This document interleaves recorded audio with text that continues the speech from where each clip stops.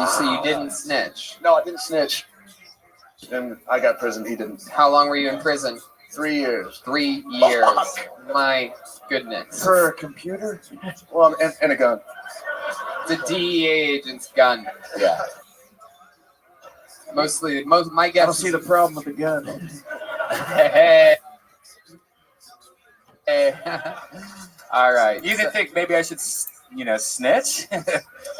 No, man. He seemed honest. He said he was going to take the charge. Right. So then what happened? When you got out, did you contact him? Like, hey, motherfucker, what's up? Retaliation already got more prison, so you don't really. Oh, my God. He owes you like a Netflix password or something, But yeah. So, wow. What happened in prison? Anything crazy, George W.? Yeah, has anybody ever told you look like a stretched out Buzz Lightyear action figure? It's the first time. I'd love to a story. It does. Crazy. Yep, go ahead. One time a guy fell off a bunk. He was having a seizure, and then no one else would help him. They was watching him, and I tried to help him, and the cops came in and thought someone knocked him out. And they're like, "Who did this?" I was like, "Fucking Gravity." I don't know. Yeah. He was all bleeding. Yeah, they're like, Gravity. What cell is he in? Where'd he go? Good old Gravity Jenkins. Well, no. Dude, how did you pass the time in prison? 3 years it's not a short duration. No, It's almost a full term. Draw. That it is, George. That it is. You dumb fuck. A lot of forearm workouts. A lot of forearms. Sure. But what did you actually do to draw? Draw? Draw, watch TV. What would you draw? I paint. What do you draw? This boring shit. Charcoal drawings of people, like people's families and shit. I thought you meant you would draw charcoal, like for a fire. Yeah. I was like, wow. Charcoal. You would draw people with the charcoal, right, in their faces. Yeah. So It's it'd not be black, like realism. So it'd be like blackface. That's incredible. It's not blackface if it's charcoal. My art teacher told me that.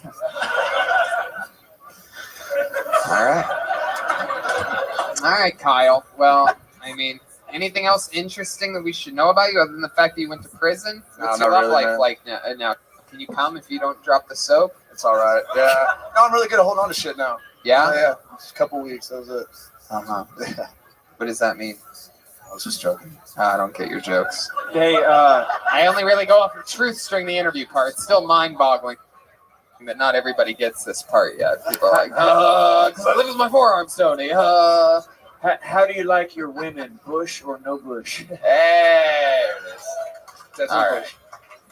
Well, Kyle, congratulations on your first time ever doing stand-up. Next time, you guys gotta focus, man. This ain't fucking. This is goddamn 8 Mile shit up here. You need to lose yourself in the moment. You better never let it go. Shut up. These people don't fucking listen. It's incredible. Wait, play that riff again, George. I envision this being played as he drew charcoal blackface in prison. Very good, Mr. President. Thank you so much. I pulled another name out of the bucket. Put your hands together for what appears to be Jesse Jonas, everyone. Jesse Jonas. Here we are. Nope, that's the person with drinks. Jesse Jones, double J. Jonas? Jonas? Jesse? Or Jessel? Or Gessel? Gonas? Is that you? Is that your name, Jessel Jonas? Is it Jessel Jonas? Jesse Jonas? 2 J's? It's gotta be you, right? Jessica Jonas. Yep, that they would. Yep. Oh, yep. I could see how that could be Jessica Jones. Okay. Woo! Come on, one more time for Jessica, everybody. All right. So I've never done this before, and my name is Jessica Jones, but I'm not a superhero. My only superpower is cleaning my house 10 minutes before someone's about to arrive. I don't know. That was kind of all I had. I was dragged here by my husband. It was beautiful. It reminded me of our wedding day.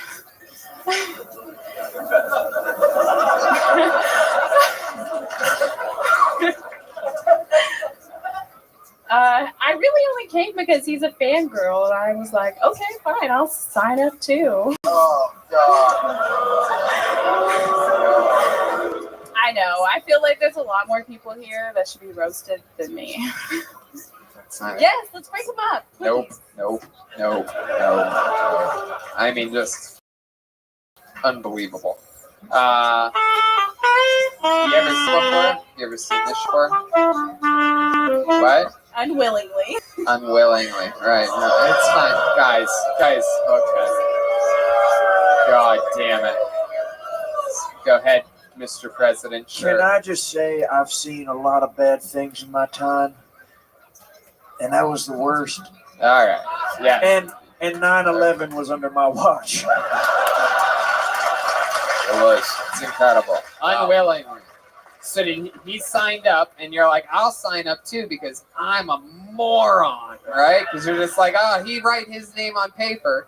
I should have known when literally you can't even write your own goddamn name correctly. Your handwriting is.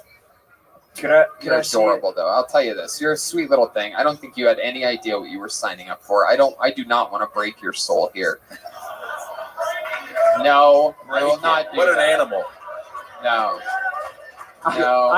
Waldo's trying to get a break-it chain. No, You this piece guy's of shit. pure evil. But you got a birthday party to be hiding out at? She said she didn't have any real superpowers, but clearly her superpowers is really cold nipples. It is. She's wearing a bikini as a bra. Leave her alone. You're a sweet little thing, Jessica. We're not going to roast you or your Jericho Joe Bass. It's really incredible. Jericho, you got a future. You're bright. What do you do for a living, Jessica? Yeah, Jericho. Wow, thank you, Mr. President. A little bit less on that mic, pal. Let's just fucking take a breath for a hot. Inhale with that nose ears, okay? Just take a breath. Let's talk to Jessica for a second. All right. Just for a second. Yeah, Mr. not President. a problem. You got it, pal. Thank you so much. Absolutely, amigo. I've got your back at all times. Thank you, Mr. President. Yeah, Texas in the house. Very good. You still got it. Very good. Wow. I love it when my friends pile on while I'm already in a fucking shitstorm just to pander and say Texas again. Very good, Mr. President. So now, what were you saying, Jericho? What was All right. Yes. We get it, Jeremiah. You're such a rebel.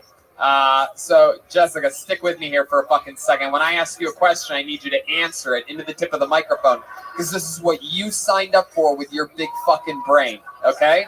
Got it. You signed up for this. All right, So maybe when you do things from now on, you're like, maybe I should sign up for this fucking, this fucking bungee jumping or whatever the fuck it might be. You really think about what the fuck it is that you're signing up for. Okay. No. So what do you do for work? I am a manager at a retail store, and I'm a mom. Okay. Yeah, I'm reminded why I'm not going to steal your soul. I'm going to let you go. There she goes, Jessica Jones, everybody. There she goes. So annoying. Yes, Mr. President, go. Can I just say you're coming off like a real Dick Cheney right now? Yeah. You're damn right I am. And just like presidency, I'm the one actually running this shit. So at the end of the day, you get to sit there and play silly little figurehead because that's the position that I put you in, just like Dick fucking Cheney. Who's a little bitch now, Texas boy? And I love this country too. Dick Cheney's from Texas too. Piece of shit. He's definitely not. All right. Pull another name out of the bucket. Put your hands together for Thomas Siska, everyone. Let's see what happens here.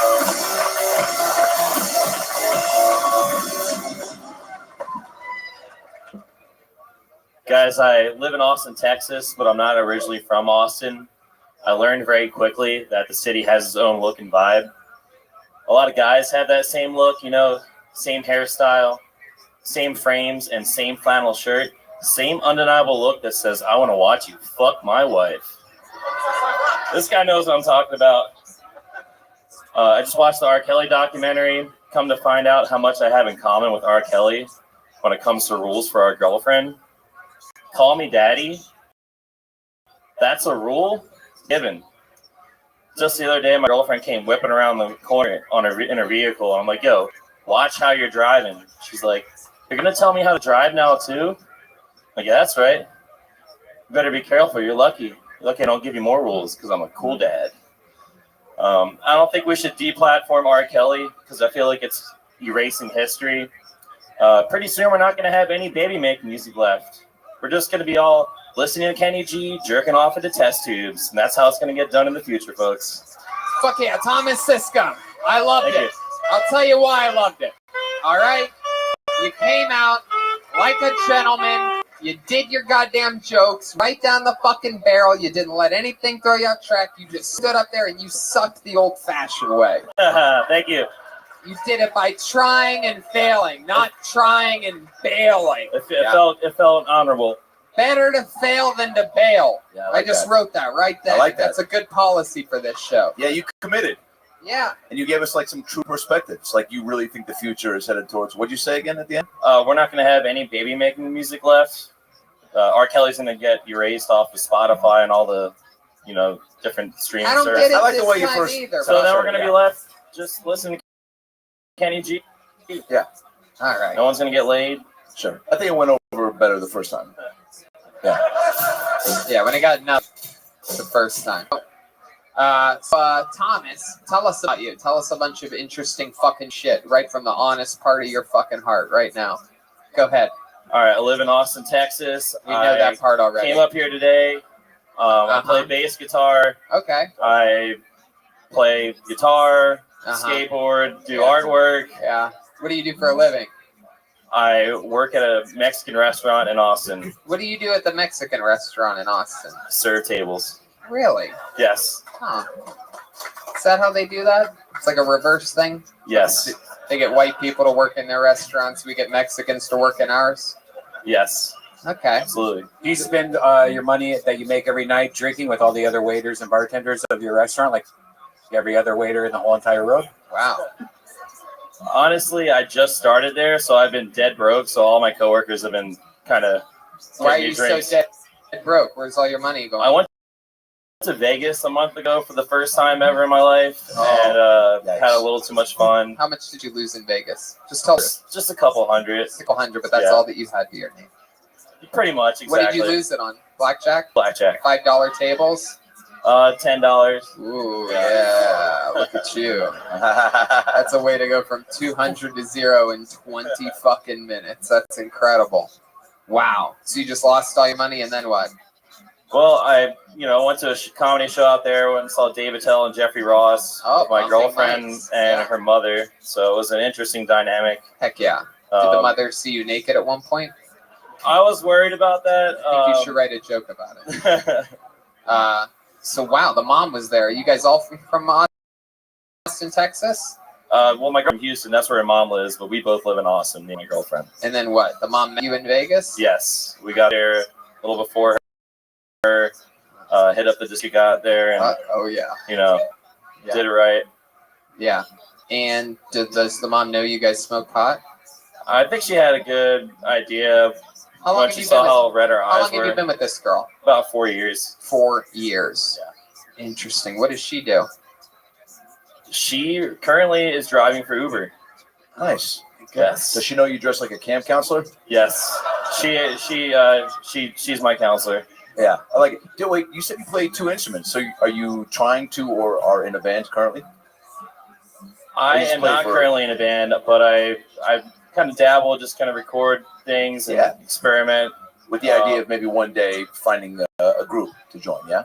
I play with a couple of people, but I just don't have a consistent drummer, basically. What would Seems be to be an something issue, that we'd be but- surprised to know about you? I asked you the things that you like to do, and you started rattling Okay. off from what you thought was the coolest thing to the least cool thing. You said Um, bass guitar, regular guitar, skateboard. He started listing all the things that happened at the camp. I currently am in a contest on Infowars.com, and I may possibly win $5,000. I'm in the final 6 people. There you go. Very exciting. That's great. Hopefully they'll announce the winner either tomorrow or the next day. What's the contest like? What is it? So it was a free speech poster challenge where you could actually create your own poster if you wanted to and post it somewhere publicly, and it had to have the Infowars logo on it. Everybody else that entered the contest did not create their own poster. I created my own, and it was a polar bear warming his hands over the campfire, and he's like this adorable polar bear cub winking. And it says, "Al Gore lied, I'm freezing my ass off." And it's like very... But this guy's got some good stuff. It's very illustrated.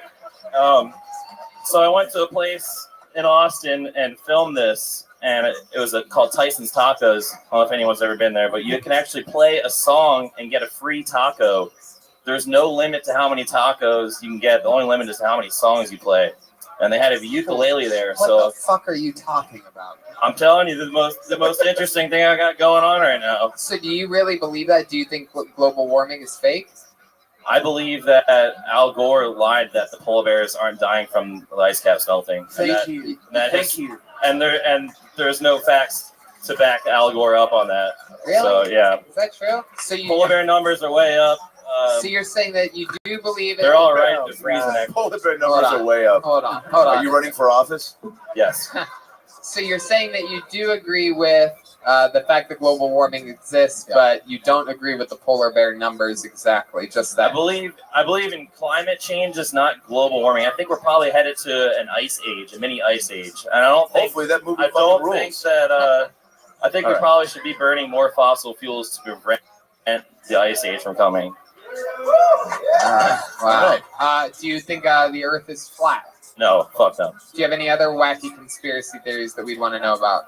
I think Are you the reason why there is an Amber Alert going on? Yeah, is it? What the right fuck? now? Is there an I feel Amber like Alert? this is somebody's That is way a of great getting question. out of trouble. I think somebody finally found Waldo. Yeah. Wait, how is an Amber Alert going off if Red Band is here? Yeah, that's why we have a curtain on the table, my friend. By the way, I'm drinking Ozarka water made in Texas. Hey.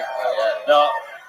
To what you asked me though, one of the most wild conspiracy theories that I believe in is that in Antarctica there's actually pyramids under the ice, and that That's probably true. the caps had moved at one point, and there was an ancient civilization there that has technology underneath the ice. A lot of our governments know about it, and actually, there is places you can go in under the ice. I'm gonna It's like stop you there, 72 Thomas. degrees. It's okay. I'm gonna stop you there. Leave something for the Are you YouTube. teaching this course at Camp Who Gives a Fuck? Yes. All right, Thomas. I'm gonna keep it moving along. Let's go. There he goes, Thomas Yeah. Sisko. Good job, everybody. dude. It's another first timer. I wish that you would step Do you back believe- from that ledge, my friend. Do you believe in any conspiracies? Like, is there anything that you're like, no, I believe in that for sure, that normal people don't? I don't know. Like I guess it JFK? depends. I mean, no, I definitely don't think JFK was shot by one guy in a goddamn book depository reloading a gun, just shooting off chunks of the president's head from 600 yards away. There's nothing. There was definitely another person in the front and to the right shooting, so that is back Do, and do forth. you, Adam? Do you believe in any conspiracies? Yeah, I think Michelle Tanner on Full House was played by one person. Hey, I like Not that. two. Not two. That's bullshit. She's a clone. Pull another name out of the bucket. Let's see what happens here. Make some noise for John Brown, everyone. John Brown. Ha ha. John Brown. Here we go. Live on Kill Tony. Here he is. Hey, so I was texting my mom the other day. I had to go to the hospital in her minivan, right? When I left the hospital, I got into a car accident, and I called her. She didn't answer the phone. So I was like, well, I'll just texted her. And I said, hey, I just want to let you know, I just left the hospital. I got into a fender bender. But no shit, my phone autocorrected it to gender bender. So she got just left the hospital, got into a gender bender. Please don't be mad at me. She didn't text back for a long time. She finally texted me back. She's like, I just want you to know I support you either way. I was like, Mom, what are you talking about? I have insurance. She goes, do they cover that? I was like, yeah, I guess so. It probably depends on how much body work needs to be done.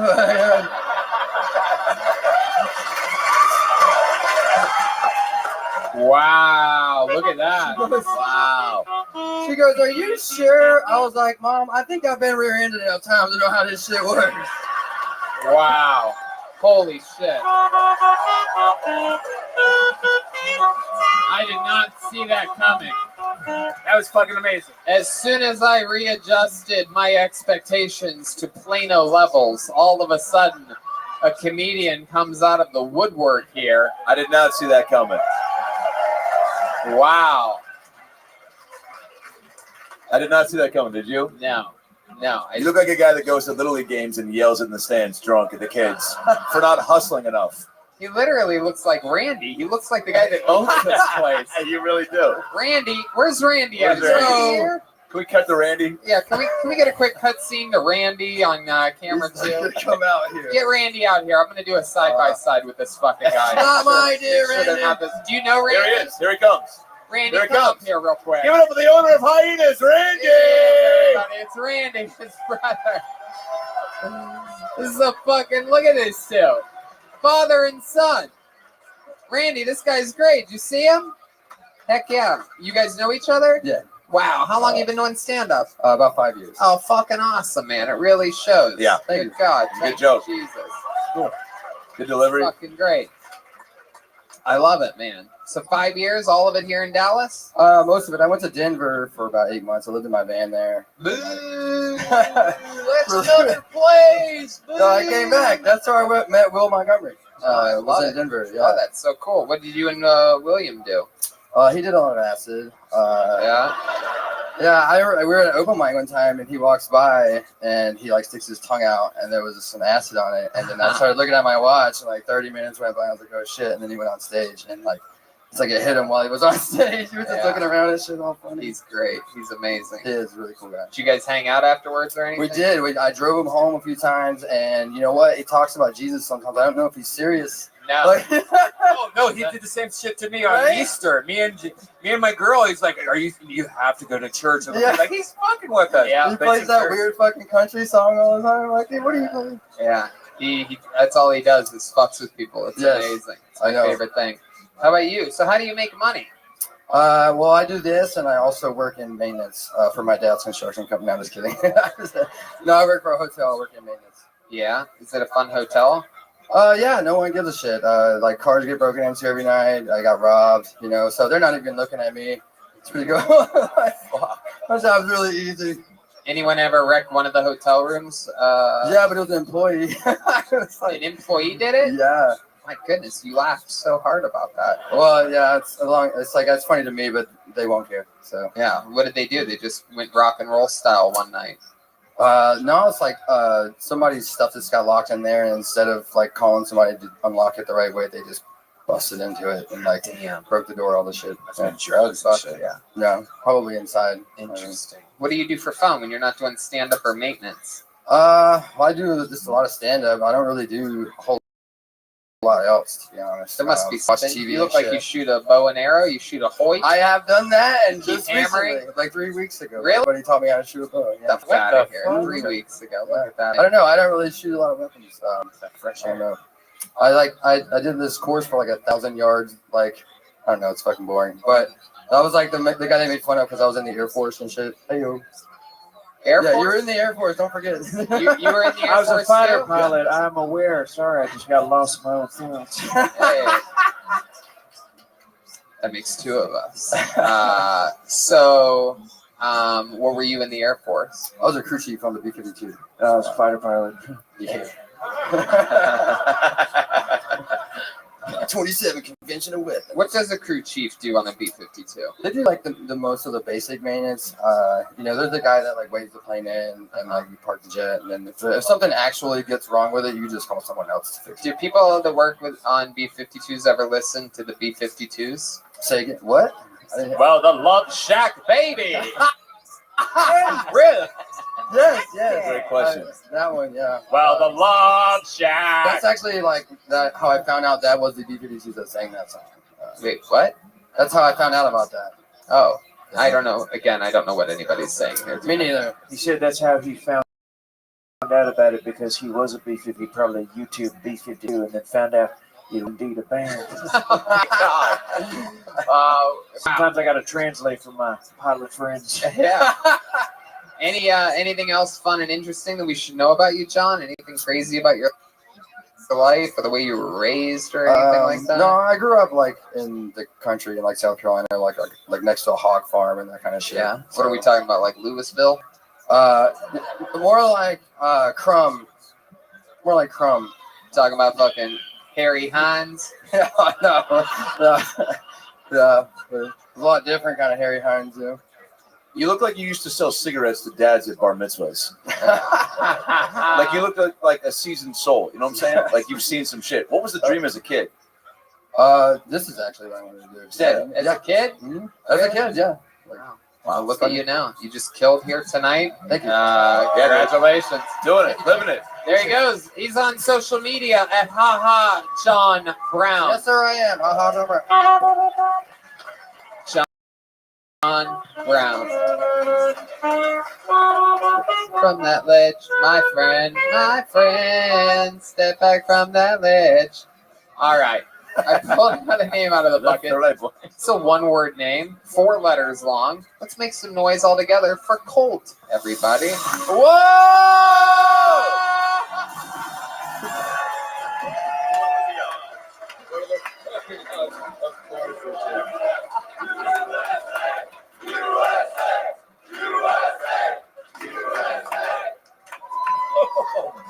So you may recognize me from the comment section of Facebook. A little bit about me. She's half the reason I wake up in the morning. The other half is I don't like to shit in the bed. Get up. All right.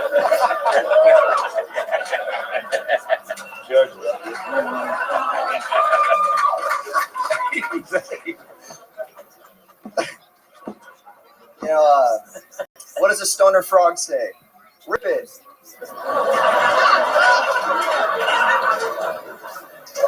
You know, some people make fun of me because I didn't go to college.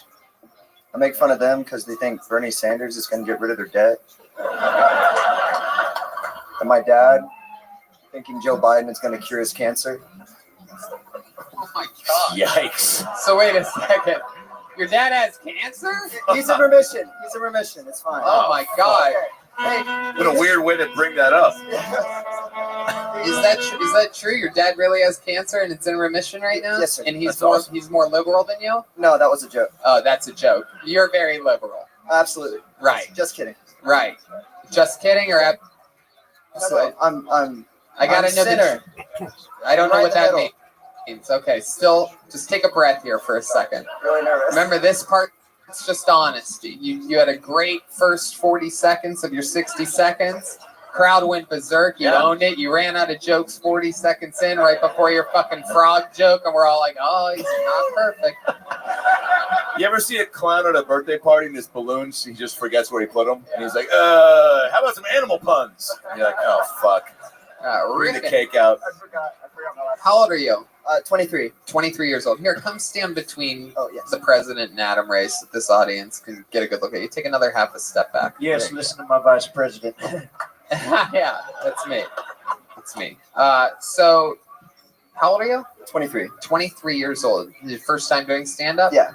And what is your story? What makes you different? You seem like a hip dude, but you're wearing a Make America Great Again hat, but with great with the letter or the number 8 in the word great. They charged me per letter when I was embroidering it, so.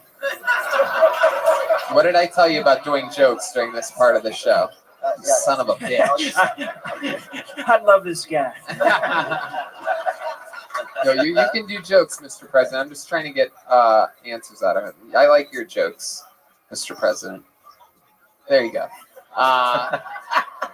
So tell us about you. You're 23. You didn't go to college, or you dropped out? No, I just didn't go. I'm a martial art instructor, so I have a career path. Really, So- a martial arts instructor? You seem like you'd be the bully victim, not the bully trainer. That's exciting. Can we see an example of some martial arts? Get some. Maybe the president could do some moves on you, and you could defend yourself. Hey, I like that. You guys gonna do some martial? Wow! Wait a second. He's got a full split going on. Wow, he's just getting loosened up. You can do whatever you want, buddy. Just don't hurt anyone. Oh! Get the fuck out!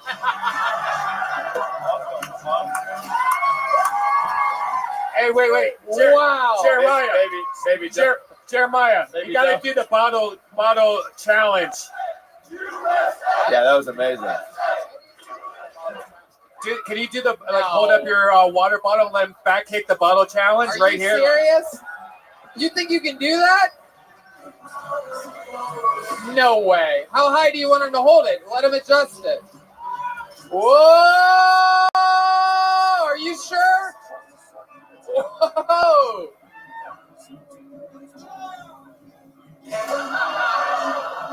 Come on, give America another chance.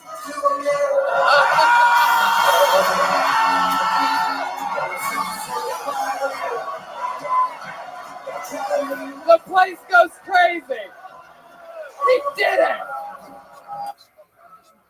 Colt's a goddamn American hero. USA! USA! USA! USA! Wow. Colt, you're a fucking instant legend. Yo, That was awesome. 2 tries. That was Wow. fucking incredible. My God. My dad told me to quote. He said, "You're not funny. Don't do that." Wow. So I'm really. That's glad why I your said that. dad has cancer, dude. This guy's got bad karma. He's putting out bad vibes. Oh my god, that was so funny. Incredible. That's what you get. Oh my goodness. And this is your girlfriend here, this beautiful girl who's very impressed at your martial arts. I mean, your high kick was incredible. It looked like you removed your thigh from your body and threw it over above your head. Normally, I would challenge George. Our friend Jeremiah is known for his high kicks, but I don't know if he even wants to go up against high kick? Yeah. Mr. High President, kick are off, you baby. sure? Let's get a high kick off. Please be careful. Whoa! Heck yeah. Just like his Congress, they were also split. George W. Bush gave a little split. Whoa! Whoa! Whoa! Same time? What are they going to do? He's going to kick him in the face. Oh my God. Oh my God. Whoa! What is happening? Oh my God. Don't move, Jeremiah. What is happening? Wow.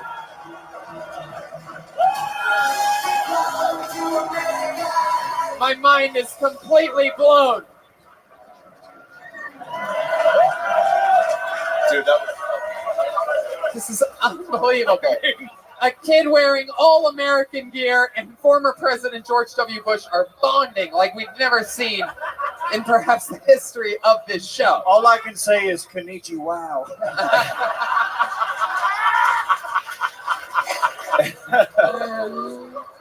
Wow, we've come a long way tonight. Yes, Just we have. 15 minutes ago, we listened to a guy with no lips talk about eating buttholes. Yeah.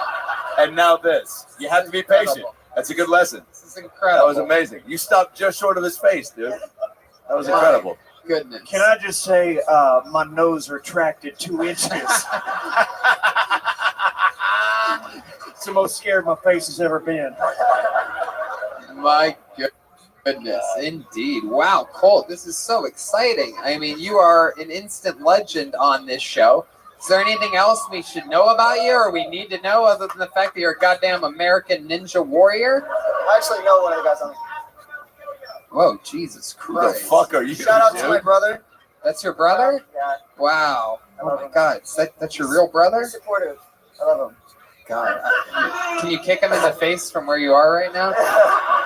No, go ahead. Tell us more about you, Colt. Is there something about a yo-yo that I should ask about? I'm a professional yo-yoer. Get the fuck out of here. Do you have a yo-yo on you? Get the fuck out of here. This kid's out of control. My God, his hot girlfriend just handed him a yo-yo. Oh my God.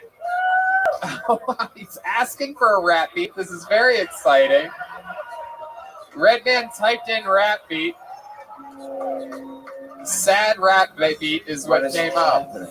Oh my God. Wow. Can you yo-yo and do ninja shit at the same time? Wow, this is incredible. There's a lot of yo-yoing going on. Jesus Christ. Oh my God. This is incredible. This kid's doing all tricks. He's unstoppable. Wow. Hey, throw in one more little kick for us there at the end. You got a kick? I would formally not.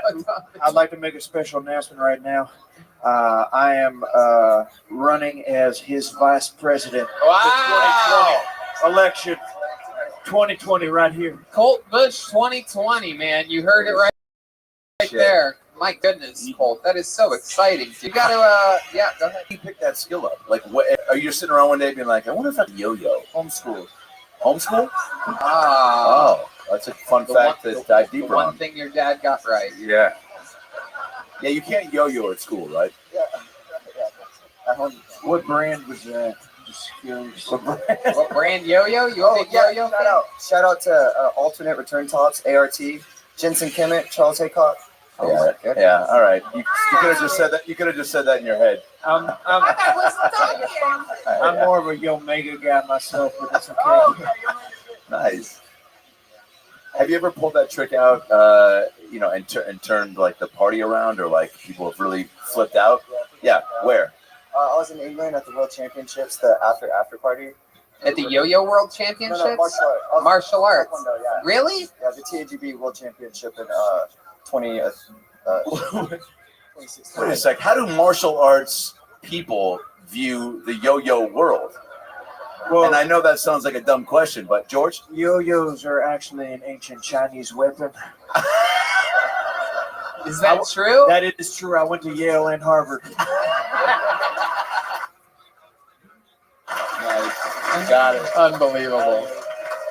All right, Colt. Well, I think we're going to try to squeeze one more person onto this show, so we're going to send him on as... You're amazing. If you're ever in LA, let us know. An American hero. There he goes. Colt, everybody.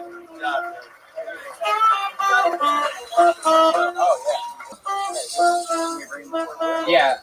You can just come to Fort Worth and sign up again tomorrow. Yes, Try to write a new minute between now and then, though. You hear me?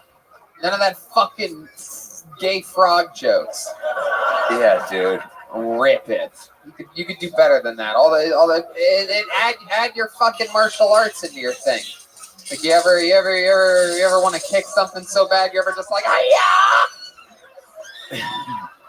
Or if you're gonna do the stoner, amphibian route, just do all that, Yeah. One time I blew a .90 in a library. It was a Dewey Decimal System. All right. Oh boy. Dewey, D-U-E. Nope. Dewey. Not even close. All right. You tried. You guys think we should go to this bucket one more time? Yeah, I pulled baby. the name out. It's the last one, though. All right. It's going to be hard to top Cole. No, we had one. Hard to top Cole, but let's see what happens here. Put your hands together for Cody Swindell. Cody Swindell. Cody of the nature of Swindell.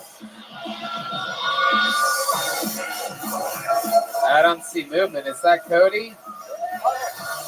Here he is, Cody Swindell, everyone. Come on, he's your final comedian of the night. Make some noise. Last one, baby. Hey, growing up, I always heard, are you going to jump off a bridge just because everybody else is doing it? And I always said no.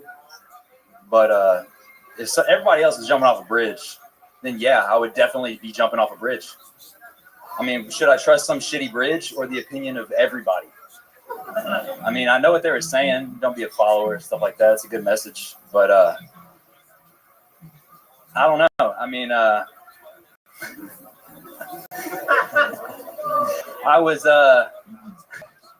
they're saying don't be a follower, but I still do way too many things just because everybody else is doing it, like hanging out at crowded bars that I don't like. I'll be standing around with my own drink and just trying to keep to myself.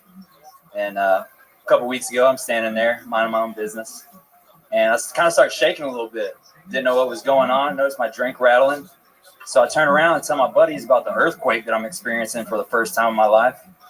And it turns out the dude behind me has a lady shaking her ass, and that tremor was her ass through his ass on my ass.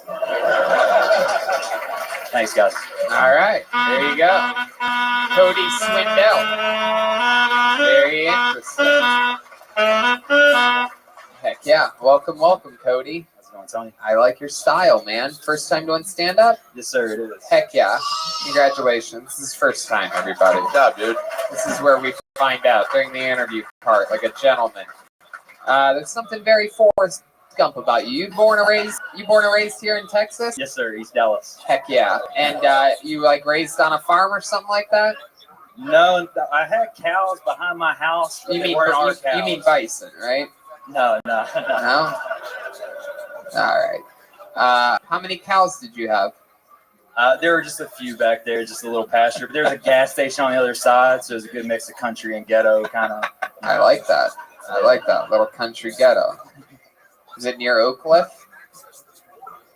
Anyway, so heck yeah, you got all done up before this show. It's very exciting. You clearly went to these shops at Legacy. This is where I just dump all the unused Plano references that I learned before the show.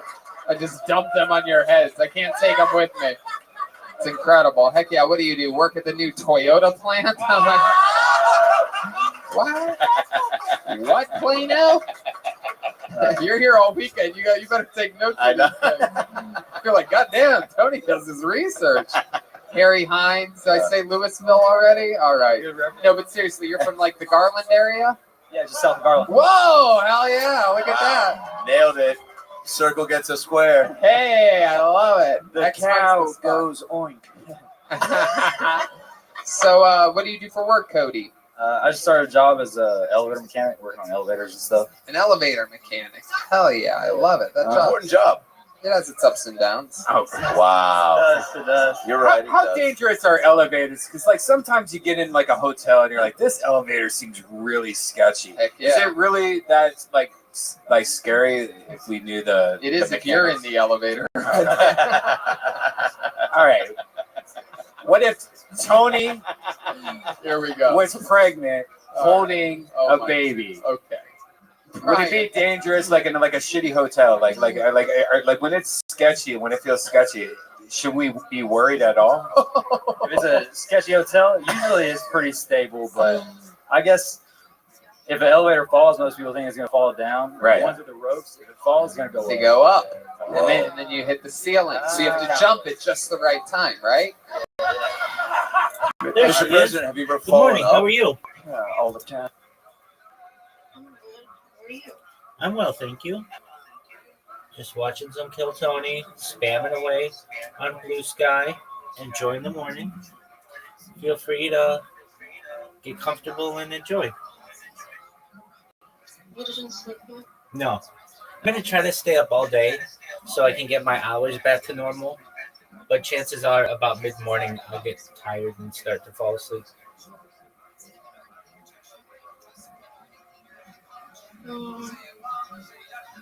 What time should I come back so I can not sit here in the street?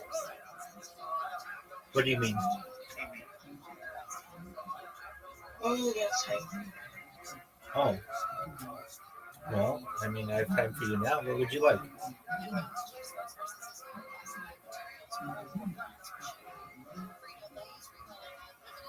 I think you already did what I wanted for the party. What do you think? What did you think that I did? Oh, I just You just wanted to what? to say good morning. Oh, okay, great. Well, good morning to you as well. I'm just chilling. Feel free to chill. You want to play Scrabble? No, not right now, but I'll be back later and I'm glad you're still here. Okay. Well, come back when you have time and we can play. Okay, bye. Goodbye.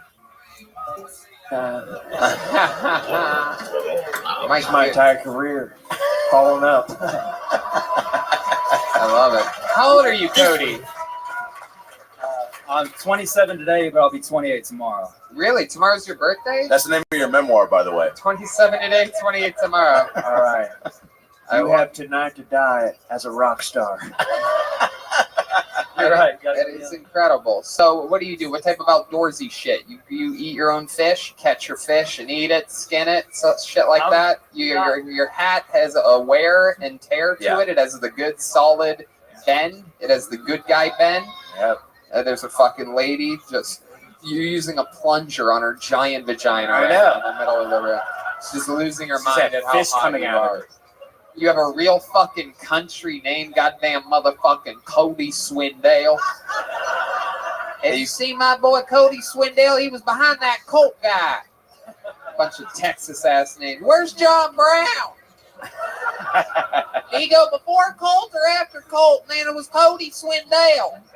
Like, you don't even hear these names only in Texas. Is it like, now up to bat, number 33, Cody Swindell. Yeah, right. What? Wow. He got the vibe of a crocodile trainer, you know? Yeah. Like, what sort of animals have you been around in your time? And I'm an old guy. Most of my wife's dogs. Heck yeah, that's just her. You know what I'm saying? Your wife got a bunch of dogs?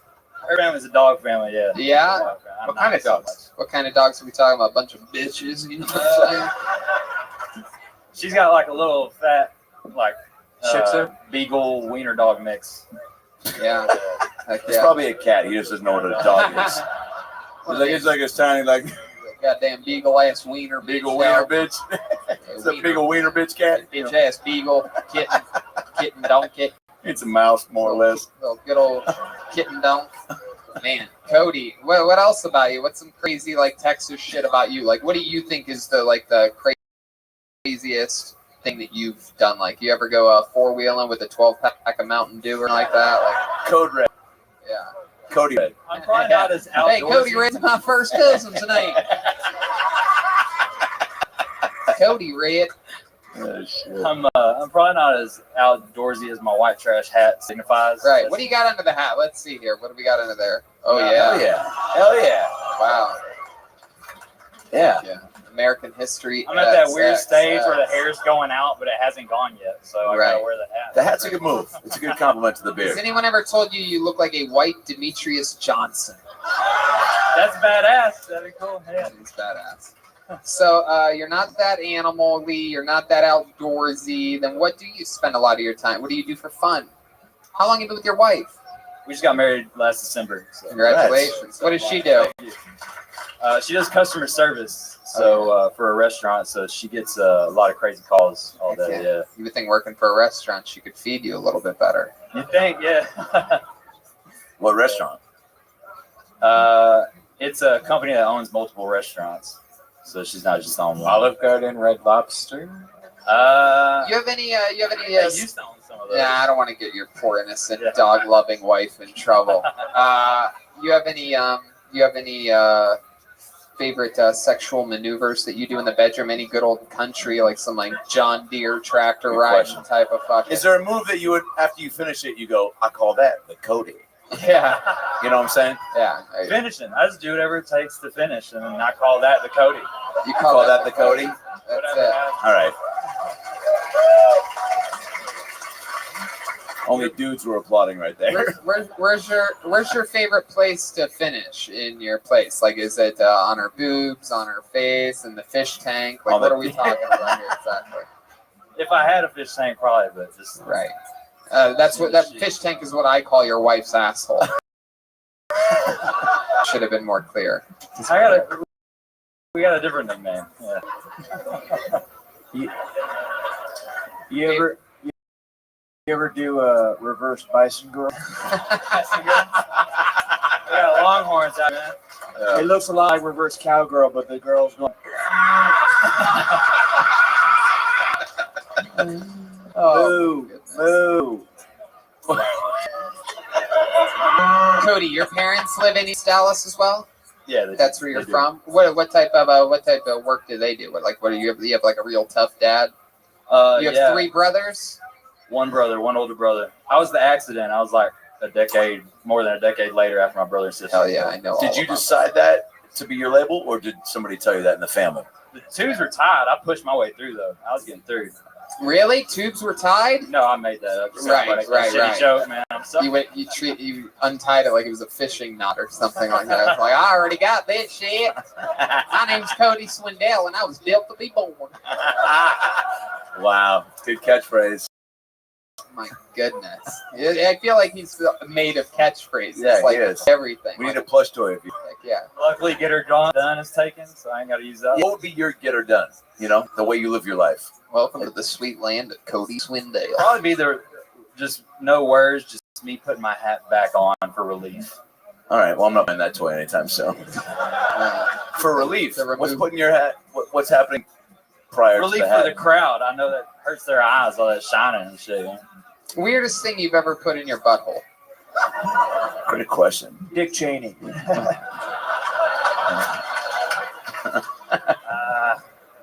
I got a weird one with toilet paper. I haven't put much in my butt. Yeah.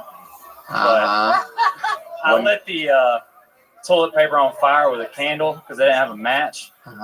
Didn't throw it in the toilet because I thought the toilet would blow up. So I was a kid. I just called my mom in there thinking I was going to explode our bathroom. So then what happened? Where'd you throw it in your butthole? Stomped it out. I should have done the butt thing though, man. It's moist. You know those ear things that you lit that gets the wax out? You know those like funnels and stuff? Don't do that on your ass. I thought it would be hilarious. It really hurts. Oh boy. There you go. This is where Red Band tests out his new stand-up. No, it's trying. It's not stand-up. It hurts. Try this one. Put this in my butthole. That would kill my internal hemorrhoid or something. He does have internal hemorrhoids. Just that I can still confirm because I had to confirm it. I literally was like, really, huh? I mean, really, because you look like you would have external hemorrhoids. Yeah, like my whole body's made out of external hemorrhoids. My goodness. Wait, what's this tattoo of on your left elbow? It's you know the band A Day to Remember? Nope. Can you sing a line from one of their songs so that we might recognize them? It was a day to remember. Don't forget today. I don't think I woke up this morning and grabbed my bottle of beer. A Day to Remember is actually about 9/11, so keep it easy. Whoa! Wow. Is that true? Pull the What's rug A Day out to from Remember under the about? joke. I don't know what the band name was about, but they're a heavy kind of. Oh, it's like heavy hardcore stuff. All right. Screaming, that's not. Is that them? So it's nice, but that's not. Yeah. Let me ask you one last question. You said you have 2 brothers. One brother. One brother. Does he have a cool like NASCAR Texas name like Cody too? Michael Swindell. Michael Swindell. Yeah. Holy shit. You're running for office with that name, right? Absolutely. You're gonna. I mean, you got a George W. Bush over here. Yeah, company. George W. Bush, and I approve this message. Wow, Cody, you think you and your wife are ever gonna have kids? I think so. You have any plans? You gonna give them a NASCAR name? Something Cody Jr. That is the name, man. NASCAR Swindell. God damn. I'm not opposed. Definitely don't do that, but I'm not opposed. That kid will kill himself. But he'll be fast. Touche, Cody. You fucking dude, you're right again. Every time I want to try to debate you on something, I just fucking back down. I'm like, that beard's gonna come off and tackle me. Cody, can we do something fun to end tonight's episode? Because I feel like, we sort of pushed it to a limit on one extra comedian after Colt had this audience eating out of the palm of your hand. Would you mind if we did something crazy here? Can we let Colt kick the hat off of your head to end tonight's episode? What a great Let's have some fucking fun here. I love this kid. By the way, Colt, you're on my guest list for any show you ever want to come to for the rest of life. Yes. Just based on being a good human. And the fact that your father's dying. That also plays into the role. I'm going to be your new daddy. Here we are, ladies and gentlemen, end tonight's episode. Don't you move, Cody. And don't fuck this up for me, Colt. Please don't kick this innocent man in the face.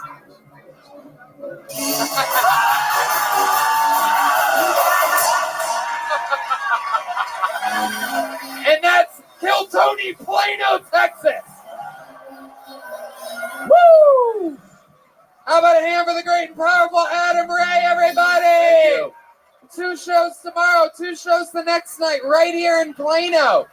If you live super crazy fucking close to Plano and you're looking for something to do, fucking come back out again. Why not have more laughs? Adam and I have been friends for literally 12 years. I'm so happy that you were in town. I'm so happy that we got to place and have some fun. I love you so much, Tony. Give it up for Tony Hinchcliffe. Podcast, his new album, Read the Room. It's the great Adam Ray. Come on, Texas, right over here. Let's see how loud this place can get for George W. Bush. Wowzers. I mean, boy, what a performance here tonight. Typical Jeremiah Watkins Thunder.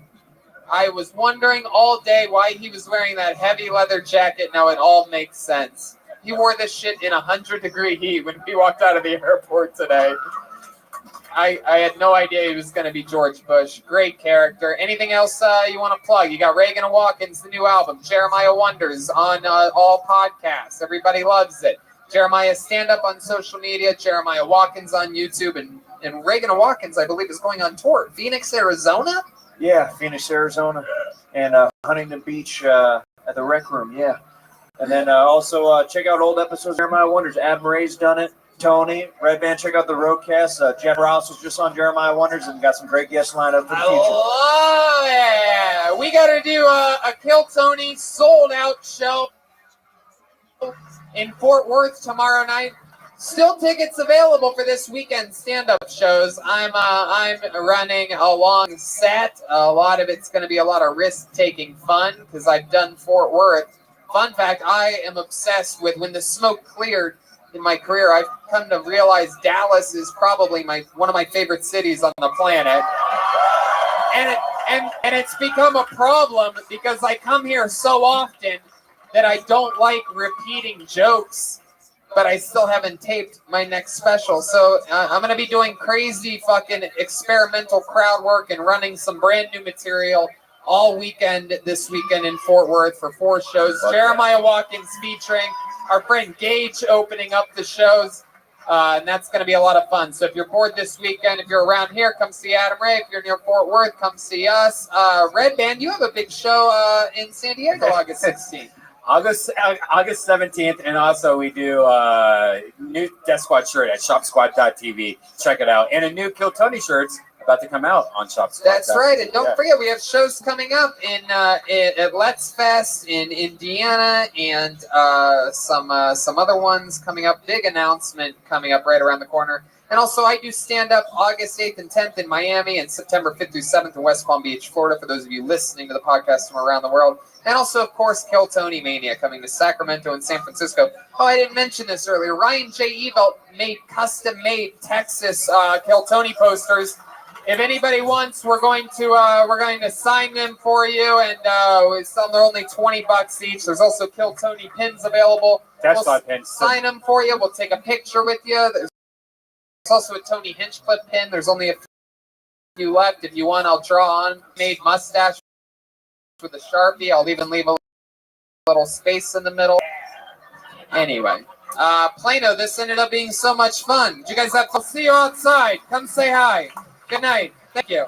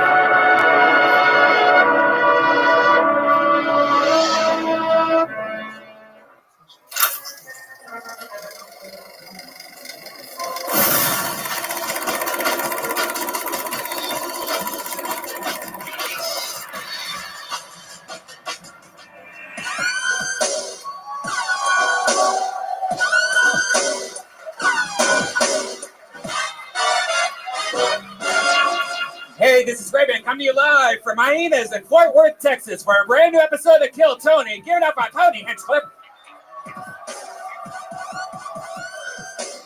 Fort Worth, let's make some fucking noise. Wow, look, it's Brian Redman, everybody. Hey, guys. Heck yeah, a little tight squeeze for me tonight in Fort Worth. Been eating a lot of barbecue today, as you could tell by the table shift there. Heck yeah, you excited about this, Fort Worth? We're back. It's Kill Tony, Fort Worth. Last time was a goddamn humdinger little rodeo, like a night out in the stockyards. You know what I'm saying, people? Like a fucking hangout at Billy Bob's. You know what I'm saying? Hell yeah, there's some fucking real white trash in here. I like it. This is my kind of party. It's where we meet the fun people out here on the fucking real road, where you can see bisons everywhere, things like that. I enjoyed the day. Brian, you chilled out in the hotel room, right? Sure did. Jeremiah and I went to Burger's Lake, huh? Fuck yeah. Damn right, had the cheeseburger there so I could shit my pants at any point during the show. Went down some water slides. We just had some of the best local pizza that we've ever had. Yeah, incredible. A shout out to Domino's Pizza for every place we go to around the country. The one thing on our little thing is a large pepperoni pizza from whatever the staff's favorite local pizza place is. That's what it says on the piece of paper that the venues get. This is the first time ever anywhere in the country in which we got delivered a Domino's pizza. Yeah. Fort Worth. Not known for their Italian cuisine, obviously. But how about a hand for Hyenas? This is my favorite club here in the Dallas, Fort Worth, Plano. If we could get the two people next to the camera away from the camera, that'd be great. I just noticed somebody just sat next to the table and the little table rocked. It's probably just an innocent comedian of some kind. Oh, they're scurrying away like rats. Yes, keep them away. We have a broomstick that perhaps we could sweep people away with back there. Did anyone from last night's show come here tonight? Like, wow, what a great turnout. Heck yeah, we got that guy. Look at this fucking guy right here. Were you on the show last time? Houston. Yeah. Did you sign up tonight? Hope you get pulled out of the bucket. I sort of remember. Oh my God, I hear you from Houston. Oh shit! Come on, let's hope this bucket's lucky tonight. Yes. As with all of our road shows, we're going guestless tonight, and we do have part of the band, not the entire band, but we do have what I think a lot of people would say is the best part of the band. Whoa.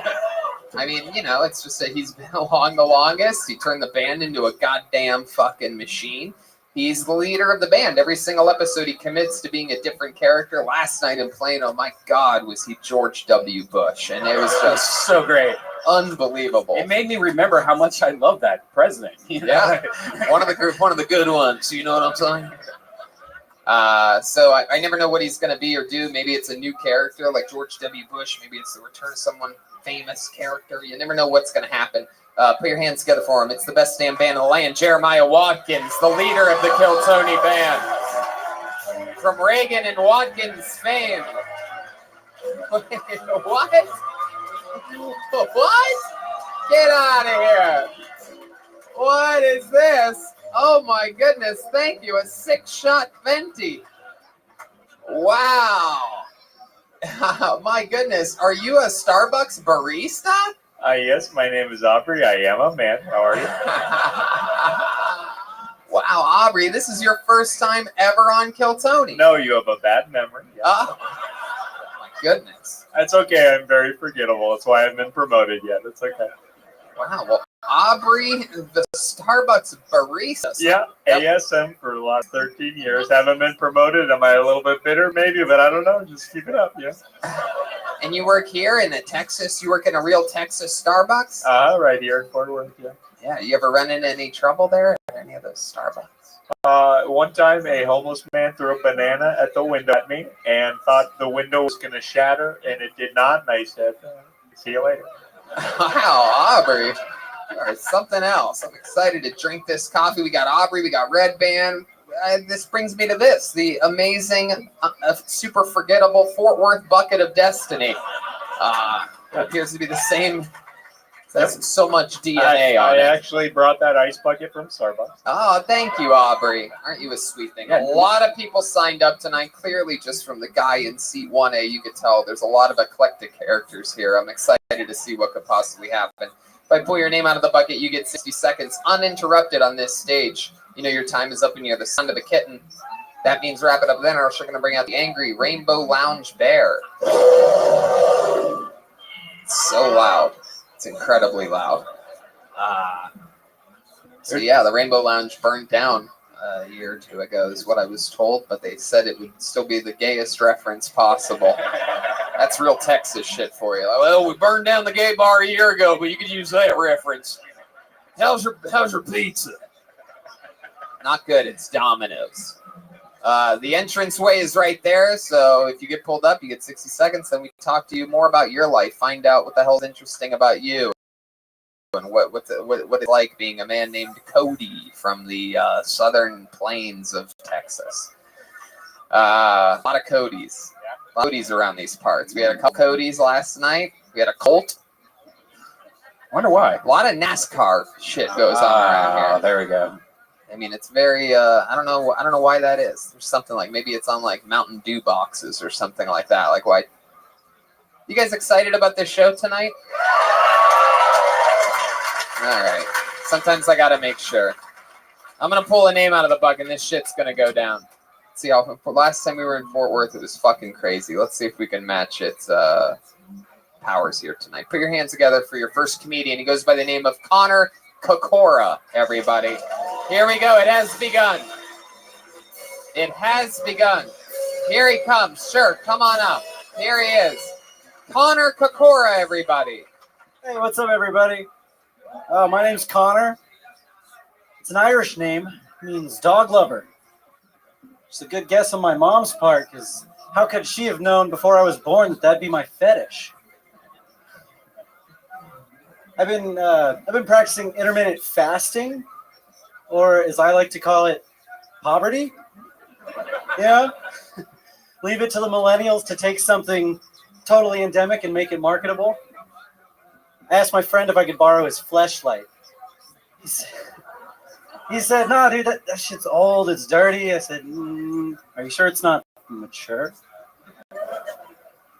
Come on, man, let me use it. He's like, no, you're making me uncomfortable. Get the fuck out of here. Go fuck yourself. I'm trying to go fuck myself. But my only friend with a fake pussy is being a real douche right now. That's all I got, everybody. Thank you very much. There you go. 55 seconds from Connor Kokora. Hey. How are you, buddy? I'm doing good. How are you? Good. First time on the show, right? First time on the show. You're an adorable little guy, aren't you? Thank you. Yeah. You look like the new version of the Child's Play doll. Fresh out in theaters right now. You have some type of very Australian haircut. It's longer on the sides than it is at the top.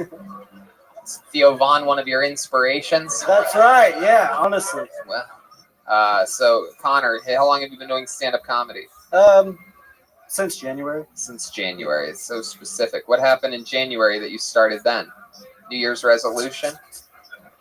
You could say that. I like how you bobbed your head back. Yeah, it's something I've always been interested in trying, and I thought it'd be a good skill to try and work. What on. have you been? How old are you? 24. What have you been doing with your entire life? What are you known for? I'm in a band in Denton, Texas. Denton. Yeah. Hell yeah. A lot of fans of a lot of woos out there. Denton. What are they known for? Hipsters. Really? Yeah, the jazz program at the University of North Texas is pretty interesting. slapping. Do you consider yourself a hipster? What do you do for work? I'm an Uber driver. An Uber driver. That's pretty hip. And I recently started helping my dad he does like traffic accident reconstruction. Oh. So when lawyers like need to fight for your dead relative. Yeah. Are you one of the accidents that he reconstructs?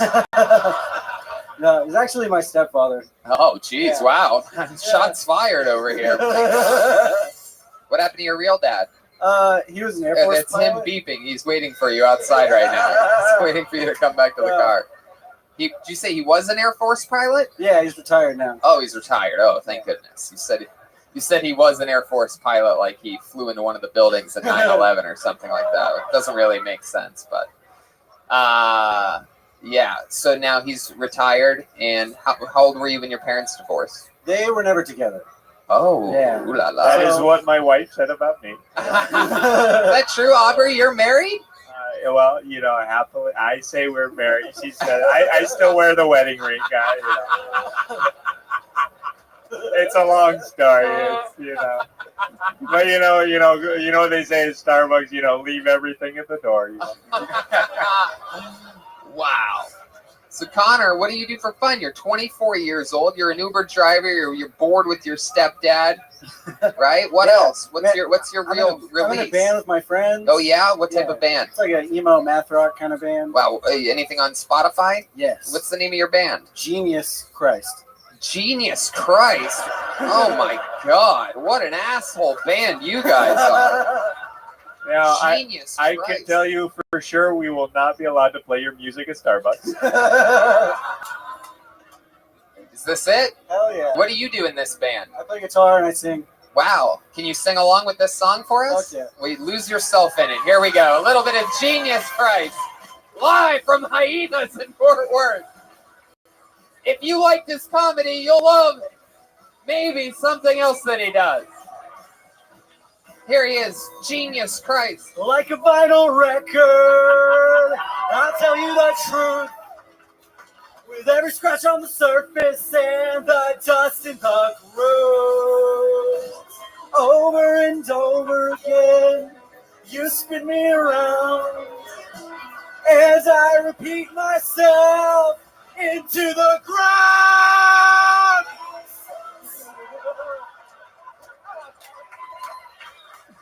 Oh my God.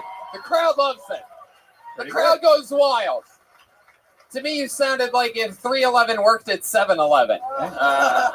It's just sad in one tone. If you ever been there, then you will see. It's like very simple, almost like Texas beach music. The type of thing you go to Galveston and chop up a body and listen to. Everything is happy. Get rid of the body. Genius Christ, one of the least humble names in all of music. Right. Yeah. Did you come up with that? No one. We don't know who came up with it. You got so stoned you don't even know who came up with the name of your own band. Yeah, we were on tour with another band in a previous band, and we were just riffing on Jesus Christ, like who can make a funny pun, and that was it. Oh, God, I guess if that's what you consider a funny pun, then you foreshadowed your entire comedy career. Started in January. By the way, Started in January is a better band name than Genius Christ. Hey, everybody, we're starting in January. If you've ever heard of, then you will know. Did you really try to borrow your friend's flashlight? Is there any yeah. Why? Do you know what a flashlight is, right? Yeah, of course. I just never tried it. Hell yeah. You don't use your friends though. That's what he was trying to tell me. Yeah. I've heard of Eskimo Brothers, but that's like Microwave Brothers or something like that. Or reverse heat from the inside. Yeah. I donate all of my fleshlights to Goodwill. Yeah. Why do you get flashlights? Why do you go through so many, Aubrey? I am a lonely person. So did you end up fucking your buddy's fleshlight? No, I fucked my girlfriend instead. Wow, look at you. My goodness. same amount of cum inside her from another guy. Oh, you just got motherfucking red band deep fried. How long you been with this girl? 5 years. 5 years. Wow, this sounds serious. You ever think about getting married? Yeah, definitely. Yeah, and then you stop thinking about it. Yeah, definitely. Yeah. What does she do? She is an elementary music teacher. Wow, elementary music teacher. Is she teaching Genius Christ right now? How to get past that one verse? If you ever see that. When you're an elementary school music teacher, you don't even need to know how to play anything, right? Like you just have to give them like a trumpet and go, yeah, that sounds great. Third grader. In some districts, yeah. Yeah. No, she took some like Hungarian folk song based method Wow. of teaching. Damn, it's like deep forest. Yeah, it's some crazy shit. Wow. All right. What's the most interesting thing about you in your entire life and your history? If you had to give us a crazy fun fact about, wow, okay, crouching tiger, hidden faggot over here. Oh my! I can say that word around here, right? It's good. It's still legal here. Interesting fact. Don't make us burn down another rainbow lands. You know what I'm saying? Why'd you squat like that? Going back to your Indian roots, what's happening? Oh, yeah. Get up. Something that makes me interesting, man. I don't know. You started sweating profusely the second I asked you this question, so I feel like there's something. You like the I like mushrooms, man. You know, I'm into psychedelics and shit. Ate some on the beach in North Carolina one time. One time? Why one time? We were just there. One of my bands was on tour. Are you trying to identify yourself by the drug mushrooms, like with that? What do you mean? I'm saying 24 years. What's something that you've done, or maybe you saved someone's life once, or maybe you were I don't know. You seem like you've done something interesting. Like you were once like a lifeguard at a slip and slide or something like that. No, I worked in a kitchen with a bunch of Mexicans one time. Wow, I like the way you say bunch of Mexicans. No, it was you me, said it and like it was they a were all bad the thing, same like you were a POW of some kind. We've all worked, and all of us have worked in a kitchen with Mexicans before. I hit a coyote with my car on the interstate a couple years ago. Is that what you call Mexicans now? You talking about the ones that help other Mexicans travel across the border? Hey, Stop that them in their coyote, tracks, man. his name was Jose. All right. What's your name, Cody? Connor. It's good to have you on, dude. Thank you. How do you think stand-up's going for you? Good? Yeah, it's going all right. All right, man. Well, as long as you have fun with it, as long as you enjoy yourself, you fucking keep rocking, dude. We're glad that you came on. You got the show started Thanks, tonight. brother. Connor Kokora, everybody. Hey, Peter Gabriel. How about a hand for Aubrey over here on the saxophone? Always new music. Wow. Ladies and gentlemen, I can already tell you, this is a special night. This guy actually got up last night and blew the fucking roof off the joint. I told him that, we told him, right? It was your idea to invite him back to come here. He said he didn't have a new minute. I said, write another minute. Sign up again, just in fucking case I pull your name. He ended up coming, signing up, and he just got pulled out of this entire bucket of people that signed up. How many of you were at last night's show? Then I think you know star power when you hear it. I present to you for the second night in a row, 2 episodes of Kill Tony in a row, Colt! Wow! There it is. When I was a kid, my dad never played catch with me. I asked him one time. He bought me a boomerang.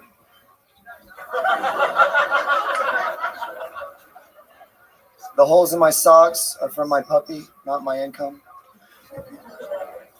For real, this puppy was so excited to see me last night. I picked him up, and he pissed on my face. It was tough to hide my boner from my family.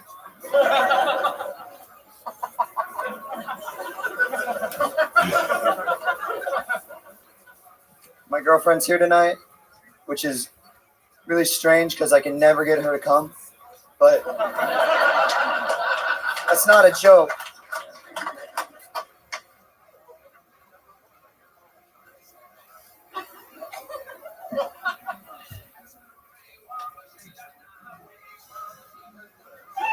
Wow, Colt, ladies and gentlemen, going out stylistically, with style.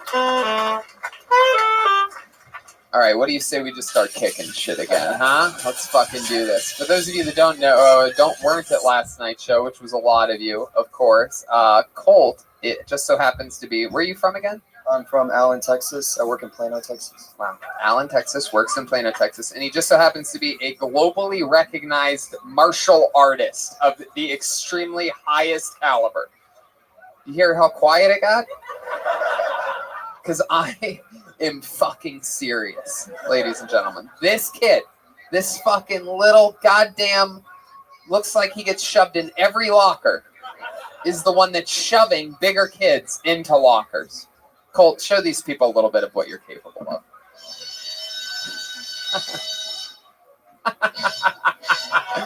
He's just stretching, guys.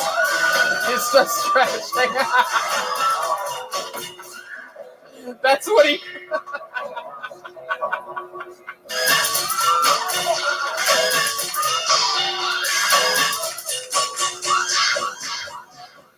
Nothing beats a human being falling. That was a joke. It's a comedy show. Just in all of comedy, nothing's better than someone just disappearing on the ground for a second.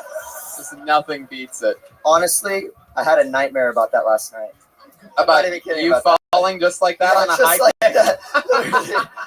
Well, dreams and nightmares come true here on Kill Tony, Colt. That is so fucking cool that you can do crazy shit with your legs like that. Have you ever had to use that on somebody? No. No, never, not once. You just end up lifting your leg up like that, and everybody just stops talking shit immediately, right? I just try to be nice. Can you just out of curiosity though, can we do like a scene where maybe Aubrey bullies you, and maybe Aubrey bullies you at some point, and you show us what you would do to a guy like Aubrey? Is this possible? Aubrey's already putting his saxophone away, so I'm guessing Aubrey's game for anything at this point. Wow, this is interesting. So someone's going to bully you. Yeah, I guess so. And then whatever would happen, hopefully Aubrey wouldn't move or anything like that and get in the way of whatever it was that you're going to do. So let's see what happens here. He's going to get bullied for the first time in his life. A Texas martial artist. This is what they look like, ladies and gentlemen. Wow. Okay, here we go. This is totally... Wait, what? What did he tell you to do? He whispered in my ear, throw a haymaker punch and hit me, and I feel like I am back in a bad marriage again. Well, this is interesting. I hope, Colt, this isn't another good old carpet slip that's about to happen here. Oh my God, please don't tell me. Wow.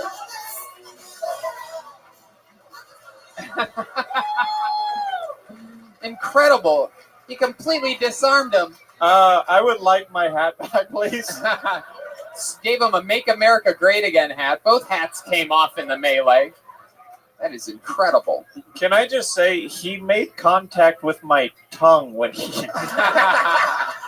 Your tongue was out? He threw my head down and my tongue fell out like a dog. And when he kneed up, I licked his pants. Wow. Magical moment. Magical moment.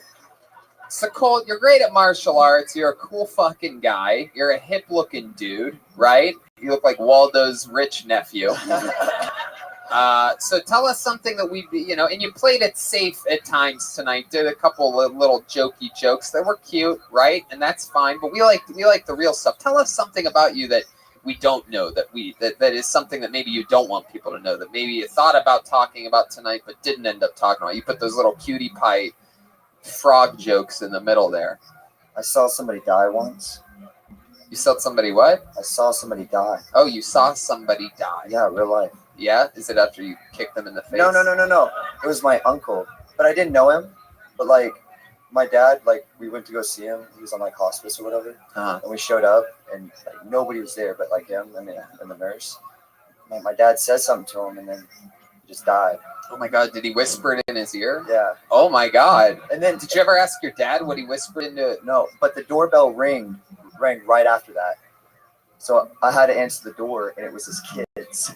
Oh no! And they were like, "Oh, you must be Colton. I saw you on Facebook." I'm like, "I'm sorry for your loss. Right. Your dad's dead."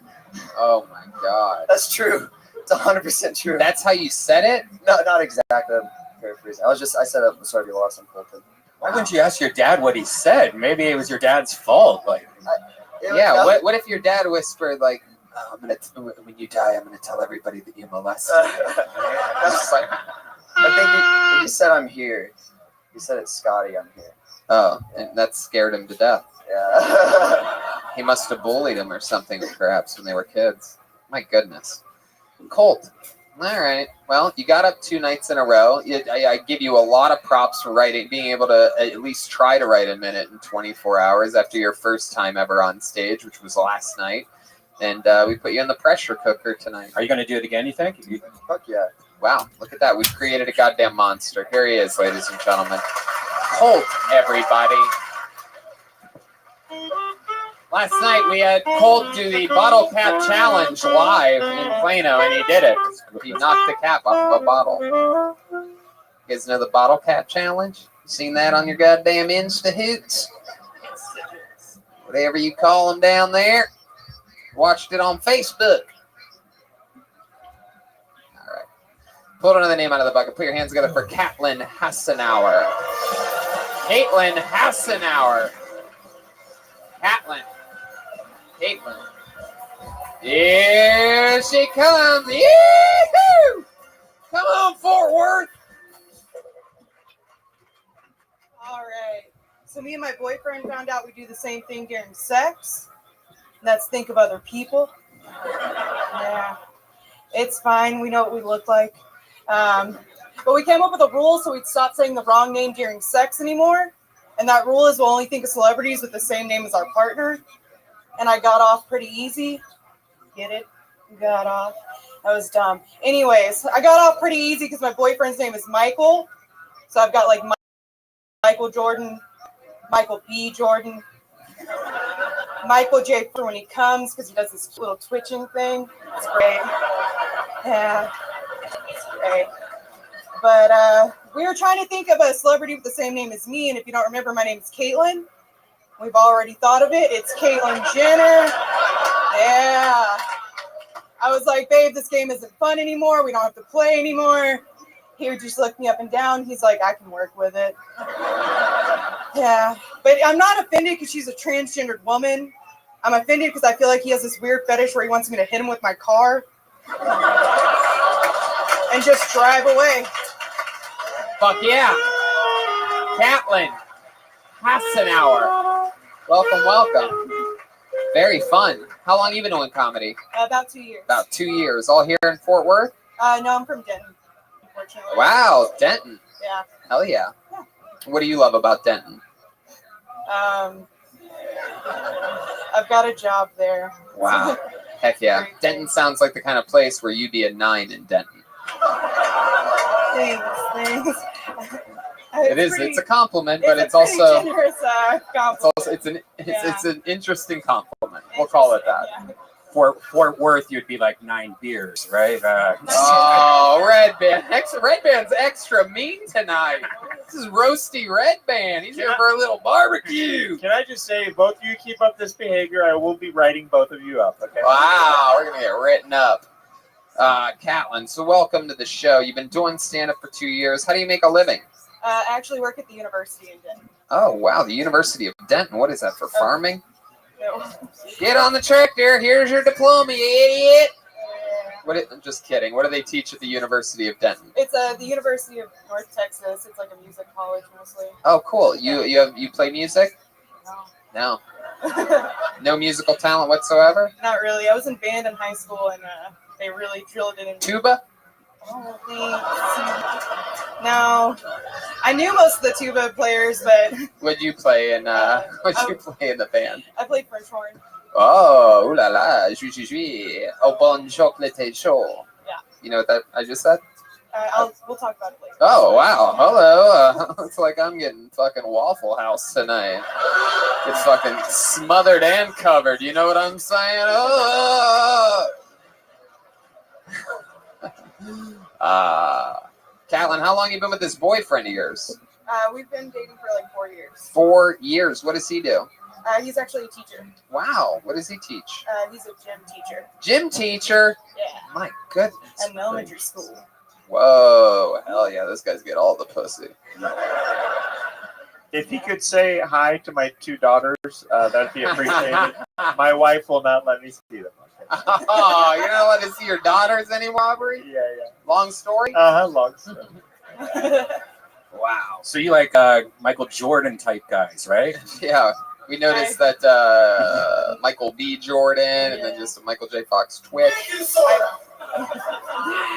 I guess like a Denton version of Michael Jordan, so extra 100 pounds or so. Uh-huh. Yeah. Uh-huh. Is he black? Yeah. Your boyfriend is? Yep. Uh-huh. No one is surprised. No, fine. Does he have a record of any kind? No, I'm kidding. I'm just kidding. My first thought was like a rap record, and I was like, how'd you know he is a rapper? Is he really? Is he really?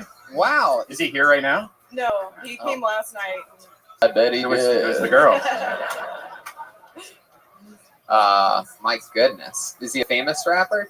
No. Can we find any of his stuff anywhere? Yeah, probably SoundCloud. SoundCloud? Yeah, or iTunes. Or iTunes, yeah. What's the name of his rap name? Mikey Pyrex. Mikey Pyrex. Mikey Pyrex. I'm a terrible girlfriend, yeah. Something like Wow, that. you're also a terrible university employee. Yep. Don't know how to spell your own black boyfriend's rap name? Come on, lady. This is why a lot of them just keep it real short. Lil Wayne, you know what I mean? Keep it easy to spell. He Don't want to also go raps with DMX, perhaps you know how to spell properly? Pyrex, I believe. Pyrex is a thing that they mix drugs in. You know about this? Oh. I feel like you don't know anything about your boyfriend's secret double life as a rapper. I feel like you don't know what. Once he gets on stage, it's all. Really? It's all He gets on stage a lot? Yeah. What does he do? Like what types of events? Bar mitzvahs? Yo, you fucking Mikey Pyrex. You fucking Jews. I mean, this last show was at a gas station. At a gas station. See, this is why I ask these questions. Because I'm looking for real premium. Is this a music video? Yeah, it Is starts him? off with him doing the dishes. Is he a dishwasher in one of his videos? This is him? Wow. It's him and my brother, yeah. That's your brother? Yeah. My goodness. And how'd they get access to the place where they're doing dishes in a video? Did they? They both work there. They both work there. I had a feeling, again, Tony Hinchcliffe is my name. I asked the question. I'm actually in this video, so. Are you really? Yeah. So, what are you wearing in the video? My guess is you're on top of a car? No, not at all. Fucking just soaping it up? That's me right there. Is that, what's she doing? Oh, some of those. Wow. Look at that. This isn't, oh, they're about to fuck you. Oh, shit. Oh, man. Wow, this is some crazy, it's like if Run the Jewels never ran a day in their life. It's like Walk the Jewels. Rob the Jewels, perhaps. Wow, that's exciting. We lost sound on that? What happened? Oh, okay. That's what it sounds like. But this is still the white guy, right? Yeah, my brother's the white guy. Okay, I got that part figured out.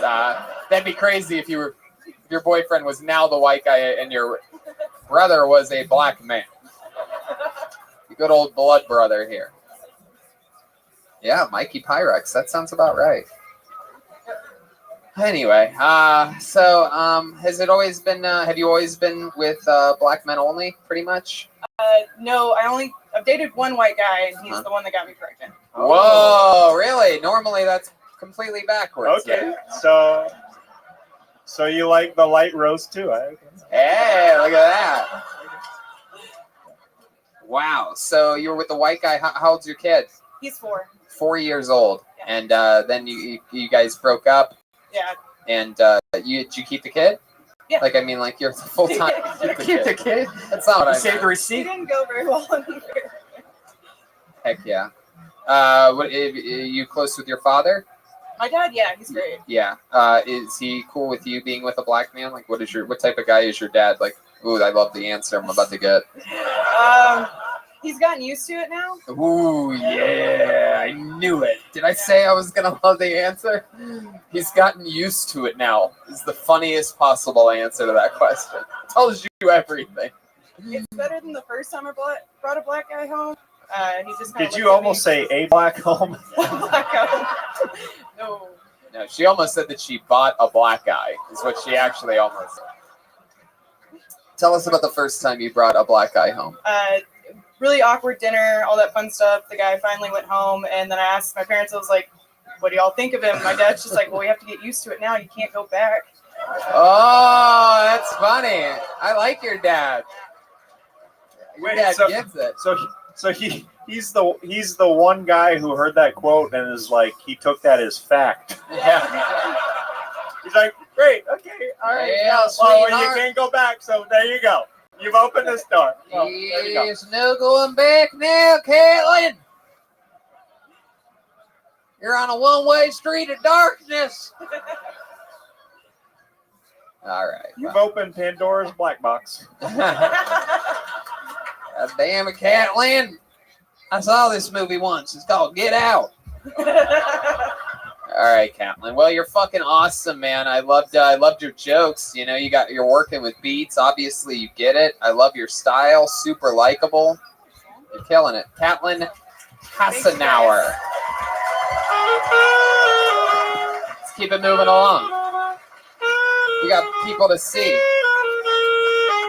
places to take them. All right, pull another name out. Put your hands together for Anthony Fink. It's Anthony Fink. Whoa, Anthony Fink. Here he comes, everybody. Wow, in the flesh. What's up, Fort Worth? What's going, guys? I guess I should share a secret with you guys. I got a tattoo on my dick. A dick too, if you will.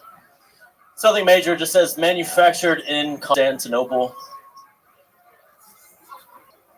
When people ask how it went, I just tell them it was hard. Anyway, my mom's here tonight. Shout out to Debbie. You guys ever watch so much porn that you wonder how many stepbrothers a girl can have?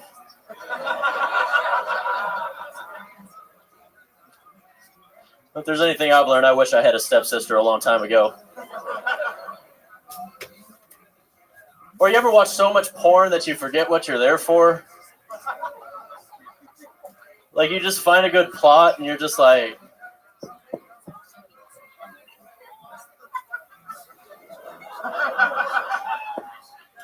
all right, that's my time, guys. Thanks. Anthony Fink, ladies and gentlemen. Heck yeah, Anthony. Welcome to the show. Thanks. How long have you been doing stand-up comedy? 6 months. 6 months. And you live here in Dallas? Fort Worth, yeah. Fort Worth. Heck yeah. Born and raised? No, I moved here 10 years ago from Ohio. Moved here 10 years ago from Ohio. Why here? It's where your parents moved? I was broke. You were broke? Yeah. You were broke in what city in Ohio? It wasn't a city. It was actually called a village. Yeah, what was the village? It's called Manaway, Ohio. Where? Shout out to my hometown, 200 people. That's where you were born and raised? Yeah, born and raised in Manaway. What do your parents do? They Amish? No, but we do got some good Amish people that we know. Yeah. What do your parents do in Manaway?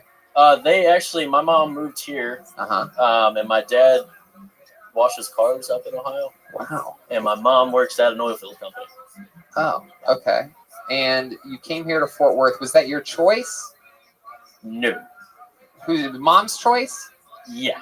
Oh. She found a guy, and I tried to stay. Oh, she was cheating on your father with another man from Texas. Yeah. Gotcha. Okay, that's the story. Yeah. She'll never admit it, though. Of course. Yeah. I asked her all the time. I bet. I also asked her if I was adopted because she's black. Is that true? No. Wow. It's just a terrible joke. Wow, they ate it up. This fucking audience loved that moment that you just made happen here. So, Anthony, you used to drink a lot, but you don't anymore? Drink a lot? Yeah. Still do. You still do? Yeah. You do drugs? I can't anymore. Right. So you stopped doing that? I had to for my job. What were you addicted to? Oh, nothing major. Just weed's not a drug, right? No. That's not what I'm talking about. Okay. Yeah. No. You seem like there's, I don't know, I'm getting a vibe of like something. He has a dick tattoo. Yeah. Why would you get a dick tattoo? Is that true? You really do have a dick tattoo? No. I feel like nothing you say is true. No. Is your mom really here tonight? No. No. That was a lie too. She's not here. Everything's a lie. She's watching though. Everything's a weird lie with you. What do you do for work? I work at Lockheed Martin. It's the plant. Yep, I know what Lockheed Martin is. Heck yeah. What do you do there? I can't say. Oh, wow. Yeah. Look at you. What a little douchebag you are. Fuck you, man. What do I you know. do for fun? Tell us something about you that's real, Anthony. I do jujitsu. What else? I do stand-up comedy. Do you? No.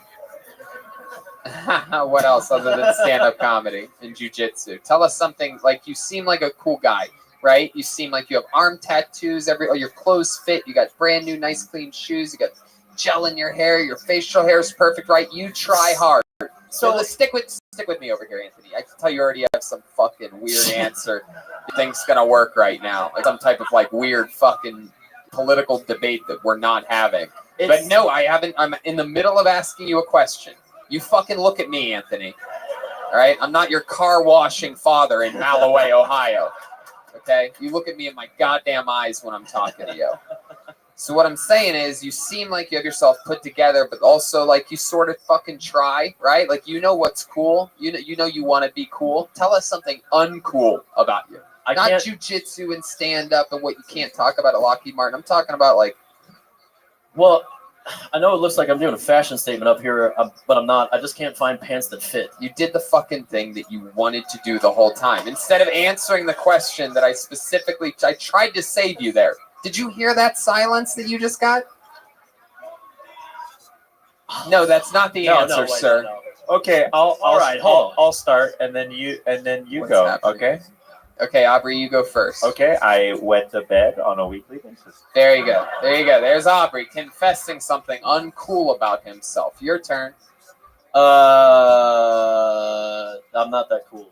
Yeah. Yeah. So tell us what's not cool about you, Anthony. Well, everything. I don't know. I just don't like to. I don't know. I don't like to say that I'm cool. Like everyone. You know what? Let's go to Aubrey for another uncool thing, so maybe you'll understand how this works a little bit. Aubrey, go ahead. Yeah. Sometimes I poop blood and wonder if I'm dying on the inside. There you go. There's another one. You see how easy it is? It's just something that you think that you don't want to share, but you might be surprised at the reaction that you get, like because it's comedy. Well, let's see. I haven't had a solid shit in 6 No. weeks. See, this is the road that we can't go down. You can't compare poops and shit like that. All right, this is called. You just came down with a case of the red bands here, where you heard a poop reference. Now you feel like you have to make a poop reference. There you go. All right. So.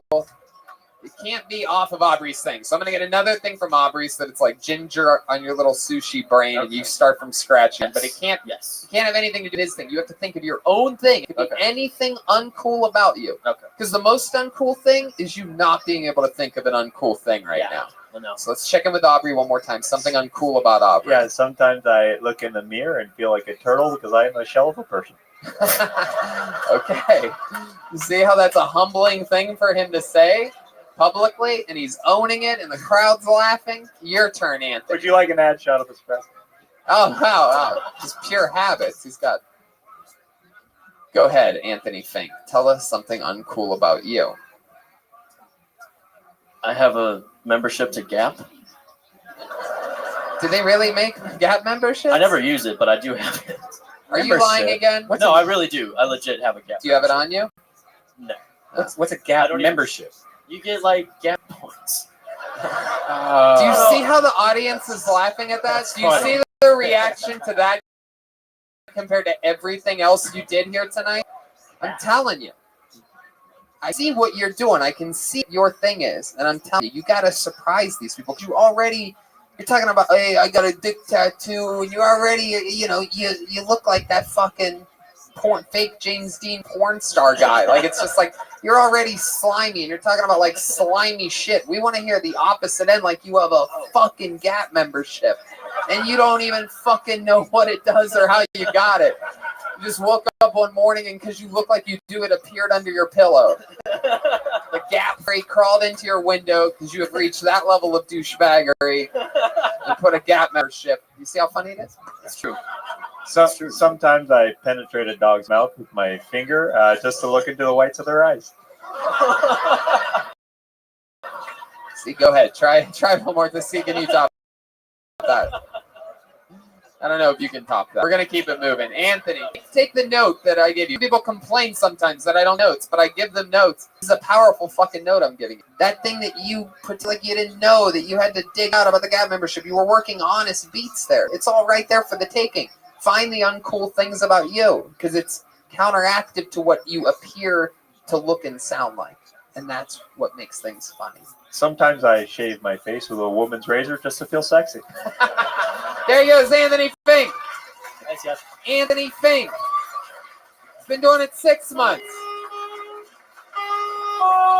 Back from that ledge.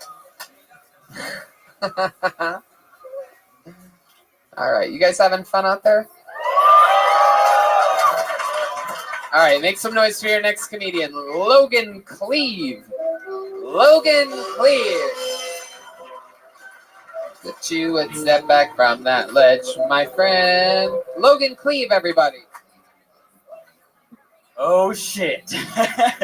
Okay, so I went to a barbecue last weekend. Yeah. My friend, his aunt walked past. I'm like, dude, she's pretty hot. He was like, you wait till her daughter shows up. Don't worry, she's 17. It's legal.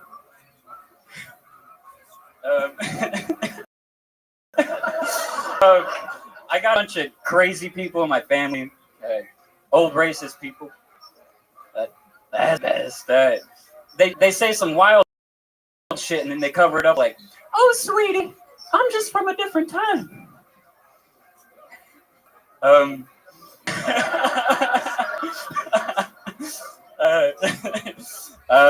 I got a really nerdy friend, and if there was a manual on how to masturbate, he'd have read that. Just yeah. Wow. Heck yeah, Logan Cleve. Why are you looking at me like that? I'm really scared.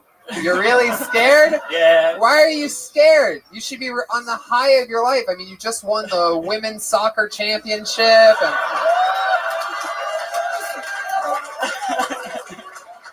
I have shit in my incredible. pants. You look like Ronda Rousey's younger sister. You look like if He-Man was a she-man. It's funny that you said you have racist relatives because you look like Andrew WKKK. I don't even know who that is. I bet you don't. Giddy up. Giddy up, little cowgirl. Look at you. Hell yeah. So how long have you been in a Lynyrd Skynyrd cover band? I don't even know what to say to that. I bet you don't. How long have you been in Hanson? Yeah. Wow, look at that. Whoa. All right, let's get back to the Heartbreak Kid over here, Shawn Michaels. Enough with the sweet chin music. Let's get back to this fucking... Look at this guy. He can't even help himself. Fucking Fabio's grandson over here. God, what are you? Are you a real Texas guy? Fuck yeah, bro. West Texas. West Texas. It's just it's like I want to think this is a man, but this might just be a really tough Texas woman. You know what I mean? Right. It's like a really badass. Like, you got it, Tony. I just say that I'm a man now. I was sick of. Hell yeah, dude. So Logan, tell us more about how long you been doing stand-up comedy. First time ever. Thank God. Very good, Logan. Please, very good. You have a great look for it, but I could tell that was your first time. Either that or you're one of the worst comedians of all time. That wasn't your first time. So wow, Logan, welcome. What do you do? Are you the guy that gives out memberships to the Gap? No, I work at a country club. Yeah? Nothing. I mow grass, fix sprinkler heads. Really bullshit. Do they make you work out there in the fields with your shirt off? So that kind of. Oh, wow. Look at that. Oh, my God. He's got the red, white, and blue. That's a real goddamn American right there. Logan, you ever been to fucking, Logan, over here, you son of a bitch. What did I just look at? What happened over there? What did I miss? I don't understand. Tan line. His tan line. Oh, okay. Wow. So, Logan, how long have you lived in Haltom City? Okay, that years. reference did not work at all. You're from White Settlement? Okay. Oh, that one's better. All right, good. Heck yeah. I have a question. How long have you been using shoestrings as belts? Ever since I was poor. So. Okay. Yeah. Oh, you didn't have to turn that around on me like that. Wow. Yeah. How do you feel now? You know, I'm the work at Starbucks. So All right. You guys settle down over there. Logan, stop bullying the barista. So tell us about you. What do you do for fun? You're out there in the fucking wild country of West Texas. You got hair flowing in the tractors. I don't do shit, man. I work, play video games. Yeah. That's it. I What smoke else? A fuck ton of weed. You do? Oh my goodness. Smoke weed at work. It's the You best thing smoke about weed it. while working at the country club? Well, you could be using some of that weed money on belt money. So there you go. Wow. So don't come at me like you're poor. I work 9 to 5 every day of the week, 90 hours a week. Damn, Aubrey is laying it down. Wow. You come at me again, I will murder you right here in the store. Okay. Oh my goodness. Logan, you have a girlfriend? Oh, fuck no. Oh, fuck no. Wow. What is that? Horrible love life. Horrible love life? Really? Yeah. How horrible is it? How horrible can it possibly be? Like 70% of your audience. I'm a virgin. Really? Yeah. Get the fuck out of here. You're really a virgin? Yeah. First of all, if you come at this audience one more time, No, why do you keep making I fun get of the my crowd? dick wet on the regular whenever it's outside of Starbucks hours. So you take that back right now, okay? Whoa, Aubrey, be careful. I hear it on the show a lot. A bunch of virgins coming up. Yeah. No, that's not really true. Yes. The Kill Tony crowd is notorious for fucking. He slays it, bro. That guy right there? Yeah. I know him. He has 4 kids. Yeah. So, Logan, why do you think you have this problem? You're a good-looking guy. You seem to have a charisma. I work too much. You work too much? I don't. time. I'm not buying that. I trade stocks. You trade stocks?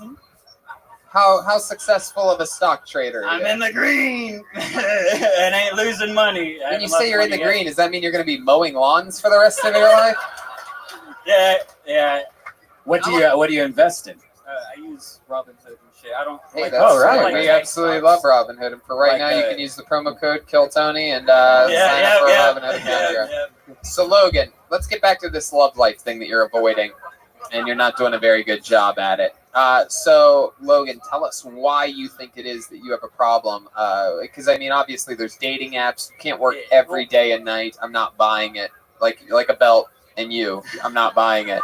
Well, where I live is I live in a small town of like 1,000 people. Yeah. Ain't no Tinder in that bitch. Ain't no Tinder in Ain't that no bitch. Tinder. Wow, that sounds like a fucking. Yeah, but there has to be sounds one. like a goddamn Mikey Pyrex album. Ain't no Tinder in that bitch. You definitely have like a local whore, that everyone passes around, right? You can't fuck the watering hole girl. Are you the watering hole girl that he's talking about? Hey, bend her over. She's got a butthole.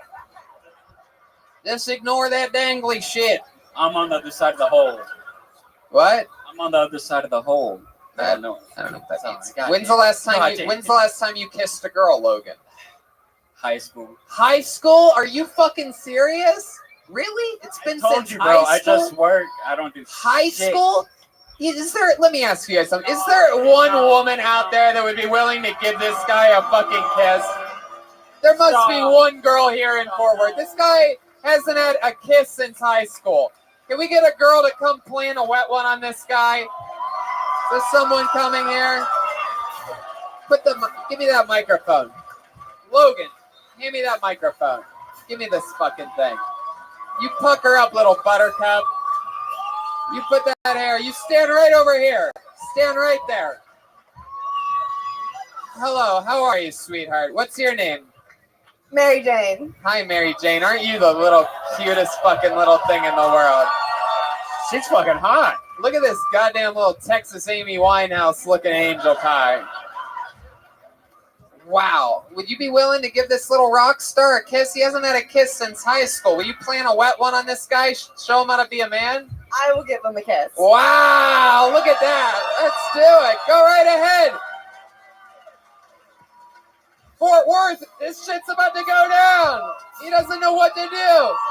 Get in there.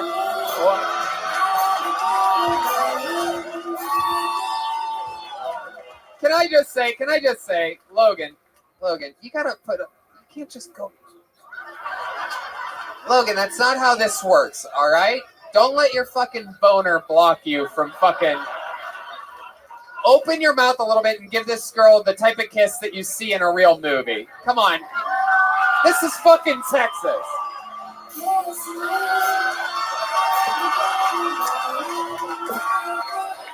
Hey, she liked it. She was surprised there. Was that a good kiss? It was all right. Definitely far from the worst I've ever had. I love it. My goodness. Did you sign up to do 60 seconds here tonight? I was too scared to. No, it's okay. You stole the show in your own way. You were too scared to sign. First stand up, but you'll kiss a stranger. That was before I had a few drinks in me, all right? Wow, you're a fucking little rock star. I love the Yelp review you gave his kiss of. Yeah, it was all right. My goodness. Well, thank you so much for doing that. Your name one more time? Put your hands together for Mary Jane. Yeah, Mary ladies Jane. and gentlemen. What a sweet little fucking thing. Look at her. I haven't had a kiss in a couple of days. She's adorable. Thank you. You were at last night's show too. I was. Heck yeah, you are absolutely adorable. How about one more time for Mary Jane, everybody? There she goes. And there goes Logan Cleve, everybody. There they go, guys. We'll see you guys after the show. Mary Jane's hot. There they go. Two of the most beautiful girls in Fort Worth here. Absolutely amazing. We're making dreams come true here tonight. Logan Cleve, you got to open up your playbook, homie. You should be slaying all the puss around here. This fucking guy walking around looking like the top half of a centaur, like, oh, I can't seem to get any ladies to like me. Or it's like, Jesus. Or he's one of the biggest players ever. You know, like he Just just wanted like- a kiss. He knew what was going to happen. You just gave poor little Mary Jane mouth chlamydia. All right. Wait, she's like, I already got that shit. All right. Pull another name out of the bucket. Put your hands together for Jason McAdam, everyone. Jason McAdam. Motherfucking Fort Worth, Texas. Here he is. Hello. Prepare to be underwhelmed. I mean, you can't really beat seeing Love the Truth for. Oh, you fucked up. All right. I got a problem with Olive Garden. They claim they have unlimited breadsticks, but if that's the case, then I'd like to know why I only fit 5 in my ass.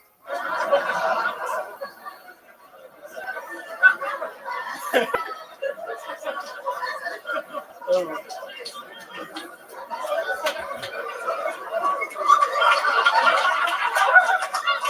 Easier than I thought. Look at that. All right. I lost my virginity to a paraplegic girl when I was 13 years old. And I know that's probably too young to be having sex, but apparently I was pretty good because she couldn't feel her legs when I was done.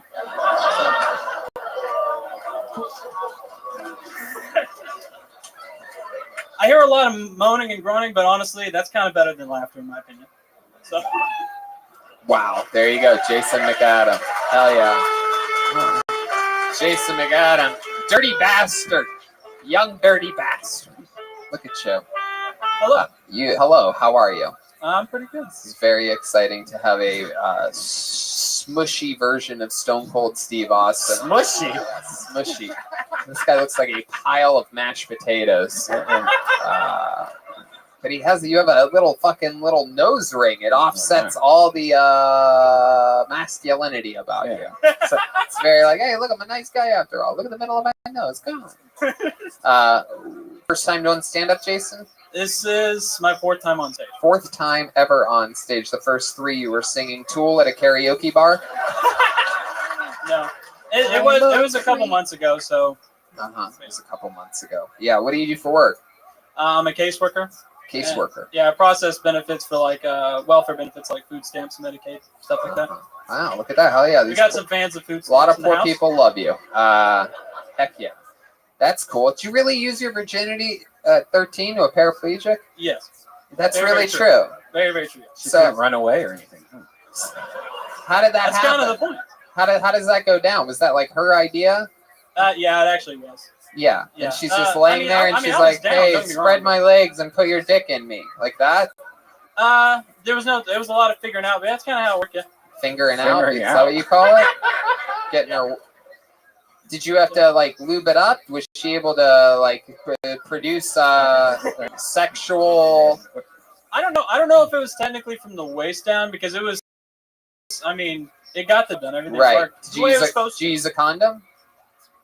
Wow, look at you, just fucking dogging paraplegics. Yeah.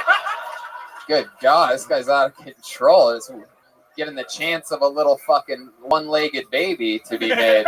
That's how it happens. If you get a paraplegic pregnant, your baby comes out with one leg. Do not shake your head no at me, lady. This is a scientific fact. You have a one-legged baby if you get a paraplegic pregnant. No condom with a paraplegic girl is like no sleeve on a Grundy coffee.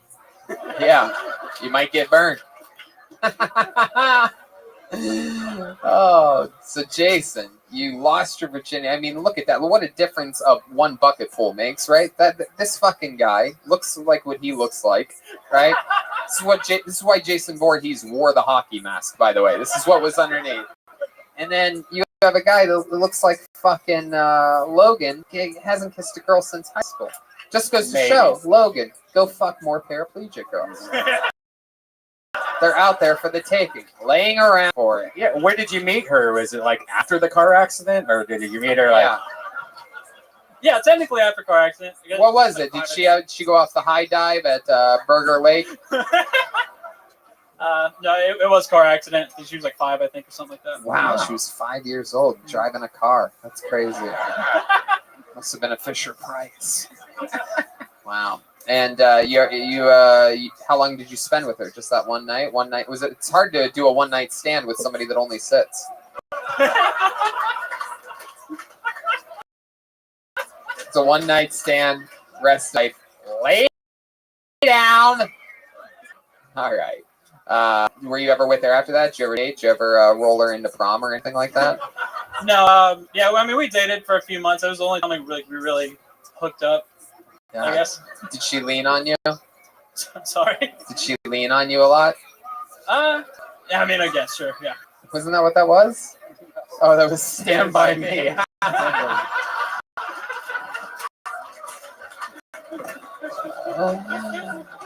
That's so funny. I'm like, wait a second. Why is he looking it up again? Oh, it's his friend's song. You fuck one that can't move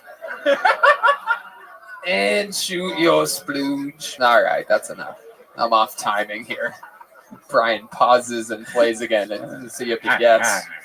So, Jason, what's something else that we should know about you when you're not working cases for poor people or fucking chicks that you know the rest of that? I'm a musician. Yeah, what do you play? I play a few different things. Do you sing? No. Really? Not at all. What One thing I don't do, yeah. Not the one thing. The one thing that the biggest thing I don't do. Right. You play all the other instruments. Yeah, I not like everything. I mean, I play guitar, bass, and drums. Wow, look at you. There you go. Would you like to have a chunky white guy drum off? The first ever of its kind? No, I'm kidding. He's got an iPad. So, Jason, anything else interesting that we should know about you? Any fun facts about you? Not that I can think of, really. You ever set a record for anything or almost win a contest in something? I was on Jay Leno once. Yeah? What'd you do on Jay Leno? I mean, I wasn't like a guest, but I was part of a video that got pretty popular. Oh, yeah? Well, and he made a joke about it and played it. Oh, boy, look at that guy. Wait, looks like a pile of mashed potatoes. What was the video? It's called Captain Awesome Stunt Fail. Like What did you do in it? I shot a firework at a guy. Oh, look at you. My goodness. Was this before or after Jackass? Way after. Wow. Can we talk about the logic of the Olive Garden joke? that made no sense. I wrote an entire paragraph of notes after you said that. I have written here, why? What? How do you actually fit 5 breadsticks in your asshole? Is that condensed? Do you smush them together to make one hard? Yeah. Or is your asshole so loose in this joke world that 5 breadsticks just stay fluffy and are inserted all at the same time? Like, I'm trying to picture exactly so that I know exactly what I'm thinking about. Well, fortunately, they use a lot of olive oil in the vinaigrette. Wow. Look at you. It's a good. Are we talking about the paraplegic girl again? No. Yeah, but it makes no sense. You said it's unlimited breadsticks, but you can only fit 5 in your ass, which makes no sense at all. You know that, right? Right.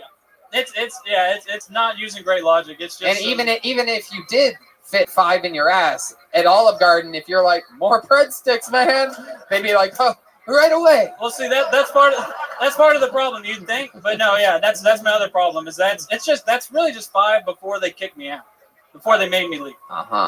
Before they kick you. So you're saying that a waiter would allow 1 insertion? All right, 2 over insertion. there, but no more after that. I'm keeping an eye on you over there, buddy. Right. You got 3 breadsticks in your beehole over there, okay? If you do 2 more, then hit the bricks, mister. Yeah. But 4, when you're here, your family. Yeah. It's true. It's unbelievable. You know? My goodness. How many breadsticks do you actually think you can fit in your ass, Jason? Probably 1. Yeah, at least 1. Does Hyena serve breadsticks Yeah. here? How many you want to see Jason shove a breadstick up his ass tonight? If you put a breadstick in your butt, you win. All right. There, buddy. We're going to keep this fun train moving along.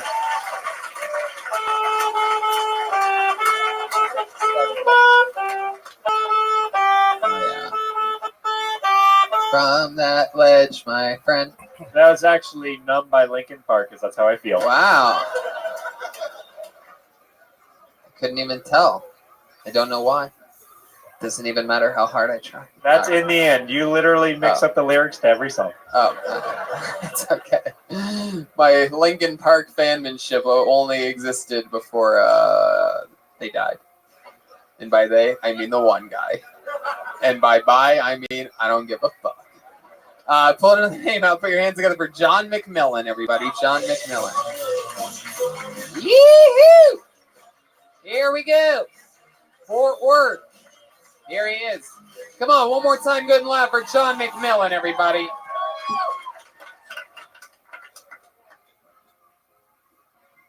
Children of divorce are the whiniest people of all time. Oh, my parents broke up when I was 4. I don't like Martha. She's not my real mom. Shut up. I don't have any sympathy for these people, man. Porn has showed me all the best sides of having a stepmom. Some people like shoving gerbils up their ass. We call them investment bankers. Meanwhile, some of you are struggling to get like head from your wife. You know, my thing, I like women with really long nails because it's like so sexy just seeing them struggle getting a debit card off a flat surface. Oh, Martha, you whore, struggle.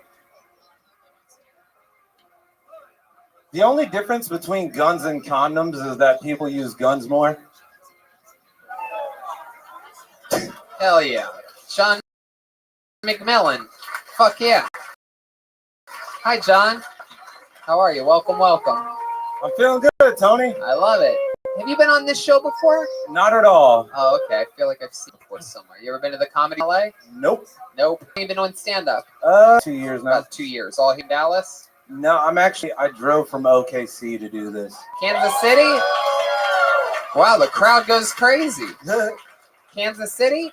No, OKC, Oklahoma City. Oh, OKC. the state where everybody thinks we just ride horses and tornadoes. What do you do? What do you do in Oklahoma City? I just I play have for the a job Thunder? at a restaurant, Caribbean food.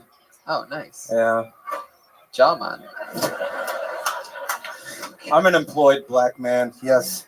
I love it. I love it. Heck yeah, that makes sense. It's 2019. You got this. I love it. I love the porn stepmom joke. Everything's fun. How old are you, John?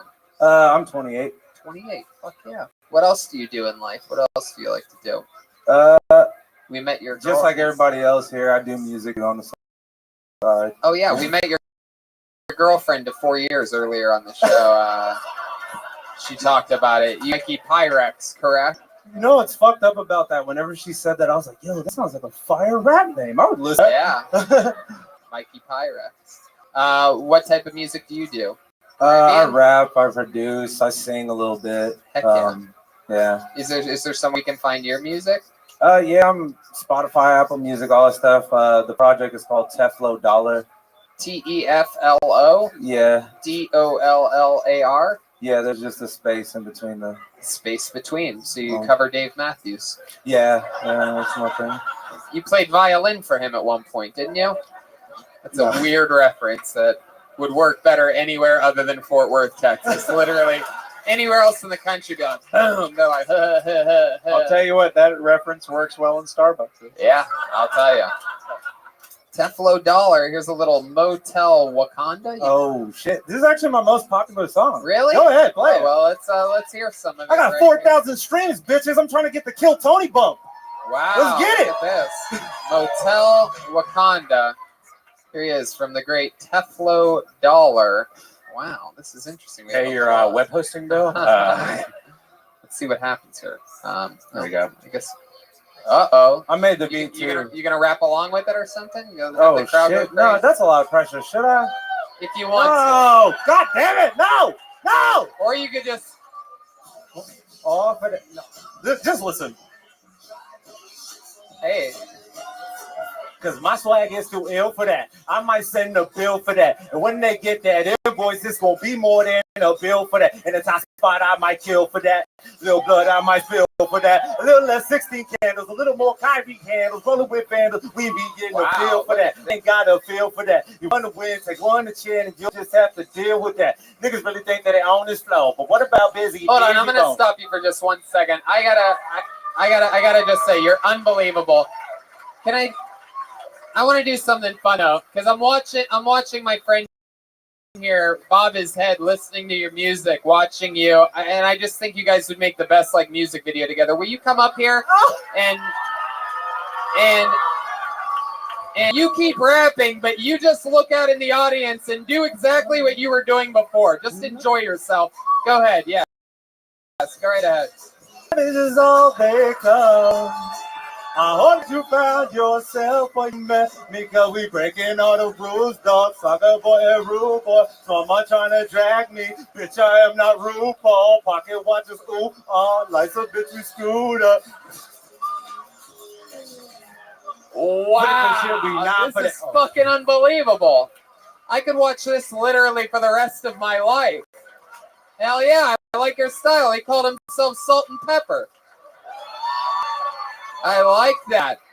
Oh my God. Instant. Everybody's phones are out there. I gotta have my friends see what kind of party I'm at tonight. Putting this on the TikTok. Just a fucking white guy. A little Motel Wakanda from Teflo Dollar featuring your name again? Billy what? Billy Cox. Cox. I bet it is, you son of a bitch. Wow. Do you perform live a lot with your music? Oh yeah. Shows? I do a lot of shows at OKC. I did like one show in Seattle, a couple shows here in Texas, but I'm mostly playing OKC. Very cool, man. Well, we love it. Great, fun stuff, comedy-wise, and fucking great performance. There he is. John McMillan, everybody. Hell yeah. Mighty jungle, the lion sleeps tonight. One more time for Teflo Dollar, John McMillan. Let's do something a little bit fun. You know, I remember you from Houston. Your energy up here right now was incredible. I want to see 60 seconds. Ladies and gentlemen, it's the return of Billy Cox. Here we go. Here he is. Hello, everybody. Well, a lot of talk about gender these days. Everybody has a different definition. I personally identify as androgynously ambidextrous. I can throw like a girl with either hand. So I was starving yesterday, and I went out to my nearby Firehouse Subs, but it had closed. It had burned down. So to kill time in line, I was reading Reddit, and I read the most amazing fact that every week in China, 300,000 babies are born, and the vast majority of them are Asian. I guess that goes to prove two Wongs don't make a white.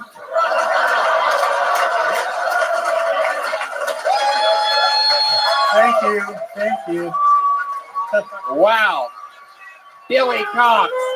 You got one more? You want to do it? Yeah. All right. He's asking for an encore performance. Like many of you out there, I did a lot of drugs in high school. I would have sex in the parking lot at noontime. God, I miss substitute teaching. Oh, you son of a bitch. Billy Cox, look at you. My goodness. Thanks, everybody. Yeah. One of the best performances of the night. And in the history of this show, you are by far one of the funniest grandmothers we've ever had on the show. That was your joke in Houston. So I said that to you in Houston, really? Wow. You bring it out in me. There's something just... Jeremiah's father in Houston. Oh, you were? Yeah, what did you guys do? How do we know that? He just thought I looked like we... Oh, yeah, he had a different haircut back then. That's Jeremiah had that haircut just a couple months ago. Yes. Heck yeah. I was there when he was born. He didn't want to come out, so the doctor reached in and grabbed him by the nose and pulled him out. Oh! Hell yeah. My son. That doctor pulled hard. Wow. Billy motherfucking Cox. You are the Dragon Slayer here tonight. I'm glad that you're here, Billy. So remind us, how old are you? God, I forgot. 67. 67 years old, everybody. Heck yeah. And you're from which part of Texas? Houston. Houston. So you made the drive up here today? Oh, yeah. For this. That is so cool. 5 hours. 5-hour drive. Wow. Well worth it. Heck yeah. How many Werther's Originals did you go through on that 5-hour drive? Good question. Yeah. You actually thought about it for a second before you laughed about it. One, how many? Oh. 2, 3. My goodness. So, Billy, remind us of what you've done in your life of 67 years. Tell us. For record labels my whole life, so I worked with a lot of different bands, from Elton John to U2 to Slipknot. Oh, my goodness. Yeah. Wow. That's so cool. So that was fun. I was doing promotions, setting up after party gigs, doing meet and greets, getting them on the radio station to play. Wow. Will you help us organize our meet and greet after tonight's show? Sure. Great. Yeah, that's incredible. Little fun fact for you, the great and powerful Texas's very own Ryan J. Ebelt is sitting right there underneath that light. Made the trip out. The actual house artist is drawing tonight's episode in his hometown. And he also drew a poster that we'll be selling after the show tonight, just for Texas. We'll be if you get one, we'll sign them for you. We'll take a picture with you, all that good stuff. And it's fun. We're going to be extra fun because now our meet and greet is going to be organized by the same guy that did Elton John's meet and greet. Yeah. You too. Slipknot. Our new meet and greet guy, Billy Cox. He also does meet and greets at Walmarts at this age, right? I love it. Billy, you got a wife, a husband. What are we talking about over I've here? been divorced about 5 years after 35 years of marriage, and it's heavenly. Yeah. You must have been sick of her after 35 years, We were right? sick of each other, so Yeah. it was a great split. You got the beach house, I got the house. And it's like, I love it. Great deal. What do you like to do now that My you're free? separation did not go smoothly. Oh, it's a long story. It's a long story. So, fuck, not Aubrey. So, Billy, what's one of the main guilty pleasures that you have now that you're alone for the first time in 35 years? Called dabs. Dabs. Yeah.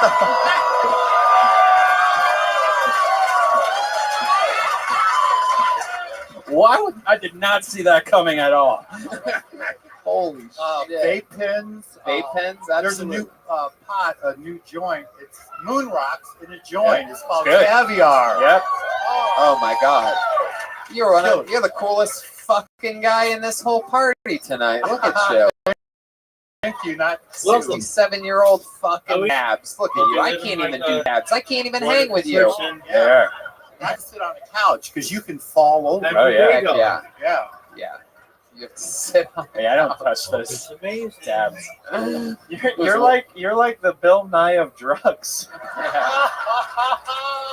Did you know if you're smoking reefer, you can actually fall over, kids? Don't you regret Bill being High. in me earlier? Wow. So Billy Cox, We that could is be so hanging fucking cool. out, 35 years, playing and now you're games. divorced. You've been taking your for hims. You jerk off regularly.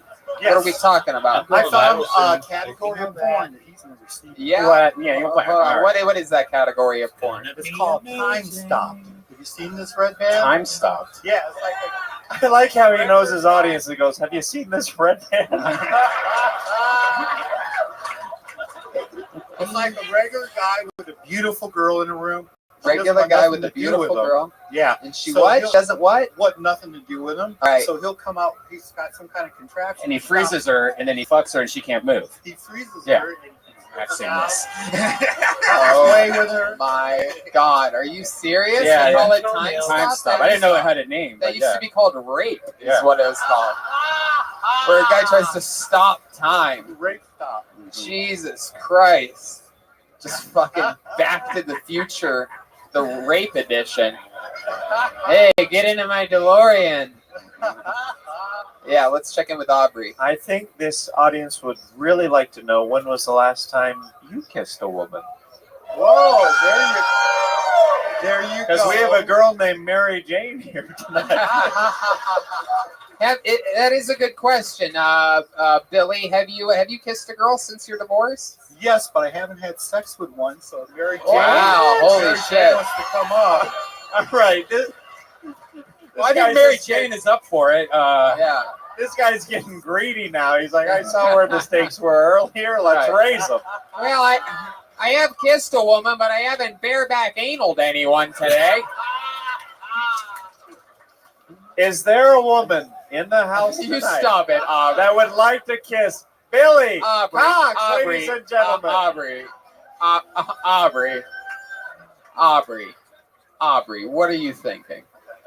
If the woman would come up right now, I will kill myself on this stage. I've been waiting for the right opportunity. Let's go. This is what Aubrey. We already did that this episode. If we're gonna do anything, then we should have a woman. If we were gonna do anything, what we would do is we would have a woman come up here, and for our own entertainment, we would reenact. We would have him kiss a girl, but we would have to do it time stop version. Ah, that's great. You're a good wingman. Thank you. Thank you. You're gonna need a wingman when you're being carried to heaven very soon. So. Ready for this one? How'd you like that? Oh my God. Come on. But I mean, poor Mary Jane over there. I mean, I don't know. There's probably not a. Wait, what? She said she volunteers. Oh at my tribute God.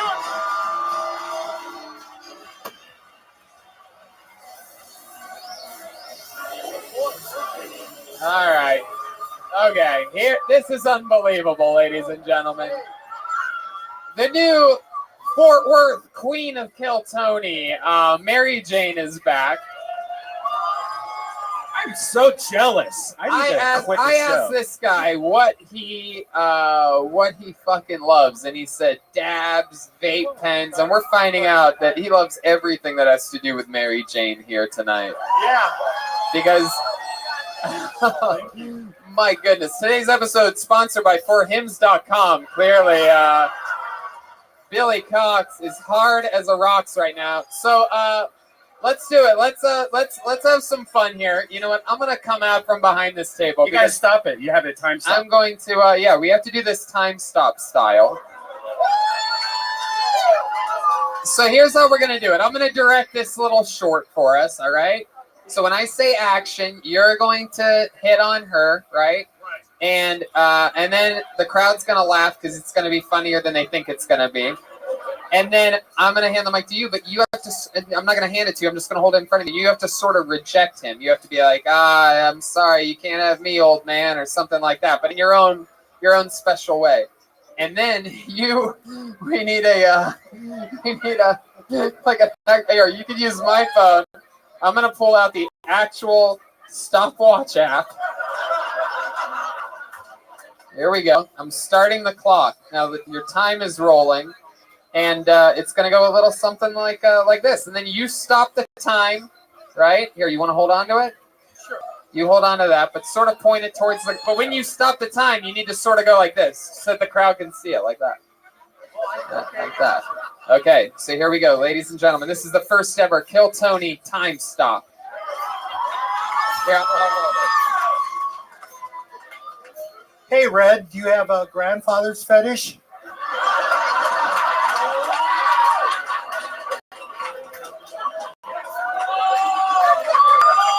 I told you it was going to be funnier than you expected. Hold on, I'm trying to think of something clever. Yeah, you're good. What if I do?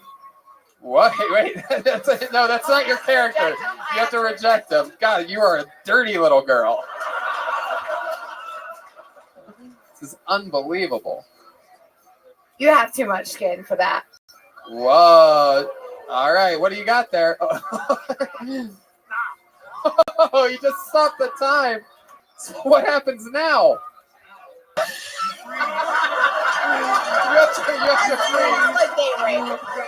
You have to freeze. He's going to kiss you. That sounds a lot like date rape. Okay, well, if you say that, then it's weird. It was already weird. Okay, just say that Kill Tony is not responsible for anything that happens here. Kill Tony is not responsible for any of the actions or repercussions that happen here tonight. Thank Very you. good. Oh, got it. She said that way too many times in her life. She recited that like her Miranda rights. All right, time has stopped. I plead the fifth. Oh, shit. Have you ever plead? You're about to plead the 65th right here. 67. No, it is, but my thing was funnier. You have to repeat like comedically. It has to have like a sort of the same sound for it to work. You're gonna learn all this when I move you in with me and my wife. No, just kidding. Time stop. Okay. You're frozen though. You have to be frozen. Yeah, you have to be frozen. No, haven't you ever time stopped before, you fucking little firecracker? All right. Here we go. Time to stop. Billy, you plan to kiss on this girl. Whoa! Uh-oh, she's stuck, Billy. Here, put your lips closer together. All right. She's frozen. Billy Cox already came in his pants, everybody. Wow! Come here. You're a legend. Mary Jane, everybody. Wow. It's your birthday? Oh, that is your real name. No, of course it is. You're a sweet fucking little thing. One more time for Mary Jane, guys. The star of tonight's show. This is an unbelievably frightening episode of Kill Tony. I've never seen a young lady get kissed by a pregnant elderly man before. Billy, you having the night of your goddamn life tonight? Oh, yes. I love your enthusiasm, dude. I wish I would adopt you before you kissed, or it got weird at that point. But we all learned things while running the shows. You know what I mean? We had the time, but we were good at the time stop. We should have ended it there. It got very Jeffrey Epstein at that point. It seemed like there was a little bit of an age gap there. I'm replaying the video. It's terrifying. Yeah. Please, welcome to another episode of Please Don't Post That. The time stop element made it the creepiest thing ever. Yeah. She voluntarily said she'd kiss him, and then we're like, no, we're going to make this creepier. Don't move. He's going to be the one that makes the move on you. Wow. Time stop porn is going to go up so much in the next couple weeks, man. This whole room's going to look it up. Oh, I know. Oh, yeah. Absolutely. The Kill Tony bum. Thanks. Shout out to Time Stop Pornography. Giving the bump to the ones that matter the most. I want a bump. Wow. You Billy Cox are such fun. Thank you so much for coming on this show again. You are just an absolute goddamn inspiration. Oh, thanks. Thank you, Tony. I love it. So There he is, nice. Billy Cox, everybody. Healthy, having fun at 65.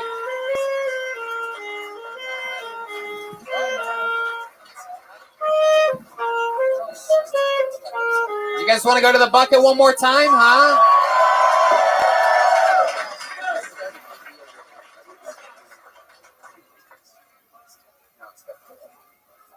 You guys excited about this? All right, put your hands together for Sol Fianaka, everybody. Sol Fianaka.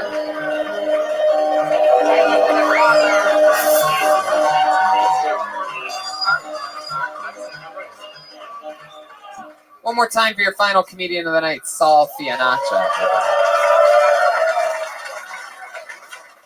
I got a call from this guy, Victor, who works for the IRS, and I'm getting $10,000. He called me up and he said, hello, this is Victor with the IRS. I was like, cool. He said, this is the American Revenue Service. And right there, I thought something was up, but I decided to let him keep going. And he said, the reason for our call is to tell you that your account has been gifted one-time $10,000 from the IRS. I said, Victor, that's amazing. He went, oh, yes, you're welcome. I said, Victor, I got to ask the why me. He said, the reason why the IRS has selected you is because you are a good citizen. You always pay your taxes. You're not a convicted felon. I said, Victor, let me stop you right there. I said, I am a convicted felon. And I said, I'm also a murderer and I've killed people. And Victor goes, come on, man, no, you're not. I said, no, I'm not. And I don't really believe that you work for the IRS. He said, I do. He said, I do work for the IRS. I said, if you work for the IRS, answer a question. He said, I'd tell you anything. I said, Victor, what is my name? And he went, oh, man, your name, piece of shit. And then he hung up the phone. Wow, look at that. Sol Fianaka. Sal. That's great. How's it going, Sal? Good, man. Been on comedy a while? 3 years. 3 years. All here in Dallas? Yeah. How old are you? 28. What do you do for work? I work at a hotel. What do you do at the hotel? I'm the assistant general manager. Wow, my Thank goodness. you. Look at you. Thank you. Really Wow, works. I am also an assistant manager. So Uh-oh. I know your pain. Yeah. So fun. How long have you worked at the hotel? I've been in hospitality for 10 years. My goodness. Wow. How about other things? What else are you into? You look like you love food. Yeah. I actually just lost 60 pounds, though. Really? Really? Yeah. Dude. The shirt's too big. Keto.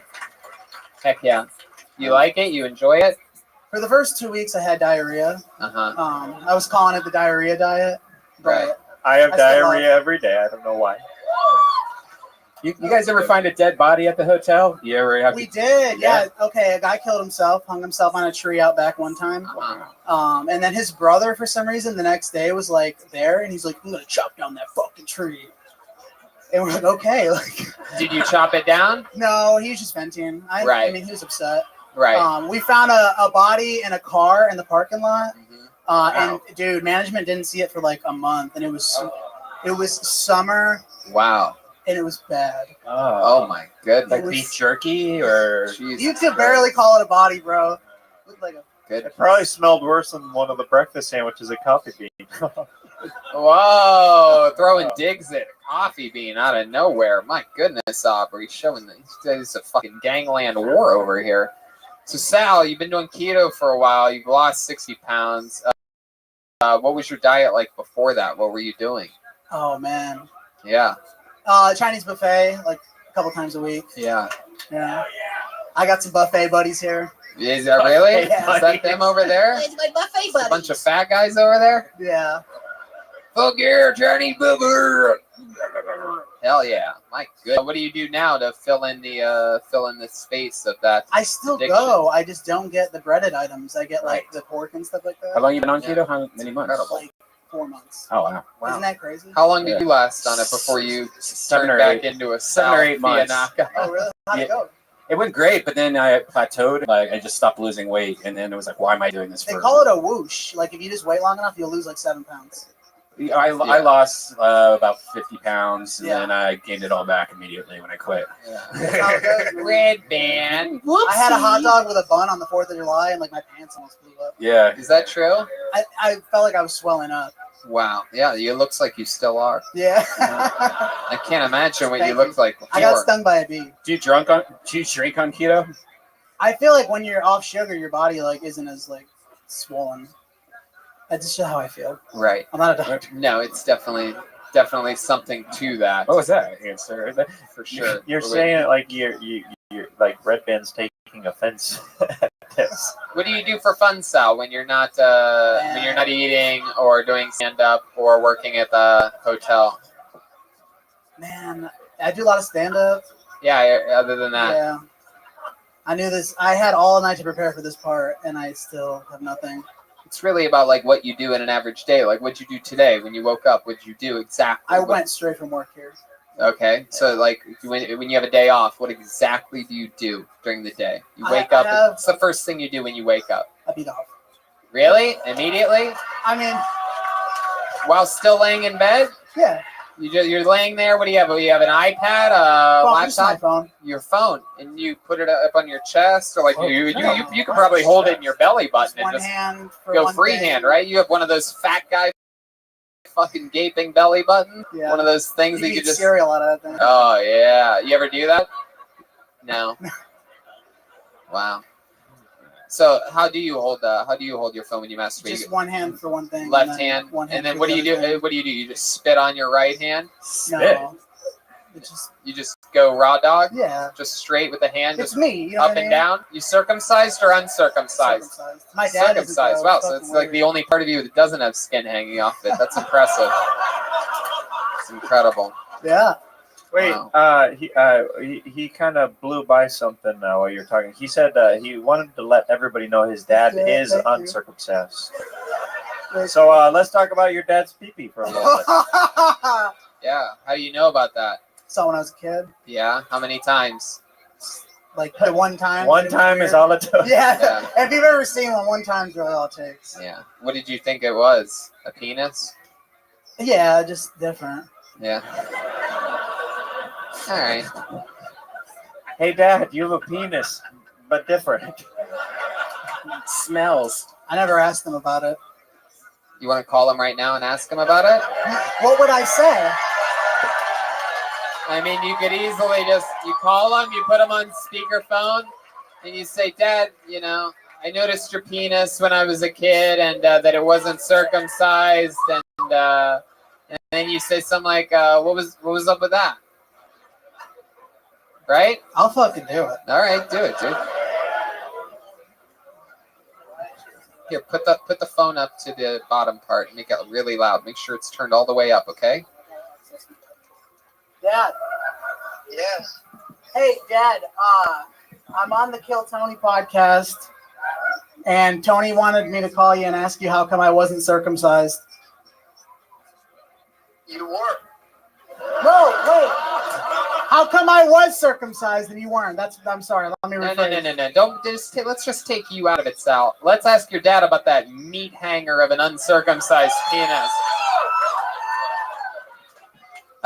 Do you love having an uncircumcised penis? What? Hello, this is Aubrey, assistant manager here at Starbucks. I've got your son, and we were all just curious about how come your penis is uncircumcised, sir? Okay. I don't think I'm going to answer that question. If we do not get an answer, we will hurt your son.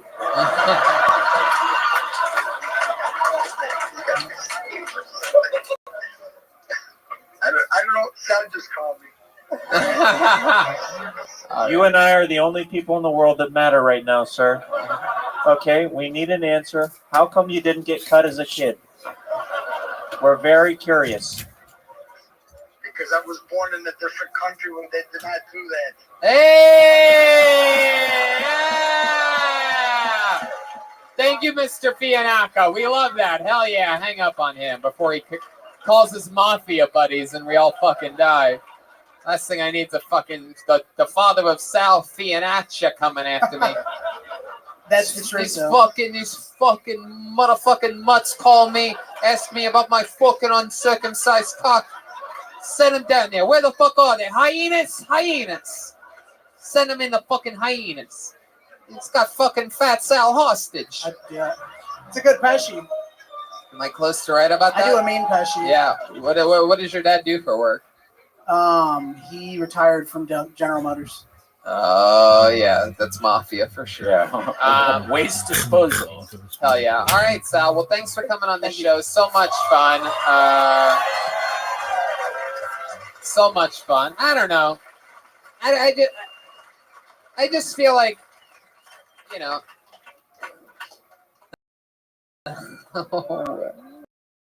What? You're crazy. How like it when comedians do good on show? How many like it when comedians do bad on this show? Wow, that's pretty strong. I mean, you guys must have had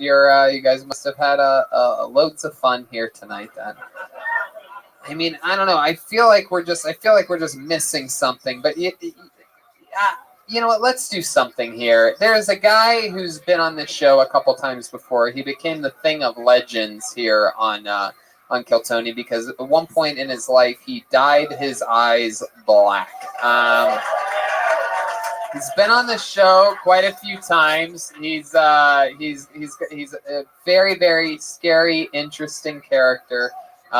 He said that he wrote a new minute for tonight. He is born and raised in Houston, Texas. He traveled all the way here. Ladies and gentlemen, put your hands together for Dexter St. John. Here he is, everybody. Live in Fort Worth. Muff diver. I'm not suicidal. Muff diver pimp. But I do like to suffocate myself with a belt when I masturbate.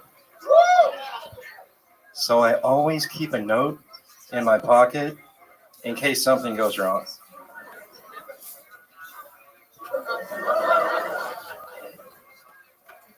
This guy knows what I'm talking about. This isn't one of those notes. I'm sorry. Now that we've all had a few laughs, I need to do my ad read. Dexter St. Jock is brought to you by Steakums. What?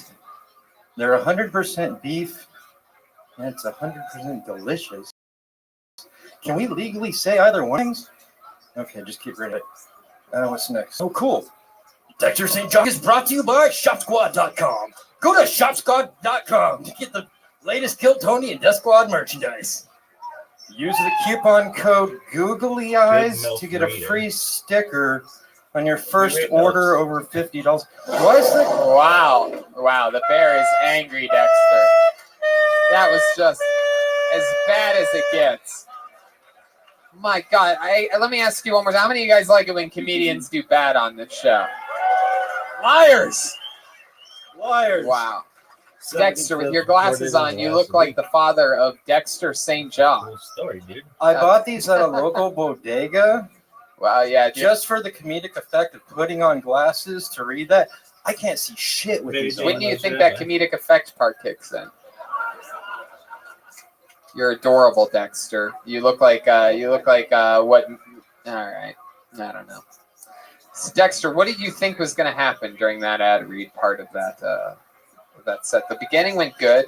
You had a note. It would have been funny if you went with the thing that you were talking about that you had set up completely. Like, had you read a note that said something like, "Hey, it looks like you've caught me at a bad time," or something like, "Clearly, I accidentally, whatever, something, fucking anything." You could have written the end to the beginning thing that you set up. Yeah, I might revisit that some other time. All right. But I wanted an excuse to hand the audience a secret note. Uh-huh.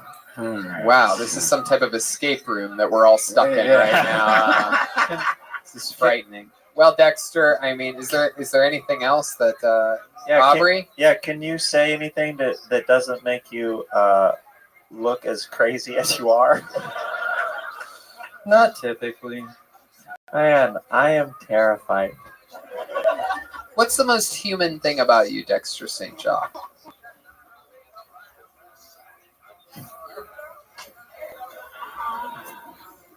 Okie dokie.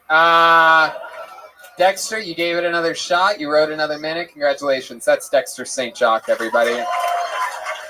We got to do it. We just can't end a show like that. You want to go to this bucket one last fucking time? All right, this is it, though. I'm fucking serious. No matter what happens, the bucket of destiny will decide. I'm digging deep. You guys sure? One more time? All right, this is it. Put your hands together for your final comedian of this Fort Worth Kill Tony. Goes by the name of Pang Dang. Pang Dang. I like it. I like it. The name has energy. P-E-N-G-D-A-N-G. Pang Dang, everybody. Here we go. The one, the only, Pang Dang. Fuck yeah. Come on, guys. Make some noise for Pang Dang.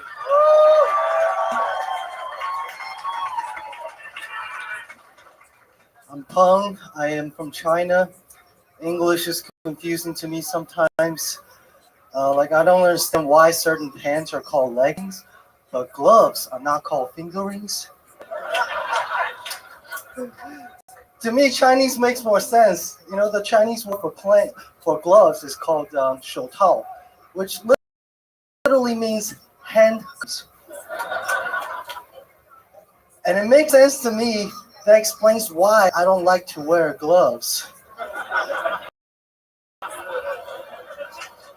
Because I can't feel anything. English is cute. You guys have 26 letters. You made an entire language. And I don't know what kind of weed my ancestors were smoking, but it took them 50,000 characters to make up a goddamn language. You know what that means to us? That means we can never have an alphabet song in Chinese. All right, thank you. Wow, Pang Dang. Thank you, Mang. Look at you. You're unbelievable. Thank you. You from here in Texas? I was born and raised in China. Came here a year ago. Wow. Do you have any younger sisters? Okay, Just asking. Red Band. Why don't you just couldn't wait? You couldn't wait 45 seconds until he was done. We couldn't acknowledge the show format part before you start horning out over there.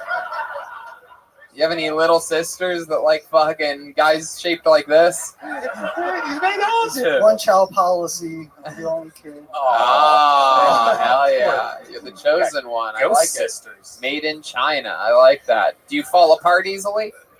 I'm sorry? Because you're made in China, I asked if you fall apart easily. Hey. It's so fun. So you moved here a year ago. It's unbelievable English. Your delivery is so crisp, which clearly comes from Chinese delivery. Yes. How long of a set can you do? My guess is like 30 minutes or less. Another delivery joke. You ever walk anybody in the audience? Oh, gosh. I've got a joke question. First off, I really liked your set. Thank you. And have you ever, I don't know if your joke is longer because you only did a minute, but do you ever try to sing the alphabet song with a lot of... Yeah. Yes. Can we hear some of that? Yes, of course. Yes. So there ever is a Chinese alphabet song, you know where that I would play that at a strip club and get a lap dance for that song.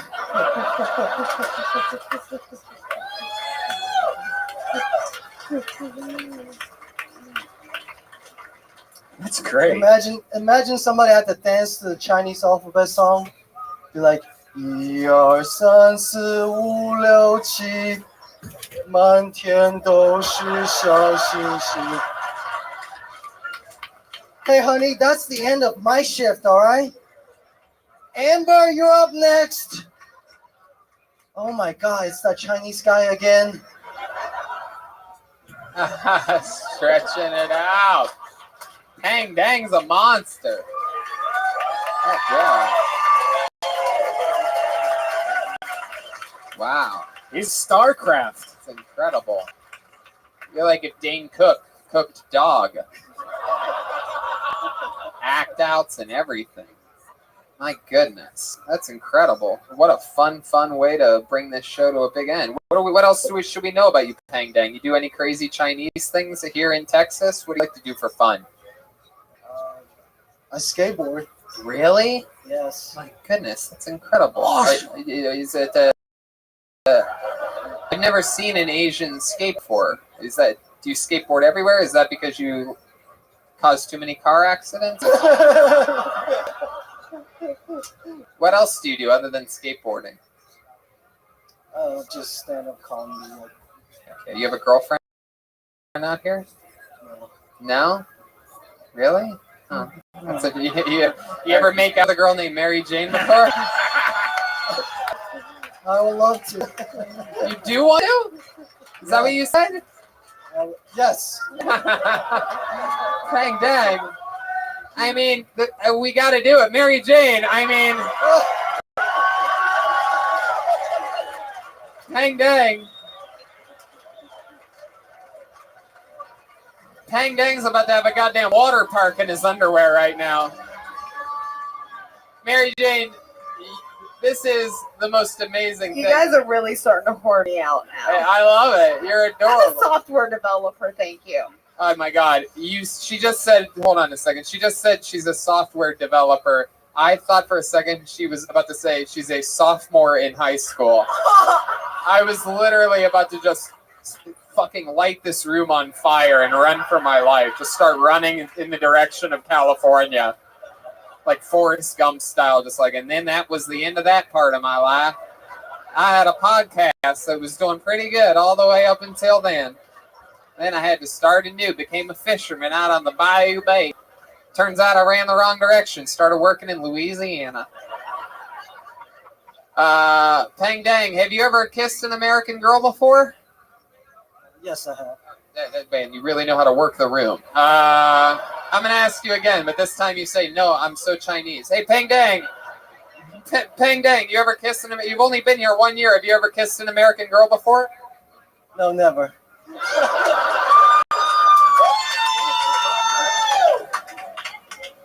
I'm so Chinese, I haven't. Well, you know what, Pang Dang? You did it. You had a great set. How about a little kiss from Mary Jane?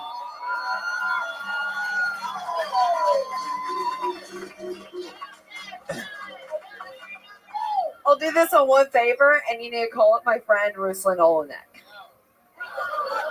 No, we can't do that, Mary Jane. I knew I did. I'll tell you. I'll tell you this. I'm gonna get your friend. I'm gonna give your friend a free Kill Tony Ryan J. Abel poster print autographed by the cast after this. But we have to end the show, and there's only one way to end it, and that's by you giving Pang Dang his first American kiss. Mary Jane, do what you do.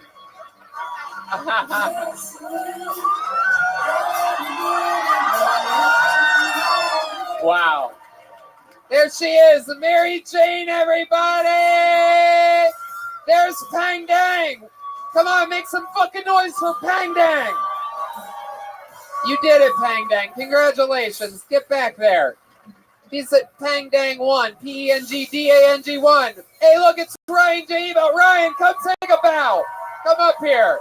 Texas's own Ryan J. Ebelt. Look at that drawing he made tonight. Come see it close up at the meet and greet after the show that's going to be organized and kept in all one straight long line by the great Billy Cox.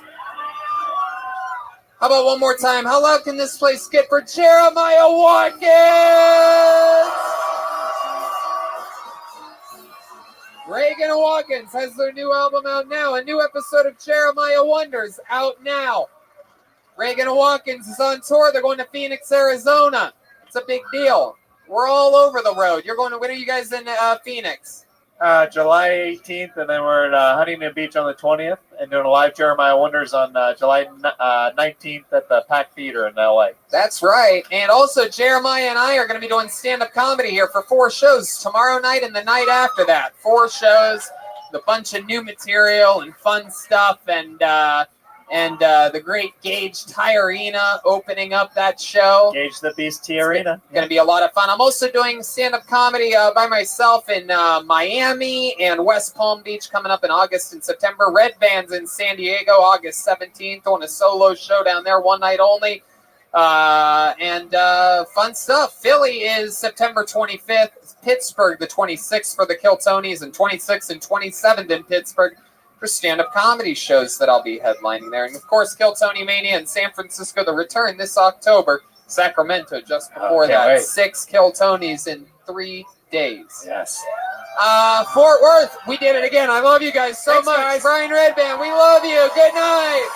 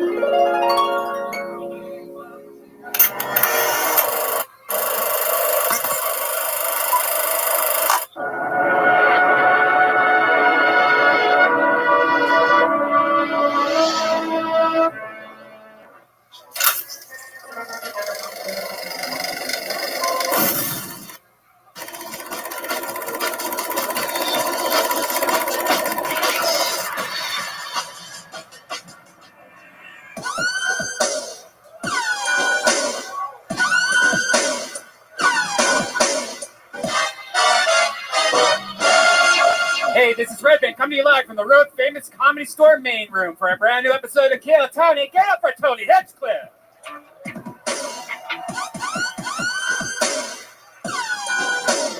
Wow, come on, people. It's Monday night. You're at the World Famous Comedy Store. It's the #1 live podcast in the world. Brian Redband is here. What is up, guys? We are in the stable again. Very exciting times. I'm pumped about this episode. We had a lot of fun in Texas. One of our best episodes ever, probably. Yeah, crazy times in Plano and Dallas. Big, crazy, sold out Kill Tonys and stand-up shows. So much fun. Ryan J. Ebelt's still there. He had so much fun. He's not here tonight. And we go on the road again in just a week and a half. Beautiful Philadelphia, Pennsylvania. Our biggest event ever. Live from the Fillmore Theater. Very exciting stuff. Tickets still available. And then we do the entire weekend in Pittsburgh. We do a Kill Tony there on the Friday night, then a stand-up show, and then 2 stand-up shows on Saturday. Then we're back again. Then we go to Fort Wayne, Indiana. That's crazy. Again, 2 years in a row at Let's Fest Comedy Festival, August 2nd and 3rd. And then I do the Miami Improv. I do stand-up comedy there in Miami, 4 shows. And then in September, West Palm Beach. And, of course, Kill Tony Mania coming up in October, San Francisco and Sacramento. Brian Redband is headlining San Diego. Is that August 17th? American Comedy Company with George Perez and Aiko Tanaka. I love that. A beautiful Saturday night in San Diego. One night only, Brian Redband. Also, Reagan and Watkins is performing in Phoenix with Joel Jimenez this Thursday. And then Saturday, they're in Huntington Beach. You could see them all do stand-up comedy, plus featuring William Montgomery. And then Reagan and Watkins closes out that this Saturday in Huntington Beach. How exciting. So let's just jump right into tonight's show, shall we? Let's not hesitate at all. We have a very special guest. He has the brand spanking newest special on Comedy Central right now. This is a true Comedy Store comic. He's done this show a few times before. Truly one of the funniest human beings on the planet, one of the best comedy writers anywhere in the world. I present to you the return of the great Ian Edwards, everybody.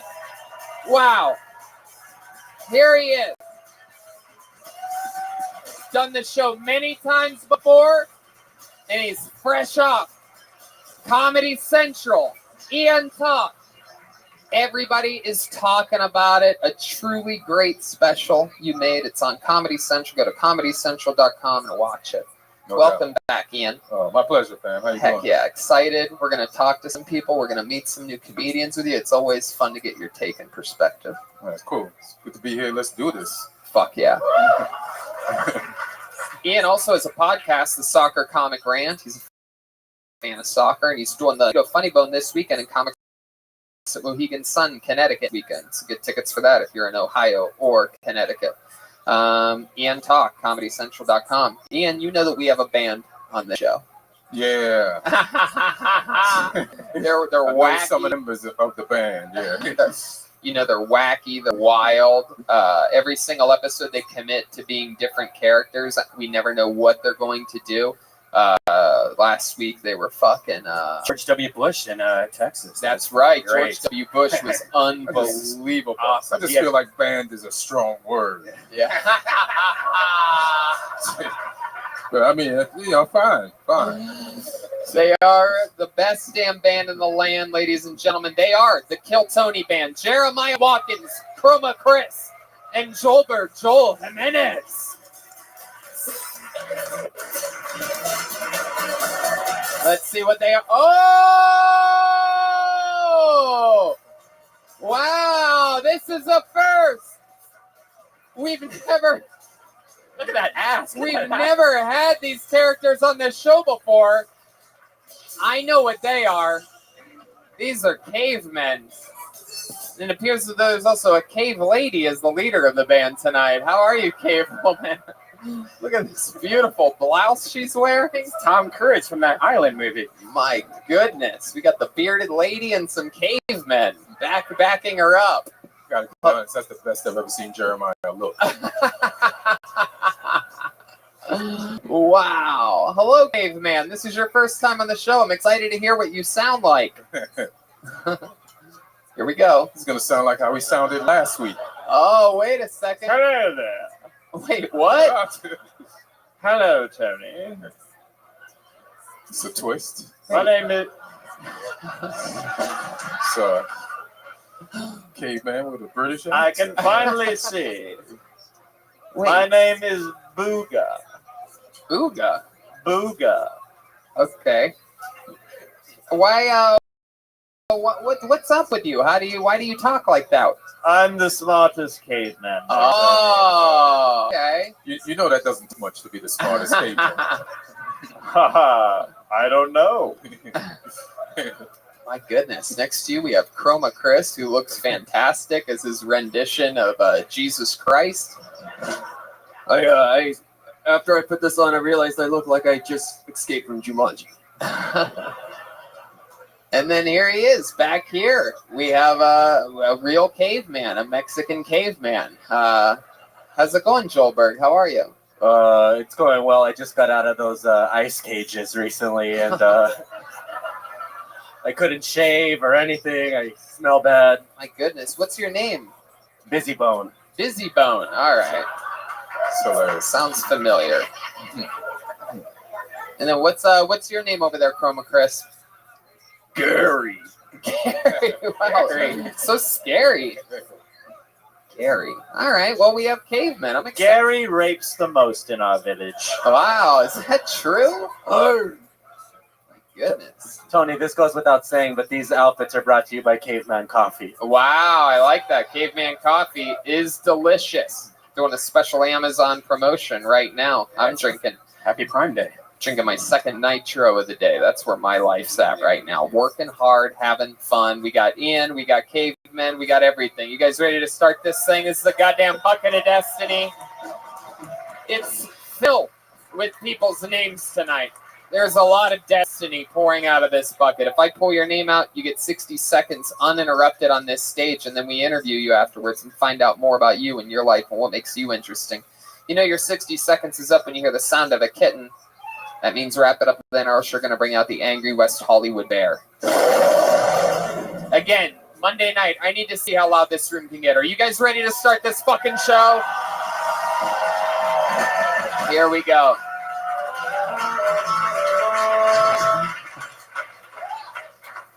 I can't tell what you remind me of with those glasses and that look. It's like one of those like video games you download to your phone. Download now, Cavemen of the Crusaders. You're totally right. Like that. Like, it's one of those like Jewel games with cavemen. Yeah. All right. Pull a name out of the bucket. Your first comedian getting an uninterrupted 60 seconds tonight goes by the name of James Demon. Wow. James Demon. Sounds like a band member name. Here we go.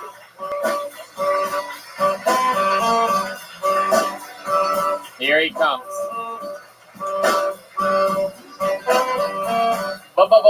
Bad. One more time for James Demon, everybody.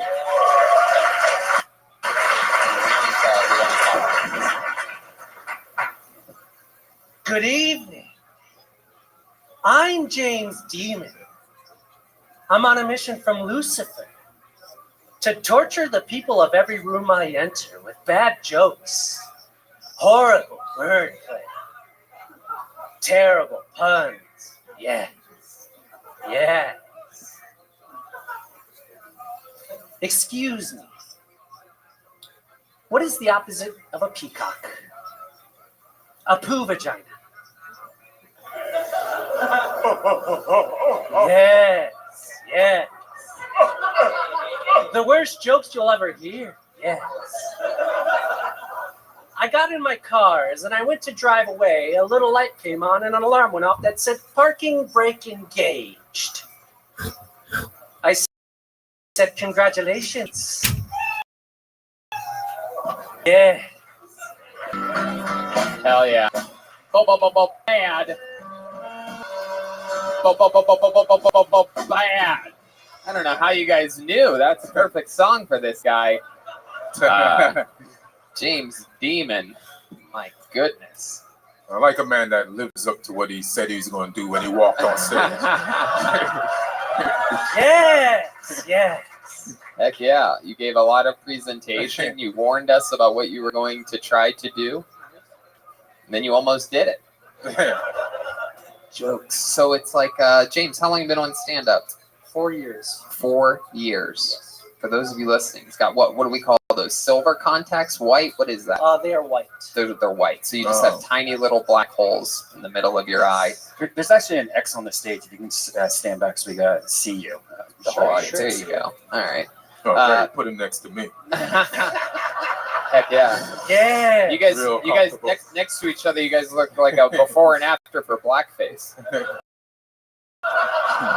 The same facial hair, shaved head.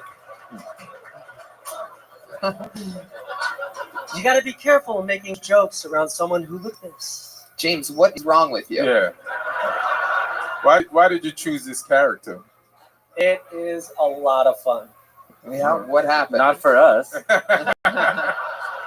Yes, I'm torturing you. That's what How long have you been doing this character for? since March. Since March. Wish I'd have met you in January. How's it been going, man? It's going great. I love it. Whoa. I just saw his eyes. Oh, you scared the world's smartest caveman. Come back here, James. So you did a character switch. Originally, you went by another stage name. No, I was just myself. My name is really James. I went by Jimmy.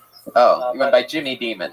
No, Jimmy Russo. Was my Jimmy name. Russo. Yes. But lately, starting in March, you went with this demon character, and that's what the contacts are for. Yep. And black nail polish. You're wearing all black. There's a star, upside down. It's a pentagram. Okay, sure, asshole. Anyway. So Say pentagram. Wow, this is the most proper sounding demon I've ever heard in my life. Thank you. It's like you actually sound like Jeremiah's caveman character. So James, what does a guy like you, what does a demon like you do for a day job? I gotta know. I have a lot of money saved up from something I really can't talk about right now. Wow, you can't talk about it? So Are you I'm sure? just yeah. Can you give us a hint? Was it like a lawsuit or something like that? It was a lawsuit. It was? Who is it against? I cannot talk about that. Do not want to. No, it's okay. All right. Well, that's cool. What did R. Kelly do to you? Red band. I mean, we know what he did to you. He put me in the closet. Yeah, I don't know about that. I think this is one of those mesothelioma cases we got up here. Wow. So you just won a lot of money? You're just spending it? No, I'm just living off of it. It wasn't like I'm a millionaire now. I have a limited amount that I can live on, and I will look for a job again when it runs out. But for right now, I'm going to dedicate 100% of my time to pursuing stand-up. And by pursuing stand-up, you mean this James Demon character? Yes. My God. Absolutely. Can you at least tell us a ballpark of about the amount of money that you won from this lawsuit? I'm sure you could do that. It's a ballpark. Enough to last for 2 years. So what is that to you? I'm going to say enough to live off for 2 years. Like a one-bedroom apartment in North Hollywood or a dungeon underneath a porn star's. It's $666. After the 2 years, do you plan on evolving? Oh, you just got dissed by the world's smartest caveman. Man, that's a good question, though. What is your living situation, James Demon? I live with my best friend. You live with your best friend. How long have you been best friends with him? It's a her, right? No. It's a guy. It's a guy. Yeah. We've been best friends, I would say, for 8 years. 8 years. Wow. Where'd you meet him? Doing comedy. Yeah. Is he doing better than you in comedy? I'd say we're doing the same. Really? The same? Did he switch characters a few months ago too? No, just me. It was an independent choice. And he told you that it's a good idea? Yeah, he likes it. I like it. I seem to be getting recognized. James, this guy is not your friend. What's that? You live with an enemy. No. If he told you that he thinks it's a good idea. This is a great idea. I mean, everyone here will remember me. I guarantee it. No, I don't think so. I get recognized in the street as James Demon. Whoa, who is this guy? He's been up here for a few minutes, Gary. I'm not going to say it's a bad idea. I guess let's see what happens to it in 2 years. I have some fun with it. And fuck it. We got nothing else except all your money. So have fun with shit, man.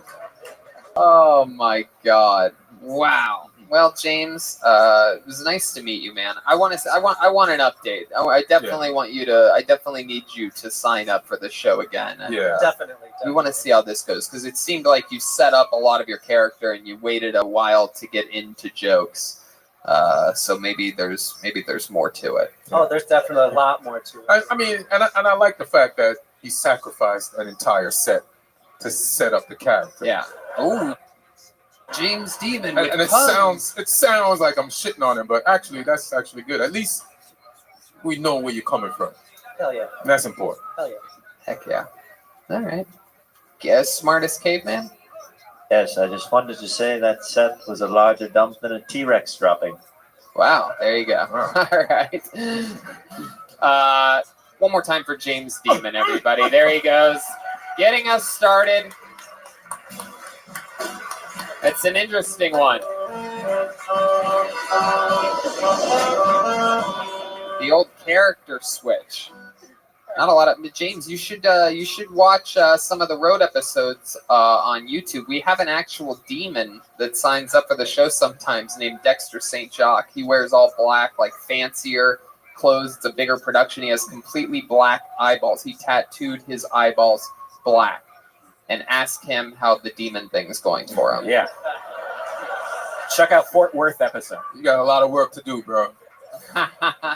Yeah, you're not even a real demon, dude. I pulled another name out of the bucket. Put your hands together for Milan Patel. Milan Patel.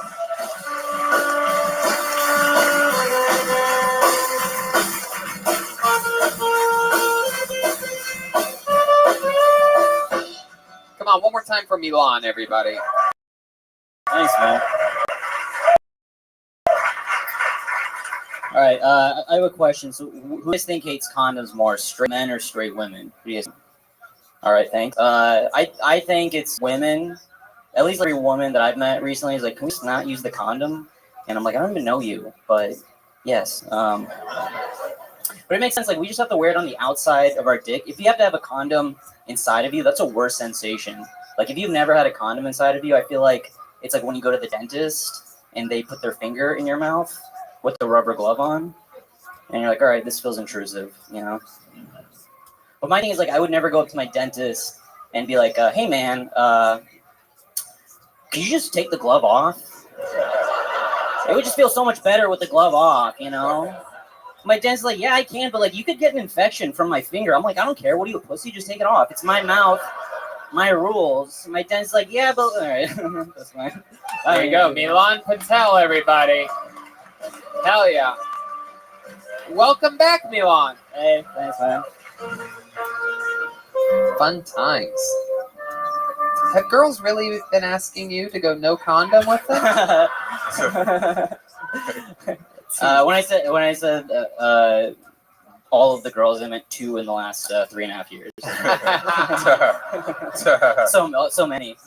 That is an exact number. You look like you have a trustworthy dick. What's that? Yeah. It's true. Wait, trustworthy? Yeah, your dick looks trustworthy. It is really, yeah. They're like, this guy not fucking the whole town. He's clean. So I think that's why you're getting away with it. Yeah, probably. Yeah. And thanks for representing as the first funny non-demon this evening. I think I took my act, so I didn't have that. You're hilarious, make bro. something else up. Pull out your contacts real quick and come up here. When I was a kid, I had like blue AccuView, like blue colored contacts. So it was looked pretty cool, actually. But, heck yeah. People thought it looked cool. People thought they were real. Like I had blue eyes. Like I was an Indian guy with blue eyes. You just got really Indian there for a second. That happened. Yeah. Little Kumail Nanjiani, super Indian. Really know how to dial it in. Yeah. You pluck your eyebrows. You take care of those eyebrows. That's strategic. Yeah, I do. Like when I was a kid, like people like made fun of my because I was like really hairy, and now like I don't give a fuck that much anymore. Like, and I'm like into hair and like girls too. Like I like really hairy. When you say you're into hair on girls, like can you give us an example? Like arm hair is like really. Is that how hairy you like a girl right there? Yes. That's fucking nothing, dude. That's anymore. Man, I'm telling you, it's funny you mentioned that about hairy girls because this weekend in Texas, I was on the road. I had my iPad. I went down this weird porn rabbit hole. I'm not gonna lie. Is it wearehairy.com? Well, no. I don't have a membership like you, dude. I don't have a membership. I just click on the 5 pictures that each girl has. I've gone down rabbit holes, goat holes, frog holes. Dish holes. But I really did. I watched this one. You know, you click on the videos underneath of a thing, and it starts to take you to more videos like the one you saw before. So I had this one that I was into, and then another, but it wasn't really the one. You know, it wasn't good enough to like finish to. You know what I mean? You got to have something special to finish. Like those other girls are just to get you warmed up. You know what I mean? So anyway, but one of them has I go down this rabbit hole, and all of a sudden, this hot chick has a gigantic bush. I mean, massive bush. Great, she was hot, but not the one to finish to. So I click on another one, but now I'm down the bush rabbit hole. I didn't realize that I went from like amateur slut to amateur slut bush, and then this next chick is super hairy. I mean, just hair from the waist down, like thigh hair. I can't believe it. Tony, you're really turning them on right now. So it's about the cream and the skirt. This is a lot for me, honestly. So this, anyway, I come everywhere,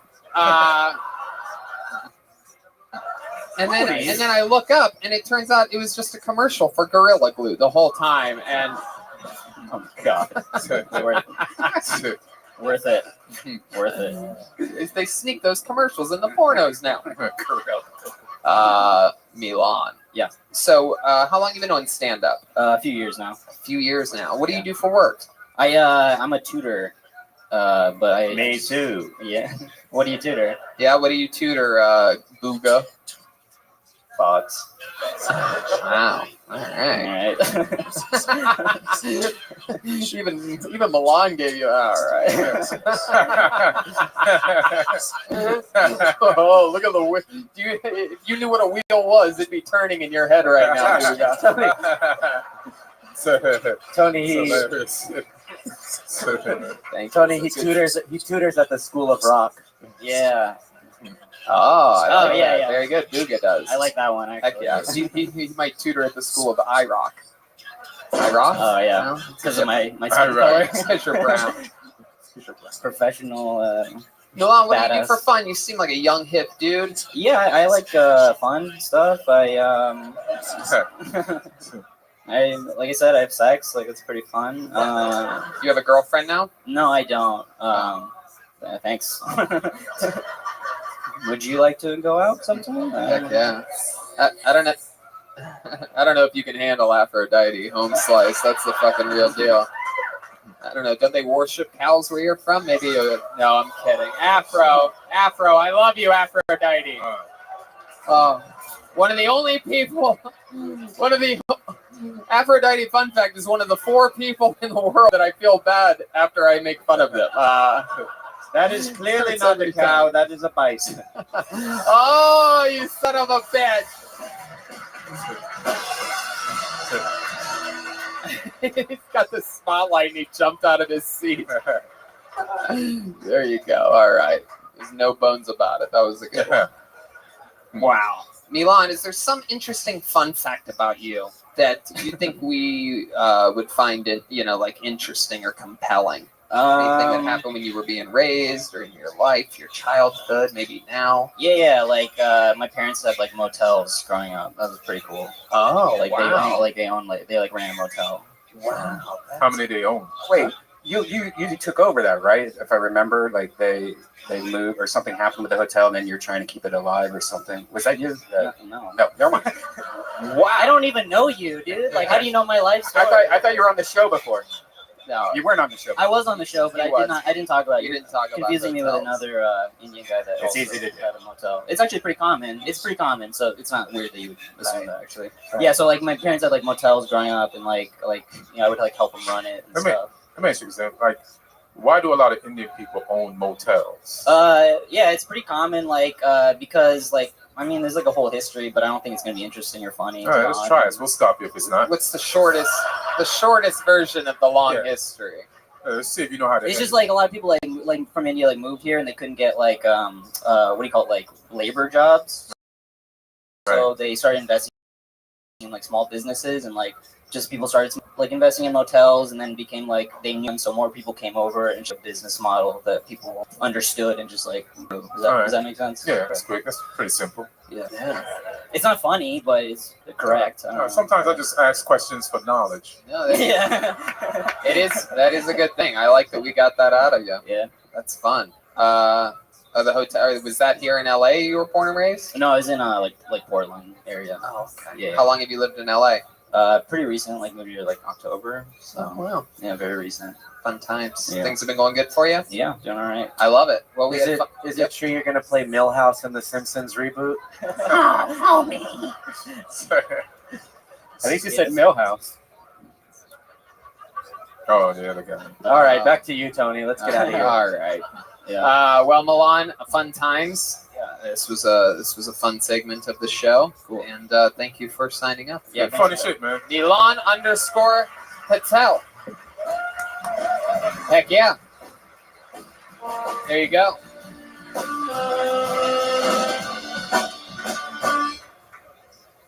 It's a very diverse show so far. We just had a little brown boy and a white demon on beforehand. It's people of all shapes and sizes. This looks like a fun name. Put your hands together for Mitchell Lamar. Mitchell, wow, big pop from the comedians. That usually means this is someone coming up on the scene that people like. It's hard to get the comedians to like you. One more time for Mitchell Lamar.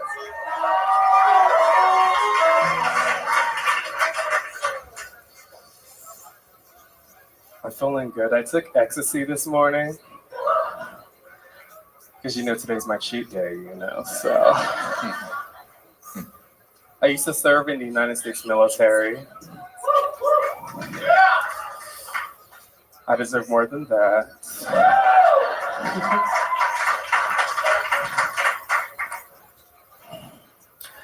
The military is nonsense. Let me show you how we were trained to protect your freedom, okay? We would stand right, we'd stand. We put our hand upon our hip and then we dip, I dip, you dip.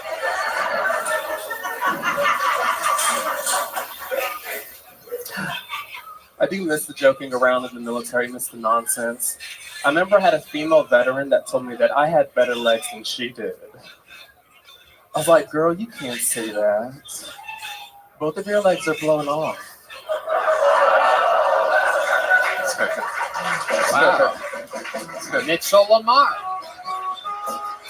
I'll tell you this, that last joke got a groan, but I loved it. Yeah, I did too. I loved it. Only you can get away with that.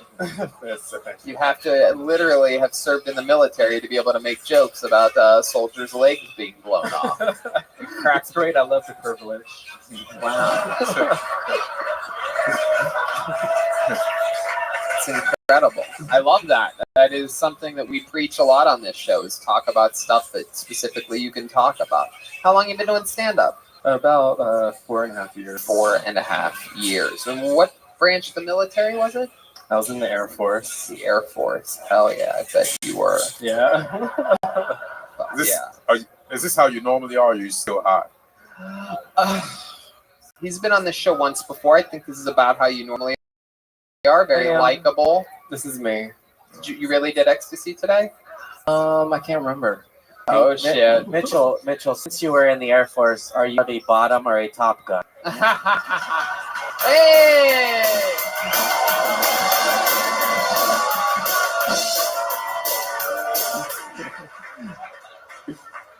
Top. Oh, shit. Wow. You're not going to try to get in my cave later, are you? I actually like guys that are from a cave, so. Oh, shit. Damn. So you spent a lot of time in Afghanistan. Wow. It's getting crazy over here. Is that true, Mitchell? Did you serve overseas at all? I was in Turkey, Japan, the mental health clinic. Wow. What did you do in Turkey? I was an IT technician. Mm-hmm. Worked on computers and men. Wow. Now let me ask you about this, because that does seem interesting. Like, are there a lot of dudes that are willing to sort of just hang out when they're over there, and it's fucking like a lot of straight dudes you think are sort of gay when they're in the Middle East? Like, I mean, when you're over there and it's just dudes everywhere, is it sort of like a prison mentality? Or do you find the gay dudes? But you're like, how does that work? Tony's looking to sign up. Yeah. I am.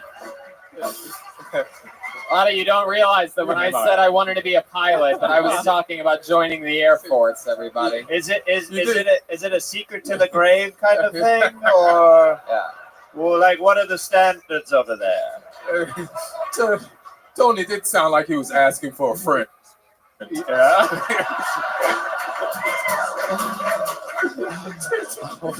So anyway, Mitchell, give us the details.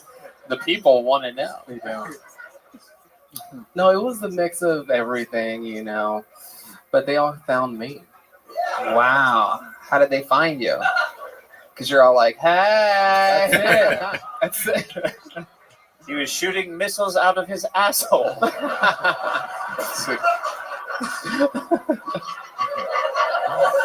Heck yeah. I wonder where the gay guy is. Yeah. My goodness. If you had to guess, if you just had to shoot, you know, plus or minus 5, if you had to guess how many times you had sex, how many different guys you had sex with when in the military, what would that ballpark of a number be? Gosh. Just in Turkey? Yes, and then in bologna, then in ham.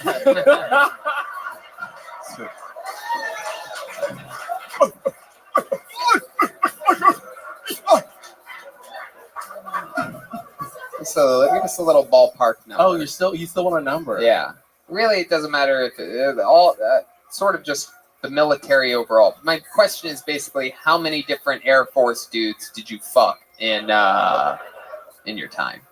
They weren't really fans of me because of the marching. Okay, so here's the thing. Whenever I was into other branches, because here's the thing, in the military, there was a lot of marching, but everyone hated marching with me because I made it look so good. Wow. Did you ever hook up with any Marines? Yes, a lot. The few, the proud.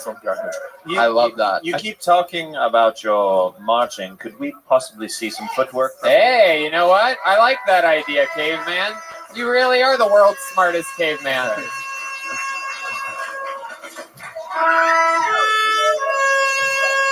Oh, shit.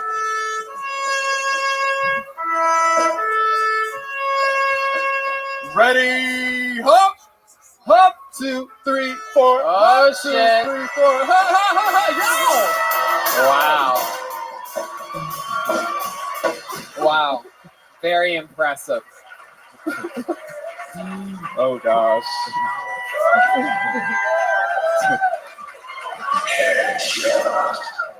Hell yeah. I guess we know how they found him. That's it. My goodness. So Mitchell, you've been doing stand-up 4.5 years. How long have you lived in Los Angeles? 3.5. Right after I separated, I moved down here. Right after you what? Separated. From? Oh, the military. That's what you say when you're like, bye. You know, I'm seeing other branches, bitch. Do you still call your butthole an aircraft carrier? Wow. Yes. Yes. So 3.5 years. What do you do for work here? I just got a job as a server. Oh, a server. Yeah. Okay. You just can't stop serving your country. Now, usually servers, as I've studied, have a personality to be very expedient with the way they process the tables and stuff, but you speak very slowly. What is an order like whenever somebody orders from you? My goodness, Kate, from really directing traffic here tonight. Desert Storm, Operation. Like when I give an order to somebody? When you take an order. Oh, boy. Oh. I know you usually give the order, but when you take the order. Hi, my name is Mitchell. Welcome. Is this at Hamburger Mary's? No. No. All right, Mitchell. I'm gonna save you, buddy. Fun set tonight. Fun times. Unbelievable interview. Such an entertaining guy. It's not the guy's Mitchell Lamar, everybody. I was the drone operator Yeah, on Rocky you're Line amazing. C403. Mitchell Lamar. 7Bs. But no. I see why the comedians pop big when I said his name. You got to look out for that. When the comedians get excited when I pull someone's name, it's always a good sign because that means that they see them a lot in open mics. It means that they're usually funny. I'd like to see his whole set. Wow, that was weird. You had 9 minutes to think about that joke, and you decided to do it then. All right, hold on a minute. You guys having fun out there, huh? As you've seen, anything can happen. I pulled another name out of the bucket. Make some noise for Tema Saul, everyone. Tema Saul. Oh, here she comes.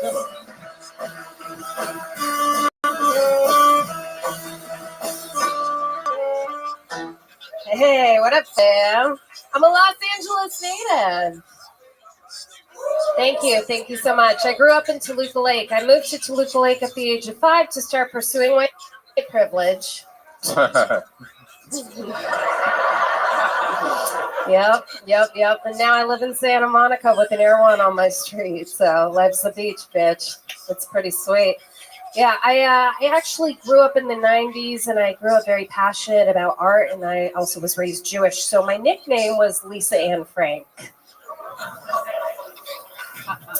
Thank you. I'm going to stick that one back in the attic. That's fine. Cool. I think I need to break down Judaism just a penny pinch more. If I could rap about my roots, I would say my parents are Jewish, so my blood is real. I don't like a filter fish, but I eat falafel. Oi, my bubby spoke Yiddish. My Zadie loved her knishes, and every Friday night Shabbat dinner, my dad would say Kiddush. Yeah. Baruch atah Adonai. Thank you. Tema Saul. Very exciting, Tema. Fun times. You've been on this show before? Once before. Heck yeah. Yeah. Glad that you're back. Clearly, you came straight from set playing the new female version of Mario. Thank you so much. Yep. Very exciting. Wow, you treat the women just like men here. This is interesting. Hi, Tema. It's really good to be here. I really feel very much at home. It's good. Yeah, of course. As home as you should feel, Tema. Okay. How's life going? Life is good. How long have you been doing stand-up? Started March 2009. Wow. I started pursuing it professionally in 2016. Okay. 2016. 20 BC. Beat that. I did it for about 2.5 years when I started, and then I kind of put it aside. And What made you put it aside? I got really involved working in production. Yeah. And I got into a relationship. My priorities shifted. And then I kind of fell out of it. And then I was just like, no, I actually really love stand-up. So I got back into it. How long were you in that relationship for? Thank you. 4.5 years. And how did it end? Well, I fell out of love. Yeah, that's one way to put it. Yeah, sure. Yep, it wasn't meant to be. Right. Yeah. Right. Did he recover well, you think? Sure. I mean, it was amicable. I don't talk to him anymore. So. Wow. Yeah. You dating anybody now? Yeah. How long have you been with him? Well, it's new, fresh. Fresh. Is it a comic? No, thank God. No offense. Sorry. For real. Yeah. What does he do? Oh, I'm not going to get into this right now. What do you do? I do a lot of different things. Yeah. I work on set as an actor, principal, background stand-in. I also drive for Lyft and Uber. I also deliver donuts. I babysit. Wow. I'm hustling. Wow. Yeah. You said, are you really from Toluca Lake? I'm sorry? Are you really from Yeah, Toluca Lake? So you have really I grew rich up in Toluca parents. Lake. Well, don't give away my punchlines or anything, but yes. So your parents are very rich? My parents do well. They're They not work giving you hard any for money? I'm sorry? What do they do? My mom is a realtor, and my dad sells life insurance. So Whoa. yeah, Hell yeah. neither one of them work in the industry. They're homemade, man. Have you acted in anything that we might recognize or anything like that? I was on Life in Pieces for 3 seasons. I was a stand-in, a regular stand-in, and then they upgraded me every season. So that's cool. Yeah, thank you so much. Yeah, all right. Thank you guys. Thank you very What's much. an interesting fun fact that we would find compelling I about sucked you? my thumb until I was 15 years old. Whoa, 15. Thank you Heck so yeah. much. Yes. My goodness, we know where to get the blowjobs around here. The answer is Mitchell Lamar, the last comedian on stage. Yeah, we hang Tricked out you. a lot. I So. tricked you right then. We kick it. You're friends with Mitchell? Yes, absolutely. Heck yeah. What do you guys do? Go shopping together and shit? Obviously, we suck dick together too. So that's Wow. good. Yeah, That's good to yeah. know. We have a good time. What made you stop sucking your thumb finally at 15? Well, because 15 is a very unreasonable time to be sucking your thumb. So I wanted to start sucking other things. So My goodness. it was time. Puberty, man, just hit. Timing was right. So Wow. yeah. Is that when you put a penis in your mouth for the first time? 15? Did you have your? It actually is. Wow, Believe it or that's not. incredible. See that? Tony, Yeah, we're but- really breaking barriers today. It's true. So- Sometimes it just turns into a psychotherapy session. Yeah. You know True. what I mean? It's actually like when somebody quits smoking cigarettes, they Right. usually have to put a toothpick in their mouth. When you stop sucking your thumb, you have to put a dick in there. That's true. That's Basic true. math, pretty much. Basically, Yeah. yes. I made up a rumor actually in 7th grade that I gave head to a guy in a treehouse. You made it up. Yeah. That's well, it was in a new school at that time. Right. So, So you're like, hey. trying to get popular. Right. Weird way to get popular, Heck right? yeah. But Yeah. then what happens? Then like Well- a guy is like, hey, you want to come to my treehouse? What about the poor guy I mean who didn't get the blowjob? Yeah. Yeah. I earned the nickname Treehouse Queen. Wow. Yeah. Thank you. Gave head in a treehouse. I'm pretty It's sure that magical, was right? the end of the movie Hereditary. It's for the 16 people that saw the end of that movie. man. Yeah. Wow. Tama, that's so interesting. What ended up happening when you said that you gave another 7th grader a blowjob in the treehouse? Nothing. Did it help you get more Nothing. popular? Made things a little awkward, and I got teased a lot, and so then. All the boys in her class started planting trees everywhere. Hey, Tama, The up tree of here. life. Yeah, exactly. It was Wow. just- no.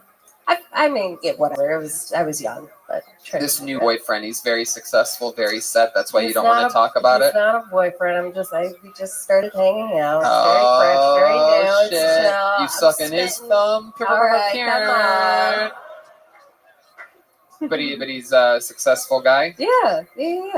famous actor. Mm-mm. No, it doesn't work in the industry. Wow. Oh my goodness. Really stretching out of bounds. Does he right sell now. life insurance? Is it your father you've been hooking up with? Not dating my dad. No. It's weird. Yeah. Tama, what else do you like to do for fun? Any hobbies or anything like that? Yeah, I play the ukulele. I love spending time with my friends and my family. I go hiking. I bowl. You bowl? I Yeah. like to bowl. On a high level, you good at it? Yeah, I'm decent. Yeah. What's your average? 130. 130. It's like Yikes. 30. Yeah. My goodness. That's not that good. Yeah. You're right. I know. Gotta be honest with you, it's atrocious. I didn't say I was good at it. I just said You just I say you like to enjoy it. bowl. Yeah, I like to bowl. Like Bumper bowl. bowls, you know. I think you just like putting your thumb in the hole. Yeah. Hey.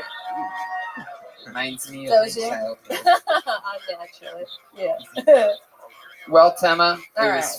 fun. Thank Very interesting stuff. You're talking about stuff that you can talk about, being an LA native. The Lisa Ann Frank joke. Now, that's a combo joke, right? Is that because you said the Valley, Lisa Ann? So that's a reference to. I said passionate about art and grew up Jewish. So Lisa Frank for the fans. Oh, I thought it was a A reference. lot of girls know the reference. All right, need to stretch that one out to the men show. Or not. This has been Is, it, real, is man. that the monkey sticker? And like, Yeah. once Princess Yeah, with the colors. No, colors. She Yeah. owns a these are model, different does he ones. become The like famous porn star named Lisa Ann If that I he once does, roasted does on he still have to fix the on a roast. Really? Yeah, the roast of Ron Jeremy I did in Toronto, Canada, and Lisa Ann was on it. And then, And what that about when you Luigi? said Lisa Ann Is he just Frank, like I'm like, the that's an brother interesting and risk. himself? But now that I know that you're talking about Lisa Frank, I think it's, Oh, that is I fucking definitely funny didn't know as who shit. that was. Yeah. I don't even So think it's Lisa, even- does she even still make those monkey things? I don't even think she works. And Yeah, like, she's where, actually where's she does. Princess She's still Toadstool's selling her, like her parents? stuff. I actually, a She's a writer that I princess, worked right? with is So, cousins like- with her, and then sent us a bunch of her free there's a stuff. king so and that's- queen Are some of somewhere. the stickers still scratch and sniff? No. All right. What's Bowser's rank? How did he get The that monkey's spot? actually made by Paul Frank. Oh, What's his backstory? well, who the hell's Lisa Frank? She's like that. That the is a dolphins funny and the fucking lions and like the premise. rainbow and all the she's all Flamingos, all that Air Force stuff.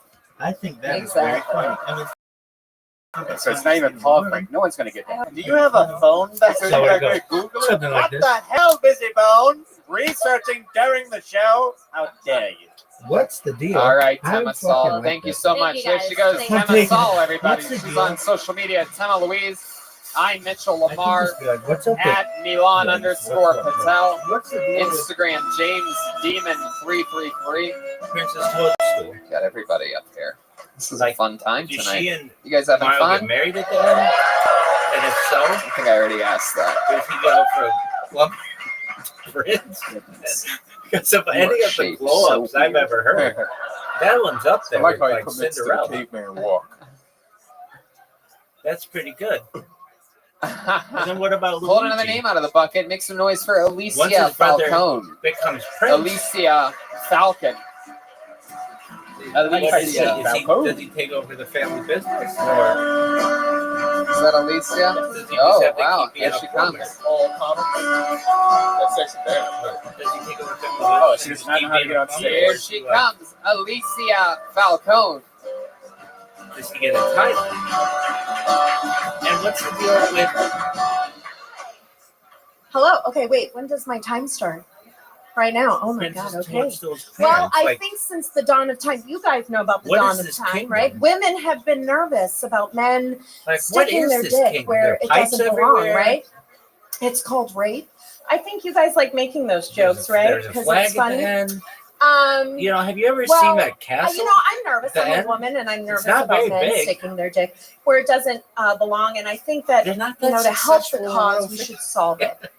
And I think I have a way. So somewhere between 1978, when Debbie did Dallas, and 2019, someone somewhere said, you know, hair's That is out. We were fucking talking funny. about this earlier. You know, I'm glad Bush. this is recorded But so I that people think in the future in can order know to how evade funny I those am rapists, for you making just video turn that game landing jokes. strip I into think the it's full really funny, though. airport. And if a man sees you in a dark alley What else? and he pushes Yeah, you I could down, do like flips up 5 that minutes on skirt that shit. and gets a load of that All right. raging bush, What else? he's going to help you back up. Well, Apologize to you and how call did you an Bowser Uber get home. to be fire Yeah. breathing? Like, Anyone? was this an industrial accident? All right. And are the like lava levels? All right. Part of Alicia the Falcone. kingdom? Am I saying that right? Alicia Falcone. Welcome to the show. Very Can I just say, Why if don't you we had a ever big get to bush, see I would inside still the rape castle? I you. guess we do. Hey, he's a caveman. He's a caveman, so I don't want you to get scared at a rape joke. You made a point to acknowledge how unfunny rape jokes are to Rape you. is hello where I'm from. Hello. What else? What else would be good? Stand between Ian and the caveman. If you don't mind, there's a little X over. Just stand right there. Let's grab the microphone. Princess Toadstool. Is this her Heck yeah. kingdom? Have you not been watching the show at all? I just Like, don't and if normally she doesn't take know how my the show dick. works. I like to Backstory with- have it. Can it Listen, go a all little I- longer? guess All I have to guess say it's is, not her kingdom. Thanks Or for is it? proving that rape Is she- jokes aren't funny. They don't really Yeah, that's tell right. you. Thank you I so don't know. much. Wait a second. I Are feel you like about given to a rape 1,000 me? Why are you times. behind me? Would you? I don't really You never know know. where those You lambs never are. know. Alicia, up here. How are you doing? How you doing? How you Doing well. doing? You took a lot of improv courses That before could be coming funny. here? No. No. I like it. You're going above and beyond. How long you been doing stand-up? Since February. February you started. Yeah, baby.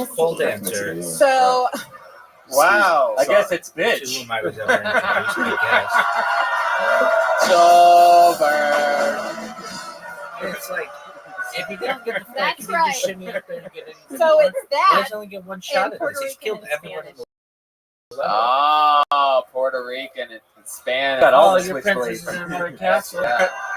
Does he like just go no to the chance next your castle? mom Does he signed up sleep in the tonight. one She's that's not right there? interested in doing comedy, is she? Does he get She some is rest? a funny woman. never- I don't know that she has her doesn't have- material I'm ready. sure she doesn't have a minute prepared, right? How long does he spend in I those don't. Did castles? you want to bring her out? She said, yeah. Probably not. Don't. I don't want to embarrass Also, her. How does No, he I won't shave? do that to your innocent He's mom. got that mustache. Don't do that to my You mom. said Never don't, grows a don't beard. embarrass you, don't bring her up. Yeah. Does she have any like Perpetually- special skills or talents or anything? She has many. She's Like an what? angel from heaven. Like There's no what? 5 o'clock Does she shadow. I like just you said she like was an plants and reading books and She Well, plays the Lucas harp doing because that. she's a fucking angel from heaven. I just said that. she really Dead plays one. the harp? Well, Yeah. then there are those big Oh, okay, I don't bullets. believe anything. Does you she play said. harp to get? Those Say that one more time. big bullets. are Nothing. Concerning. Did they have this? Wow. Well, Alicia, you know, Like, did they go- fucking, I'm like, how excited did they that you invent love these things? stand-up comedy. Oh, I love it so much. And bigger you're than gonna learn a others? lot as it goes on. Yeah. February I'd is have to not play the long at game. all. It's not long enough. That's about just about as new as it gets. That's right. And I can tell that you love the What else? spotlight. Well, there's that thing on a Which- chain that's which like helps. that So thing. you'll keep going. You'll be fine. What the All fuck right, is thank that? And you know, you said Let's see. you said Super some Mario. funny things during this Super interview Mario. part. Like Yeah, thank you. you have there's something there. There's something You Super you Mario have to make Brothers. sure that you hit them with the joke fast and from the start of I can your make fun of all set. this shit. Jokes were missing. Apparently, I thought I was The doing official that, Super right? Mario Yeah. conversation. Jokes were missing. But, Right. you know, Okay. there's something No, there no, for no, real. no. All that Right. stuff is too. And also, too like easy. I think a good piece of advice is like saying anything isn't funny, Mario even if you're just franchise. kidding about it. Like when you It said like makes it rape am I jokes aren't starting- funny, Okay, it's a then people are self-fulfilling. gonna be like, well, what the Right. fuck's funny Mario. about you? You know what I mean? Right. So you Peach. sort of buried yourself Just at the Peach top there Toadstool. because Now it's that like could be there's really nothing fun. funny about rape. So, but you guys like well, you were who's sort of like King you guys Toadstool? like those kinds of jokes. Like you made it seem like we're assholes. Yes, it sounded like you was complaining. But I'm the asshole, right? It came out like you were complaining. So her Saying it. So Tony about looked at rapists. me with your eyes her and said, first name is Peach. you were looking and saying that I was the Then asshole who's Daisy? just now. Oh no, the Puerto Rican's coming out. Yeah. All right, there she goes. Her first time on Kill Tony, Alicia Falcone. What is this? She's on Instagram at Jokes in Motion 87. Alicia Falcone.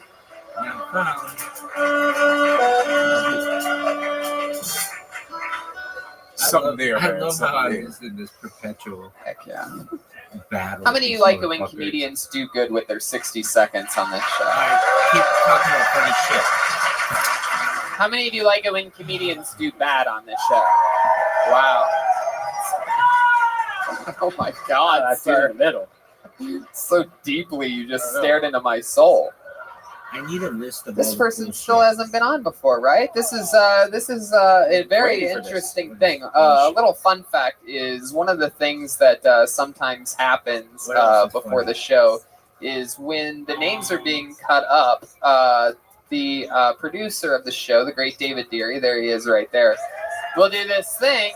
And because sometimes people will sign up multiple times and try to cheat the system and use a fake name. So one of the things that happens Princess is Daisy through and through a Princess setup Toadstool, are system they of 6 years of sisters? doing this show is Are he'll they check the lesbians? social media sometimes of the people that sign up if it's a new name. And ruckus began in the green room a few weeks ago when we heard this name for the first time, and it was confirmed that it was a real person. Yeah. I'm excited. We've been excited to pull this I've been name out of the waiting for bucket for weeks now. Put your hands together for the very first time, no doubt about it, for Tokyo Cunt Punch. Tokyo Cunt Punch. That's amazing. Tokyo Cunt Punch. Can this be true? Wow! Look at this. This is not what I was expecting at all. Way better than I thought. Oh, wow. She's got a catchy name. This is her Kill Tony debut. One more time for Tokyo Cunt Punch. Love it.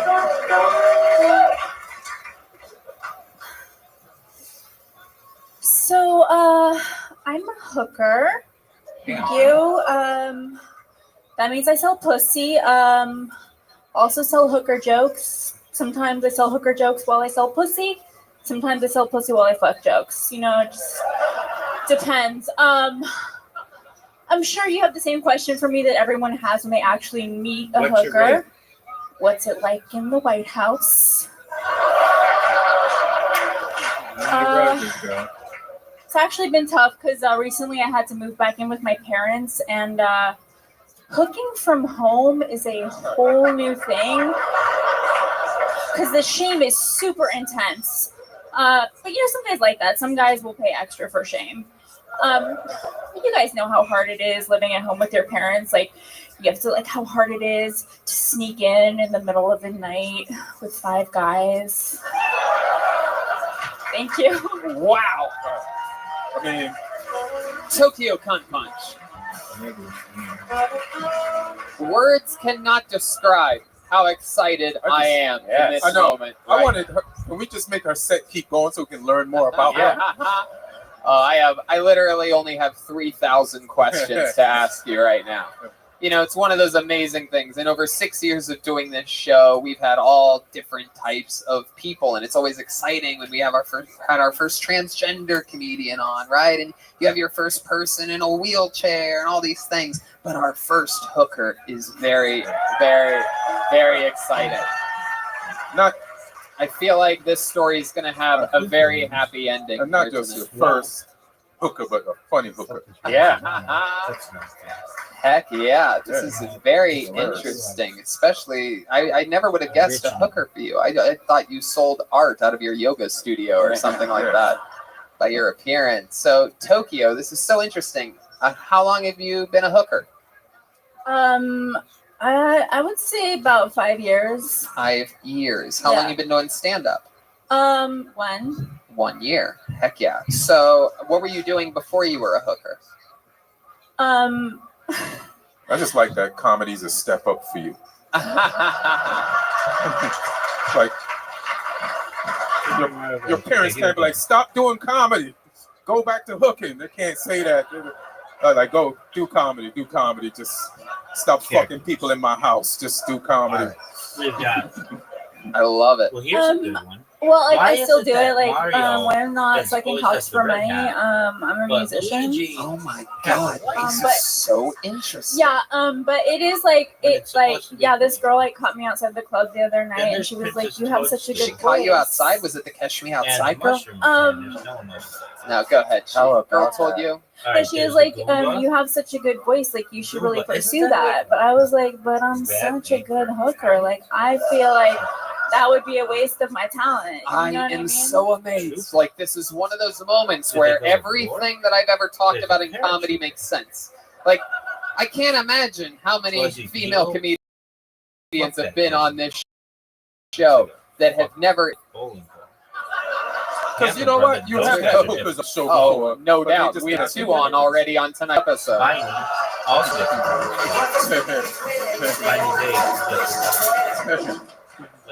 I left it my own joke on that one. We definitely had a you know couple. what, like, So how much, like Tony, 15 minutes, like roses, how much do you charge? Jesus Christ, Brian. You're going to the best question right away. Oh, I want to know what kind of hooker we're talking This is a about. hooker. You have to warm up before you get to the big questions. You don't have to shoot your load on her face right when she walks in the It door. was a trick question. I said 15 minutes. How many? What? How much per 15 minutes? Yeah. I mean, we could work out an exchange for stage time. All right. So, you ever been to the Ice House? Do you want to? I like Is your hooker name Emo Phillips? All right. Or Dee Dee Ramone? Hey man, watch your mouth. It's a hooker you're talking to. Sorry. Wow, that is so interesting. I like the name Sky for like hooker shit. It just feels limitless. Can we hear you sing? You said the girl said your voice was dope. No, but like the thing is,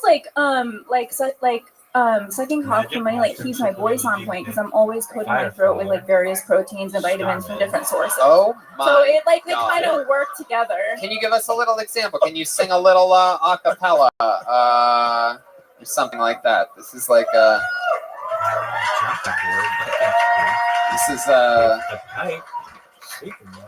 This is Tokyo. This is the first time we've had a hooker. You know what? I can't. I don't know. I think she's nervous Fuck for the my first life. time. Come on, by hook or by Okay, crook. all right, okay.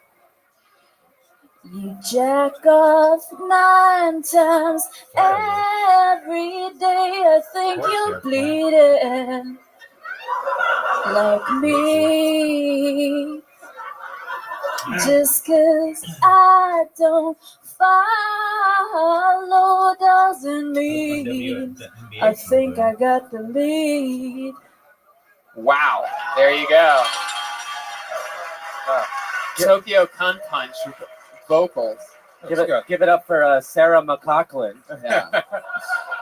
More time I for should have done a comedy song. You know what? You got an okay voice for a hooker. I'll tell you that. You're a lot like Sia. Sia on Craigslist or something like that. Do you fuck with Craigslist? Is that how you? Is that how Brian should contact you? What did you say? Sorry. What did you say? He wants to know if you're on. He can find No, you on no. Craigslist. He's gonna find you just fine. Just like hookers.com. Right. Oh, so I have some questions. That's straightforward. That's a website. I have some questions for you, Tokyo. Wait. I think we're warmed up enough to get to them. Yeah. Is it real? No charge for that. I love it. Well, that's actually going to be one of my questions. Is can you give us a ballpark of what's on the menu? Why isn't that? Like, is that okay? Like, is that's Yeah. a cool thing, right? Where the line is with Sure. hookers, I don't know. I'm just going to keep asking questions until That's you tell me okay, to go Tony. fuck Like, myself. if you're looking to spice up your marriage, I will tell you, nothing in the ass but a finger or a tongue. That's Is just is it all you can eat, or what are we talking about? Hold on 1 second. Let me try to. Can you repeat that one more time about finger or tongue? I missed something there. nothing in the ass but a finger or a tongue. Wow, that's adorable. Okay. It helps you clean. Okay. I like very that there's a good. line. So, and then like, what else is there? It's pretty much just fair game. Other than that, no. Don't put any like bookmarks in your ass or anything like that. I don't like those little cheap toys. No It's chess just like, pieces yeah. or anything. How like much that. to never talk? Oh, Schulberg, come on. I'm You're sorry. an I'm sorry. I'm asshole. sorry. How much? Okay. How much to never talk again? No, Joel, stop I it. prefer that, but unfortunately, they don't want to be like, oh, I love you, you know what I'm saying? I got you. So Tokyo, let's get back to my original question. We're talking about the menu here. So is it like all inclusive? Is it just for a time slot, or do you do like It's certain a time things? slot. I think I'm pretty generous with my time slot. I have a suggestion. Yes, go ahead. I have Pretty generous with the time slot. All right. I have a suggestion for a menu item. I think that you should label like a 5-minute area pricing, like Fast and Furious, Tokyo Fist. All right. Okay. So back to 5 minutes. It's a fist. Got it. It writes itself. Yes.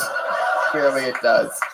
So Tokyo. Her name's Tokyo. It's a great 15, 30. Like, what are the option limits? Like, how does that I work? feel like a lot of single bitches, be giving it up for free in LA and driving down the cost of pussy, making my life hard. Right. So, no, because people are very rude. Do you to do that hookers. on stage? Is that one of the jokes that you do? Not 'Cause you exactly the should. way I just said it. If but you talk about being a hooker on stage, you should be coding it with truths like that seem like they're not even jokes. And then when you hit jokes, you're just killing already. And their names and where to find them on the internet. Okay, Red Band. Very good. Red Band is so excited. This is the most he's talked how in long- weeks. I have more questions. She hasn't answered my questions yet. A couple I'm gonna hours. go through my A list of couple questions. All right, stop fighting over the hooker. Jesus Christ. I'm gonna find out this exact. I'm gonna get an answer. Is that me? Did I just The hit my hooker doesn't own have to go around for everybody. Stop fighting. Jesus. So time slots. Let's talk about it.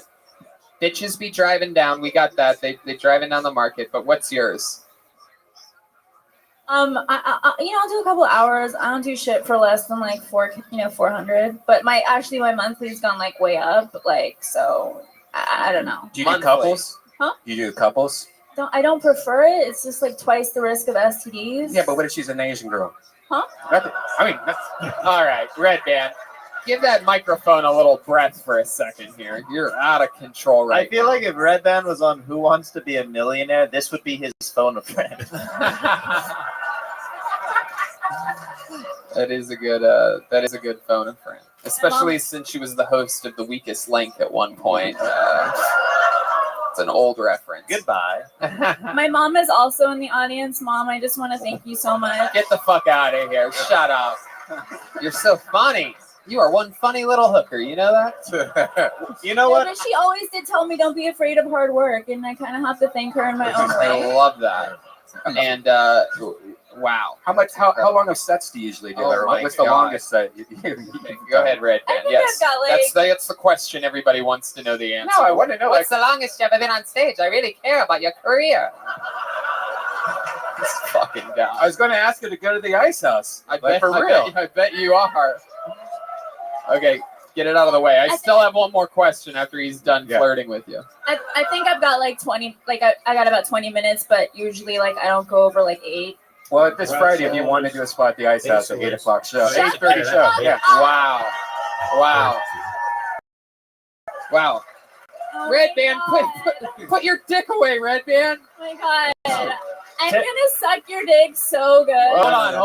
I don't hear that. Hold on, everybody This is a relax. big spot. Okay, relax. Safe word. There is no safe word. Take that, burgeoning comedians. A hooker just got booked over here.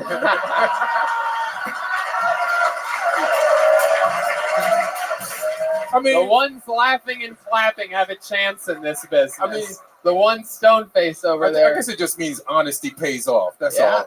That's exactly what this is. Okay, last question. We've already spent more time with you than anybody else here tonight, but I have a very important question that I've been dying to ask since you said you were a hooker. What is the most business you've had in one day? I think like 5 dudes, and 2 of them weren't even Johns.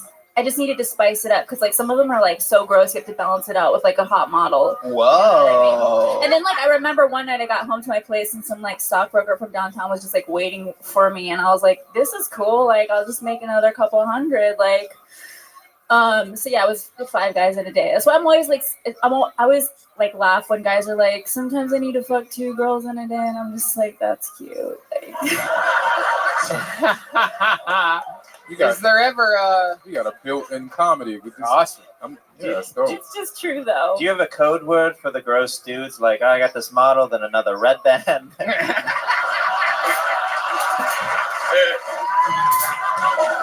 Wow.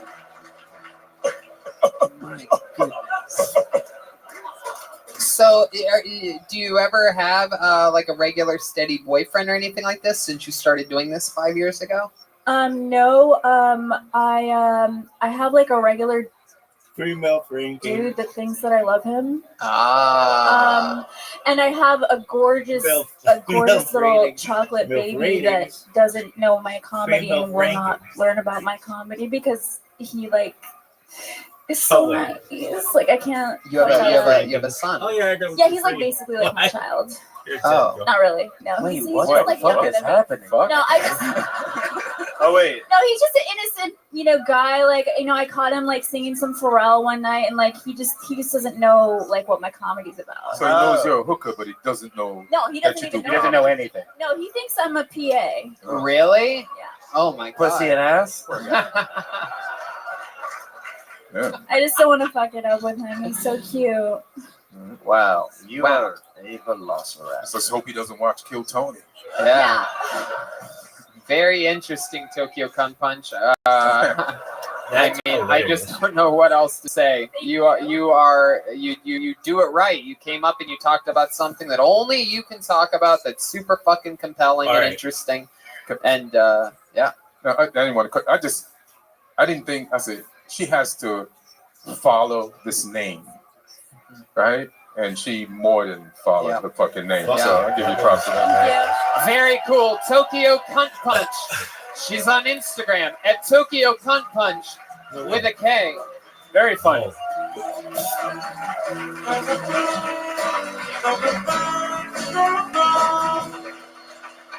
All right. let's before we go back to the bucket, let's have some fun here. We have a regular on this show. He writes and performs a brand new minute every single week. But before we go to him, let's talk about who brought you to tonight's episode. Can I just say it was just fun talking to a hooker without being on the clock? It's true. That's all free time. Hopefully she doesn't send a bill to everybody in the room. I know, right? after this. Jesus. A little bit more from our sponsor. And we're back. Hey, that was great. Back to the show, and our regular is ready to go. He writes and performs a brand new minute every single week. Has an unbelievable delivery style, an unbelievable comedic style. Ladies and gentlemen, I present to you one of my favorite top young rising comedians, the great William Montgomery, everybody. Here he comes. Oh, very funny. Here he is in the flesh. Come on, guys. William Montgomery. So I just got accepted into DeVry's psychic program. I knew I would. I'm a fucking psychic. Just not that good at it. So I've been calling a bunch of classified ads recently, not really to buy anything, just to talk. And after about 5 minutes, they're always like, hold on, is this William?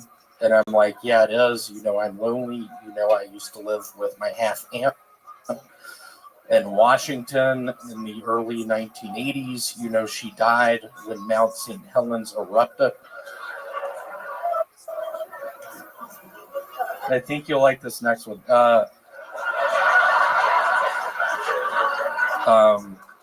I'm keeping this. So yeah, this is called today, baseball. Juho.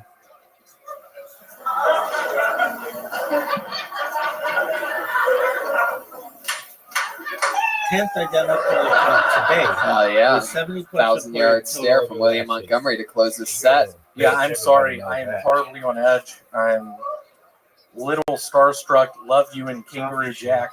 Wait a second. I don't know what that means, William. Are you taking a shot? I don't know what Kangaroo Jack is. I'm kidding. It's my favorite film. Do you know? I'm good with it. I don't know. Okay. How about one more time for William Montgomery?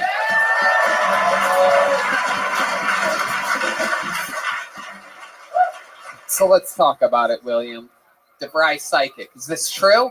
It is. Yeah, I spent $20,000 on one of the opening tests. I was pretty sure I was going to pass. Luckily, I did. Why don't you do a reading on one of these audience members? Maybe. Why don't you pick your Hey, Anthony. Your name's Anthony, right? Yeah. Your name's Anthony, right? How's your leg doing? The guy, by the way, fun fact, the guy he's talking to in the front row just looked back at him and said, "We met 2 weeks ago."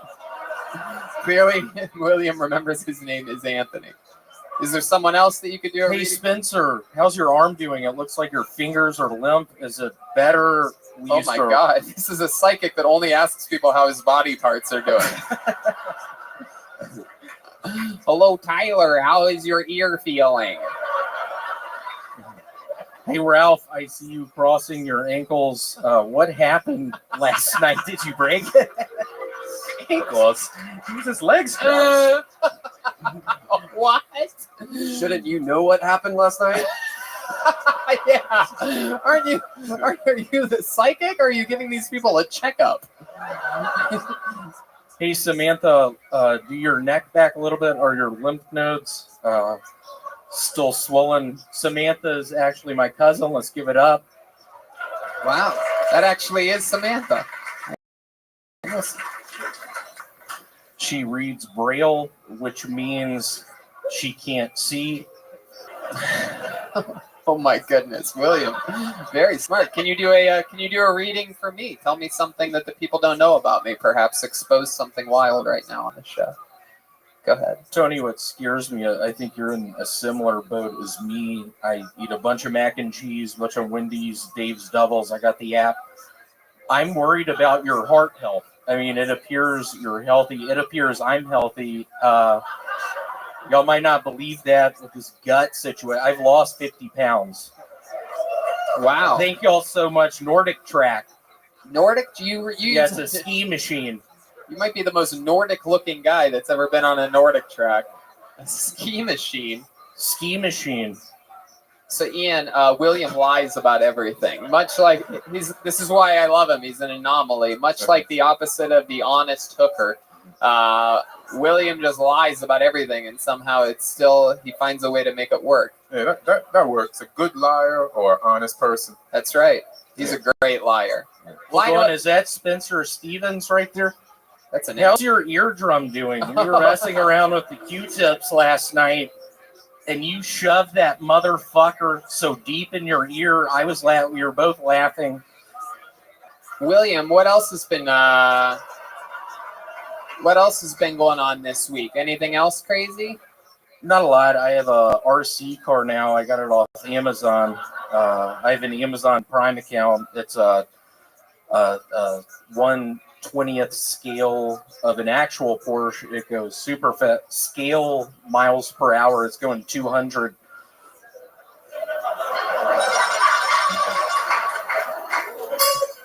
My goodness.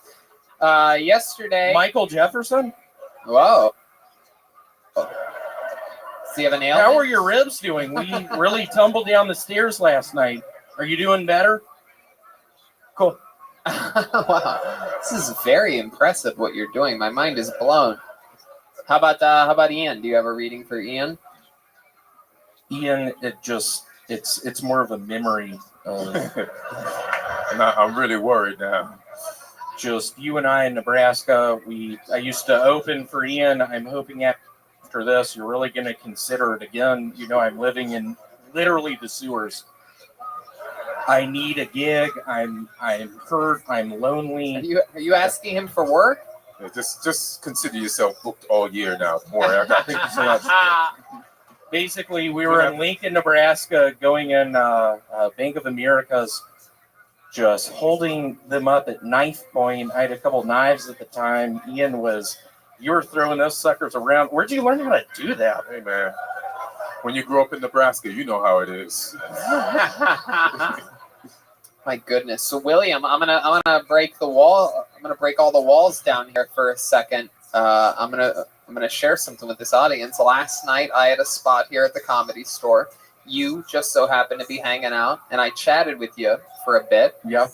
And you mentioned to me that you've been seeing a girl lately for the first time. This crowd seems very intrigued now, and it seemed like you were being honest at the time, which surprised me. I was. She is actually here tonight. The plan is afterwards. She has some really good liquid acid, and we're going to go back to Reseda. Maybe I'll take 2 squirts tonight. Wow. And just watch Tool music videos and have to pee real bad, but refuse to go out of her bedroom. Is this literally 2 hours in, out of an 8-hour ordeal. Is this girl's name Tokyo Cunt Punch by any chance? Are you the guy that she thinks loves her? You're the big baby, brown baby. Yeah, I mean, I think I've been very alone for 10 years. I think something that really sort of changed my mindset. If y'all see this gut I'm working with, I literally have Lyme's disease. I brought it up before. Lyme's? Plural? Yeah, Lyme's disease. I was bit by multiple ticks. How'd you get bit by ticks? I was out in the woods. I was with Ian in Nebraska. I'm no fool, man. I bring someone who's more biteable than me. You know what I'm saying?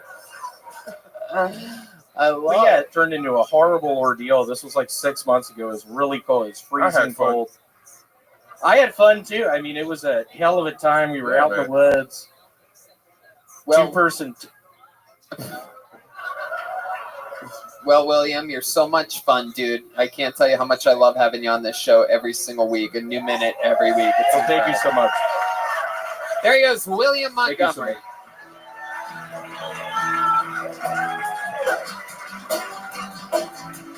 You know what? Before we go back to that bucket one more time, what do you say we have?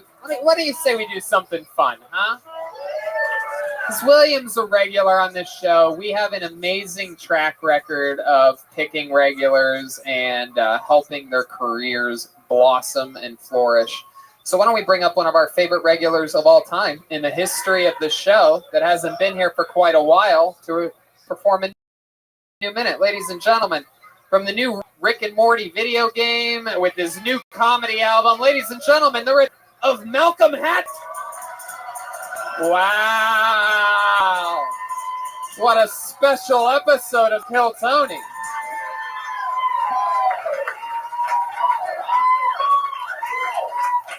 Hell yeah, what's happening? I work at a chicken job. It's in the valley. I work at a chicken job. It's called Clucking Chicken. And it's nice. It's owned by Armenians. Armenians are cool. They look like Grand Theft Auto characters, you know? Every time I go to work, it feel like I'm going on a mission.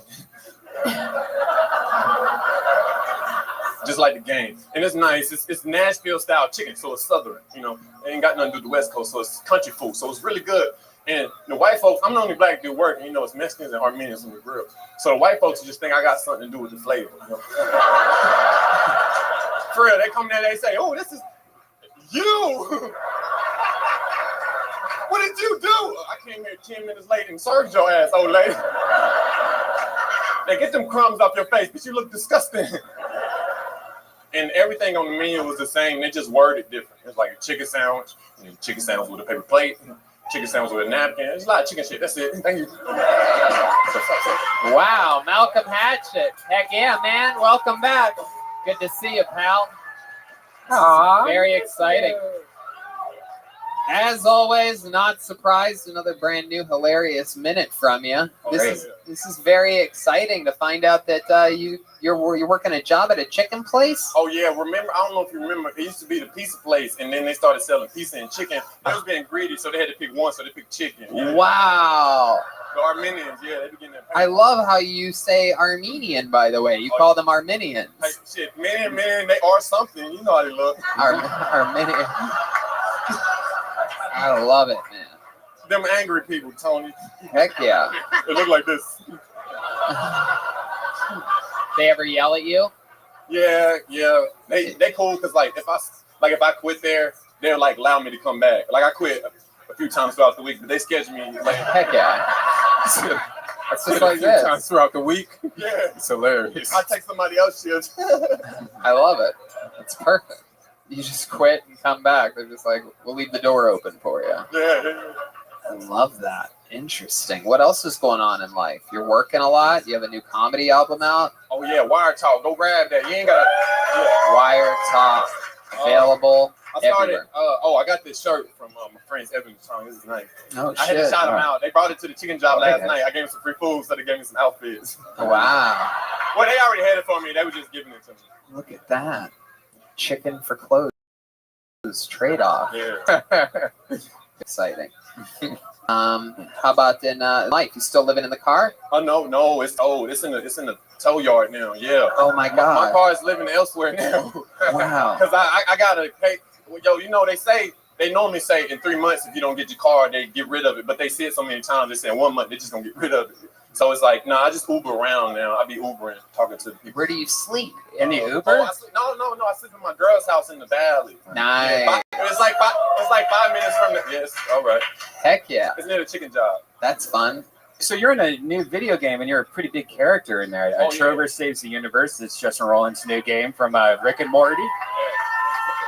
Awesome video game. You got to go to E3 this year. How does it feel, man? Like it's nice. It's nice. Justin, man, he found me from the show, and he really humble. It's like when I'm hanging with him, I feel like I'm the star. It's like no, Justin, I'm with you. Chill out. He's really humble. So it's like hanging with a friend. It's just nice. Awesome. Justin's a big fan of Kill Tony. Yeah, he loves it. He loves it.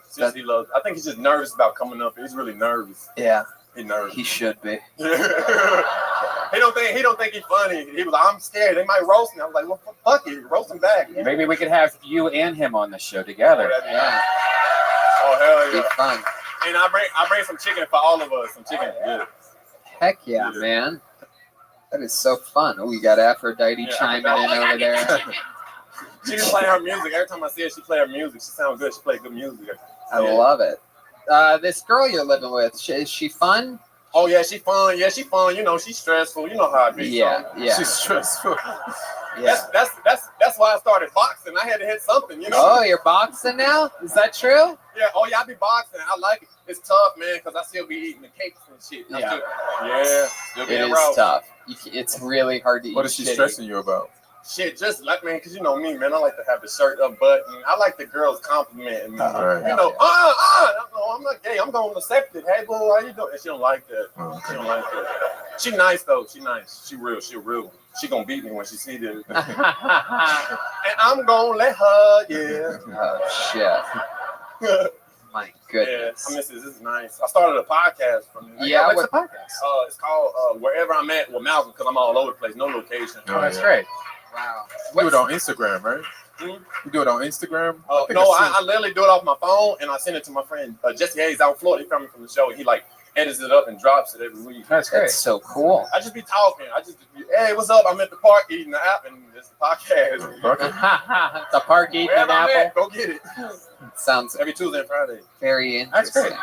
My goodness. Family's good. You go back to North Carolina recently? I'm going back on the 25th. My niece is finna turn 1.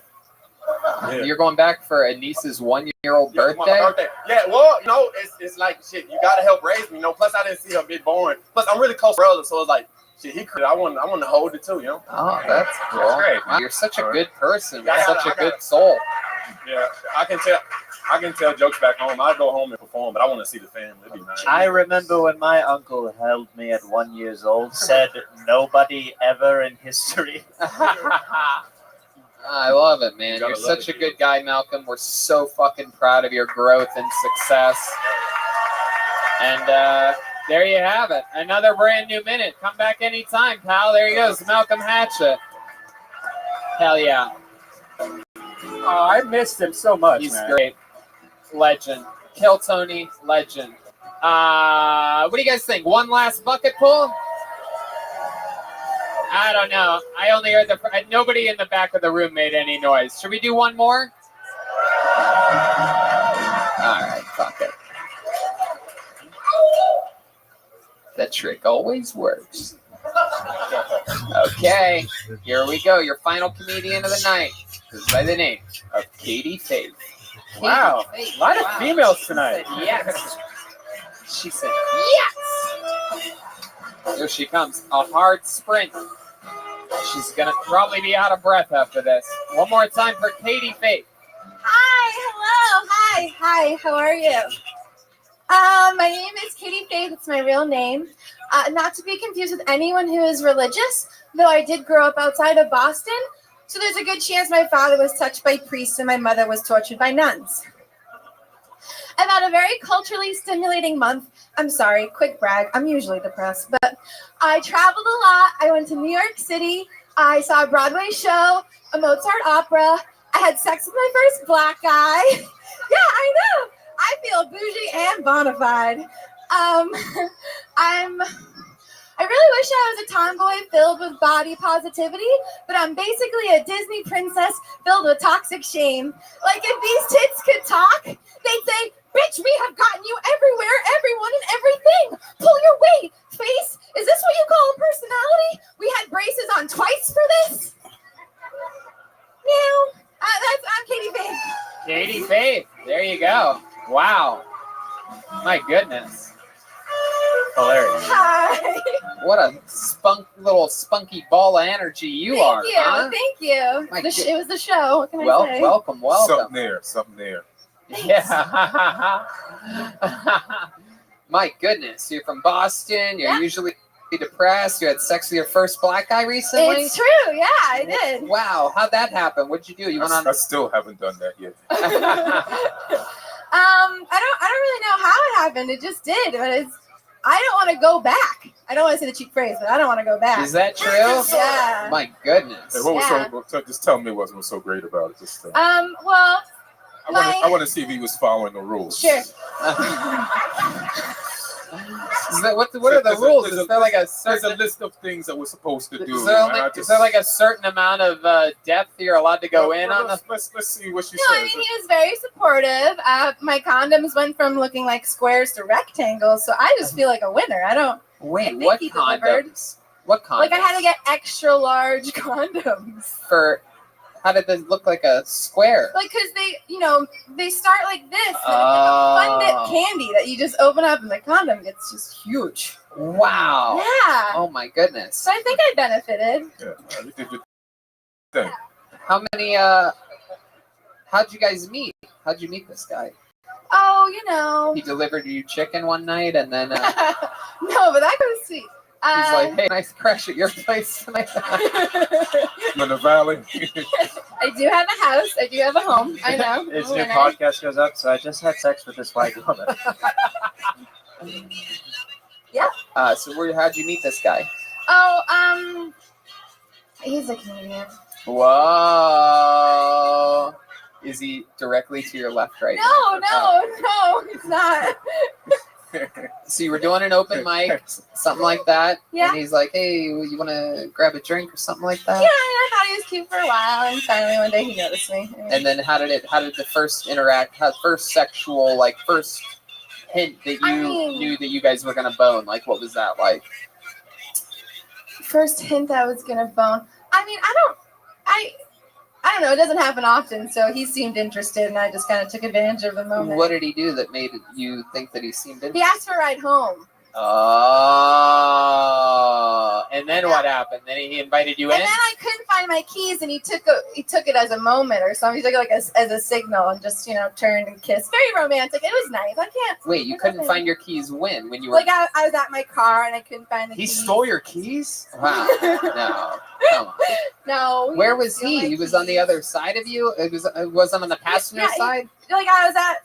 Yeah, strange enough, he was on the driver's side. He wasn't standing by the passenger door. Interesting. And then I put my bag down, and I was looking for my keys, and just very Rico Suave kind of turned me around and took advantage of the moment. Wow, where was this at? Like outside Oh, of us? sometimes I parked down at Santa Monica Boulevard because it was after a night at the Comedy Store because I love the Comedy Store. All right, relax. Your energy kicks in at very I weird am times. just so delighted to be here, Tony. How are you depressed? Yeah, I It's impossible. It's like on and off. yeah, that's called bipolar. Oh. And this is a manic This is a episode. manic, okay. Yeah, All right. absolutely. Wow, so that's so interesting. Katie, how long have you lived in LA? 5 years. 5 years. What do you do for work? I'm a bar supervisor, and I also host a porn trivia show dressed up as a nun where I work. 2-Bit Circus. Wow. Yeah, yeah. Oh wow, you got a standing ovation from Red Band. If anyone knows It's a his great place. porn trivia games, it's Red Band. Old Nintendo games. It's fun VR. Yes. Story rooms. Oh my goodness, someone's about to get a spot at the Ice House. Hey, so Wow. Yeah, I'm not a sex worker though. Interesting. Mhm. Fuck yeah, Katie. What else about you? What else do you do for? What do you do for fun? I read tarot cards. That's kind of fun. Oh, Again, the trivia show, porn, dressing up as a nun. That's fun. Yeah, Like, what work a does an lot. average morning look like for you? Like, what do you do to start the day? Definitely smoke pot and masturbate. That's right. Wow, That's is that exactly what I true? do how to wake up. Yeah. You listen to I'm the. all about equality. I heard guys do it, so I do it. Let me ask you this. This is a very Howard Stern question, but Yeah? when you masturbate, Uh-huh. how do you go about it? Not inserting anything into the pussy. Wow, It's like everything pure- goes into the butthole. I think no, not that either. That is not pleasure. You're a town. humper. That is not Only pleasure. a finger or a tongue's what I heard. Town. Oh well.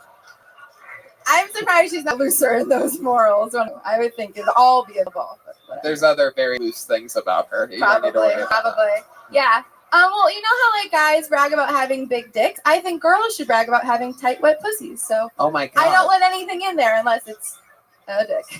Oh wow, that's very impressive. So, okay. never like a shampoo bottle, nothing. Okay. No, Red I'm Band. not like 12. Oh my God. What is that? What about this? No, come on. Yeah, you ever go clubbing? That's Tokyo. That's for Tokyo cunt punch because that would be a cunt Very punch. Game of Thrones. That would be a cunt punch. She wanted something like that inside.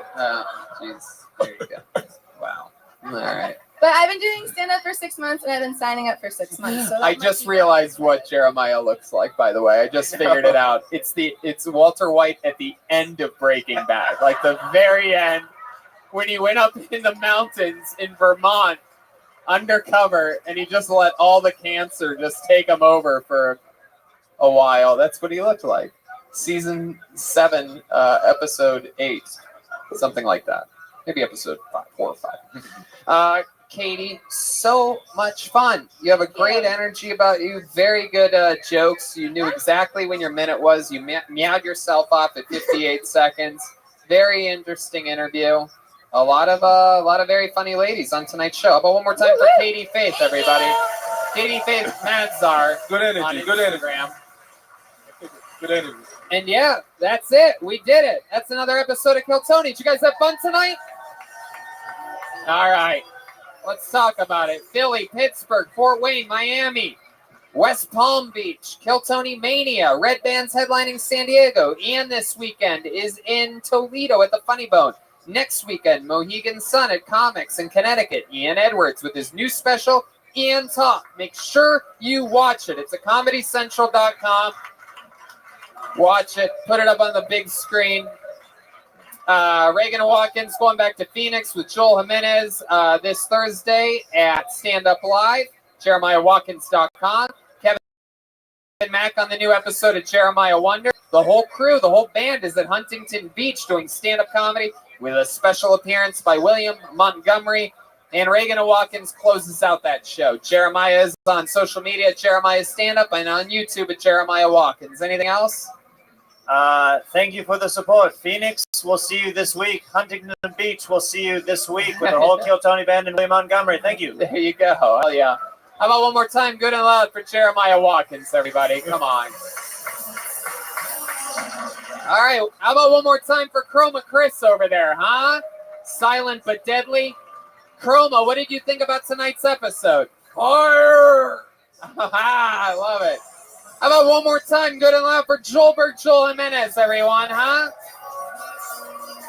We love you, Joel. He's on social media, Mostly Sorry. He's one of the official artists of Ludwig Drums. Anything else, Joel? Yeah, thanks to Ludwig. Also, Ian is one of my favorite comedians. You guys should check out his special, support everything he does. Absolutely. Ian is one of all of our favorite comedians. Anything else you want to promote or say? Anything, Ian?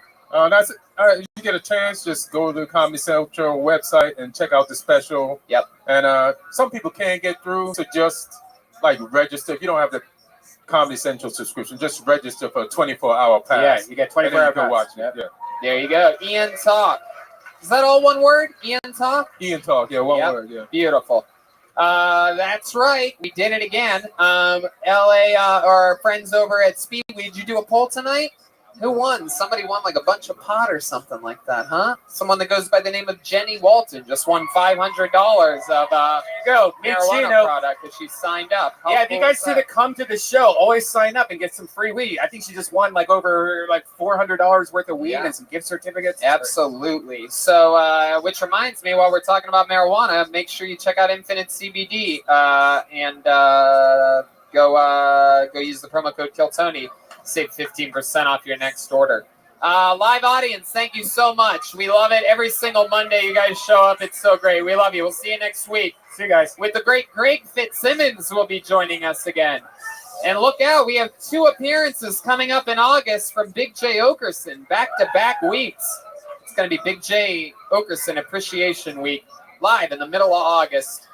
Good night, everybody.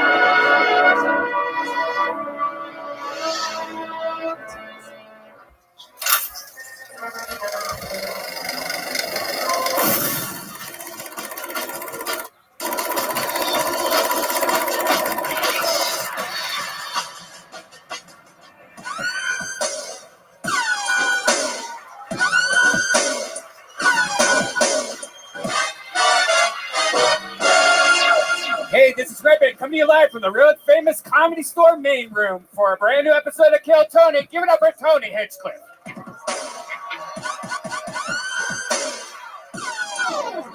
Hi, everyone. You guys excited? You're here on a Monday. Guys, come on. Brian Redband's here. Hi. Ryan J. Ebelt drawing tonight's episode. I'm pumped for this. Very, very exciting stuff. Welcome, welcome. Good to be here. We were here all week in beautiful Los Angeles, California. And it's an exciting week for us because we do this episode here. And then Thursday, we're at the Fillmore Theater in Philadelphia, Pennsylvania. Massive, massive venue. Historical joint. Still some tickets available for that as we come across it. And then we're in Pittsburgh on Friday with a stand-up show and 2 more stand-up shows on Saturday. Fort Wayne, Indiana, August 2nd and 3rd. Miami, Florida. Wait, I got that fucking... What did I do there? Oh, my goodness. Gosh. Brian Redband's headlining the American Comedy Company. That's right. August Yeah, I'm bringing 17th. George Perez. It's going to be a lot of fun in San Diego. Hell yeah. I also have the Ice House show every first and third Friday of the month. We had a couple of people from last week's show. Tokyo Cunt Punch did it. Wow. So, yeah. A lot of people showed up to try to get some coupons. I'm headlining stand-up comedy shows in Miami and West Palm Beach. That's in August and September. And we're back in Dallas in October, as well as Sacramento and San Francisco. So much fun. Doing the road is very hard, and we're both, running businesses at the same time with crazy little parts here and there going on. And hiring is a challenging thing, but there's one place you can go to where hiring is simple, fast, and smart. A place where growing businesses connect to qualified candidates. That place is ZipRecruiter.com/KillTony. ZipRecruiter sends your job to over 100 of the web's leading job boards. But they don't just stop there. With the right, powerful matching technology they have, ZipRecruiter scans thousands of resumes to find you the perfect match. ZipRecruiter is so effective that 4 out of 5 employers who post on ZipRecruiter get a quality candidate through the website within the first day. So if you need to hire somebody, the same day you can find somebody. It's great. My goodness, 4 out of 5. That's incredible. And right now, our listeners can try ZipRecruiter for free at this exclusive web address, ZipRecruiter.com/KillTony. That's ZipRecruiter.com/KILLTONY. ZipRecruiter.com/KillTony. ZipRecruiter, the smartest way to hire. How many of you love ZipRecruiter out there? Make some noise. Come on, where's our ZipRecruiter guys at? Exciting. It's a real podcast. You're at a real live podcast right now. And I love podcasts. I listen to a lot of them. I really, when I get a chance, just listen to a lot of music. And as you know, we travel a lot. And, everyone needs a great pair of wireless earbuds. Yes, they're great, especially now with all the Bluetooth technology. They're so small, you can put them in your ears. No one even knows you have headphones in, and you have some of the best sounding ones also. Yes, thank you. Absolutely. You son of a bitch. Oh, I have new wireless earbuds from Raycon. Raycon earbuds start at about half the price of any other premium wireless earbuds on the market, and they sound just as great. They were co-founded by Ray J and Snoop Dogg and Cardi B. Did you know that? Here you go. Raycon E50 wireless earbuds have totally changed the game for me, man. Hey, we have to start this over. Are we streaming this right now? How many people are watching? Let's start over from here.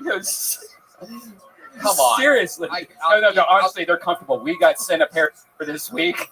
They didn't tell us. And we're like, wow, free headphones. Wow. And they're amazing, though. They're really small. I have the other, I'm not going to say what brand that everyone has. You see them up their ears, the white ones. These are small, and you can't see them, and they sound way better. The best thing is those other ones don't have those pieces. So if you have they don't fit in a lot of people's ears. These come with like a whole bunch of different sizes for your ears, so it doesn't fall out. I love them.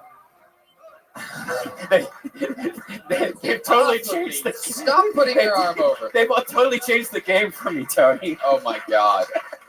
I mean, wow. Go to blueraycon.com/kill to get 15% off your order. That's buyraycon.com/kill for 15% off wireless earbuds. If you've been eyeballing a pair, now's the time to get an amazing deal. One more time, that's buyraycon.com/kill. BUYRAYCON.com/kill. Yeah, good new sponsor. I love it. Absolutely. Ka-ching. And there you go. Absolutely. You guys ready to start tonight's show or what? Wow. Wow. We all got through that together. We'll take it. We'll do it again in post. We'll get it afterwards.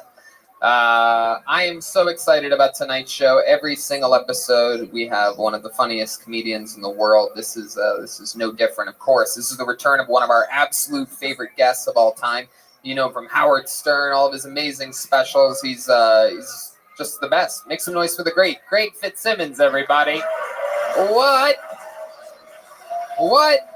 Yeah. Hi, Greg. Hey now. Welcome nice back. to see you. Hi, everybody. Oh, yeah. Best crowds at the Comedy Store right here, Monday nights. That's right. It's good. Glad that you're back. Everything's good over at Fitz Dog Radio. Yeah, we're tearing it up. You know, we just, you know, it's a fucking grind. It's been 10 years. I've done like 750 episodes. And it's like, it's an opportunity to invite people like you and whoever, guys that I like and want to spend time with, sit alone in a room for an hour and just fucking talk. Nobody interrupts. If you're here, you try to talk, and then some guy who did a guest spot 12 years ago in Cincinnati comes up and goes, "Do you remember me?" I'm like, "No, I don't. I have no fucking idea who you are." Yeah. No, it's fucking crazy. That sounds rude. That sounds like I don't care about the people that I work with. I care about all of them. As you know, we have a band on this show. Yes. And every single episode, they are crazy. They commit to being. How many of you are fans of this show? Yeah. So you guys all know what I'm talking about here. You know, every episode they're different characters. Like in Texas last week, one episode he was George W. Bush. It was amazing. Crazy. You never know what they're going to do, what they're going to be. We have no idea. They're in a separate green room before the show. So let's all find out together what they are tonight. Make some noise for the best damn band in the land. It's the Kill Tony Band. Jeremiah Watkins, Joelberg Joel Jimenez, and Chroma Chris.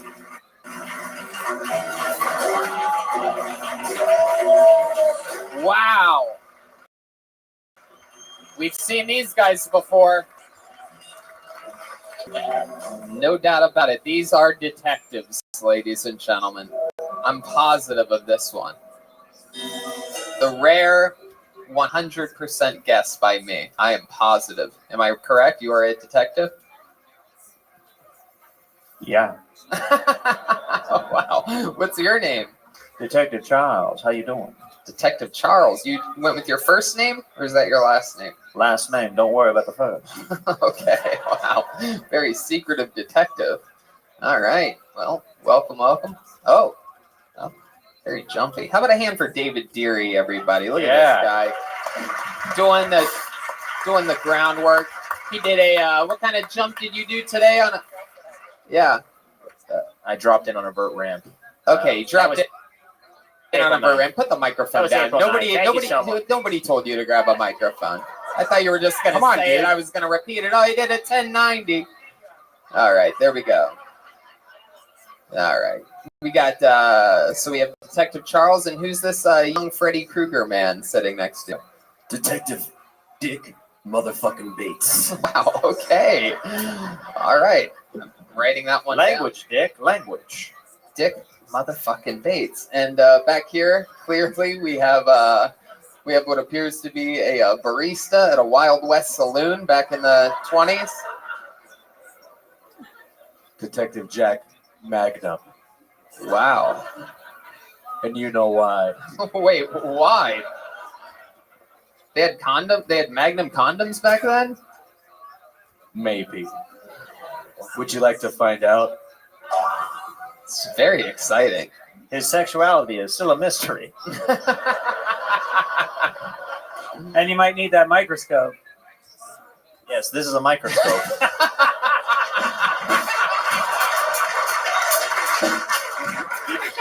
God damn you, Speedweed. There is way too much marijuana in the green room. I know. I'm with you, man. I'm with you. I don't know if you heard our ad read for Raycon earbuds, but They're game changers. you really need to buy a pair. This guy's been smoking the devil's lettuce. All right. So we have the detectives, we have Greg, we have everything. We have this bucket of destiny here, everybody. This is it. This is where the magic happens. This is where people have the opportunity to do 1 minute of stand-up comedy live streaming around the world and on a podcast and in front of a packed main room at the Comedy Store. If I pull your name out of the bucket, you get 60 seconds. You know your time is up and you hear the sound of a kitten. That means wrap it up then, or else you're going to bring out the angry West Hollywood bear. There you go. So you don't want that to happen because that's a louder, longer noise. Yeah, I've been on the receiving end of a West Hollywood bear growl before. Oh, really? I was some people say you're a passive bottom. I'm a screaming bottom. You guys ready to start this fucking show or what? That's it. Let's do this. They get 60 seconds uninterrupted, and then we interview them. We talk to them about life, find out more about them. We have some real detectives here tonight, so I bet they'll be asking some tough questions. All right. Here we go. Pull the name out of the bucket. This looks familiar. Put your hands together for Jason Eckstein, or Eckstein, perhaps. Jason Eckstein. I think that's him. Yes, we know Jason. Here we go. The ring of Jason Eckstein. Hey. No, I look like a skinhead on vacation. Like the Klan at a beach day. I've got that I've been hit by cars, head injury kind of confidence. Oh yeah, hey, how you doing, friend? I don't really have more than that right now. Because I also smoke too much weed, and it's the first freaking pull of the bucket. Jesus. I didn't settle in yet. Wow.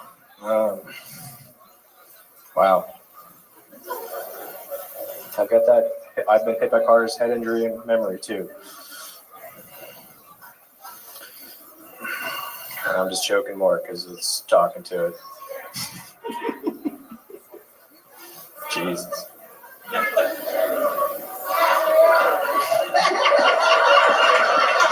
That look. Wow. Holy shit. I mean, I didn't know whether to save you or what there. I just wanted to I sort of wanted to just let your concussions do the talking for a little bit. Just wanted to hear what it's like. A little bit of mushrooms too. My goodness. Now, I'm not familiar with this show. Do you let retards talking to the mics?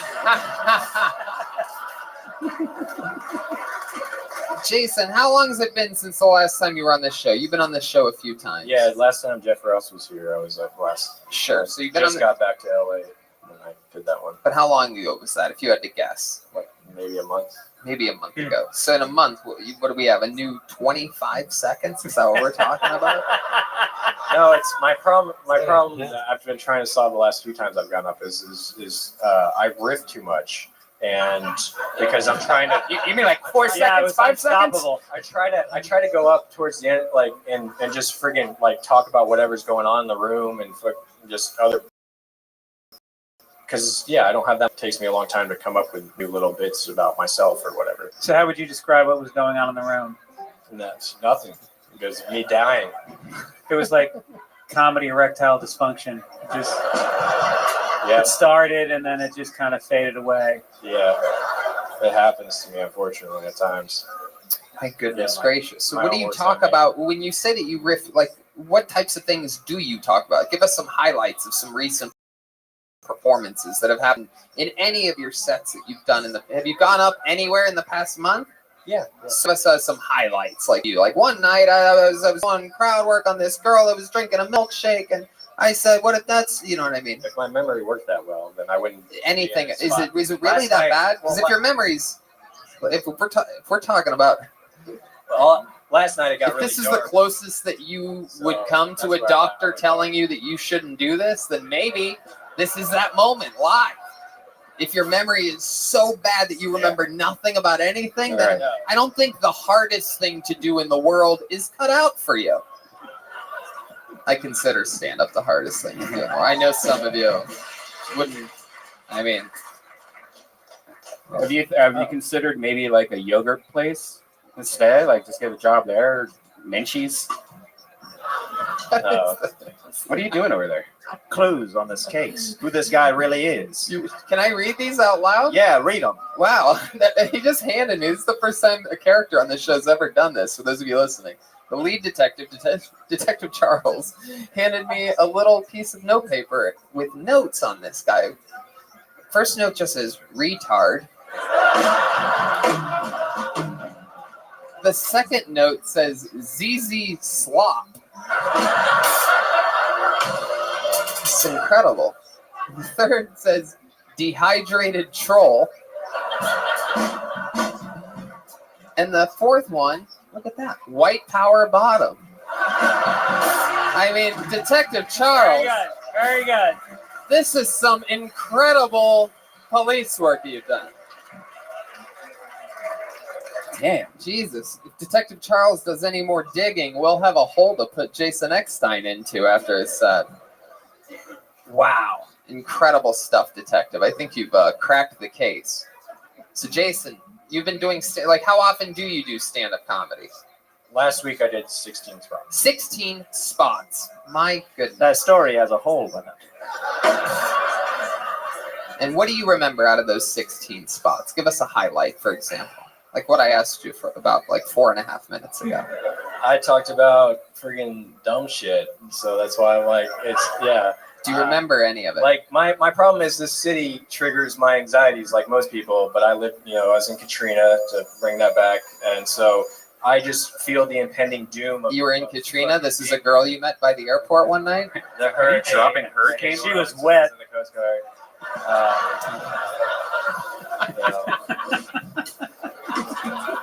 So, yeah. So, what were you doing in Katrina? You were in the Coast Guard, right? Uh-huh. And what else? Did you save anybody in Katrina? Our unit took 6,000 people out of New Orleans. No, but did you?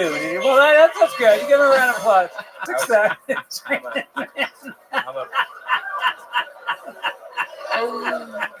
6,000 people out of Katrina. Wow. I was a boat mechanic, so. Boat mechanic. Yeah. Wow. It's like, we stopped, when I was on a ship before that, we stopped 4 tons of coke from coming in here. Like, you take part in things, but really my job during that was refueling the helicopter and keeping an eye on engines and things. Well, thank you for your service. Oh my God.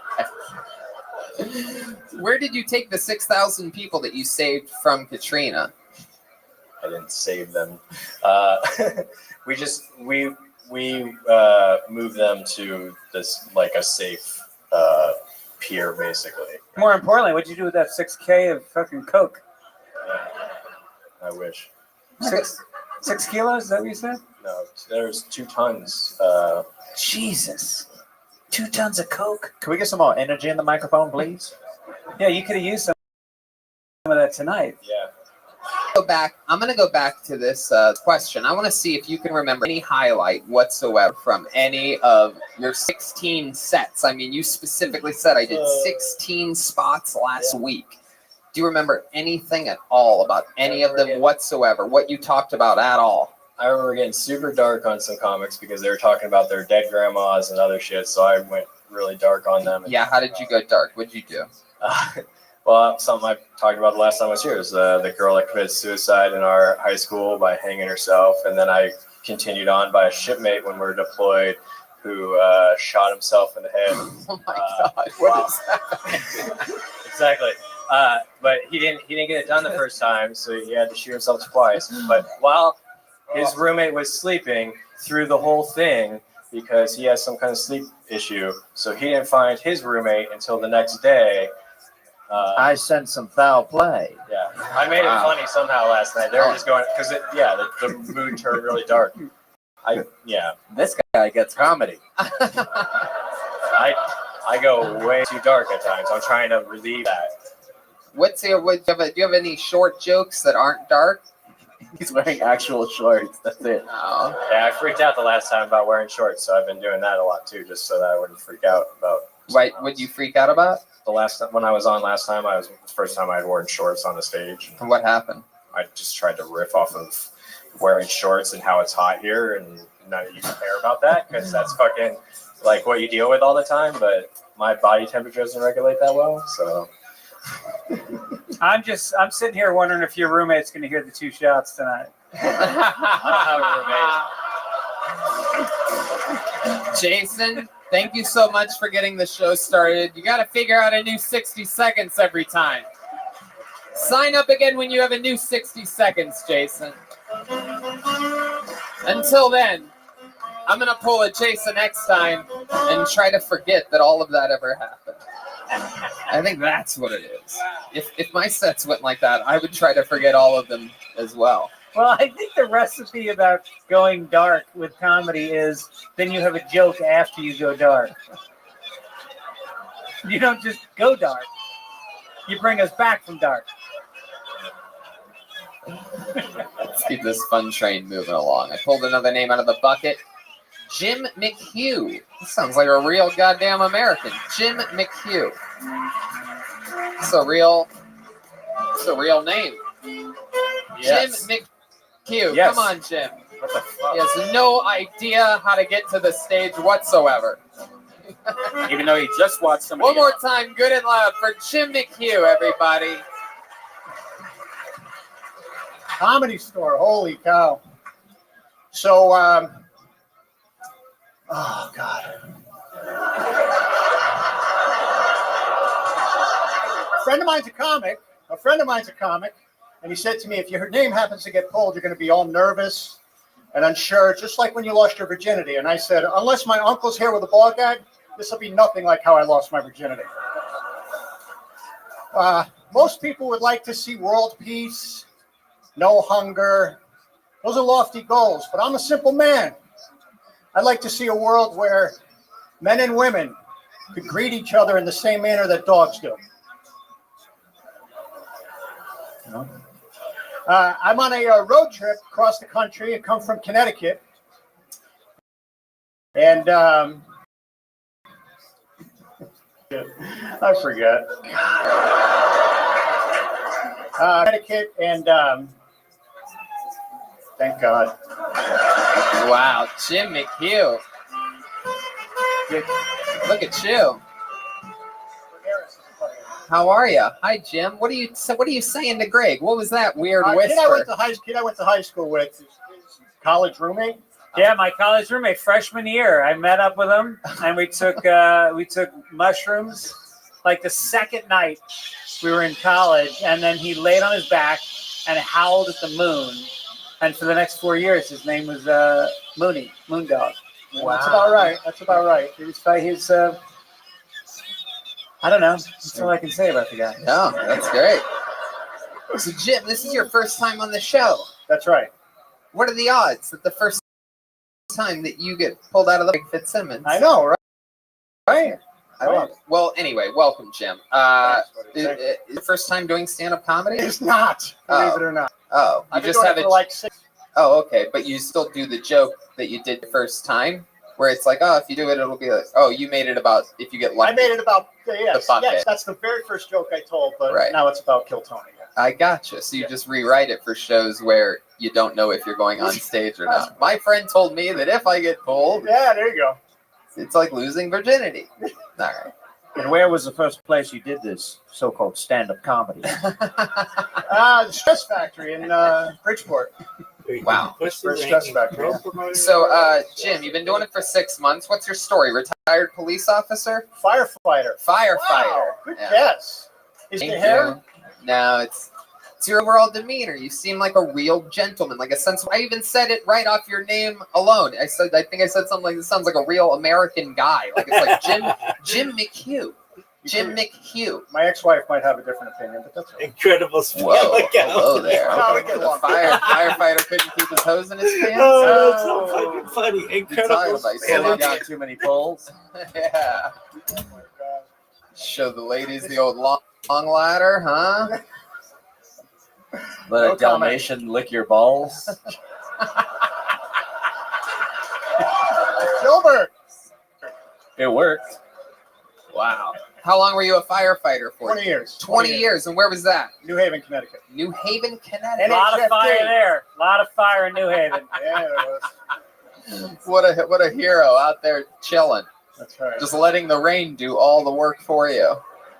There was fires on occasion. Come on. What was one of the craziest situations you ever had out there in New Haven? God, I don't know. There's so it seems like there'd be a good school shooting around there. It seems like a good No, city we for never got- New Haven, Connecticut. never, News out of New Haven today. We let the police handle the school shootings in New Haven, so we don't have to get involved. Hopefully they're We go the other way. See, it must be different on the other coast. Here in Los Angeles, if anything happens, the fire department shows up immediately. You'd just be getting a fucking parking ticket. They have like 4 fire trucks for some reason that come to every event. What? I'm also a retired funeral director. I was a funeral director. I embalmed bodies. Wow. So you went straight from firefighter to the fucking next part of the job. Just That's right. Straight to bury. You're like, how can I get closer to death and sadness? I'll deal with the bodies after they're burned. So you're used to performing in front of silent crowds. Whoa. You ever have like a really hot dead girl? Like, you ever have a really hot dead girl? See, that's where the question is right there. Whatever you're about to add on that, like, you never do anything with it? Like, No. I mean, I was a ski instructor. You were what? I still don't know what I want to do when I Ski instructor. You are. It's official. We just got word. You are the whitest man of all time. Firefighter, Vermont. funeral director. Stratton, Vermont. Whoever might be watching. Wow. What's your favorite? Oh, let's keep going. Let's see how white you are. Name some of the recent big concerts that you've been to. Billy Joel. Did you really? Any more white than that? Is that what you just said? I thought Greg's. I can't tell whether Greg said it or it was just the honest answer. But that seems like perfect, right? That's his what? Billy Joel? Yes. Really? Name another one. He plays Madison Square Garden every month. God, that is the whitest thing ever. Wow. Yeah. What are some of your favorite things to watch on TV? Cheers? You just watch reruns of Cheers? Yeah, I did it. oh my God. I'm crying. That was my Thursday night growing up. What about Rescue Me as a fire? No, I never watched Rescue Me. No. Not the same. Yeah, it's TV. No, I know, but I had no interest in watching firefighters. You ever watch Queer Eye for the Straight Guy? No. If I did, I probably wouldn't admit it, but no offense to anybody. So, Jim, how long you been divorced for? 7, 8 years. 7, 8 years. How's that going for you? Good. We get along well. I have 2 kids, 19 and 17 years old. Oh, cool. My daughter's at the University of Rhode Island. My son is going to be senior in high school. Oh, nice. Yeah, we're all doing good. Heck yeah. What's your son going to do after high school? You believe it? I don't know. He's an excellent drummer. He could give Joelberg a run for the Mexican drum. I want to come back and bring him. Heck yeah. You tell him he's to a go really fuck good drummer. himself. Wow. The place is in shambles right now. First Joelberg chant of the night. Jim, you gotta your son has to be 21 before he comes in here, so he has a couple years to practice. We got a couple of years. Yeah. Yes, tell him to start training now. So what else is fun about your life, Jim? What else do you do? Ooh, I don't know. I've been single for 6 years. What's the dating life like for you? You're wearing a Venice online Beach, is California. Horrible. Are you visiting from Connecticut? Yeah, I'm on a mental health journey. Oh, I love that. Yeah. I had to get out of Connecticut. I haven't gone away in a couple of years, so I disappeared for a couple of weeks. I'm going back. I'm going to my cousin's tomorrow in Arizona, and then I'm going to start heading back. You say it like your friends in Connecticut had no idea that you were coming here. They didn't. This is a last-minute thing. Wow, look at you. My goodness. I called you Joe Namath the other night when you were in the. Do you remember that? No. You said something. You said, name anybody from Alabama. And I just yelled out, Joe Namath. And I didn't know the context. Oh, You yeah. looked at me like, what are you talking Oh, no, I remember now. It was in the original room. I'm You were in the idiot. far left seat in front of the piano. Yeah, Yeah, that was stupid of you. It was. It was very stupid. Yeah. It was very stupid. I've been I did 6 hours. I really liked you all the way up until that point, Jim. I'm kidding. It doesn't even You kind of look like one of those hip preachers that's like into rap music and stuff, like rap do. for Hey. Jesus. My running list is it's mostly rap. You mean a playlist? How wide are you? running list. I can only listen to music. A running I'm a little list. nervous up on stage here. Oh, you're okay. Why? You got something to be guilty about? Yeah. So, Always. So this single life that you talk about, like how single are we talking? Oh, I haven't had a girlfriend in 6 years. I spend all my time with my kids, all my free time. I'm working or with my kids. Heck yeah. So you've been hooked with some of your kids' friends. We're talking 17, 19 years of age. No. Living the fucking high life. No. Yeah, I used to be a fighter. Did you know that? That's a great line, by the way. Oh, looks like, hey, look, here's I dropped some pot. You want to smoke it, Stacy? Yeah, back in the day, St. Patrick's Day Parade Day in New Haven, it was nice to have a uniform on. You meet a lot of girls that way. But let's go back in time. Yeah. Married at that point. No. This is Or is it like Firehouse Rules? You're in for 3 days, you're out for 4. No. I mean, it's three on, 3 off. I just got handed notes from Detective Charles. These are very interesting notes. Should I read these? All right. Absolutely. These are notes from the detective. The first note just says divorced. The second note says guilty.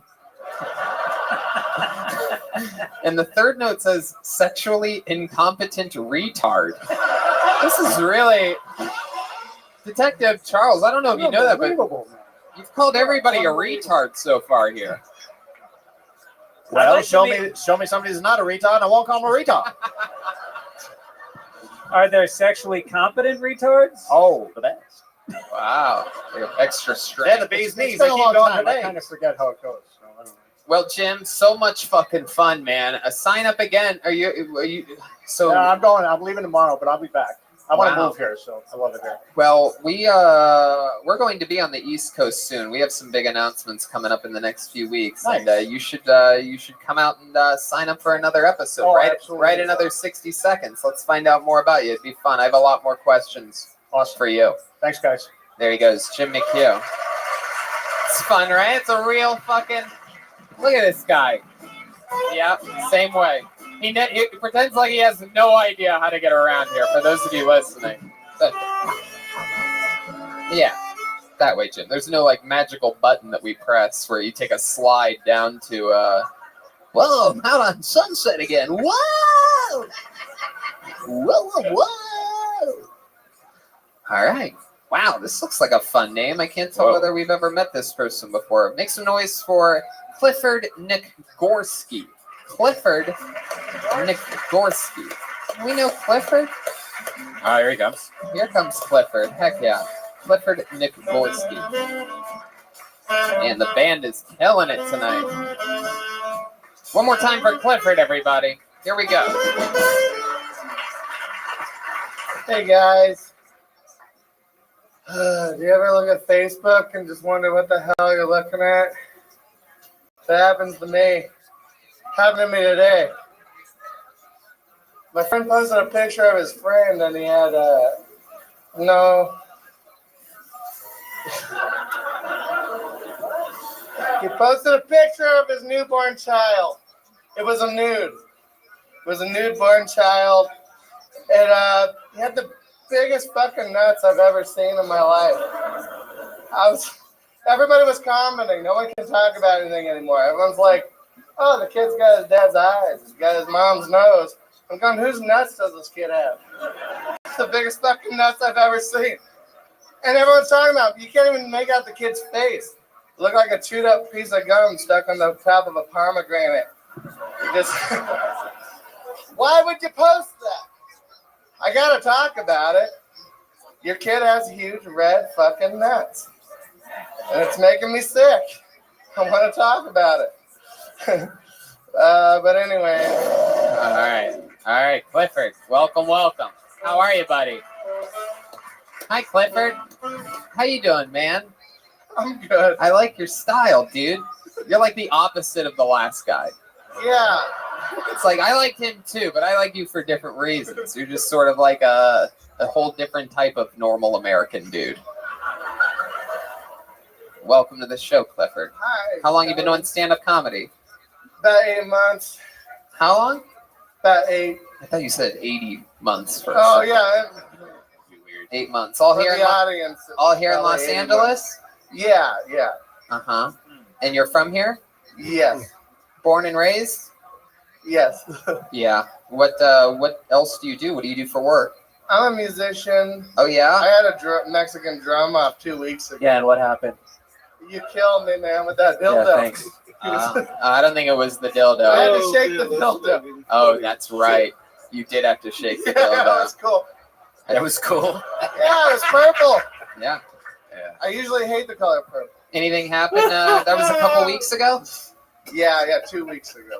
Has anything changed in your life since then? Since that Oh 2 my weeks? God, I got booked for a show in September. Wow. Things are going great. I man. love that. Yeah, you wouldn't believe the attention I got. Yeah. Oh my goodness. Oh my God. I was Yeah. being serious, but it feels as though you're trying to hurt No, my feelings or something like that. Nobody cared. Right. It was cool though. What do you think would have happened had you won the Mexican drum off? I think that like everything would have changed, man. I would have actually had a job. Yeah. It's good to be the king. Yeah. I would have been like, yeah, it would have been cool. My goodness. So Clifford, what did you find interesting about you a couple weeks ago when we met you? Remind me of some highlights. Keys. Right. I don't own things. I just I got the DUI on the moped. Uh-huh. And in front of my house, like I'm. So what do you drive now? Douchebag. No one's letting me drive anything. Anything? No, nothing. What about like a bird scooter? Is it even Nothing. possible? No, I tried.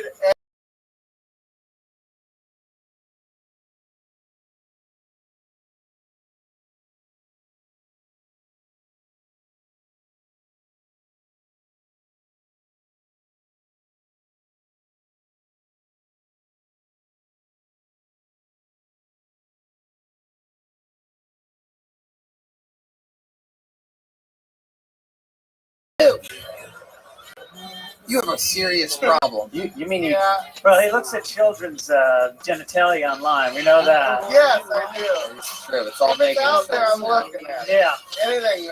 Yeah, I'll look at anything you give me. Is it That's right. is it hard to You show me a bump, I'll look.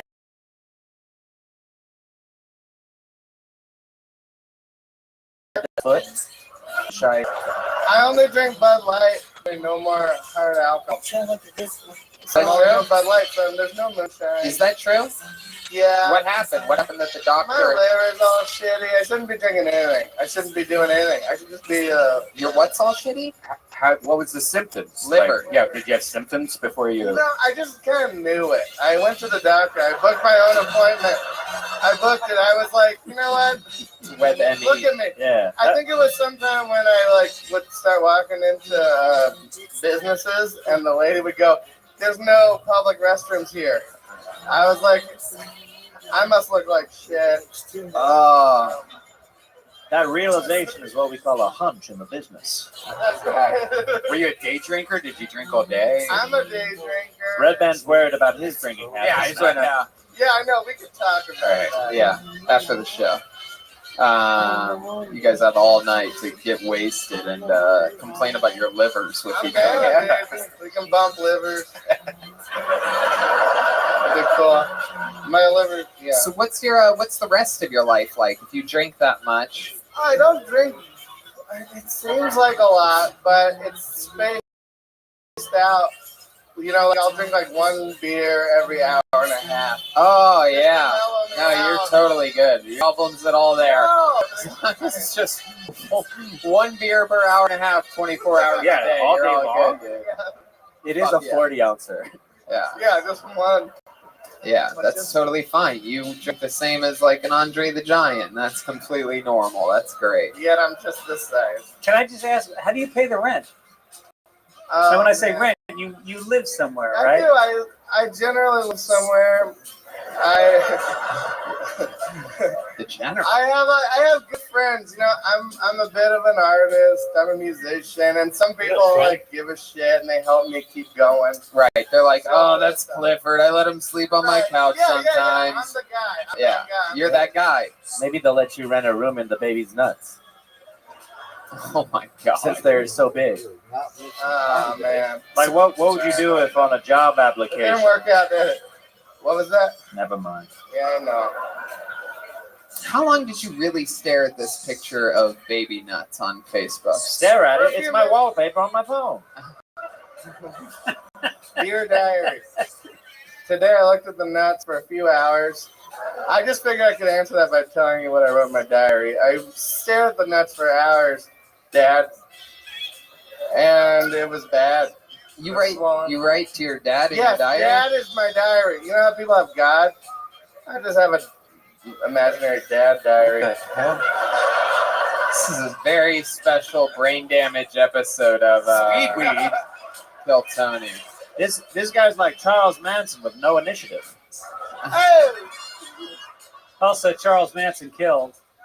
Hey. Got it.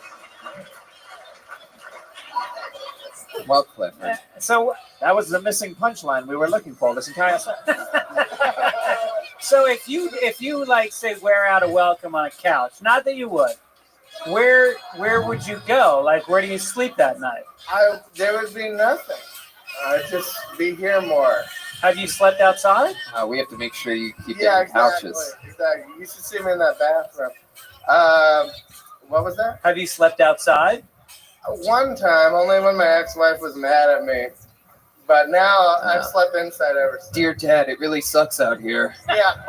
Daddy, Sleeping outside tonight, Dad. I'm outside. That's so weird that you really have a diary? No, I don't. Oh. I'm just trying to joke around, guys. I I don't talk to my dad. Who would talk to their dad? Oh my God. What the hell? Clifford, you sound like somebody that has a serious drinking problem. Yeah. Who would talk to their dad? How'd you pick up on it? I love it. All right, Clifford. Well, Thank you, guys. okay. There you go. There he goes. Clifford Have a good Nagorski, night. everybody. Wow. This is one of those episodes. My goodness. Shout out to the band. How about a hand for the band tonight, guys? Doing new songs. New songs. All right. This looks like a new name. This should be fun. Put your hands together for Chanel Hughes, everyone. Wow. Here we go. Very exciting. There are people wooing. There's loud woos happening from the lucky corner of the room. There's always that corner, man. It's great. Here she comes. Heck yeah. That's very exciting. Come on, one more time for Chanel Hughes, everybody. Hey, y'all. Y'all look good for a Monday. I recently got out of a relationship, you know, and I feel like you should leave that person better than you found it. You know, like I found him on Plenty of Fish, and I left him for a man I found on Tinder. You know, leave him better than you found him. I have a homegirl, and she speaks at a lot of social justice events, and she speaks in front of a whole bunch of people, and she'll be like, "My dad, he picks corn for a living." And some people say that he's stealing everybody's job. But who wants that job? Who? And the crowd goes crazy, you know? And afterwards, I find her, and I'm like, "Girl, that was tight as hell, you know? But you got to stop doing that. That's racist." And she's like, "What?" And I'm like, "The accent, you know? Like you've never lived in Mexico a day in your life, you know?" And she's like, "Well, I just get passionate." And I'm like, well, can you imagine if when I got passionate, I started speaking like I was from Wakanda, you know? Like if I was like, "What do you mean your ice cream machine is broken? Huh? You are McDonald's. Your only job is to serve and make ice cream. Oh, okay, you know what? No more vibranium from you, you know? Make your own shamrock shakes. Yeah, Uh-huh. That's great. Hell yeah, Chanel Hughes. Wow. How fun. Look at you, little killer. Welcome to the show. Thank you. Aren't you just a little fucking bowling ball of energy? I like your style, Chanel. Where are you from? Denver, Colorado. Denver, Colorado. Heck yeah. And you're in there, you're on their radar out there? You performing at Comedy Works? You know Wendy? Yeah, well, I'm in their New Faces competition. She knows Wendy's. That's great. Oh. That's because he's seen all that ass back there. He's seen all that ass back there. Your T-shirt says "Big Fine Ass." Look at that. Yeah, real nice. That's awesome. Thank you. Had to let y'all know. Greg, would you wear her merch? Yeah, I would wear it. But if you walk past me on the street and your T-shirt said "Big Fine Ass," I'm turning around after you pass me. Yeah. Like every guy must turn around and look at your ass after they pass you. Yeah, they do that whether I wear this shirt or not. Yeah. I don't think you need the microscope, detective. Oh, the double microscope. It's the Wakanda. Okay. All right. So Chanel, Yes. that's so interesting. You were born and raised in Denver? Yep. What do you do for work out there? I'm an insurance adjuster. Oh. Yeah. Oh. So that's you on the other end of that phone, huh? You happy at your job, or you sort of get mean sometimes? You one of the nice ladies, or like the angry like telephone ladies? Because I could see you sort of maybe being both. If you're having a bad time. It definitely depends on what energy they're serving me. Right, You know? right. You're very reactive. So you play both sides. Yeah. You're not one of those ones that can just like stand getting yelled at, because that's got to be a tough job. Well, insurance adjuster. Like, who do you communicate with? The people or the businesses? Businesses, so not. That makes it a lot easier. Yeah, attorneys, not the public. Right, right. Yeah. There you go. I like your fanny pack. Thank you. I don't know if you know this, but we sometimes do a segment on this show where we ask you what's inside your fanny pack. If there's anything that you'd like to show us, it's like a little episode of show and tell. If you have anything that you'd like to share. Slowly. Anything? Wait. Birth control? Birth control. Wait, what is that? That's birth control? Oh, hell yeah, girl. Damn. Tony. Straight to the good shit. Oh, Tony. shit. Oh, man. I'm sorry. Can I see the birth control for a second? Yeah, Wow. don't take What it. is birth control? We're on beginning of week 2. That's a green light. Look at that. Is that they make it. Is that. I'm getting a weird You want to know what else feeling is in about there? this. Yeah. If there's anything else that you're willing to share. You've already shared your Cardi Plan B. We know there's not a condom in there. Really? There's really nothing else that like fun in there besides my birth control. Damn. Is there a guy that you're using that with? Anybody you're letting fucking, go ham? No, because I go to therapy now, so my pussy's pricey. Whoa. Welcome to another episode of Pricey Pussy with Chanel Hughes. Oh my God. Oh, I just got handed notes from the detective. I got to go straight to these. There's 3 notes again. Again, very concise notes. The first note says, big rear end. The second note says, suspicious.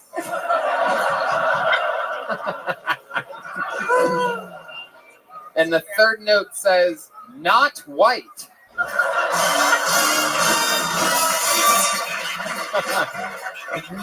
I get that a lot. My goodness. I love it. So Chanel, what do you like to do for fun? You're up there in Denver. You ever meet any cool ski instructors that used to be firemen and are divorced and afraid to go out on dates with people? No, because no, I wish. Where he at? Oh shit. Yeah. Hell yeah, looks like you got a new fire to put out back there, huh? It's a big one. Big ass pie. I love it. Chanel, what else? What do you like to do for fun in Denver? You know what I'm saying? I smoke a lot of weed. Mm-hmm. My best friend, me and my best friend hang out a lot. You know, we're just Who's your we best friend? eat. She's right there. She's right there. Her name is Uche. Hi, Luce. We're here for her birthday. Oh, hi. How are you? Happy birthday. She does comedy too? No. Oh, okay. That's cool. She just supports you. Yes. That's her therapist. Low key. What do you like to do after smoking weed? Anything special when you're by yourself? And you live by yourself? Definitely. And is there anything you like to do, like vinyl records, or what are we talking about? Anything cool? Press cassette tape. Sometimes cassette tapes. How No, I don't know. think I am? Do you ever get the All right, I'll munchies? just check it. Do you ever get the munchies and eat the rest of your birth control? These detectives are from a different time. They'll say anything. Ooh, Back to you in the studio, that's Tony. hilarious. There must be something fun you do as a hobby or something like I that. mean, right now I'm really focused on comedy. To be honest with yeah. you, I DJ. I do karaoke hosting. Really? I mean, yeah. Oh, that sounds like fun. Oh yeah, that's. What's a your good time. DJ name? I don't really have one. You just go by your regular name? Yeah. DJ Chanel. DJ, one more bite. Oh, come on. What's your go-to song to get people going at karaoke? At karaoke? Yeah. I usually do like the Kanye West Gold Digger. Oh, You know what I'm saying? Can you do it a little Yeah, bit? the whole thing. No. Want to do a little bit of it? Give us a little taste of it. Chanel Hughes. Y'all ain't got the beat? She killed me, my name this is said the she a regular- gold digger. Oh, shit. But I ain't messing with no broke. Oh, shit. No, we can't. Hold on. We have to go. We have to do it differently because it'll show up in the podcast and they take the episodes down. Okay, yeah, don't do that one. Can you just acapella it for a second? All right, 18 years. 18 years, she got one of your kids. Got you some 18 years. I know somebody paying child support for one of his kids. His baby mama car crib is bigger than his. You see him on TV any given Sunday. When the Super Bowl and drive off in a Hyundai. She was supposed to buy your shorty tight coat with your money. She went to the doctor, got lipo with your money. She walked around looking like Geico with your money. Shoulda got that insured Geico for your money. If you ain't no punk, holla, we won't prenup. Yeah, that's not Wow. what you need to have. Oh, that is incredible. Yeah. Wow. I mean, what can I say? You're so much fun, Chanel. Anything else for Chanel, guys? Is it a weave? Talk to me about the hair. Oh, Greg Fitzsimmons asking the real questions that everybody wants That to. everybody is wondering. Okay, no, these are just braids. They're braids, extensions, braids. I don't know. Y'all need to watch YouTube and get up to date. I don't know what to tell you. Just pay for it. Don't ask questions. Oh, shit. Wow. That's great. I want to learn how to do that. Yeah, you got to get I up. don't know how to do any of that cool stuff. I don't move properly. I got you, Tony. You'll teach me how to do all that? Like, why don't you teach them right now? No, shut up. Yes. Wait, do it again. Let me see if I can even. Yeah, I could. I mean, come on. I could never do that. Tony, I think this whole audience believes that you could do that. No.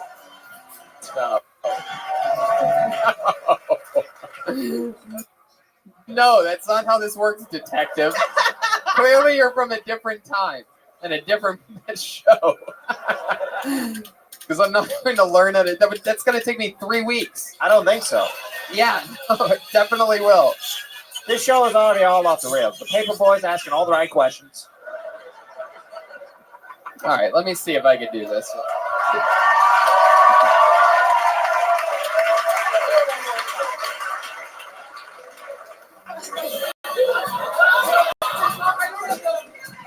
I don't even have the hips to do what you're doing. Like, it's just going to look like my jacket's swaying. There's nothing here. I don't even have a buddy to do that with. I think if I put on your fanny pack, I could do. I could probably do fucking jump rope with it like this. Oh, I'm sorry. Oh my god. I think you should stand behind him and guide him exactly on how to do it.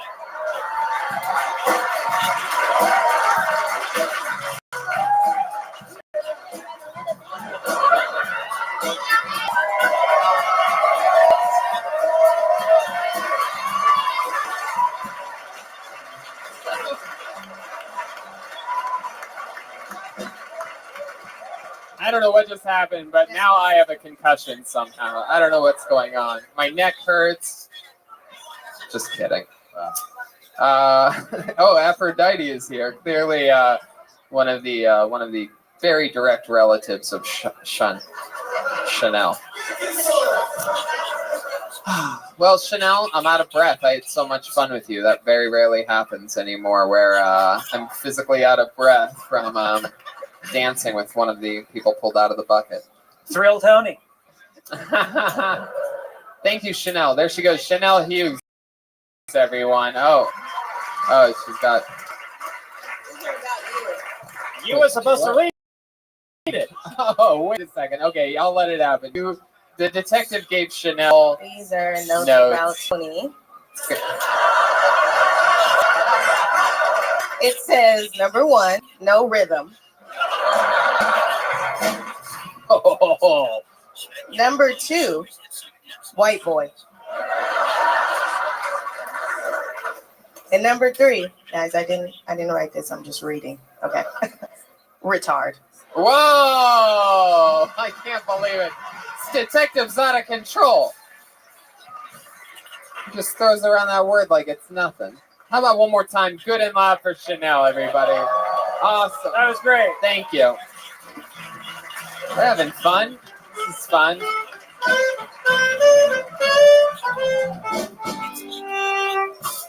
Good energy on that girl.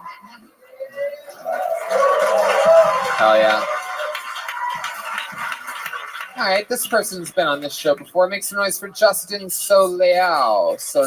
Justin Solao. Soilo. There you go. Here he comes. Here comes Justin, everybody.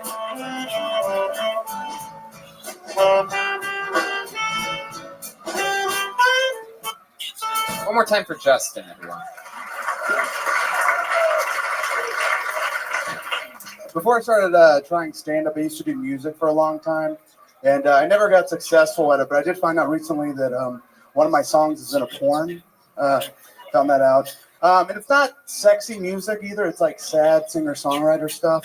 It's like kind of emo, but it's in a porn. And if any of you are interested, I could send you a link of a well-made porn of a woman getting her pussy licked while I'm singing in the background about trying to get sober. So if that interests any of you, just let me know. No, I found out because my music's on YouTube and I got like a little bump. And I kept getting comments like, the video brought me here, LOL. And so someone sent me a link. And I went to the link and I watched it and it was pretty good. And I didn't know how they figured it out because there's no credits in the porn. I don't know how they figured out it was me because I've never been watching porn and then stopped to Shazam it. Thanks. Justin Solao? It's actually pronounced swallow. Swallow? Yeah. Oh, sorry. Yeah. Wow, that's a rough one, huh? Yeah. Yeah, it was rough in school. Have you been on the show? Yeah, that's the first time. Wow, first time. Yeah. Welcome. Thanks. Stand up. About 2.5 years. 2.5. Yeah. All here in Los Angeles? No, I started in Austin. Oh, okay. How long have you been here? About a year. 1 year. How's it treating you? It's going pretty good. What's your living situation? Well, I was afraid that if I got called and if you asked me that, I would have to answer. I live in my car, so I know that's nothing wrong with that. Yeah, I know. Absolutely. That's a very interesting way of going about doing things. I've done it. So I have friends that are massively successful that are still living in cars. I'm serious. Yeah, I've heard Jerry Seinfeld. Yeah, still lives in a car. That's why he made that show. That's what he does. He lives in his different cars and gets coffee. So how long have you been in your car? The whole year? Yeah, and like I have a lot of friends here, so sometimes they'll let me stay with them. Right, you're crashing on couches like Yeah. Clifford Nikorsky. Yeah, something like that. Yeah. My goodness. So what do you have? Also have the gym membership type of thing? Oh yeah. Right. Yeah. Is that what you utilize most of the time? Yeah, I go to this Christian gym. It's Whoa. Is it called CrossFit? Nice. So is it called CrossFit? It's I an like easy that. gym. Oh, I Really? don't think it's that easy. My goodness. Is it the YMCA? Isn't that the I don't know. No, it's like there's some mega church in Echo Park called Dream Center, and they have a gym that they call the Lord's Gym, and I go there. Oh my God, you go to the Lord's gym? Jesus, this must have the Lift your prayers and your weights. Where you can have the weight of the world on your shoulders. Come to the Lord's gym. What is there anything special that makes it the Lord's gym? Is there? You don't even need a spot when you're there. You just let go of the weight and it holds itself up. Oh my God! Finally, there you are, Lord. Thanks for the spot, man. You really do exist. The water fountains are just holy water. There's 2 treadmills next to each other so Jesus can run next to you.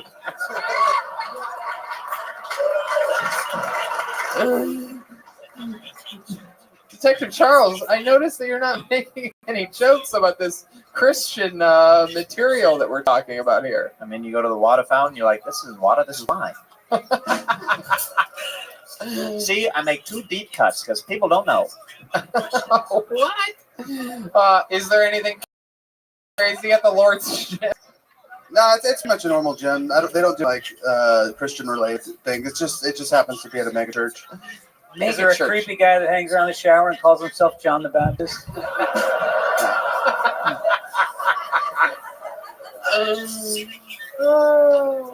How many seats does the mega church have? What are we talking about? Kiltony North? Is that what we're talking about? I've never actually been to the church. I don't know. That was for those 2 people in the back of the room.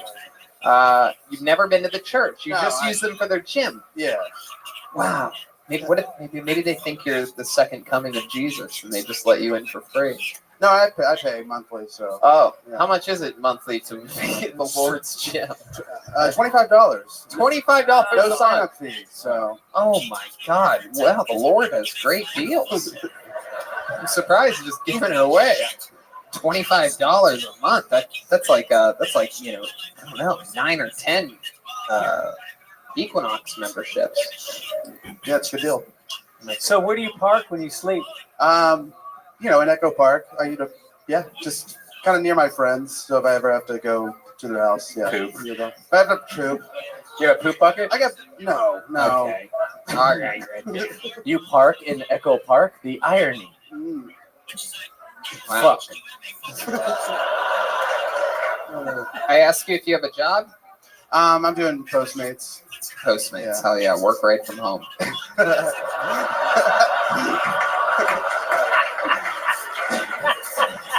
Good Lord.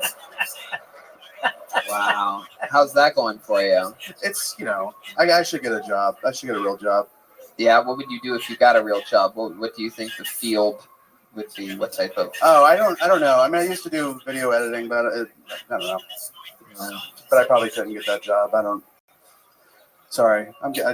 Why do you think you couldn't get that job? Oh, well, I mean, when I first moved here, I tried to get video editing work, and I didn't. How old are you? I'm 31. 31. And you moved here a year ago, and you're in your car. What was your life in Austin like before you left there? Well, I just worked as a video editor and did stand up. Did you have a girlfriend at any period of time or anything? No, I haven't. I haven't had a girlfriend since high school. Since high school? Yeah. My goodness. You go on any dates at all? Sometimes I go on dates, yes. Yeah? Like the last date you went on, what'd you do? Went back to her place. Yeah.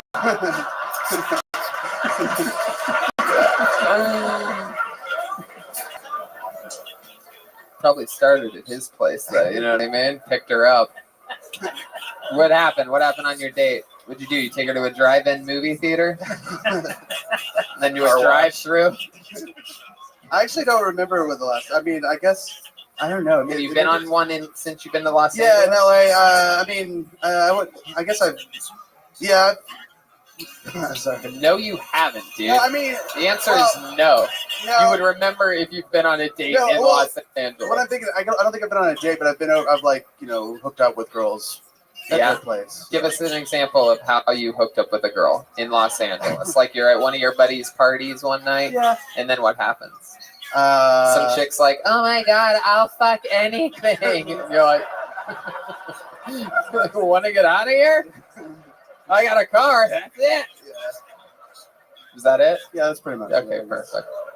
I love it, Justin. So you're having fun. You're doing a lot of spots, doing a lot of stand-up. That's what you love the most? Yeah, that's what I'm focused on right now. Trying to do open mics every night.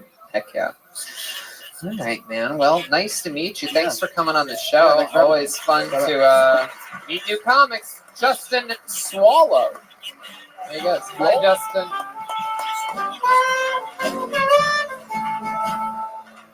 You guys having fun out there? Can you imagine trying to hook up and not even have a house? That's impossible. Like, it's hard already, but if you have to, like, only a car, would you tell them that you live in a car, or would you? Well, she'd wonder why there's a pillow and an alarm clock in your passenger seat. I mean, if they really want to fuck you, they'll fuck you anywhere. You know what I mean? Like, But you see, Aphrodite agrees with me. I'm going to fuck her in my car tonight. So, black leather interior and exterior going on in that fucking Black on black. All right. Pull the name out of the bucket. Make some noise for your next comedian. 60 seconds uninterrupted. Going to Jacob Christopher. Jacob Christopher. Jacob Christopher. Here he comes. Step back from that ledge, my friend. Step back from that ledge. My friend. Oh.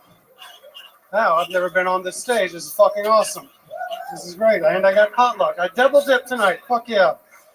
Jacob, y'all recognize me from nothing because my acting career is going nowhere. Redheads are not very castable unless you need a whimsical pedophile. So if anybody is working for long. I got a white noise machine to help me go to bed at night. It's really noisy here in LA. I got a white noise machine. So when I turn it on, it just says "All Lives Matter" over and over. Ta-da! You can tell by looking at me, I was a Make-A-Wish kid.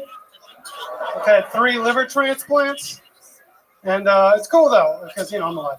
And I got a drum set from the Make-A-Wish Foundation, which I later sold for crack. People pull back on the crack. I don't know why. It doesn't have the same whimsy as weed.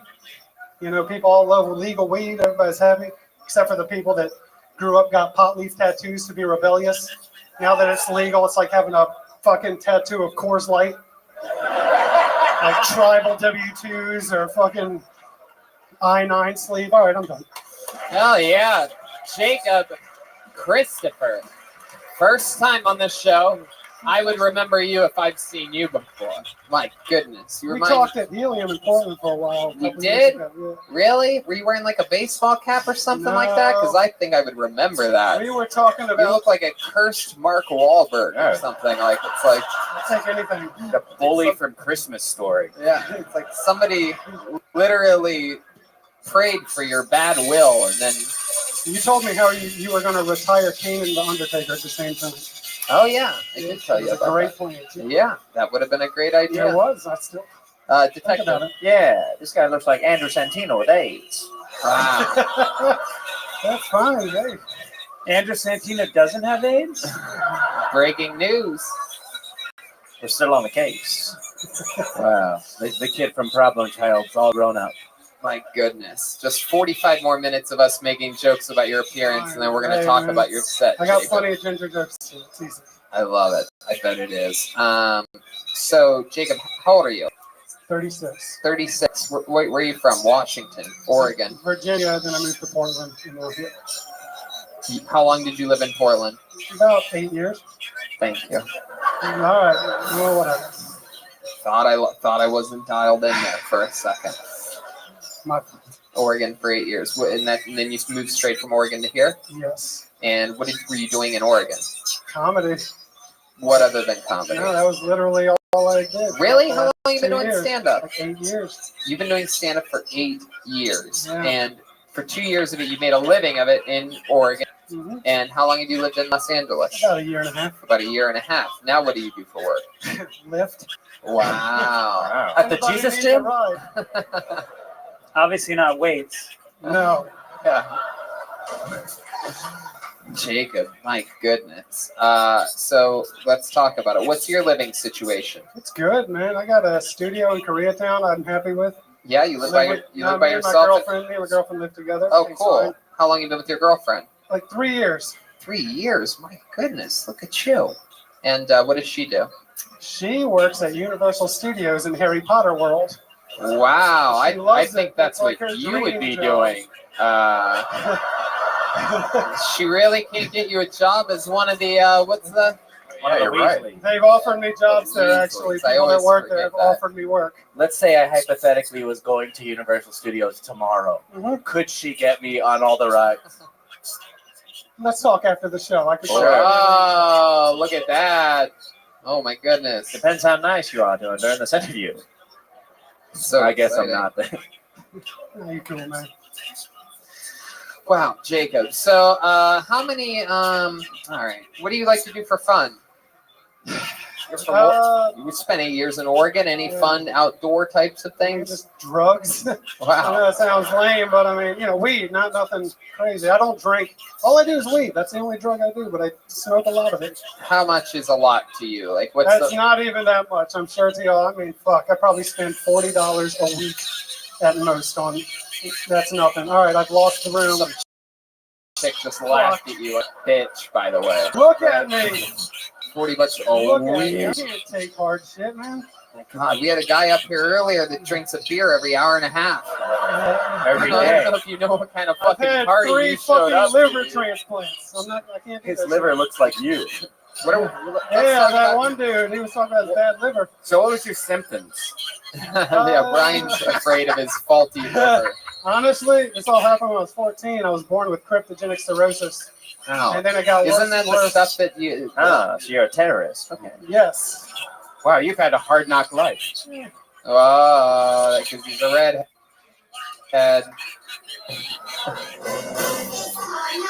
Oh my God. I was sleepy a lot. That was a big thing. Like when it got really bad, my skin was yellow. That's you, dude. Look out. Red Man has literally shown up as yellow in photos we've taken. Yeah. Well, at least you probably fit in your apartment in Koreatown. Now that's the kind of humor I like. God. All that fucking. So you turned yellow? Well, just your hair was still red? Yeah. You look like a stay goddamn alive. old school Hulk Hogan t-shirt or something like that. Just Yeah. Pretty much. Wow. So and that all happened when you were 14. Yeah. You were at the peak of your life. You had fucking little ginger pubes coming out and Yeah. everything, and all of a sudden, I was in boom. the hospital for 9 months straight. Wow, you could have had a goddamn baby during that For time. real. Wow. That math does check out. So 3 liver operations. Did you get livers from other people, or what's the deal? Yeah. Just people? Yeah. Yeah.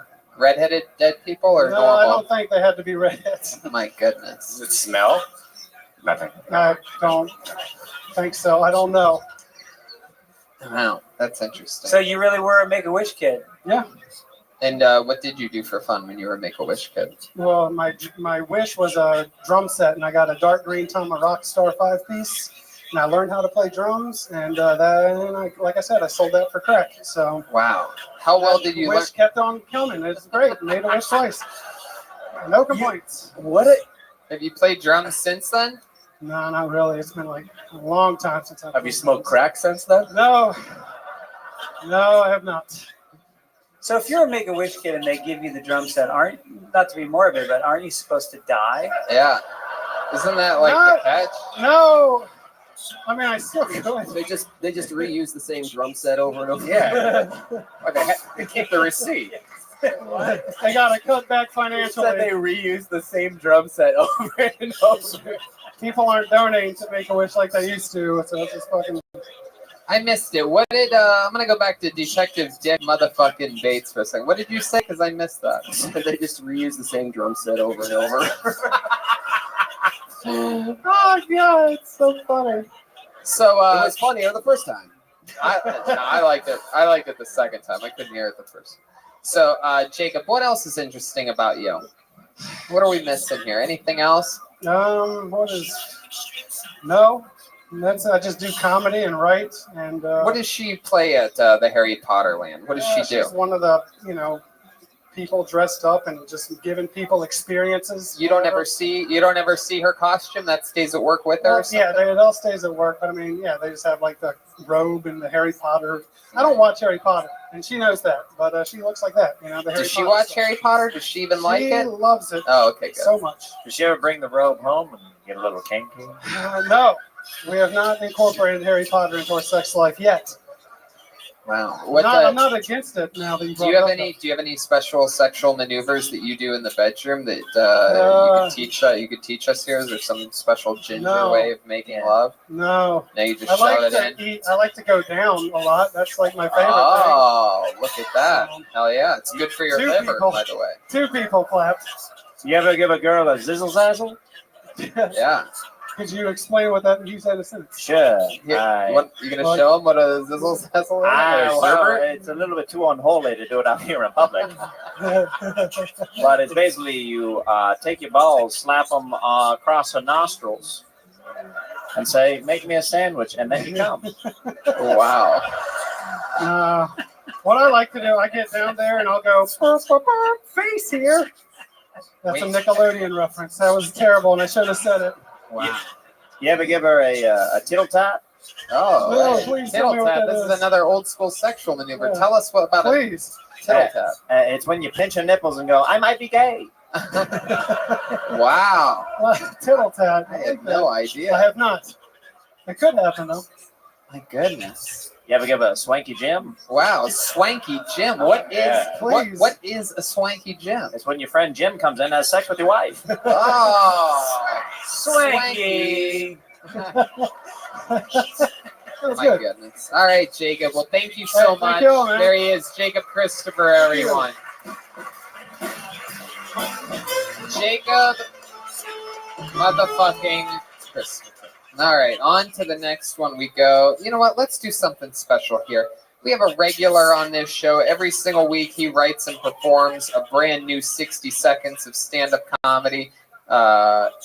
So fun. I absolutely love this guy. He just did a Huntington Beach opening up with the whole Tony band, and word on the street is that he fucking destroyed.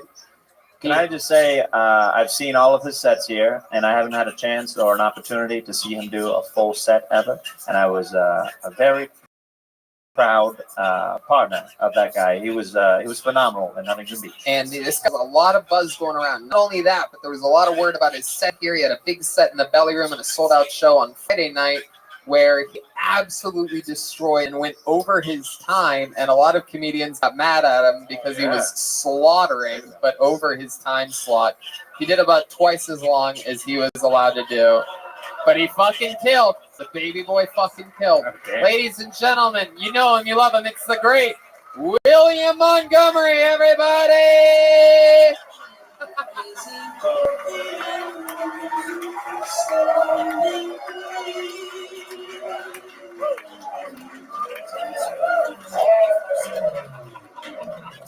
In case y'all were wondering, I did, in fact, get the job at Supercuts this past week.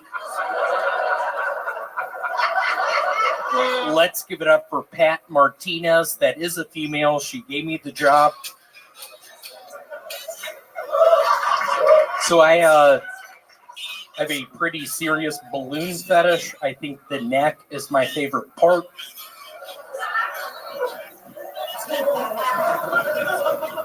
It's probably one of the best jokes I've written recently that scares me. Y'all didn't laugh. I don't know if y'all thought about it, but is all that sex on nature DVDs consensual? Because I'll be quite frank, I know a meerkat named Richard Yoplait who's been raping bitches since 2005. He's out of control. He takes them to motel rooms. He has unconsensual sex. Okay. What a nightmare that was. I was trying to impress you tonight. I really enjoy your comedy. What a nightmare that was. Thank you. No. Stop it. No, you were like Zach Galifianakis meets Brody Stevens. It was kind of interesting. Hey, I like that. I thought it That's was a good. big compliment. Yeah. Welcome back, William. How are you? Can you, William? What did I tell you about staring too deeply into the guest's eyes? I've had this talk with you. He does this sometimes, Greg. I do apologize. I was with my cousin last night. We were playing the Ouija board, and I was like, "Is Greg Fitzsimmons gonna like me?" And it went to the yes thing, and I looked at my cousin Grace, and she was like, "I think." But then this happens. I couldn't breathe last night for 5 minutes. Yeah, why? Why was that? I was holding my breath in a bathtub. Set a new record. I don't know if it's a world record or not. William, you know, one of the fun things about your style is I can never tell what's true and what isn't.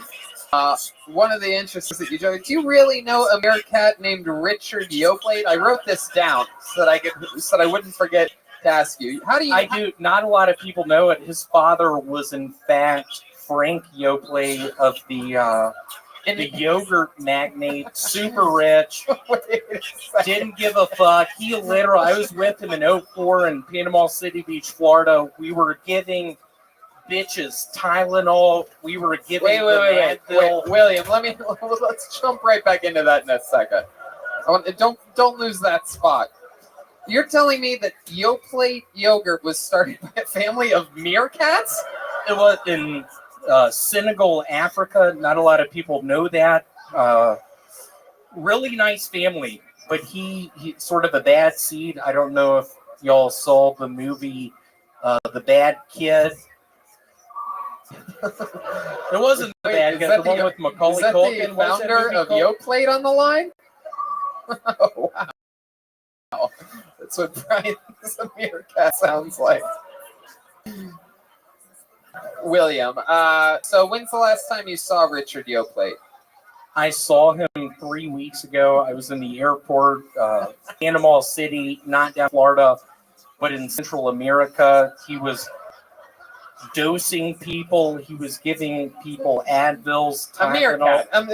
Still, I have to make sure one more time. This is a meerkat. A little meerkat, just probably, I don't know, 13 inches long. Just used to wear a helmet, bike helmet, and just dole out pills. And every time I'd be like, dude, people are going to know this is Advil. People are going to know this is Tylenol. Okay, so let's talk about something for a second here, William. You've been absolutely destroying in shows. You are in probably the craziest, most swamped comedy market there's ever been, where everybody's trying all these different things, and one thing that nobody can deny is that you're killing in shows, right? Now, what this has started, what I've noticed, what I've picked up on a little bit, is I've noticed a lot in the last... Why didn't more people fucking clap? What in the fuck is going... Am I in Senegal right now? I'm colorblind! All right, okay, Brian. Very good. So, William, what I've noticed is a lot of people I've noticed this at a barbecue that I went to the other day. Oh. Yeah. Some people, I think, are starting to get jealous of you. Have you noticed this at all? It's interesting you brought up the deal on Friday. It was a nightmare. Adam's like, I'm not going to book you for a while. He's talking about the talent coordinator of the Comedy Store, who is a he's dialed in. He knows everything about everybody. The fact that you're getting developmental spots is a great thing at this point. You've only been in LA a year. One of the sexiest people in the whole entire Los Angeles area. I do a little bit of porn. I don't know if y'all get on Pornhub. I'm one of the guys on the hand job videos.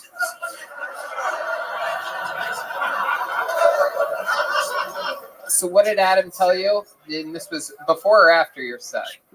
He was just like, William, you went over by 4 minutes. What's going on? I'm not booking you for a long time. That was his quote. That was his exact quote. That was his quote. Wow. And what killed me was the night before I got do you mind putting on Ben Folds Brick? Oh, okay. This is an interesting request. Truly what hurt me is the night before I was drunk as fuck. I was on a bunch of Advil. I got a DUI. I got a DUI. I decided not to stop. I was on the freeway for 3 hours. I ran out of gas. I shot at the police. And literally the next day, he tells me that I'm moving back to Memphis, y'all. I'm sick of this shit. I've had enough. William, you say that every week. You even went long in the police chase. I did. It was. So what is this new look that we're seeing here? Is this something that we can expect to see more of? Did you find that somewhere? I heard you might have stole it from someplace. This is called Lady Reebok Chic.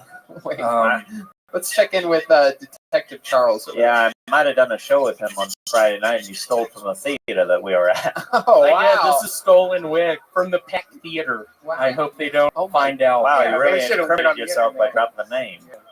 Wow. Look at that. They might make you return that. Yeah.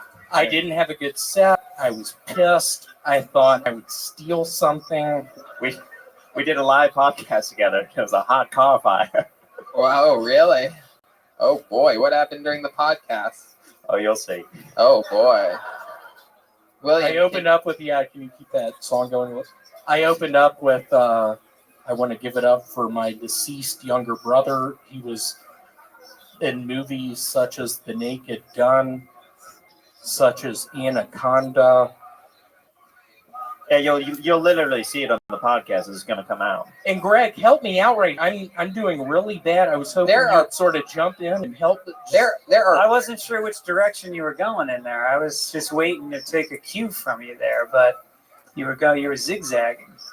You know, you ever notice on that one painting where, like, what is it, like Washington's coming over the Delaware? Yeah, the crossing of the Delaware. Right, and he always looks so regal, but you know, he's actually been on. I'm sure he'd been sailing for some points. Probably been a rougher day. I feel like this is probably what he actually looked like when he arrived.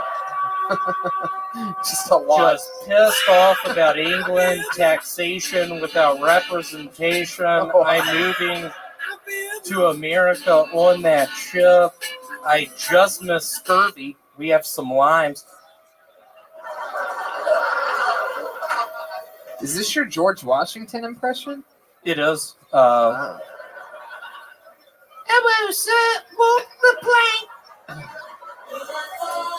All right. Okay. Well, William, anything else crazy happened this week that you want to talk about? 2 weeks ago, I found out a stock I had for AOL went way up. I'm currently looking at my 2,000 shares. If I sold them right now, it'd be $300,000. I'm really thinking about that. I'm thinking about moving back down to Jackson, Mississippi. You're not even from Jackson, Mississippi. Okie dokie. How about one more time, good and loud for William Montgomery, everybody. We did it again. It's another fun 10 minutes of content with William. We did it again. What do you guys think? Should we go back to this bucket again, huh?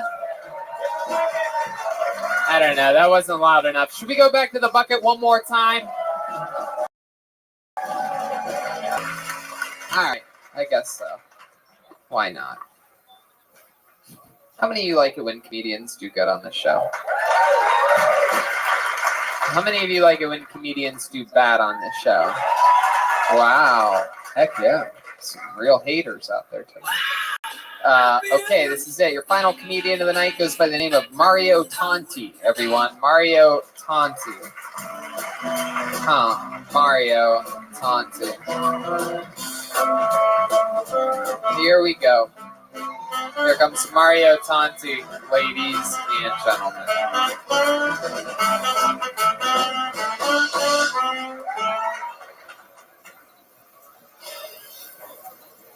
People always tell me I'm creepy.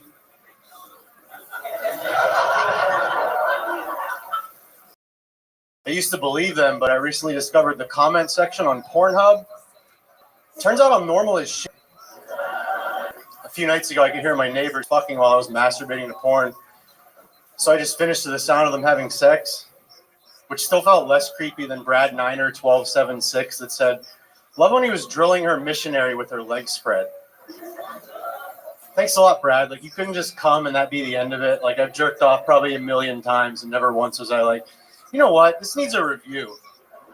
Like, after my neighbors finish, I just yell out the window, "Great job! Love how you took his cock."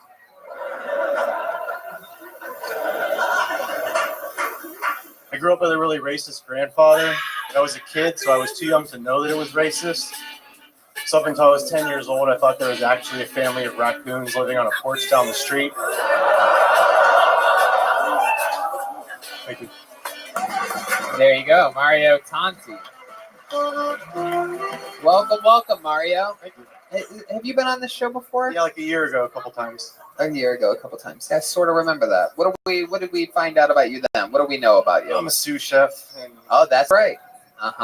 So how's life been going? What's changed since the last time we've seen you? I got a new job and I fucking hate it. What's your new job? Another sous chef. Another sous chef. Have you ever thought about being chefs for people other than Indian tribes? I tried, but they want you to have experience. So dumb. Wow. So is your boss tough? Like I notice in a lot of those kitchens, the executive chef tends to rule with an iron fist. Yeah, he's a different kind. He's a monster. Yeah. Those are always crazy jobs. It's like I'm 36. I don't need that bullshit anymore. I know. So you're gonna leave? I'm trying, man. But there's no fucking jobs in this city. It's all the same. It's all the same. Too many restaurants. It's the same bullshit. Yeah. They all want to like reinvent food, and it's like it's done. Like you eat it, you shit. Like, you know. Wow. You eat it, you shit. That should be your. That's food. I want to invest in a restaurant and have that be the slogan. That's gonna be my restaurant. Eat and shit. You eat it, you shit it. It's great. Just tell them their whole future. It's like a psychic and a restaurant at the same time. I always thought that would be a good diet is just eat and then don't eat again until you shit. That is. You have to eat. It's like a night, like your body's like a nightclub. You let some people in. Right. And it's full and you don't let anyone in until people leave out the back door. Yeah. And then you get to eat again. That's an interesting policy. I wonder how that would actually work because you have to eat more than you poop. Slightly. Just like a little bit more. I have Crohn's, so if I ate every time I shit, I'd be fucking You'd be eating a lot. Oh my goodness. How bad's the Crohn's? I don't even know. I had an operation like 10 years ago, and they took out some intestines, and I don't take medication for it. I don't even know if I have Crohn's still, but that's what they said. Interesting. So does it ever get inflamed? No, I just shit a lot. How many times do you shit like a day? As much as you. Okay. Oh, so 37 times? Yeah. Yeah. As much as like general people or actually Red Band, because those are two very different numbers. I mostly shit liver, so it's nothing. All right. What do you do for fun, Mario? When you're not chefing? I try to go to a lot of concerts, comedy shows. What's the last concert you went to? Every Time I Die at the Greek with Coheed and Cambria. Every Time I Die. I don't know who that is. Is that like that's like one of those like band. Hardcore? Yeah. Really? Yeah. Like, huh? All right. Do you dress different when you go to those concerts? No, I'm over that. Wow. Hell yeah, man. You just fucking own it. Yeah, I'm too old to. What makes you happy, dude? You seem fucking. I don't know, man. Coming here, this place, I don't know. Smoking weed makes me happy. Sometimes. There you go. It's starting to not. It's starting to. You ever smoke weed and do anything crazy afterwards? Anything fun or interesting or exciting? You have any fun hobbies that you like to do after smoking pot, or even maybe not even smoking? I got a question. What's up? What's the craziest thing you've ever seen in a kitchen? Cat, like asparagus. Either dirty stuff, any sort of. All right, so like a couple weeks ago, this kid we worked with, he's the dumbest kid I've ever worked with in my life. I've never seen this ever, and he was sick that day, and he was like a spacey idiot, and he blew his nose, and I was like waiting for him to see if he was gonna wash his hands. He blew his nose and then like wiped his table down like that. I was like, what the fuck are you doing, dude? Nothing too gross, but like just nothing too gross. That's the other thing. No, like the talent in the industry. And what's the name of the restaurant you were at? No, don't do it. What do you consider too gross, by the way? Because that's pretty disgusting. Wiping boogers Oh on the yeah, table? that was disgusting. Yeah, that's about my limit. I almost fired him for that, but I can't. You almost fired him for that. Wow. What the? Wow, Listen, you're real hard nosed, buddy. I know. My goodness, Mario, what's your love life like? There isn't one right now. There was a little while ago, but there's not now. Had a couple Tinder hookups. Those were. How about the one that was a while ago that isn't anymore? What happened there? She left me for her ex-boyfriend, and then wow, we kept hooking up for like a year, and then while she was with her ex-boyfriend again. Yeah. Look at you little side piece, huh? Look at you. Nobody better than keeping a secret than you. It's not a good situation. It fucks with your head even more, you know. Oh, because you have feelings for her. No, but like. Whatever. Yeah, you have feelings for her, dude. Not anymore. She's with some other dude. That's crazy. Yeah, but that other dude is her ex-boyfriend. So when he saw that she left him to the ex-boyfriend, he said, I see a pattern here. She fucks her ex-boyfriend. I'm in luck. Yeah. Yeah. And that's why you're still in there. How many more ex-boyfriends do you think she has in the rotation? Who knows? I don't care anymore. And do you think they all look like Beatles reenactors? Probably. John Oliver. They all show up to dates on bird scooters. This is this week tonight. All right. So you watch a lot of porn, it sounded like. What's your Google search for porn right now? Yeah. Man, the throat fuck stuff, you know? The what? The throat fuck stuff. I'm Throat fuck? Oh, you know? Wow, you love that, huh? What's your I favorite part? looked up that time stop shit. That was fucking weird. You get into that time stop shit? You know that thing that you said you were worried about being creepy? You're definitely back to being creepy. Hey, I'm just gonna own it then. Fuck it, you know? Wow. I like interracial. That came out of nowhere. Sometimes it's like getting to that. It's like you run out of shit and you're like, all right, I guess I'll just watch them get banged by big black guys now, you know? Oh my goodness. Wow, what is happening? Why do you think it is that you prefer to watch a woman get gangbanged by black? I don't prefer that. It's just, you know. Now, let's talk about it here for a second, Mario. I want to talk about, I know, but I want to talk with Mario about this. I want to see if this goes back to any, psychology issues or anything like that. So when you see black men railing a white female porn star, how does it make you feel? Angry. No, detective, no. I'm trying to get Mario's honest responses here. You guys are misbehaving over there. Do you watch this porn with your grandfather? No, he's dead. Because he saw you watching this porn. Yeah, what the fuck is that? All right, go ahead. Why do you think it is? Let me ask it so more broadly so that you'll answer it.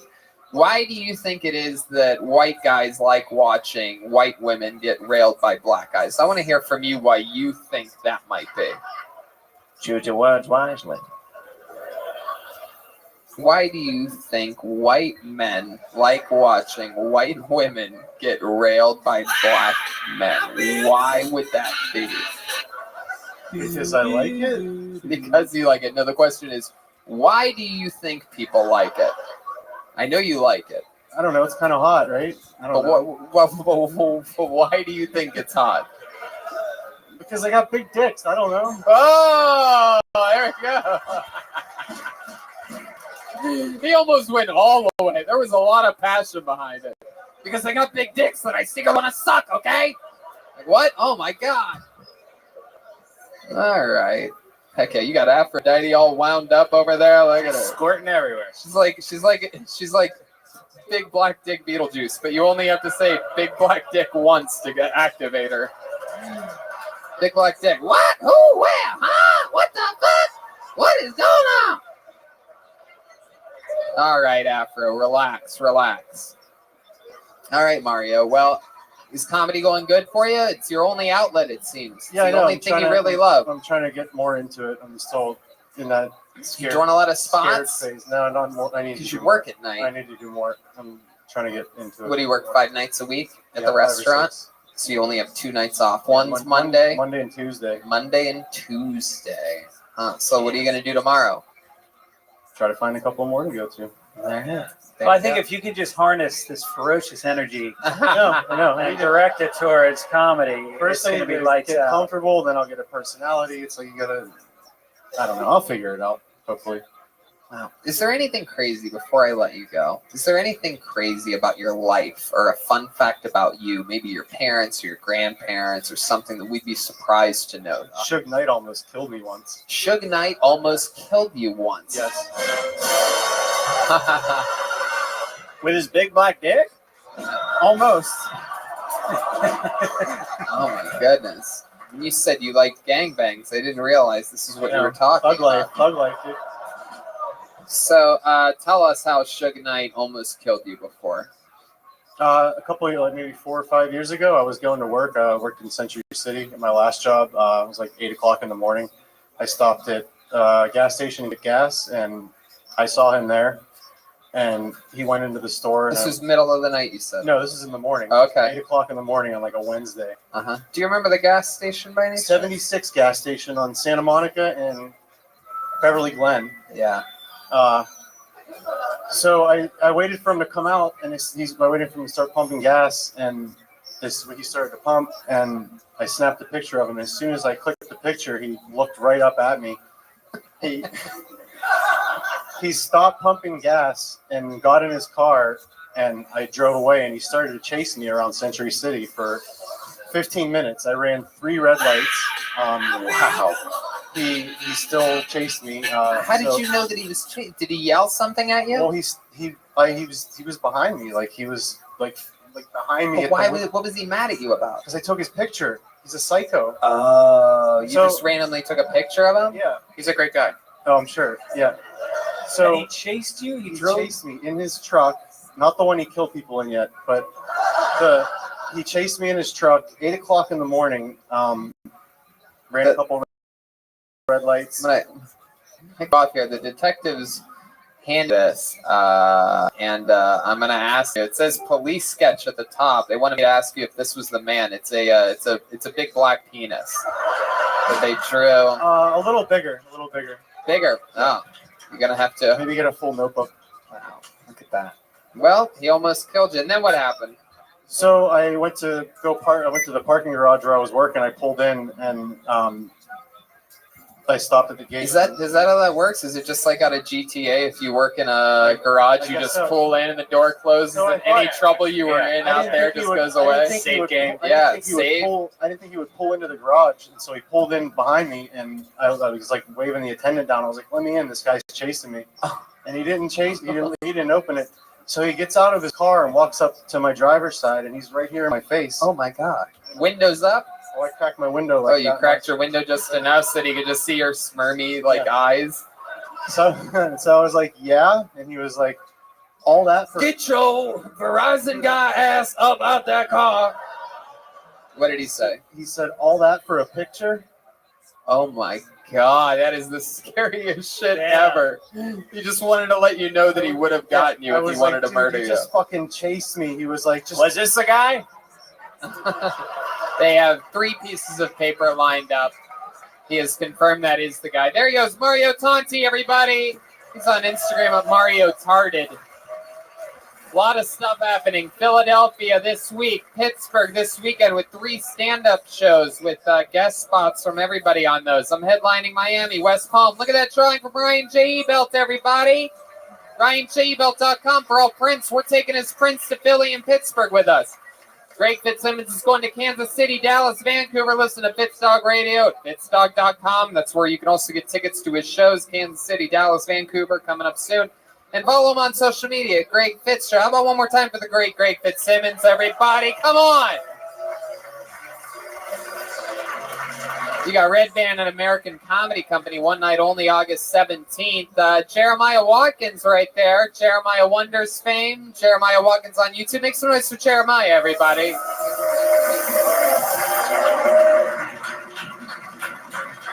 Jeremiah's on social media. Jeremiah stand-up. Jeremiah Watkins on YouTube. New episode of Jeremiah Wonders out now with Eric Griffin. Eric Griffin is That's right. And then after the show... yes! I forgot. Fuck. After the show, we have Reagan Watkins vinyl, if anyone is That's interested. right. They're going to be selling them limited supply. They'll sign them for you. As well as some hard copy CDs if you're into that. And How about hand for Detective Charles Jeremiah, huh? Then sitting next to him is the great Chroma Chris. Dick motherfucking Bates. Dick, what'd you think of tonight's show? It was another killer, Tony. Wow. Hey, Tony, we have the band has a big announcement that we would like to announce tonight. Oh, there's a big announcement. The Kill Tony band is now officially part of the Ernie Ball family, and we are Ernie Ball artists now, official Ernie Ball artists. Ernie Ball, the famous guitar string. Shout out to Ernie Ball. Wow, look at that. The band just dominating in musical sponsorship. That's amazing. Ludwig and Ernie. Speaking of which, how about another big hand for official Ludwig artist, Joel Jimenez. Joelberg. So much fun. What do you think, Joel? Did you have fun tonight? Yeah. Yo, what's going on, Pam? Mostly sorry. What else? Nothing. Thank you to Ludwig Drums. I did an interview for One Just West a moment. magazine. What's good in your neck of the woods, GB?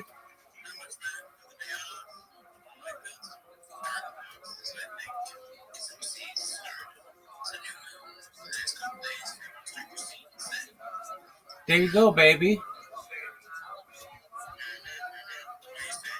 Oh, dog. Do you know what Blue Sky is? I have been the #1 trending person on Blue Sky every night for like the last 8 days.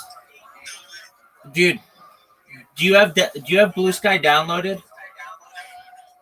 Download it right now.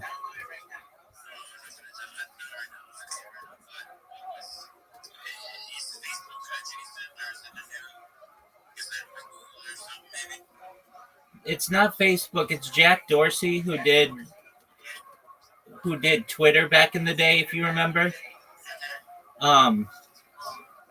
So it has 25 million people on it, and everybody is leaving Twitter.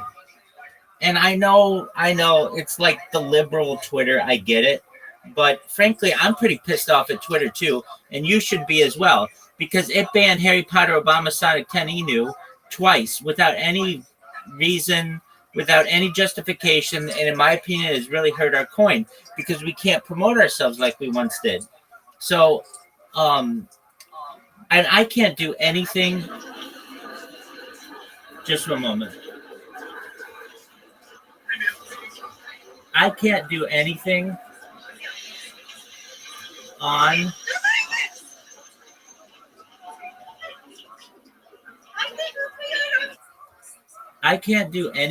on Twitter anymore. I mean, I can do this on Twitter, but like basically any of my new accounts that I create just get banned like immediately within like 10 minutes, every single one.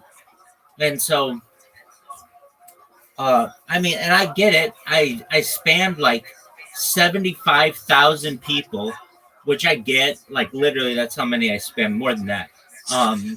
Over the course of like a month. So I get it, like they don't want me on there. But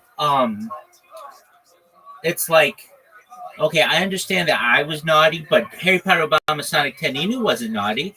They didn't do anything wrong. So why did they get banned? And it's just like this faceless bot automated message that you get. And what I just think is such loser behavior is Elon Musk keeps just impregnating chicks like it's run out of style.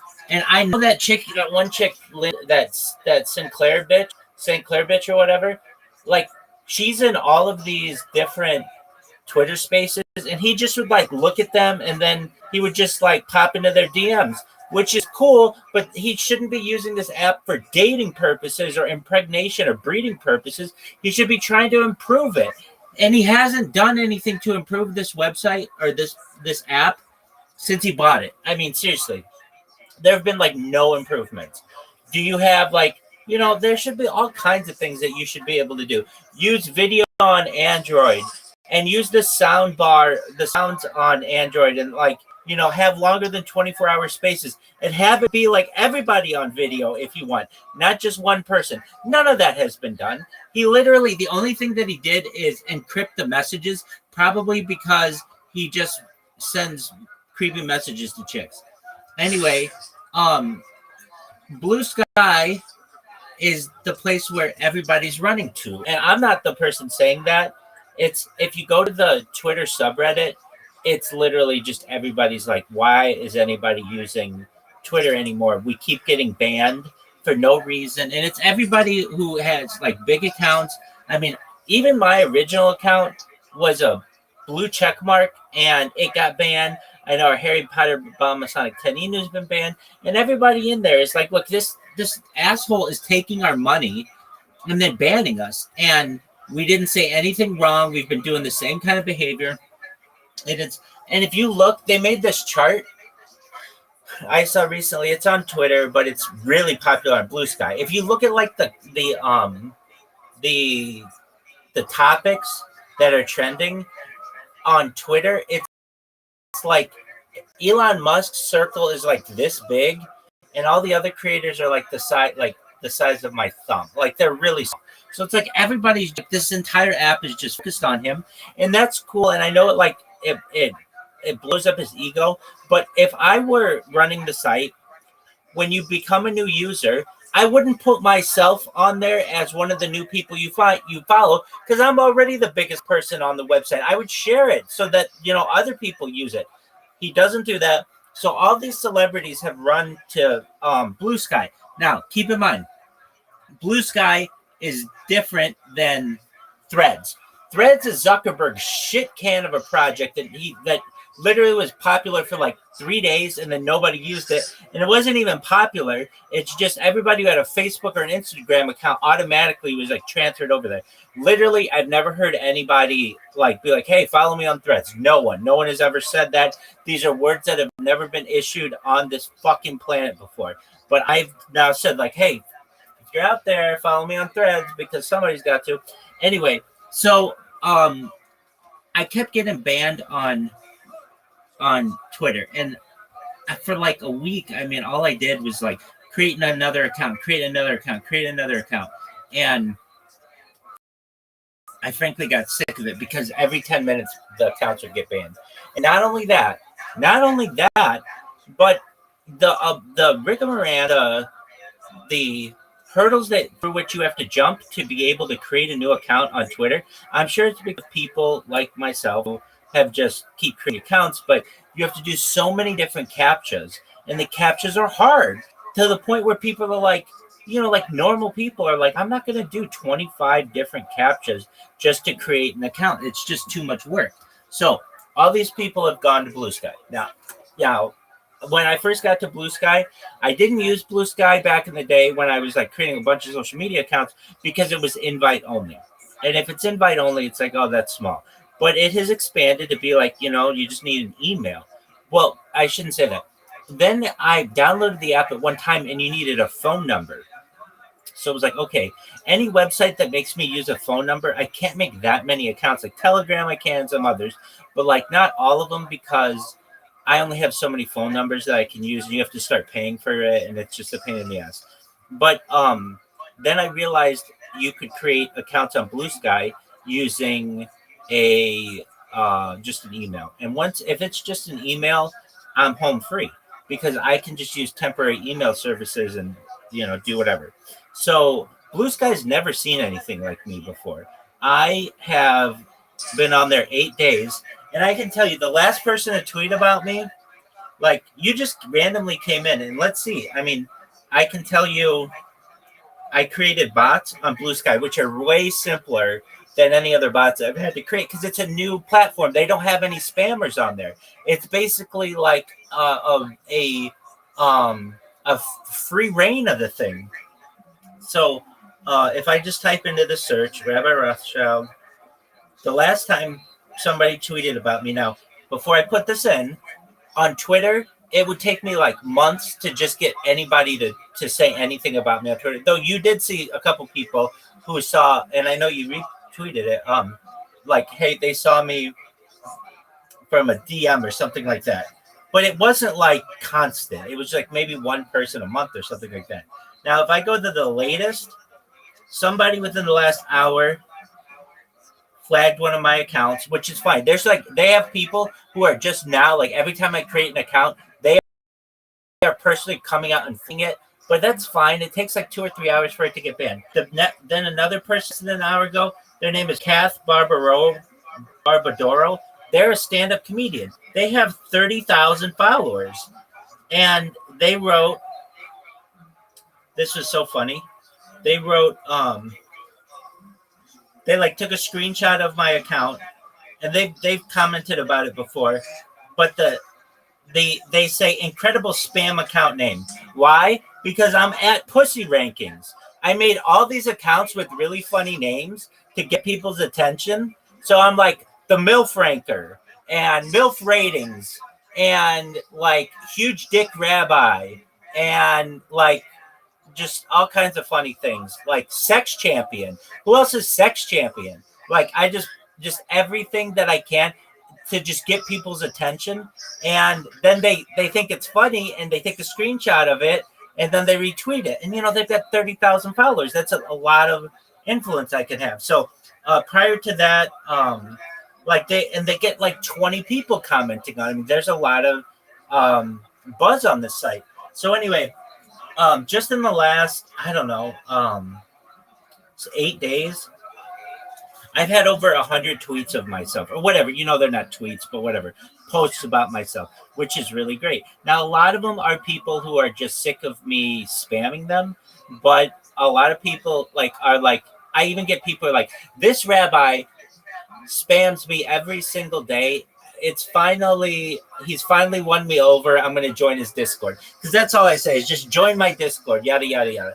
So with that being said, I'm going to go viral on Blue Sky. I know it. It's just a matter of time. I just have to keep this going. But with the amount of people who are getting to know who I am and getting to know my strategy, my influence is growing. So that's really phenomenal. So long story short, things are really good in my neck of the woods.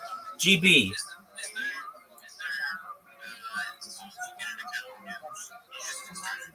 Yeah.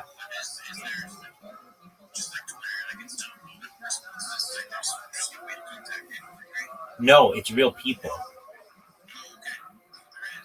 Yeah. Exactly, because it's still pretty small. And they have like real people who are still working there because they didn't have some billionaire come in and fire everybody. So they get like, it's really, I can tell like how the thing works. In fact, the reason why I'm up right now, not normally, but like I have this thing where my hours are reversed because Zoot and some other people from Harry Potter, Obama Stock 10 and some other people from the community, they come into my Discord and we play games really late. And Zoot's in like Australia, so I'm up like all night with him doing stuff. So but I motivated myself today to just try to be up all day so that I can get my hours back to normal. And I even created on my bots, it like whenever one of my accounts gets banned, I have it programmed to show this like big red message on my screen so that I know I have to create an account. And then it plays brown, I feel good, because it's just like an audio alarm for me. So even if I'm falling asleep, I'll know like, oh, whenever I hear this song, I just have to go in and create another account. And so with that said, it's a pretty good, pretty good. It's, I think, an excellent strategy that I have. Now, is it perfect? No, I mean, the way it could be better is if I didn't have to do captchas. Captchas are the thing that I have to do, but their captchas on Blue Sky are way easier than on Twitter, and it's growing. I mean, it's growing quickly. Every single day, at least like 3 or 4 major celebrities or groups of people just quits X completely and joins Twitter. Like who?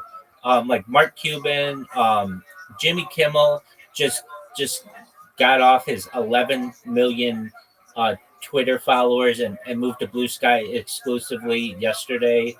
Pearl Jam just did it. It's very liberal, but they have a lot of influence, a lot of followers. And do I think it's the next big thing? I still think that Twitter will still be big, but Twitter's just become the same cesspool.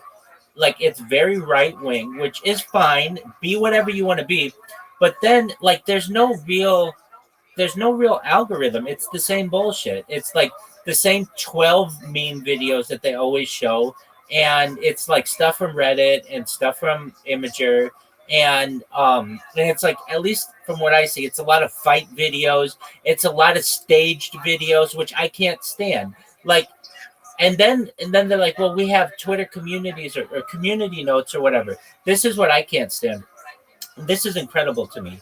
Okay, so you know what Stake is? It's a gambling site. Okay, well, the same guy who owns Stake owns Kick, and he and I are Discord friends because I spammed all the people on Kick so much and did interviews with the creators on Kick that he got to know who I was, and he accepted my friend request. And so I have like a direct link to him. So I like pay attention to what Stake is doing and Kick's doing, especially because of that relationship. Well, there's a constant thing that I see on that Stake has done, which is really smart, is they'll take some viral video and put their logo in the corner. And what does Twitter do? Twitter flags it and says that this is a non-paid advertisement of a gambling site, which goes against Twitter's terms and conditions. Okay, fine. But they don't ban the account, which they should. If it goes against their terms and conditions, just like they banned Harry Potter, Obama, Sonic, Taninu, and all the rabbis' accounts, because those violated for one reason or other terms and conditions, they should ban those, the ones that are showing these advertising that goes against the site, but they don't. And the reason why they don't is because these things are being posted by like their bigger creators. And if you look at who their bigger creators are, it's the same like 50 people. It's like, I mean, I don't, there's like libs of TikTok, which is actually like a really conservative thing, and there's like the same people are on there. It's like very rarely anything like really, really interesting and or different. And so anyway, I for as much as I spent time, I mean, I'm on Twitter right now. It's very frustrating to me. It's really hard to be found in the algorithm. Oh, that's another thing. On Blue Sky, like I can tweet something or whatever. I mean, maybe it's not considered tweeting, but it's whatever. I can post something and people will see it and people will like it, and I'll get new followers just from like posting something. When on Twitter, you will go for weeks without anybody interacting with your post if you don't manually like kind of nudge people, or because, well, frankly, if you're not a blue check mark. And they've made that their specific goal. They want people to become Twitter blue or whatever, and that's cool. But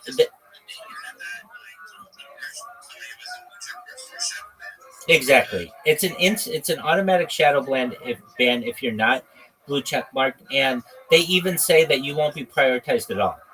And it's like, okay, well then, I mean, look, it's a sad situation to me where Elon Musk is the wealthiest publicly disclosed individual in the world, and he still needs money from people. It's like, you don't need any of this money. You could run all of Twitter just on the interest on your Tesla stock easily. So it's like, it's very, and I understand what he says, like, well, it's so that it's to avoid bots. But it's like, okay, then what your website has become is Twitter blue people, which isn't that many people, and then just bots. That's it. And there's like no middle ground. There aren't like real people using it. And I mean, I see the Twitter. I'm live on Twitter Spaces right now. I mean, I've been live on Twitter Spaces since February 14th, which is over a month. And I can tell you there's so few interaction that I get in here. I'm on here 24 hours a day. And if you don't know me, you won't ever see my account because it's shadow banned. And that's really unfortunate. Unless you literally type in like what I'm doing, you won't see me. And, you know, I was thinking about, I mean, I think about this all the time, but all of these platforms need a random button. And what do I mean by a random button? Like something that you can press that gives you just random content to basically like, it's almost as if these websites where my alarm's going to go on just one moment. That's great. I was just testing it. But basically like there are there's bottom feeder content that never makes it to the surface because it's never going to get any kind of traction. But with a random button, that kind of would kick that stuff up and give people, access to it who wouldn't normally have that. But they don't have that. And it's just really kind of, in my opinion, I see why everybody's so upset with Twitter.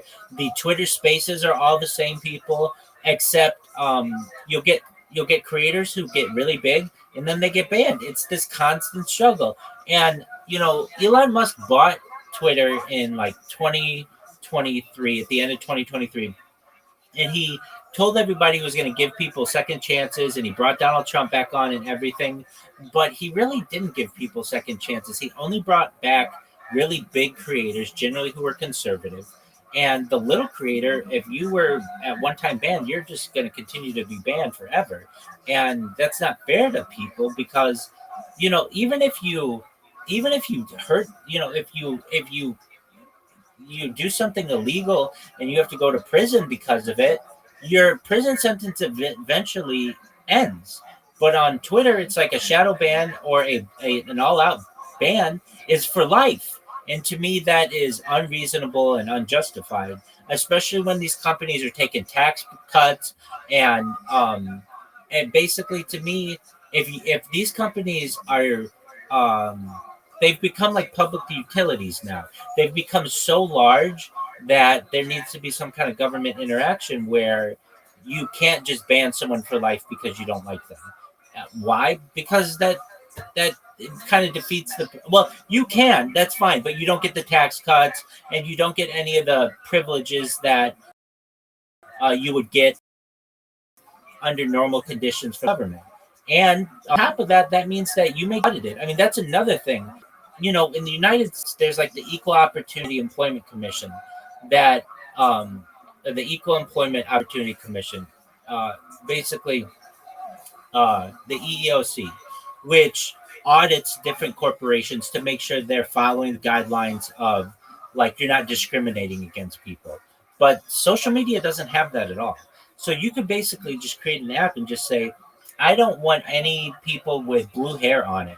And you could just discriminate against people and nobody's going to come in and say, that's a discriminatory practice. We can't have that. And I think it's unfortunate the way that these things are working, but I've transitioned my botting campaign to Twitter, or apologies, to Blue Sky, and it's worked really, really well. So long story short, I'm very excited about that. And I'm currently in the middle of a Kill Tony marathon. I started with episode 1 of Kill Tony, and I'm on episode like 400 now. And it's really cool to see like the progression of the show, how it started, and it was so bare bones, and now it's increased and improved. And what up? Hey, part of Obama Stock 10 here. And these guys, when they started, Red Band and Tony Hinchcliffe, they weren't really wealthy. And now, like, they're starting to make more and more money, and they eventually get to be millionaires. And it's like a really beautiful story that it tells as well, in addition to being just really funny and, having just constant content. It's constant content that I can put on, just leave on, and I have ad blockers that mean I don't have to watch advertising, and it generally isn't copyright protected. So I'm not going to get copyright strikes. So I got to tell you, I think you were the person who first told me about Kill Tony. Are you not? Exactly, I do too. I remember you talked to me about it like last May or so, and you were like, "Hey, you should check out the show." And I was like, "Oh yeah, I know that guy." Meaning Tony Hinchcliffe. I've seen him on Joe Rogan. I just don't think he's very funny. But the thing that really changed me, I would love to say it was your opinion. It was that planted the seed that, hey, there's someone whose opinion GB I trust, and he thinks that this is something that's cool. But it was when Shane Gillis was on with Joe Biden, he was Donald Trump, and Adam Ray was Joe Biden. When they did that, which was right around the debate, which was like in June or something, or July of 2024, they did that, and it was like, okay, this is pretty funny. And then I started watching them like every Monday. Basically, like basically last fall, I would say, I started to, and now it's become like an event where I really look forward to it, and I know a lot of people do too. You know, Kill Tony's coming to Netflix, right? Yeah.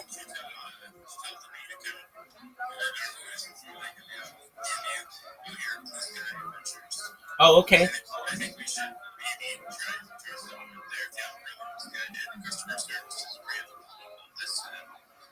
Yeah, so the customer service is definitely real people. I can tell you this because I even know what hours they work. Like they do have 24-hour service, but it's not like a, well, they do have automated bans, but they're not like Twitter's automated bans. Um, Other people have to report you in order to get you banned. If anything, we need the account for Harry Potter Obama Sonic 10 Inu on Blue Sky. I'll tell you this, cryptocurrency is not very big on there. The things that are, that's still a Twitter thing.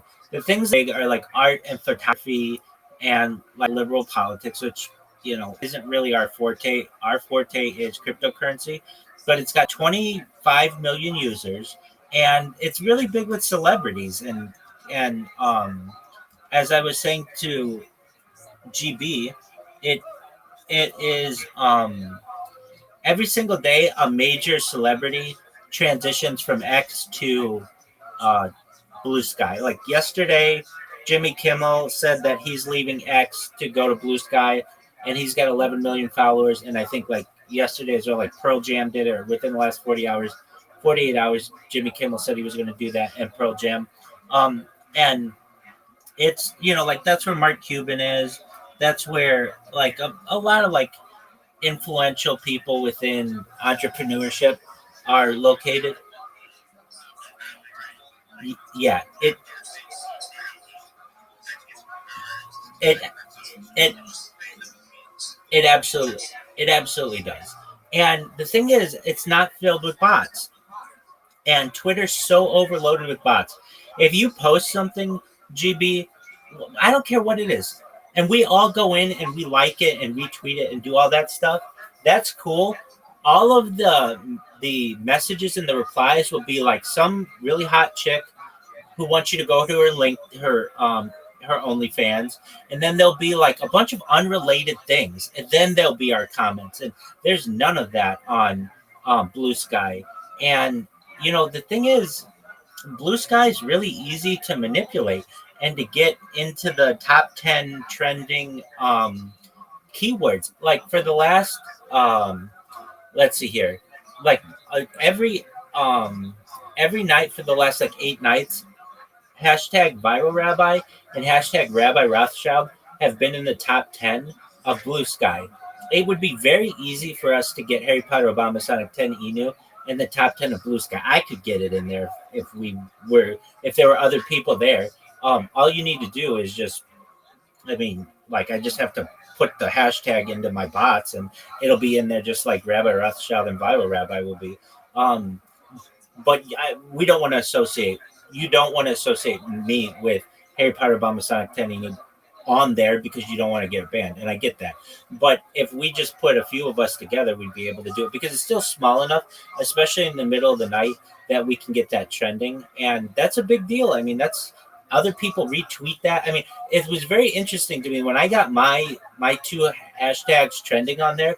Other people took the top 10 hashtags and just plugged it into their tweets and then tweeted that all over, and it was just really organic.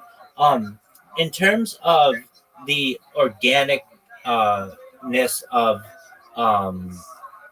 Harry Potter Obama or of Blue Sky, I get people who are tweeting about me about 3 or 4 times an hour, and that's really good. I mean, nobody's tweeting about me on Twitter, and even when I had robots that were doing it, like basically I would only get a tweet maybe once a week, sometimes once a month. It was not big. But on Blue Sky, because there aren't any bots, it's a free for all. And Blue Sky's also started a recent advertising campaign. The reason why Blue Sky wasn't really big at first was because it was invite only, and then like it was just like an app that you needed a phone number. But now they've opened it up. You just need an email, and they have 25 million users, and they're real people. I mean, now not all of them are real. They still have some bots, but it's not nearly as bad as what we have on Twitter. And if anything, to the person who's running the Harry Potter Obama Sign 10 email account, we need to get that username. Usernames can be up to, I think, like 17 characters, 16 or 16 characters or something. So we need to have HPOS10, at HPOS10, at Harry Potter Obama Sign, like whatever our things are, we need to have them all, because it's very easy for me to just go in and take it myself. And I'm not going to do that. I love the coin too much. But what I'm saying is somebody else can do it. Obama Sonic can do it, or somebody who's just wants to get, like somebody who is into crypto, who just wants it, and basically to what's it called, when you just sit on something like that. It's called I'm squatting. Yes, thank you. Username squatting. So if anything, we need to make sure that we have that and just have a presence there. Is it as good of a platform as X? No, in my opinion. Well, it does have some things that are better. The thing that I think that distinguishes X is Twitter Spaces. That's a really nice platform to be able to get the word out and stuff. But in terms of just strictly text things, it's better.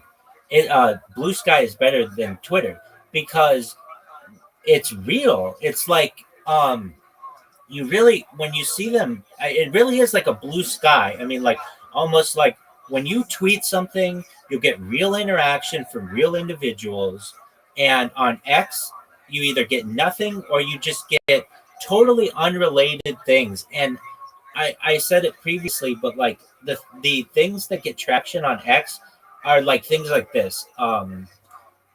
Somebody will take a picture of like some person cleavage, and then they'll just put, what do you notice? Or a picture of President Trump and say, what do you notice? Or a picture of President Biden, say, what do you notice? And then the way they get interaction is just like having a bunch of comments. And you can tell these people are gaming the system, because they're just trying to say that, hey, every month I get so and so amount of interactions or impressions, and then they get more money because Twitter pays its user base at the very top level. But Blue Sky doesn't have to worry about any of that garbage interaction. So anything that's on there is real and organic. And let me just see it like from an idea. I mean, maybe we already have the Harry Potter Obama Sign 10 email account, but Harry Potter Obama. So somebody's got Harry Potter Obama .bluesky.social. I don't know if that's us, but so somebody's already HPOS 10. Somebody's already got HPOS 10i. So I mean, if anything, we already fucked up there. But that's okay. That doesn't mean that we can't get it back. But like, we need to have this type of influence. I mean, whatever we're gonna call it, we need to have something. If anything, we could probably message this person and just be like, hey, how much would you, is it $100? Can we get that username, or $10? But we didn't want to have to be doing that, and now we have to do that. We're playing catch up on it. But like if I take let's look at the crypto side of it. So if I go and I look up Board 8 Yacht Club, I know they have like a lot of followers on Twitter.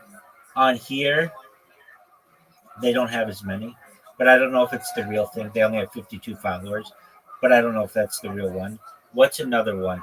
Crypto Punks. Crypto Punks.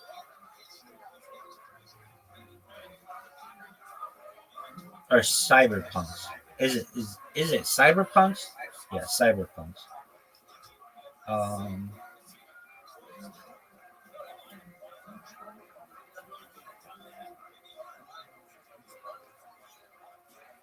Let's see. Cyber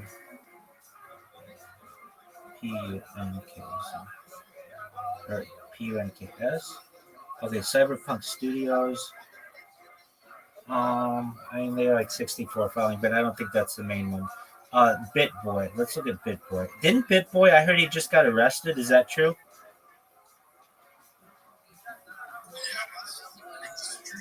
Yeah.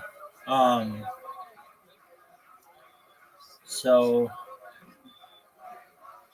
name a big influencer, GB, in the crypto world.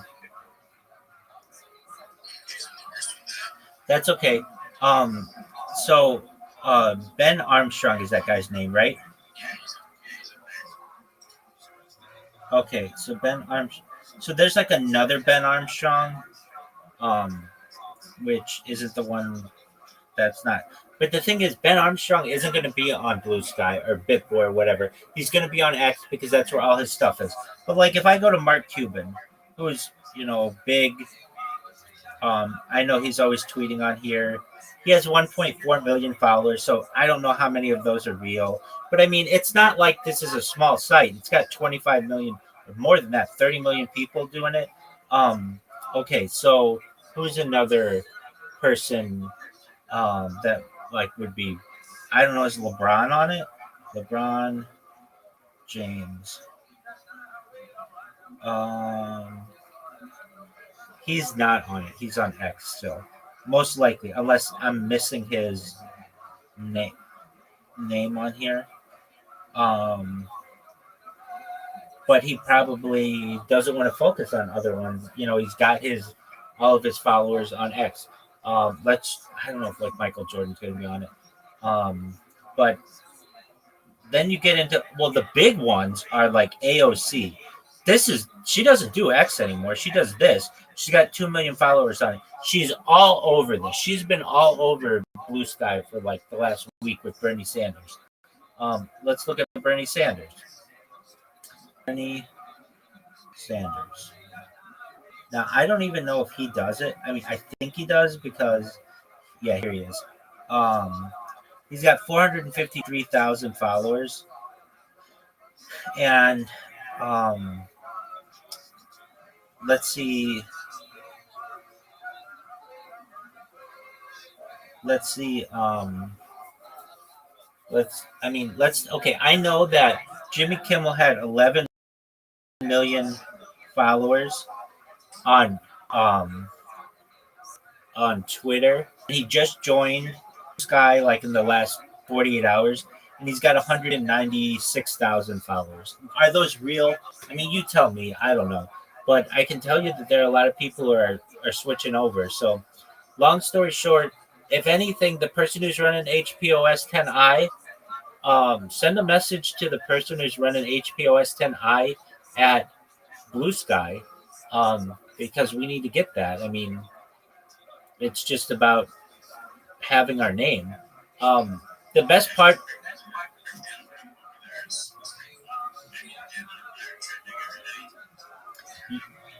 Oh, absolutely. And not only do I get it trending, but then it gets in this word cloud and it shows up in the word cloud. So it's visual.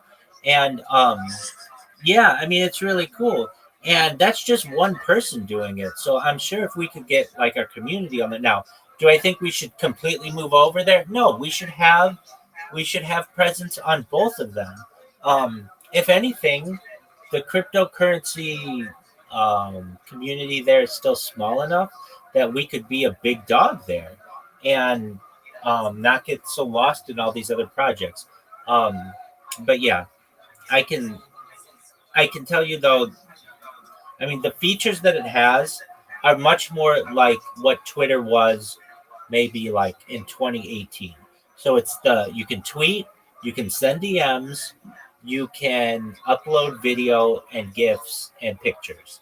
You can't go live like video, and you can't do Twitter Spaces, basically. Aside from that, they're essentially the same platforms, and the customer service on Blue Sky is much better. So if you got banned on Blue Sky, they have an email address there. You can contact them, and it's a real person.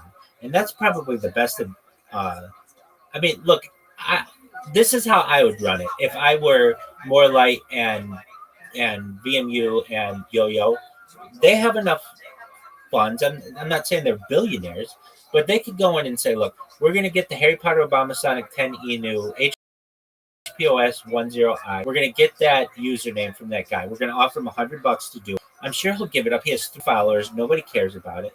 Okay, and if we can't get that, we'll get a real Harry Potter Obama Sonic 10 Enu, whatever kind of thing we need. Okay, so we've got the name. Then what? Then I go to Insta followers, and I would get 10,000. I would buy 10,000 followers on Blue Sky because they're really cheap. It probably would cost about $100, and I mean that's what it costs on X to get that many, approximately, or used to. And then we've got a very powerful source of communication. Then what I would do is everything that we tweet on X, I would just do the same thing on Twitter and build up a little bit of a following there, especially in the crypto communities.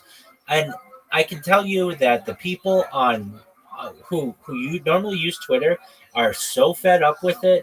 And my source of that is just go to reddit.com/r/Twitter. And the number one pinned message every month since January, at least, has been suspended accounts. Look, I can tell you, I look at it all the time because I deal with suspended accounts so much. Okay, if I go to Twitter, it's pinned to the top. But it's interesting how they phrase it. They call it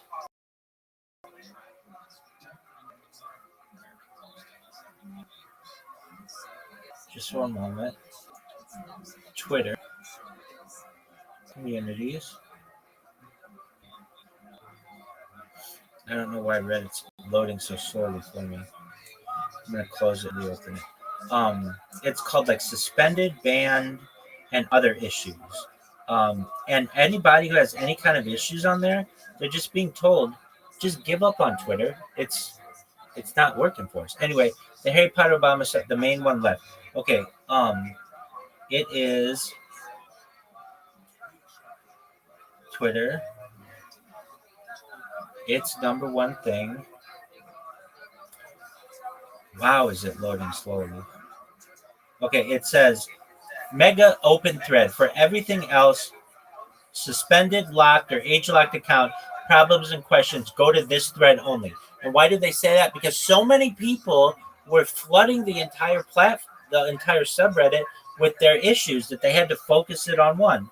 And I mean, it has like 500 different people with issues on it. Now, those are real people with real accounts, and they weren't small accounts.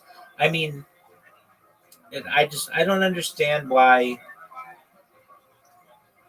I don't understand why Elon Musk doesn't want his platform to be successful. I know he's got his stakes in a lot of fires right now, but it's like he wants to fix the government, and that's cool, but he can't fix his own app. And I know he didn't create it, but he bought it, and he got rid of everybody thinking everything's going to be so efficient, when in reality, we had a really good Twitter account, 2 of them, and they got banned. And if I may ask, GB, they didn't do anything wrong, did they? So exactly. And the difference on Twitter Blue, Blue Sky, is that it's real people who have to do the banning of someone, because they do have an automated system, but it's like really easy past, and they have a way to appeal it. Like, I'll tell you, let me look at an account that I have that's been banned.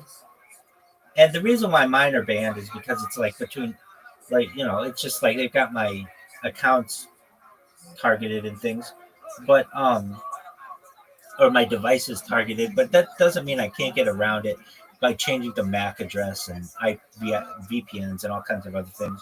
Let me see if this one's been banned. Just one moment. Okay, so it says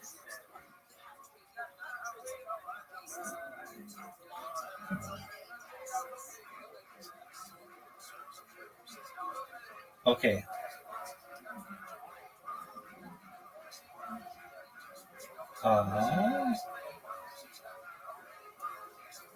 Well, oh yeah, I know what it is. Their moderation team is really easy to contact. I can even tell you off the top of my head. You just have to go to @moderation and tell them whatever you want. There are people who report me at moderation, and there are people who use that as a mode of communication. But you can also DM them. I'm telling you, it's literally a real person though. It isn't like I sometimes get my accounts banned that are like right when I create an account. But if I can get past that, then I'm able to spam people with like 900 messages, anywhere between 100 and 900 messages, and then they get banned, and that's fine. I mean, that's enough for me to get a lot of people like figure paying attention to me. Just in the amount of time we've been talking, I'm gonna just see if anybody else has said anything about me. It's not guaranteed by any means. No, I mean, like the last time somebody said something about me is 2 hours ago. But when they did, like a bunch of people talked about me. One lady with 30,000 followers, another lady with 2,000 followers, another guy with 800 followers. I mean, that's absolutely fine. I mean, I'm happy with that. And another guy yesterday with 10,000 followers. I mean, that's a dream come true for someone who spams as much as I do, to get that much interaction from just random individuals. So I'm very happy about that. I can tell you, I mean, you're in contact with More Light and those guys. We need to get a real presence on Blue Sky, and I know people made fun of me a little bit for it, for just joining Blue Sky and promoting myself on Blue Sky. None of those guys, but just some losers who were in Harry Potter, Obama, Sonic 10, Inu, who were like people I didn't even recognize. And I mean, there's nothing wrong. It's not like I'm saying we have to leave X entirely. No. Why wouldn't we just have presence on both? Anything that we tweet on Twitter, just do the same on Blue Sky, and we'll get some followers here and there. But if anything, we'll have a very early account. And I mean, I'm talking your ear off, I recognize, on this matter, but I'm an advocate for the coin, and I'm an advocate for the platform. And I can just tell you this: no one else, I know this, no one else on Twitter has more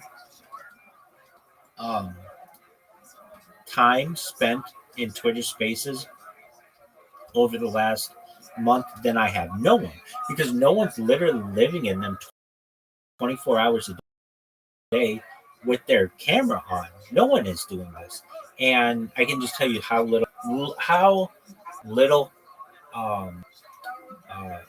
influence or impressions that you get in types of conditions, and it just tells me that our coin isn't going to be getting that. And I think that, well, we need something else to happen. What I think is going to happen, frankly, I really mean this, GB, in my heart of hearts. I'm going to keep this spam going, and it's going to get enough attention that, and I have this message that I sent out that I'm not going to send it on Twitter because I'll get banned, but it's a very long message, but it's all in one picture. And when you open the picture, you can read it, and it just has like my who, what, where, when, why, how, and this like paragraph about me. It has all this about future technology, and somebody's going to read that and know that I spam everybody on Blue Sky, and I've kind of become a joke on Blue Sky, and they're going to say, okay, all this person needs is a retweet. I'll give them a retweet or whatever, and it's going to catch on. And then everybody's going to be like, hey, what are your pajamas? And what are your what you're betting? And I talk about Harry Potter, Obama, Sonic 10 every single day. And I probably have done it just about every single day for the last year and a half or so. And just because people ask me about it. And that's how we will go viral, which is great. And that's going to really help the coin. And that's how we change BTC to being Bitcoin and globally recognized and all these other things that we want. But if that doesn't happen, let's just say it doesn't. But I really think it would. I wouldn't be talking about it if I didn't think it would. But let's say that didn't happen. Then what are we going to do on Twitter? We're kind of, there's that phrase that's attributed to, I'm not going to say who it's attributed to, whom it's attributed, but they say the definition of insanity is just doing the same thing over and over again and expecting different results. And is that what we're doing with our main Harry Potter Bombasonic 10 Enu Twitter account? Is we get it and we keep getting people to join it and follow us and do all this other stuff and just wait for it to get banned? We need to be on every platform. We need to multi-post. So, I mean, like, frankly, and I know that, like, the guys who run the coin, I don't want to speak disparagingly about them because I have the highest respect for them. And also, this isn't their primary duty. They have other jobs and things. But if we were doing this correctly, everything that we posted on X would get posted on Instagram, would get posted on TikTok, would be uploaded to YouTube. And, that's the best way to do it. I know it's difficult. It takes a long time to do. But at least let's do it to Blue Sky because it's so easy to do. And it will just give us basically another way to promote ourselves. And ideally, what would happen is we would be posting on X, and we could even say, hey, follow us on Blue Sky, and we might get 100 followers from that. And then start to grow that account. But then if anything ever happens to our X account, we can just say on Blue Sky, hey, follow our new X account. You know what I mean? You're able to kind of bounce these off of each other. And so if you have the opportunity, please talk to, I mean, you're the one who said it, but you're absolutely right. It's a good idea. Somebody's got to talk to more like MU and Yo-Yo about getting a main account. And that's fine that somebody has the other HPOS 10i. We just have to get HPOS 10i official or whatever we want to make it. And then tell the people in the community, hey, create an account. And you don't have to do anything on it. It's just, if we ask you to, then we want you to promote something, then do it. It's as simple as that.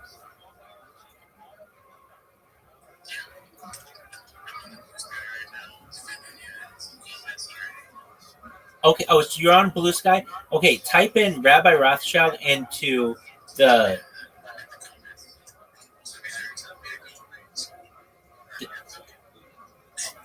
Wait.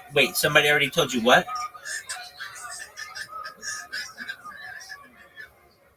Oh, okay. Well, I mean, so already you joined within the last hour and you already have interaction?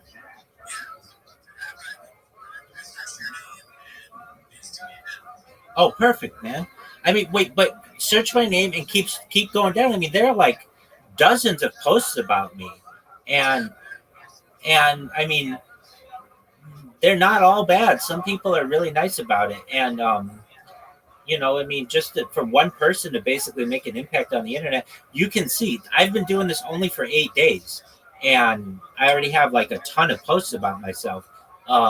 Imagine if I did it for a month, or perhaps a few months. I will become my own meme on Blue Sky. I will become associated with the social media platform because it's still pretty small.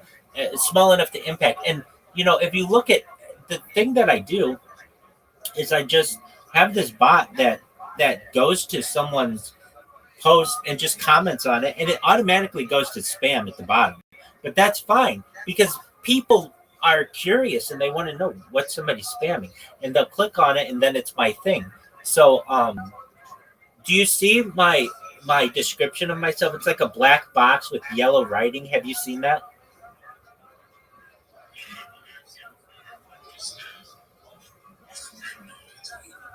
Okay, so basically it's well, this one's new. Go to here, I'll tell you which one to follow. Don't follow it. But go to MILF Fister. MILF is in matures I like fucking, and Fister, I was fisting it. So MILF Fister, go to that account, go to replies, and under replies, you're going to see spam. Press show, and I want you to see the message that I wrote. It's really long, but it tells everybody everything that they need to know. Plus, it has a bunch of things about future technology and like how I want to help the world. And I don't know if do you see it? MILF, MILF, Fister, FISTER, all one word. Put that in the search and go to accounts.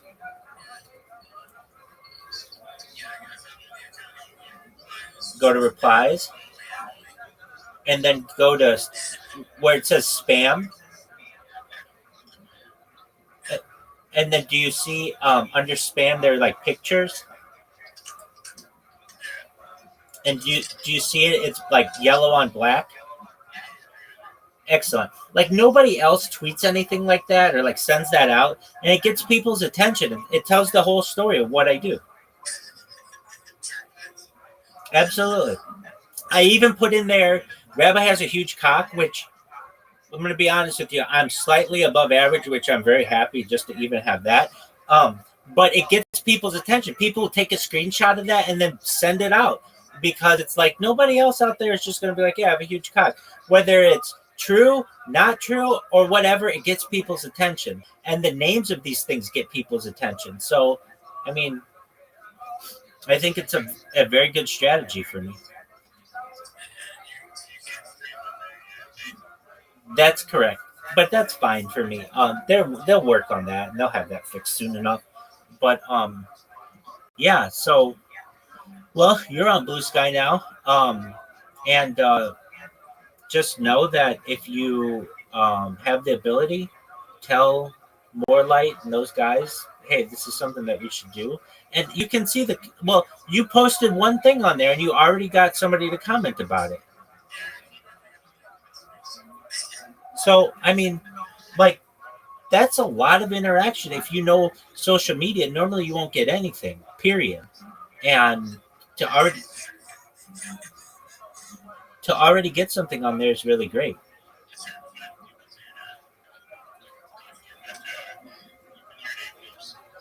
Absolutely. You're 100% right. Well, you know that video that you created? If you can upload that, that would be great. Oh, excellent. So it's on there. Did you tag it, Rabbi Rothschild?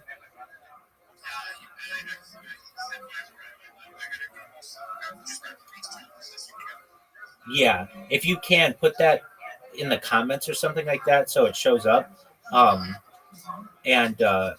Or if anything, just delete it and re-upload it or just upload it again. And with that, because that'll help us. I mean, that'll just, get the ball rolling on it. So I'm pretty jazzed about this strategy, and it's just a matter of time. But I don't think we're going to go viral on X. I mean, literally, I am living on X, and nobody's paying attention to it. The fact that you came in, I might get in 24 hours less than 5 people in here. And the reason why is because I don't have a really big account for a bunch of people to follow. And since I'm not a Twitter blue, nothing I do is promoted. And, and the other thing is I can't like retweet it and I can't follow people. Any interaction that I have on Twitter, because it's all run by bots or automated, I just get banned. But on Blue Sky, you can tell like people are starting to just like refer to me as the rabbi. I'm like, oh yeah, the rabbi's spamming you or whatever. Everybody knows it, and that's a good thing. I mean, look, I'm going to tell you this, GB. When I first started with Harry Potter Obama Sonic 10 Emu, I was not liked by a lot of people. It was like 50-50. People did not want me live streaming my life in the Telegram. That was a really big thing. And I basically made the argument that I'm live streaming all the time. Why wouldn't you want to give the community a portal into my life? It is just more content for the cryptocurrency. But there were a lot of people who were like, if we're not having a meeting, no one should be able to stream in the Telegram, and I used to have to ask people to open it up for me and all this other stuff. If I may ask, what happened to that Jackson guy who was a moderator?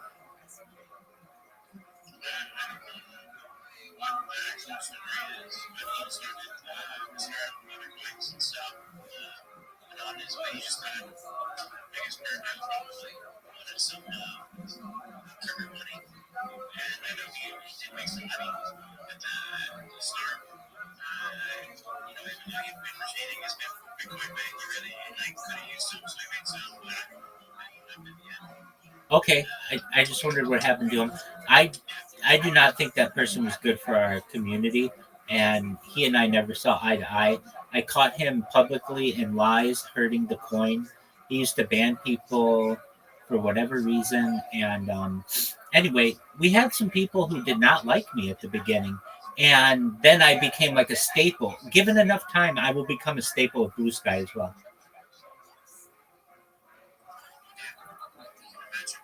Absolutely.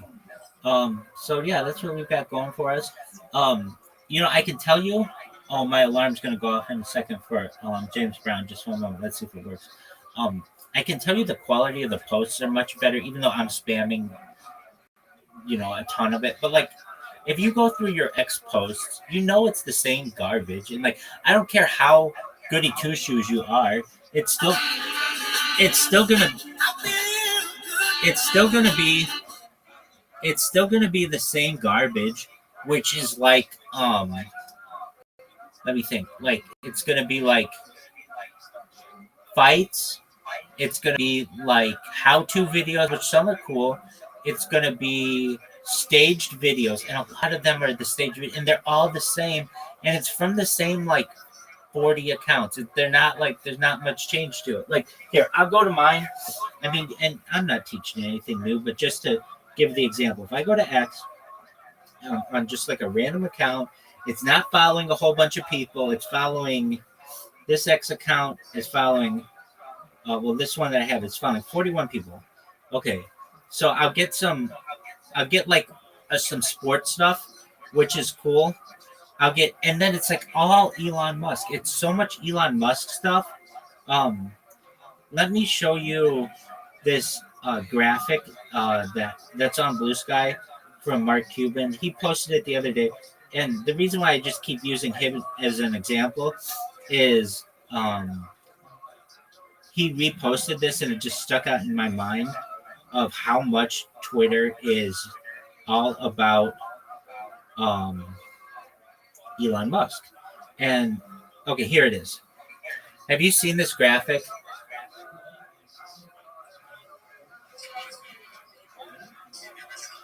Okay, so the big circle.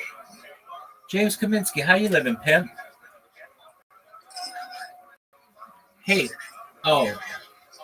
my friend, James Kaminsky, do you have Blue Sky?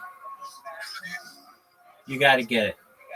It's so much better than Twitter, at least in terms of content and like organic content and stuff. Okay, so I was just showing GB. Well, the reason why you should get it is because then you can read about me. All these people are tweeting about me, and that's really helpful for me. I'm the number one. I've been the number one trending hashtag of the last 8 nights. Like 4 of them, of the last 8 nights, I've been in the top 10 every night. I've had 2 hashtags in there. And so I was saying that we could pretty easily get Harry Potter Obama Sonic 10 Enu up in there as well. Can you see, James Kaminsky, this graphic? I know you can't read it, but do you see there's like a big pink circle? Okay, that big pink circle is like basically tweets about Elon Musk on X, and then all the little circles are other influencers. So basically what I'm saying is this entire app is just basically revolves around him, and there isn't anything else about it.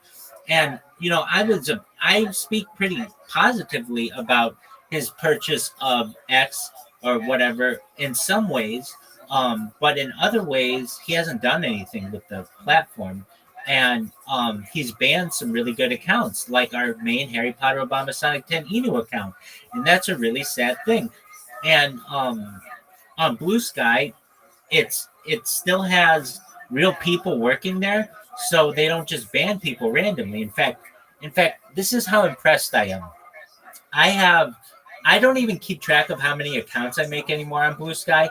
Other people keep track of it because they have to alert the moderation teams to ban me. And I've created over 70 accounts. It's more than that, but that's how many they've been able to track. Of those 70 accounts, they still haven't banned my main Rabbi Rothschild account, which tells me how cool they are. If they were just banning me willy-nilly, they would have banned that main Rabbi Rothschild account a long time ago. But they haven't, because that account doesn't spam anybody. Does that make sense, GB? I know GB and I were talking about this, but like when it comes to how I know these are like real people. Yeah, exactly. So if you have a chance, James Kaminsky, you should create a Blue Sky account just to so that somebody doesn't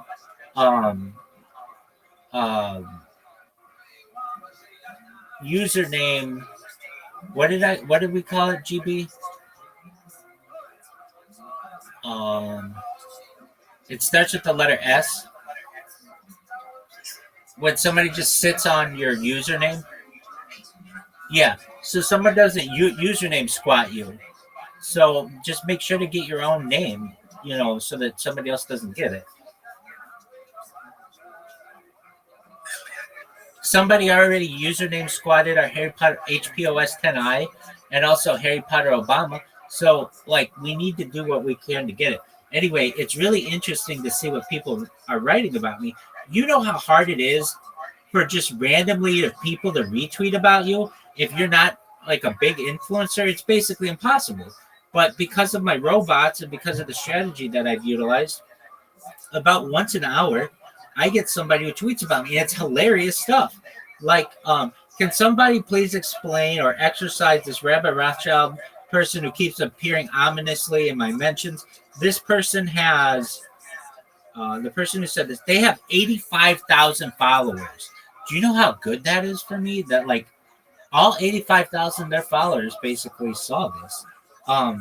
The next person, what the fuck are these Rabbi Rothschild accounts? This person has 30,000 followers. The next person, they have a picture of my driver's license on there with 10,000 followers. The next person has 90,000 followers. This is really good. Another person with 16,000 followers. These are big accounts that are tweeting about me. So, I'm pretty jazzed about that. Anyway, I was telling GB that Twitter, if you don't have a blue check mark, you don't get any engagement. You're basically automatic by default shadow banned, and they admit that. I can tell you, James Kaminsky, I've been live in this Twitter space 24 hours on video just about every moment, every day, because I have to restart them every 24 hours. But we can say every day, 24 hours straight for the last, since February 14th. And I only get a maximum of 5 people in here a day. And I'm always live, and I'm using hashtags that are very, or whatever, not hashtags, but keywords that are really big. So what would they be? Space is big, open mic is big, shill is big, share space is big, crypto is big. And because I'm shadow banned, nobody sees it. So as I've previously said, we shouldn't give up the X account by any means. We should still use that, but we should, whatever we tweet on the X account, we should also tweet on the Blue Sky account. That only makes sense to me. And I know it does to any other rational person. And start building up a following on Blue Sky because it's becoming bigger and bigger. Now, do I think it'll be the biggest platform in global history? Perhaps no, but I can tell you it is growing much more quickly with more organic users than X is just full of bots, and I can tell you because I've created over like 2,500 bots on X, and like it's and even if it wasn't filled with bots, the thing that keeps killing us is at any given time X can just ban our main Harry Potter Obama Sonic 10 emu account without any warning, and there's a way to get to support. With Blue Sky, you just add moderation and they'll get back to you within like probably 24 hours, but a real person will get back to you. And it's not like you're going to get banned. I can tell you I've already created 70 accounts and spammed this platform from dawn till dusk, and they haven't banned my main account. So I don't know. That's just what I've been talking about. How are things in your neck of the woods, James Kaminsky? All right, carrots are good. Excellent, man. Today is an orange day for you, is it not? Excellent. Hey, dude, you know it's opening day of baseball.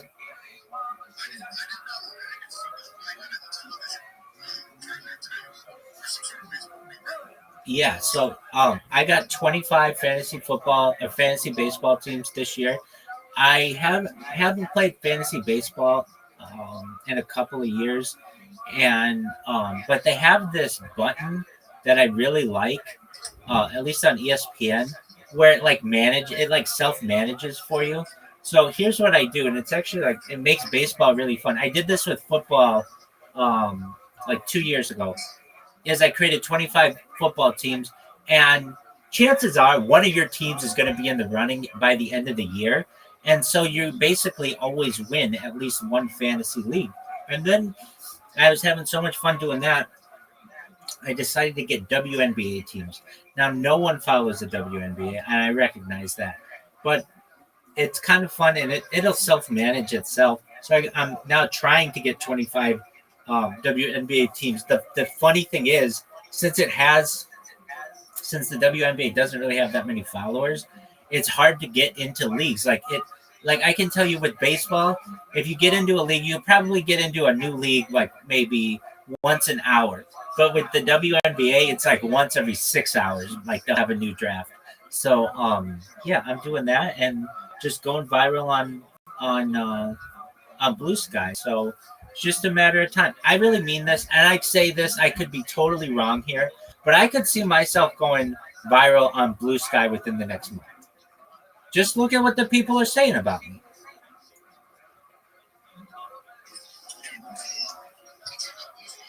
You should, big dog. Please do.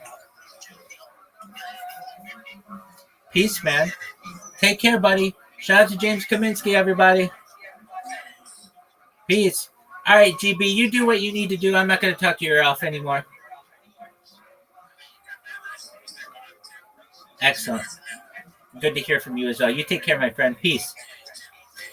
Shout out to GB, everybody.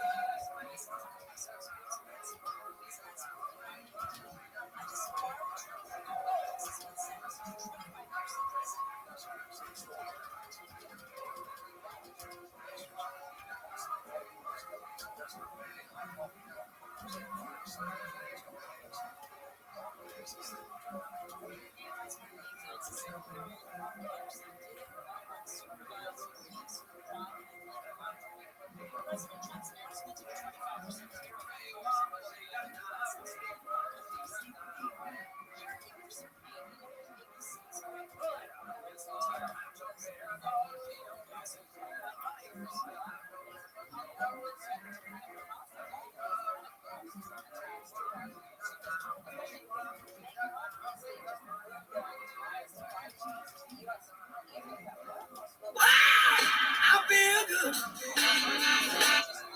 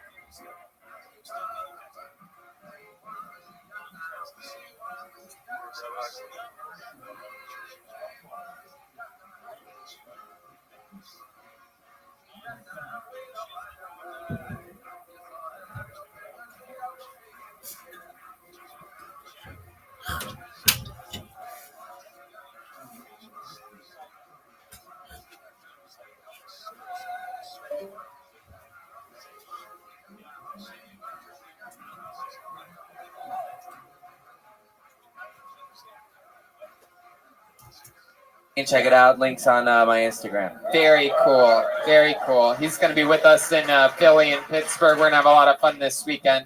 And yeah, I mean, that's really it. Rate, review, subscribe, check out everything, and that's it, right? Good seeing you guys. Have a good night, live audience. There you go.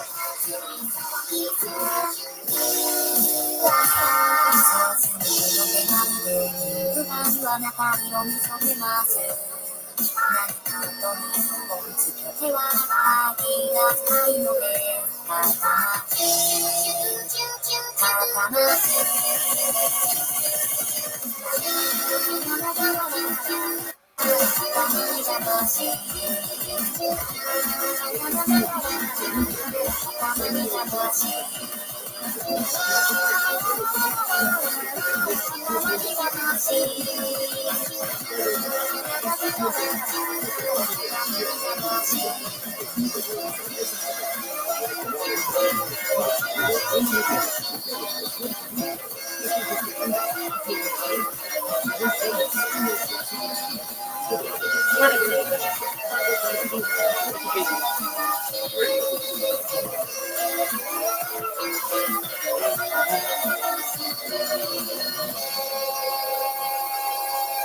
your host, Kurt Sandig, and welcome to Paranormal Almanac.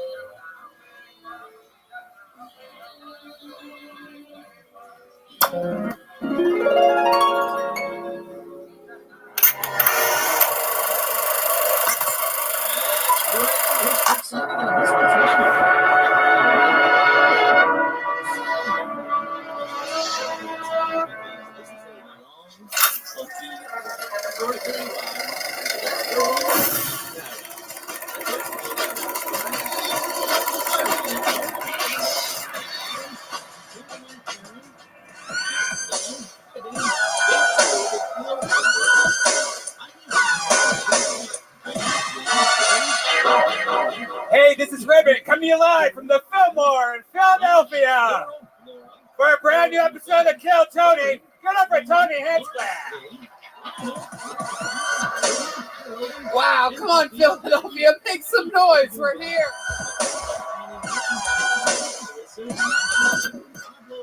Wow, how exciting is this? Brian Redman's here, everybody! We are live from the Fillmore Theater. It is packed. For those of you listening to the podcast, I mean, we did it. We sold it out. Minds were blown. We were just in Philadelphia in March. Yeah. Some people said we were coming back to this market way too fast. Too big. But there's standing room only. Look, there's like fire exits. How exciting is this? Make some noise so these listeners can hear you, Fillmore. Good God. Out of control. We're so excited to be back. We're pumped to be here. How many of you were at any of the shows that we had here in March? You guys are unbelievable. It's amazing. Loyal following we have here in Philadelphia. Ryan J-Bell couldn't be here, but he did send along these amazing brotherly love Philadelphia special prints that we'll be signing for you after the show, and also available after the show, the brand new album from Reagan and Watkins. How about that? Climbing with the that album cover. So cool. Special shout out to Alex Yerkeba and Mike Sosnowski for the amazing, look at this, special Philadelphia Kill Tony bucket, special Eagles font. This place is crazy. Hey, look, there's a photographer. Look what I did for you. There you go, buddy. 2 seconds? Oh, shit. All right, there you go. The show is live. Anything can happen. We're excited to be here. As always, with all these road shows, which we have a lot more coming up. Next week, we're in Fort Wayne, Indiana. And, tomorrow we're in Pittsburgh. I think that's sold out. Whoa, they're booing Pittsburgh. Welcome to another episode of Kill Tony, where cities that should be supporting each other push each other down. Yeah. Just booing an entire city of people, which is not easy to do when you live here in Philly, by the way. I don't know what you guys think you have going on here, but I saw a lot of damage today. Oh, yeah. I mean, this Fallout, video game Fallout. Dilapidated. I mean, it is unbelievable. Just the design of your city, how the streets are laid out, what's a one-way, what isn't, nothing makes any fucking sense. I saw burning corpses on the Cobbs Creek Parkway today. Had to take a detour. Yeah. That woman that was eating like a dead bird. Remember when there was a lady eating a dead bird. Yeah. What can I say other than that? You can't make it up. Dead bird and a lady. It was like corn on the cob. It was weird. Yeah, it was like corn, except it was a bird. Yeah. It wasn't a cob at all. It was just a bird, dead bird. As with all these road shows, we're going guestless tonight. Oh yeah, also, Kill Tony Mania coming up in San Francisco and Sacramento. Don't sleep on that. Huge announcement coming. Well, I'm going to guess on Monday. I'm going to say Monday's episode. Huge announcement to close out the touring for 2019. Spoiler alert, we will not be back in Philadelphia in this year. We've been in Philadelphia more than we've been almost anywhere. But that's just a sweet tale of the sport. How's the balcony doing up there? Jam-packed, I'm telling you. Fire hazard galore up there. This is so exciting. But this is it. I mean, I will say this is the biggest, most beautiful venue Kill Tony has ever been at. So let's make it special tonight, shall we? The chandeliers. As with all of our road episodes, there is no guest tonight. Gives us more time to run the real inside scoop of the show, find out more about the people, and plus it gives us the time to let the band speak up every now and then, because there is a band here in Philadelphia, Pennsylvania tonight. It's one of my favorite things in all of comedy. Every single episode they commit to being characters. Maybe it's the return of some of their famous characters. Maybe it's a brand new character we've never seen before. So let's all find out what they are tonight. They're going to be with us the whole show. I present to you the best damn band in the land. It's the Kill Tony Band. Jeremiah Watkins and Joel Jimenez. Uh-oh. Whoa! Wow! Shanks is here. Oh, shit. This is serious business, people. Two of the most popular characters in the history of the show have made it to Philadelphia. Of course, I'm probably guessing that you guys got in trouble here in Philadelphia in March and are just getting out now. Yo, those dead bodies you saw, that was us. Jeez, you guys haven't even tried for those crimes yet. That just happened. So, Shanks, welcome back to the show. What up? Shanks is in the building. Shanks has an actual shank on him tonight. I don't think I've ever seen that. Yeah. I actually got this through TSL. I was kind of surprised. TSL? Wow. And then remind me of your name. Big Panic, dog. Oh, Big Panic. That's right. Happy to be behind the drums, fool. They don't have these in prison, dog. My goodness. You guys seen any big celebrities in your prison time? You see, Yeah, the light key, fool. What? Yeah, they locked that fool up, eh? He killed Scar, dog. They tried him for that? Yeah, you gotta be tried, fool. Okay. Yo, I saw Julia Roberts once, but then again, I think it was just a dude with his dick tucked between his legs. Oh, that could have been. My goodness, I'm so excited you guys are here. We're going to have so much fun. How about a hand for the band, guys? We're going to do this shit tonight. Coming in hot. A lot of cities wish they could have Shanks and fucking Big Panic. But no, Philadelphia got it. Well deserved. So we have them, and we have this, the Bucket of Destiny, everybody. A bunch of people signed up. Philadelphia's very own custom-made Bucket of Destiny. And you know how it works. If I pull your name out of the bucket, you get 60 uninterrupted seconds. You know your time is up and you hear the sound of a kitten. That means wrap it up then, or else you're going to bring out the angry neighborhood bear. There you go. Okay. Okay. Very good. This is exciting. You guys ready to start this fucking show or what? Staircase right down the middle. You can't mess that up. No way you can mess that up. This is so exciting. What a beautiful place. All right, your first comedian going up tonight goes by the name of Mateo W.M. Wow. So he's already got a fan. Mateo W.M. Here we go.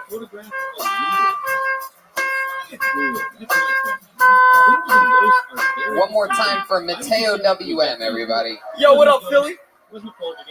Alright, yo, so September 20th, let's talk about it. Area's 51. Anybody know about this shit? Who signed up? Good. To me, you know, I think it's just gonna turn into into Burning Man for incels and dorks. Instead of EDM music and artists, they're gonna listen to Ben Shapiro and just hate women. At the end of it, after they Naruto run his machine gun fire, instead of burning an effigy of a burning man, they're just gonna get taken out by hundreds of Hellfire missiles. Yeah. Speaking of which, dead bodies, walking down here to the Fillmore, about a block away, we saw a guy looking for crack. My girlfriend talked to me. She said, "Why would you say that? He's probably looking for something else." I said, "Yeah, he's definitely not looking for his grandmother's engagement ring. He had a backwards hat." Wow. All right, Mateo WM. Wow. There you go. Bravo. Bravo. Eddie Bravo. Would have loved what you talked about up here tonight. A lot of conspiracies. By the way, Eddie Bravo making his Kill Tony debut coming up this Monday in a very special conspiracy episode of Kill Tony. Welcome to the show. Yo. How are you, Mateo? I'm doing good, dude. How you doing? Good. Was that your first time on stage? First time doing comedy on stage, definitely. Hell yeah. Well, what was your other times on stage? I play music. Oh yeah. Yes, it's Bruno Mars if he wasn't talented. And shorter and uglier. Yeah. So welcome. You said that this is your first time doing comedy on stage. What else have you done? I mean, like, what do you do musically? That right now I'm jamming, but in college I graduated last year. But I played. What you graduate with? You graduated with a degree in biology. Biology. Yes, sir. And so let's talk about that. You're in a jam band, you said? We do some jam, rock and roll, reggae, bunch of shit. What do you do in the band? Play bass, switch off guitar sometimes, and I sing. Oh wow! Can you give us a little example of like a lyric that? Oh shit! Yeah. Oh, I like your style. Take me through the river and wash me in the water. And I'ma tell you something now. So good, got a much that is loud. Hey, yo, turn on with that sack. Give me that sack so you can get some fucking shine. Alright, baby. Alright, chill. Alright.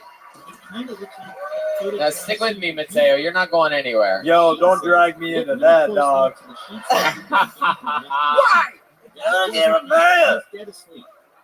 Mateo, you have a fucking interesting look. What is your ethnicity? What are you, Italian and fucking Puerto Rican or something?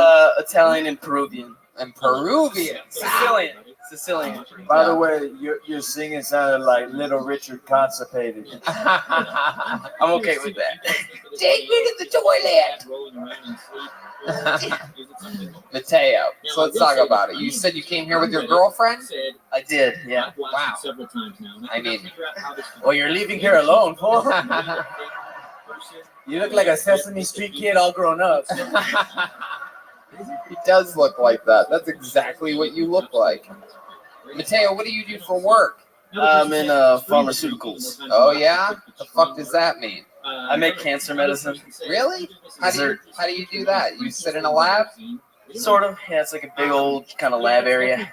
Library. We put things in bioreactors and they grow cancer medicine antibodies. Why'd you do this when you said bioreactors? Because I don't think anyone really knows what a bioreactor is. I do, fool. I read in prison, dog. Tell Big Panic. Explain to him what a bioreactor is. A bioreactor is when like a guy likes girls and guys.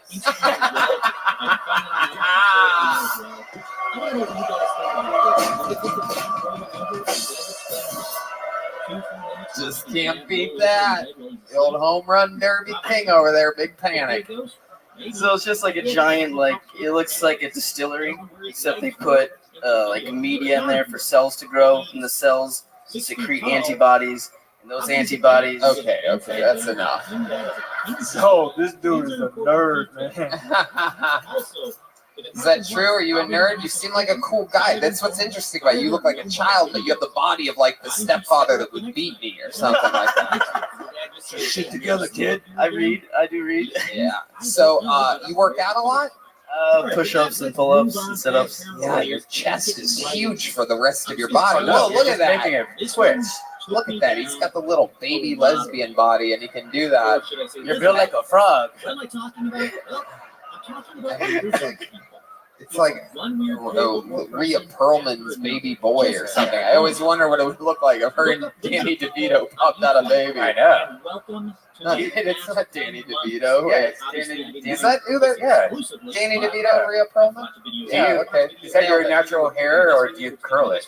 No, it's curly, Do dude. you think someone would do that to themselves? No, everything's perfect in my life. I gotta really fuck up my hair.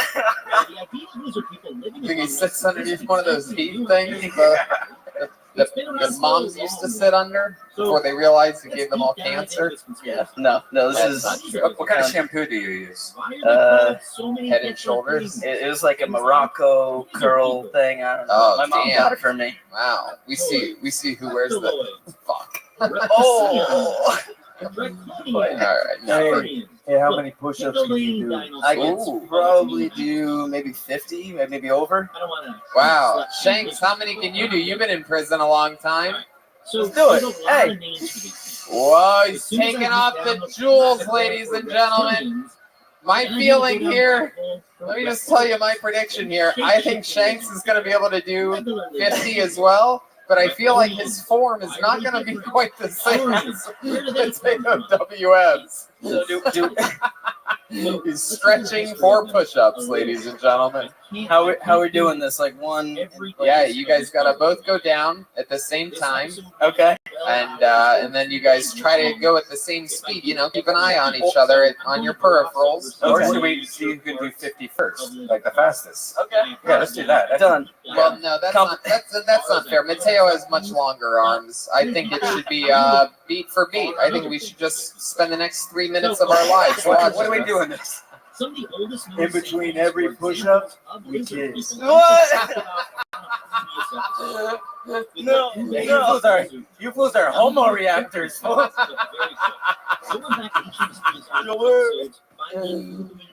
favorite thing wasn't even the joke that Shanks just made. It was Mateo's reaction. Like, what? If a kiss did? Oh, no, okay. All right, here we go. They're going down. Wow, look at that. Yes. Oh, in a wrestling. And here we go. 1, 2, 3, 4, 5, 6. This is one of the worst ideas we ever had. 11, 12, 13, 14, 15, 16, 17, 18. They are looking in each other's eyes, ladies and gentlemen. They have to make out at the end of this. It's definitely going to happen. Big Panic is on the scene. He's watching. He's probably about to rape Mateo right now. He's really eyeballing Mateo. This is incredible. They have to be, what do you guys got? 31, 34? Oh, keep going. Mateo's, fuck. Big Panic is breaking the rules. Oh, here we go. Here we go. Nothing. You got 28. Yeah. No, you guys are at, I'll say 40. 41. Wow, Shanks, much like I predicted earlier, the form is really starting. This looks like one of Philadelphia's bridges. It's very shoddy right now. Look at his butt, it's shaking. Shanks is at 48. His ass is vibrating. 49. Shanks making a good one. 50. Wow. That was incredible. Oh, Mateo is standing over him. Oh my goodness. Mateo looks like he's going to ride him like in the never-ending story. It's a weird reference. Oh, God. Falcor and Step away from the talent, fool. All right, Mateo, come up to the mic one. Tell us something that you'd be embarrassed for us to know about you. Hey, yes, another hand for Shanks. 50 push-ups. I think I wet my bed until I was like 12 or 11. I was so hoping you were going to say like 23 just then. Wow, 12 or 11. Man, I just killed myself in this crowd. They gave me nothing, Dolphin. Yeah, push-ups. I mean, it's just push-ups. Just push-ups. Just push. this Shanks or is this Jeremiah over there? That's kind of scary. He was in prison a lot. He does like push-ups. I've never heard my friend Jeremiah ever doing a push-up. So it seems like all right. Oh, man, you turned that weight gain challenge fat into some real muscle over there. Look at those tatas. All right. Mateo, congratulations on attempting stand-up tonight. Is it something that you've always wanted to do? Kill Tony for sure. Yeah. Hell yeah, I love this show, watching for years. I love it. It's awesome. We love Thank you. for Thanks coming, for dude. doing push-ups. Thanks for coming up here. Go to an open mic sometime. Fucking try. Jeremiah really does seem bummed out. Jeremiah has a heart attack up here from doing 50 push-ups. It's gonna be so sad. I really think they did way over 50, by the way. Were you keeping count? Yeah, we had like You 60. counted 70? Wow, 70. Come on, make some noise for Shanks, everybody.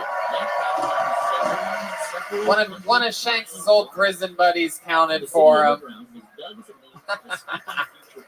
All right, one word name. Put your hands together for your next comedian, Dane. It's Dane. Here he comes. There's a second there where I was hoping it was Dane Cook. He was doing an arena in town tonight. He just signed up to be funny. Oh, we just met this guy, right? Here he is, Dane, everybody. How y'all doing? Man, you guys ever just choke on your own saliva? You guys are attractive. I'm not ready for this. I don't know if I'm ready for this. So I got fired a couple weeks ago. Yep. It was one of those where you get fired, but you were trying to quit. So it's it's right in the middle for me. I wasn't ready for being fired though, because I didn't have my finances set up that way. It's just been rough, I've been 2 a.m. video games all night. I don't know what to do with myself. I got a new job on Monday. This kind of feels like I'm rambling a little bit, doesn't it? That's what it kind of feels like to me. Anyways, Jesus, 60 seconds, really? Feels like at least it's like 50 push-ups. Hey, Dane. There you go. Welcome, Dane. It's the first time doing stand-up, right? So I think we have a pretty good idea of what's going on. The choked on saliva thing. Did you pre-plan that? No, I was actually choking on saliva. See, what part did you start choking? You want to be choking on more saliva? Hey, Shanks wants to get all up in that throat, dude. I started choking on saliva earlier today when I had an issue with my seat somewhere over there. Couldn't figure out where I was supposed to sit. My ticket said one thing, the man said another to me. Right. He's like, I just moved about. He's like, dude, you can sit wherever you want, bro. Right. Well, I mean, it's with the jam pack. Do you have a lot of saliva in your mouth? Do you have a lot of saliva in your mouth usually? What? Saliva. Oh boy. So I don't know if you could tell, but I have a large neck beard. It also means that I am a subreddit moderator. So yeah, I produce a lot of saliva. Is what I'm trying to say. Oh gosh. You ever been butt fucked by a cholo? Good question. Have you, Dane? Have you ever been butt fucked by a cholo? No. Would you like to be? I'm a total top. Oh, what? Not in my Total house. top. All right, back to this guy. I'm a top. Long story short, I do the fucking. Oh, is that true? Yeah, I mean. Have you ever had sex with a cholo man? No. What kind of men have you had sex with? To be honest, Grindr is not a happy place for many men, so I just, it's a bisexual thing. I like women more. Men, I had. Yo, man, you still gay, man. So let's talk about it. So how many men to women have you had sex with? Like, what's about your ratio? Oh, man, it's going to sound like... Say it slow. So I've actually counted because I was concerned for myself at a point in my life. And say that again? I've actually counted because I was concerned for my well-being at a point in my life, it's 20 women and 5 men. 20 women and 5 men. Hell yeah, the ladies love that. Look at that. I'm gonna start calling you quarters. Those women that wooed at that must be real sluts, I bet. That's my guess. Is they're like, yeah, 25 people. That makes me less dirty. Right? Now, when you fuck women, do you like just fuck their butts mostly? No, it's not like that at all. It's really just Welcome to another episode of Inside the Actor's Studio with Brian Redman asking the deep emotional question. You fuck the girls' butts too? Okay. When you get to heaven, do you want God to say, do you fuck their butts? James Lipton. Never mind. I got it. So, what's the last one you hooked up with? Woman or man? Woman. And what was that like? How did that go down? Just a random hookup? Internet? Old friend? Bumble? Yeah, that's a thing now.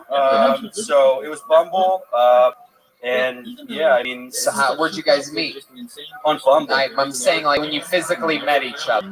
Fuck you guys for laughing at that. Let's poke the bear tonight. Huh? Well, where did we first meet? Oh, she worked at a supermarket and a bakery. You met her at the place that she works? Yeah. Hey, what's up? I just met you on Bumble. Hey, let me. Yeah, I mean, I wasn't. Okay, so you show up to the supermarket. What's going on? She's like, hey, there's bateria still in aisle 4. Let's go. No, it was more like I, just was sitting back there at the bakery while she did the remainder of her prep work for the rest of the day.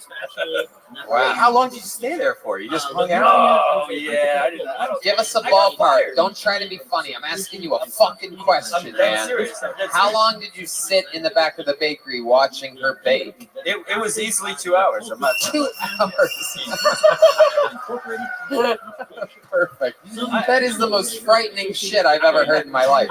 The thought of you staring at this innocent girl who's like, hey, I'm at work right now, and you're like, I'm on my way. It's okay. I'll just sit in the back and watch you, babe. It's the yeast I could do. Baking jokes, dude. What do you want from me? Improvised bakery jokes. So you're sitting there on a fucking bag of flour, jerking off, right? The slow stroke, and it red pubes just flying in the air. The carpet doesn't match the drapes. All right. What did I tell you about trying to be funny? The fuck did I tell you about trying to be funny? You want to put that money where the mouth is? I think this audience wants to see those pubes. Is that true? Are you really saying that your pubes are a different color than the rest of you? 100%. 100%? How many of you want to see this guy's pubes right now? Place goes crazy, dude. I got back just the pubes, by the way. Do not pull out your dick and balls right now. Are we live? Are we live? Pull out your pubes, you idiot. Who the fuck are you? What color are those pubes? Yo, no, those are red as hell.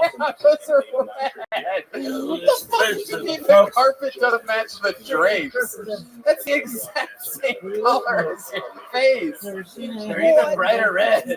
Dude, it looked like you had William Montgomery in a leg lock on there, bro.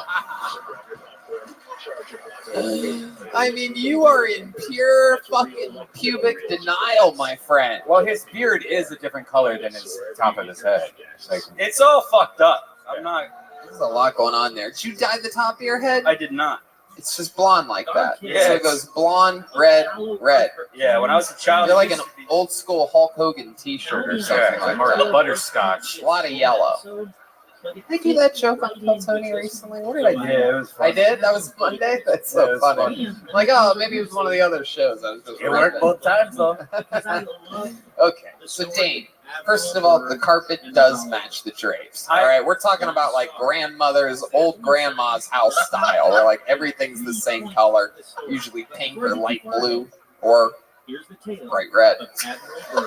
So, Tell us something about you, Dane. You have a new. You just got fired. Where'd you get fired from?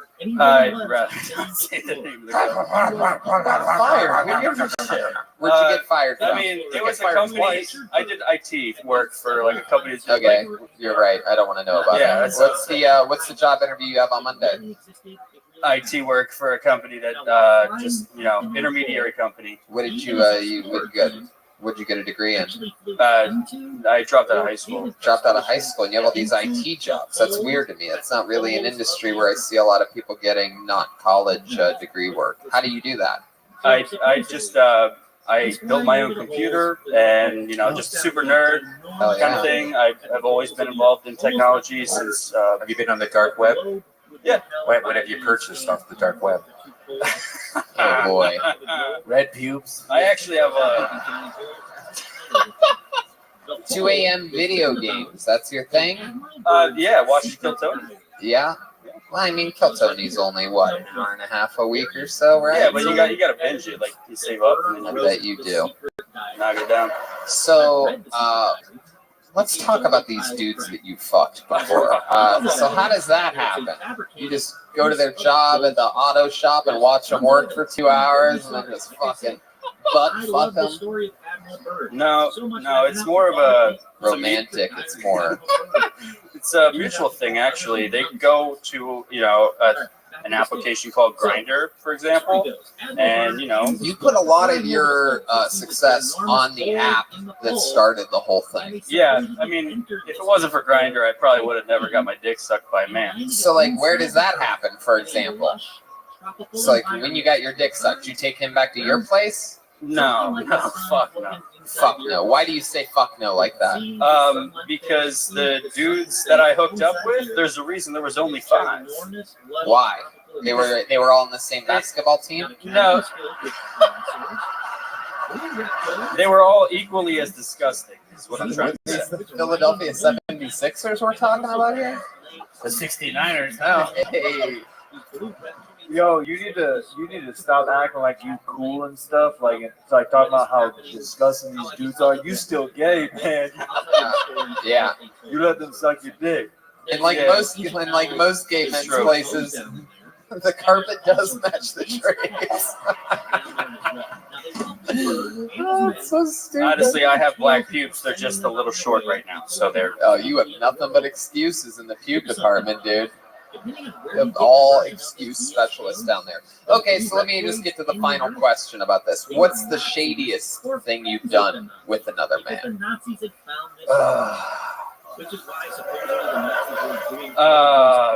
Come on, tell the truth, dude. So I mean, he had Truth will set you a free. wig. He had a wig. Oh okay? yes. What kind of wig was it? Did it have red pubes all over it? No, it was a wig. What kind of wig? Are we talking about? Like fucking Uma Thurman and Pulp Fiction, like a little black one? Gray hair down to his nipples. Whoa, fucking Devil's Reject style. He was legitimately about 50. About 50 years old, gray wig. I know I look like I'm 34 going on 40, but I'm actually 22. So No, you're not. You are not 22. Oh, Let me see you real quick. I believe you. I believe you. You want to see his ID? No, I wanted to see him just so I know who I'm making fun of. All right, you can turn around now. Wow, that dude totally took advantage of you, man. I was 18 when it happened. 18 when it happened. Yeah. Oh, I've not done anything like these crazy shenanigans. It's okay. It's not shenanigans. What church was it at? What church was it at? Philadelphia Catholic. So where did it really go down at? You met this guy on it was Grindr. in his house. He's like, hey, come on over. I'm just a fucking. Yeah, he was super aggressive about it, if I'm being honest. But that sort of probably what turned you on. I had like this whole complex with wanting to put myself into weird situations. Hell yeah! What's your relationship with your father like? Honestly. Disappointing. Tell me the way you said honestly. I feel like it might be really great. No, he's dead. He died when I was 18. I was literally just gonna say, did he die when He found out that you fucked a 50-year-old man in a wig. Is that what happened? Did he die fucking you? Like, too far, Red Band. Too far. No. He died of a heart attack. Natural heart attack. I mean, at 56 though. Super. Some of that super sad story. Heart attack music. Wow. So, was it before or after you hooked up with the guy with the wig? It was before. It was before. It was wow. before. So your dad died, and you immediately started being interested in fucking dudes. Yeah. You think that maybe you were looking for love from a man in place of your father?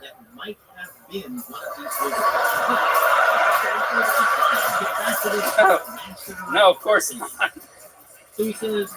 No, that would be silly. It would be silly. It would also be psychology. It's a crazy thing. So I'm gonna finish this up. You've been up here way too long. But so then you go to this guy's house. He's wearing the wig and everything, and then what happens? Oh man. Well, he asked me if I wanted some tequila, and to which I said yes. And, Hell yeah, because you saw what you were dealing with. You're like, oh fuck, I gotta get fucked up. With Tinder and Grindr, there's this thing that people do with like taking photos at certain angles that kind of disguise. Oh no, I know. You got I got You got real catfish, dude. Yeah, and I was just there for the experience. You got your whole aquarium invaded. We fucked. Wow, you guys both fucked each other? No, I didn't get fucked. Like I said, I'm a total top. You just fucked him. Yep. You're like, bend your fucking old man ass over. Spread those This tequila's kicking in, you dirty bitch. Still gay. There he goes, everybody. There goes Dane. Dane, so much fun. Congratulations. Come on, people. Put your fucking hands together for Dane.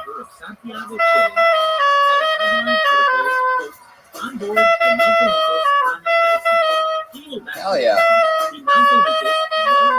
The band is killing it. What song is that again? Build me up, buttercup. Hey!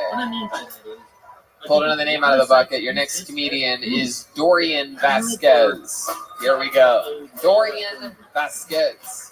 Here he comes. He's got a hard sprint. So this story in the article says, Steady pace. Admiral Byrd interview with One more time, good and loud for Dorian Vasquez, everybody. All right. 9/11. When that first plane hit, do you think there was a dude on the ground who was like, "Hey, only in New York"?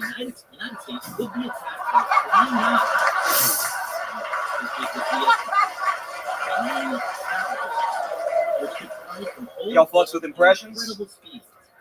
Alright. This is my impression of a New York steel beam. Hey, I'm melting over here! Resulting from his personal knowledge gathered both from north and south. That's really all I prepared, but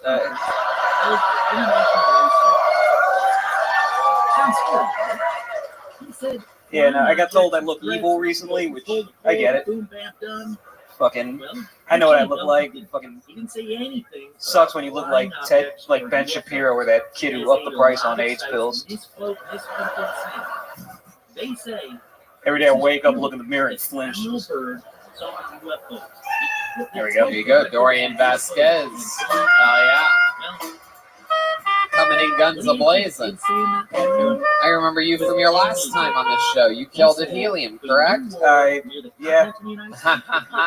Look at you, little humble pie. Welcome back. Caught you guys at Skankfest. It was a great show. Oh, yeah? You were there? Yeah, man. Yeah, the Goku's on. That was yeah, man. Did you sign up for that show, too? No, I had to take off for that one. I had another show down in Jersey. Oh, okay. Where do you live? I live in West Philly right now. West Philly. Is that where you're from? No, I'm originally from Inglewood, California. Remind us how you ended up out here again. How do you go from California to here? Honestly, like I don't know. I was living in Ohio for a while, and then I said, "Fuck Ohio." Why were you in Ohio? My brother convinced us all it was a simpler place to live. What part of Ohio? Columbus. Very good. Good place. Boo, boo. My whole city's made of brick. So you didn't like Columbus? You moved to Philly because you thought that would be better? I was trying to be on the East Coast, but like I mean, I don't have money, so Philly. Why don't you have money? What do you do? Right now, I'm just freelancing as a videographer. My unemployment just ran out. So. What was your unemployment from? I was working school for a while. A welding school. How do you get unemployment from welding school? Were you teaching people how to weld? Nah, I was career services. So like I was trying to find these guys jobs, but how old are you? You look so young. 29. 29. Do you have a girlfriend? No. How long have you been single for? Wow, is that you that made that sound? You or his soundboard? That was a special. That's some real fucking George Lucas shit. Okay, Brian. Very good. There's your one. That was Shanks. Jesus. I'm a single unemployed comic who fucking took up wrestling. I don't fucking date. Took up wrestling? Yeah, well, we talked about that last. Oh yeah, you're a pro wrestler. I tried it. Yeah. What's your name again in the ring? Oh no, that show ended up falling through. What? I'm the only one that can't hear. Maybe we need can we maybe turn up the monitors a little bit in here? I'm having a little bit of a hearing problem. This is echoey up here. Yeah. Maybe a little more coming from like it. Definitely that mic if possible. I don't know. It's all good. You guys having fun out there? Check. So Dorian, how often do you wrestle? I was actually practicing the first time the show ended up falling through because I do video work, so I had to make money that night. Right. So how often do you wrestle? No, I haven't. I haven't actually been on a show yet. I was just you haven't hit the ring yet. Wow. Yeah, just practicing. What kind of video work? I'm the house videographer for like comedy clubs around the city. Like Helium and occasionally Punchline. Wow. Yeah. Just working for everybody. Yeah.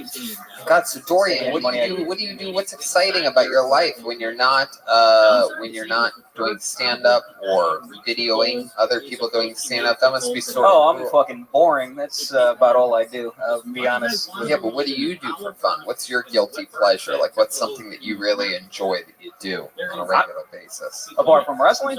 But you don't fucking wrestle. So what are you talking about? Like when you say that, what like practicing? Like like practicing all that. I'm just trying to stay active. Like as far as like you practice a lot. Yeah. So like what's some moves that you know how to do?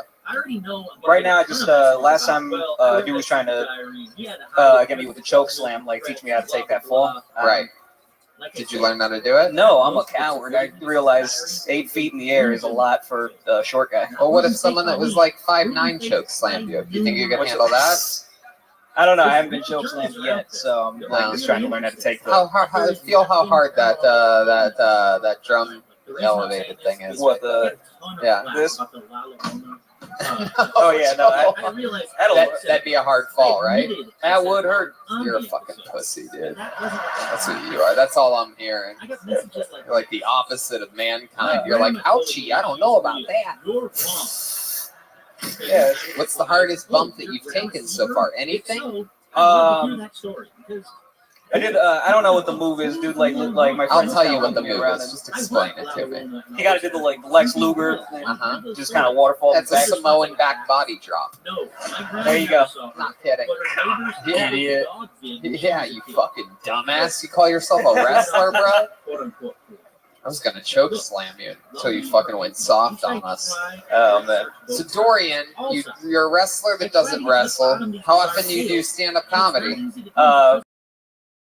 Pretty much every day for every last 7 years. How do you videotape other people doing it? Actually, yeah. I do it, yeah. Are you a fucking show pony, dude? Oh, you should ask. I wrestle, but I don't.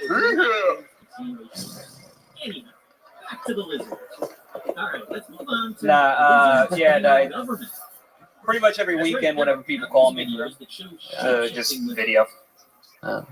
You jerk off a lot? Of course. How often? What's your average, do you think? At least once a day. It's a bad habit. Yes, I'm a fucking Dorian, describe describe to Tony how you masturbate. He can tell you what the move is. Oh man, to pictures of Jeremiah Watkins. Yay! I don't know what the fuck just happened there, but I tried to make a comeback and it failed. You ever been with a guy? oh my god, Brian! What do you think? Lightning strikes twice? Come on, you fucking kidding me? You think this guy has a one guy for 5 girls ratio? You ever played doctor as a child, like with the other neighborhood kids? Wait, what? I'm gonna get you out of here, Dorian. We spent too long with all other people. I mean, an unbelievable set, by the way. Unbelievably great. But I will give a little tidbit of advice, and I know I didn't even do this for the people that were horrible at this, the 2 before you. But I will say this, is that when you come out guns a-blazing like that, 9/11, and you have great jokes, no matter how long the set is, it's a challenge that I have to go through a lot. Is like if I'm working out a fun bit, right, and say I'm in LA and I only have 15 minutes, if I want to start with that bit, I have to have fucking strong, edgy shit to go after that, right, to follow it. Because what they remember is that end.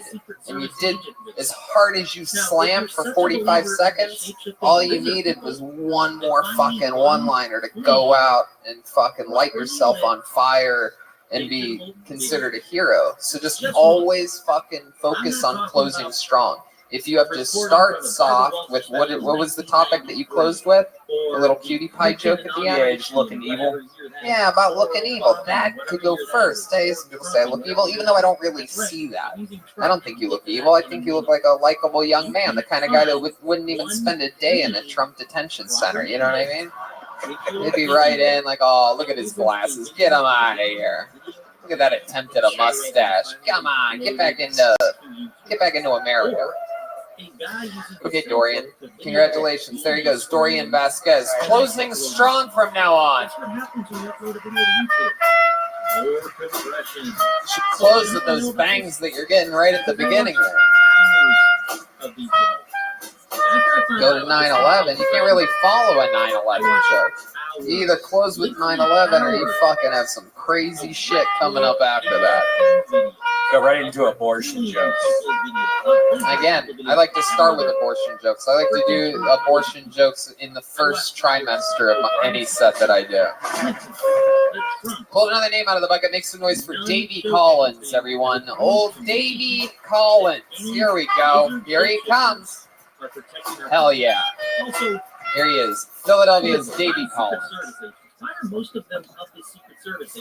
So I got 4-year-old twin boys. Don't clap for them. They're fucking savages. They're constantly mashing their dicks into each other.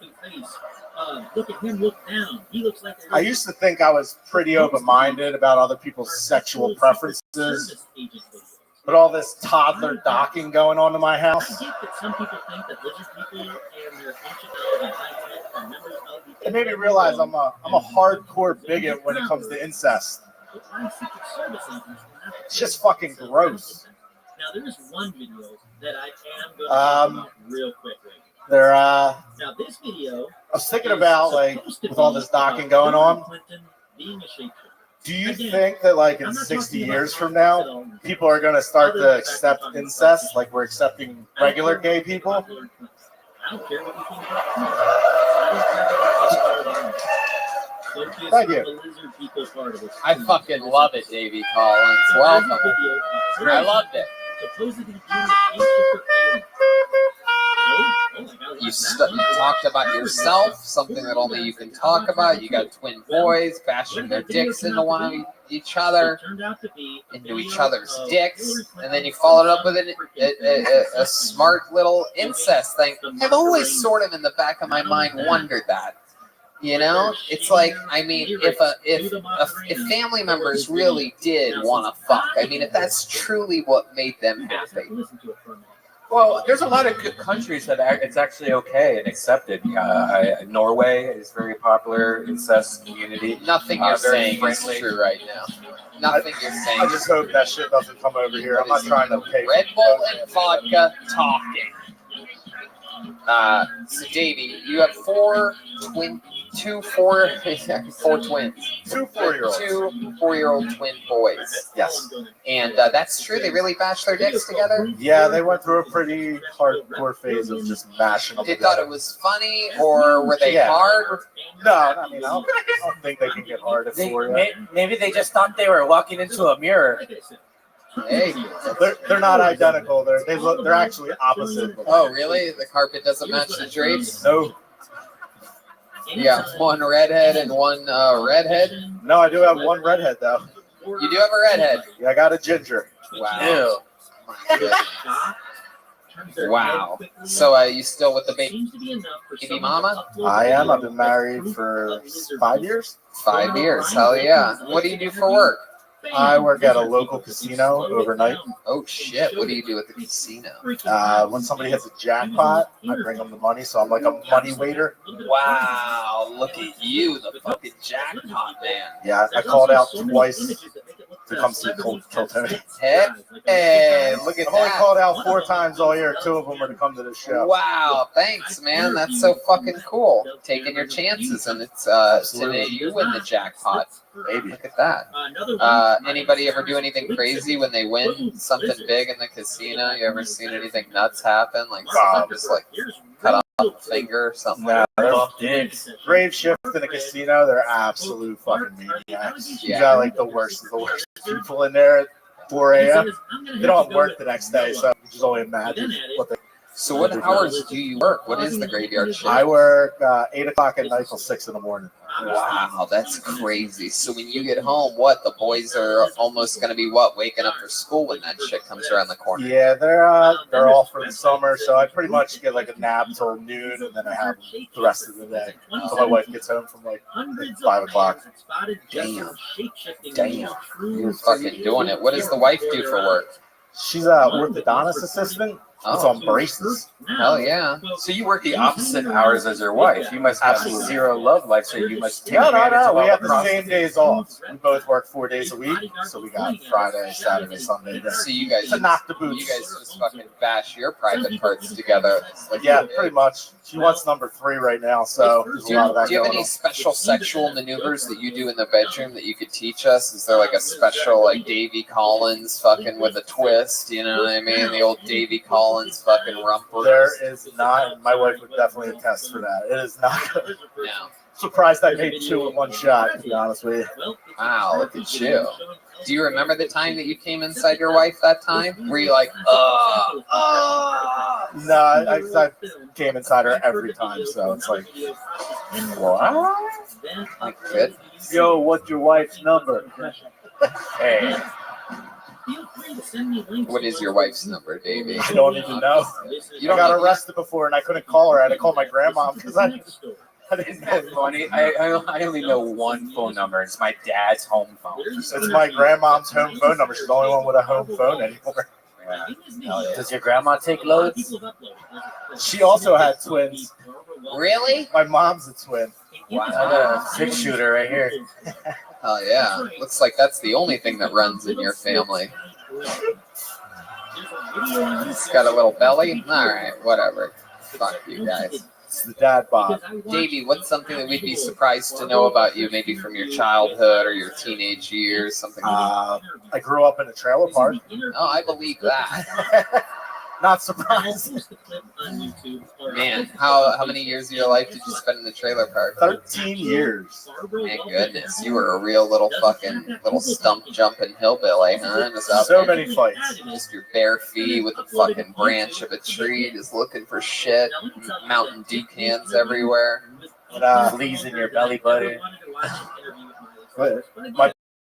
My parents got divorced at 6, and my dad took all the beds with him. So I didn't have a bed until I was like 9 years old. Damn, what did you see? Did you ever see like the fold out like styrofoam, like, Yeah. fold out beds? Yeah. Pillows. What was it like fucking your brothers and sisters on that? I did share a room with my sister for those 13 years. Did you ever touch tips with her? Like you ever rub it on the outside? Red band. No, this guy didn't touch tips with his sister. Look at him. Am I running the family? Like you would ever do that? He's closing with an incest. What made you talk about incest? Because my sons really were doing that, and that just came to my mind. Like, this is fucking gross. But like, not that long ago, everybody thought like just a regular gay dude was gross in like the '60s. So what did you say to your What do you say to your boys when you see them slamming their dicks together aggressively? This is the true story. This is how I got them to stop doing it. Yeah. I told them that Pee Wee Herman went to jail for touching his own dick in a movie theater. They know who Pee Wee Herman is? A modern day 4-year-old? Yeah, he's on Netflix. They love that show. Oh shit! But then down the road, it morphed into Abraham Lincoln went to jail for touching his dick. I never corrected it. I'm gonna let him roll with that. Wow. Jesus Christ. He did take a shot to the head. 4 score. All right, Davey. Well, fucking great set, man. Is this your first? How often do you do my 6th time. Wow. First time I ever did it was the night you guys were here in Philly last time. Hell yeah. I didn't get called up. There was a open mic 2 blocks away, and I did it my first time that night. I love it, dude. Well, great fucking performance. Thank you. Love having you. Thanks for taking off work and hanging out with us. Thank you, guys. Come on, make some noise for Davey Collins, guys. everybody. That's great. Yeah. Can you imagine having twins?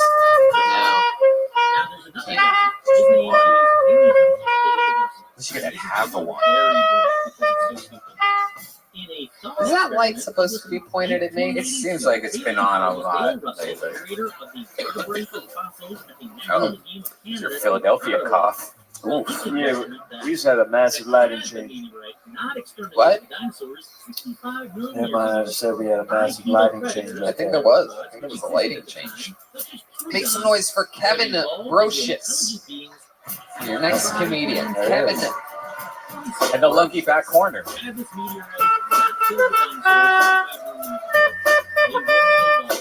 Here he comes. Got a good waddle.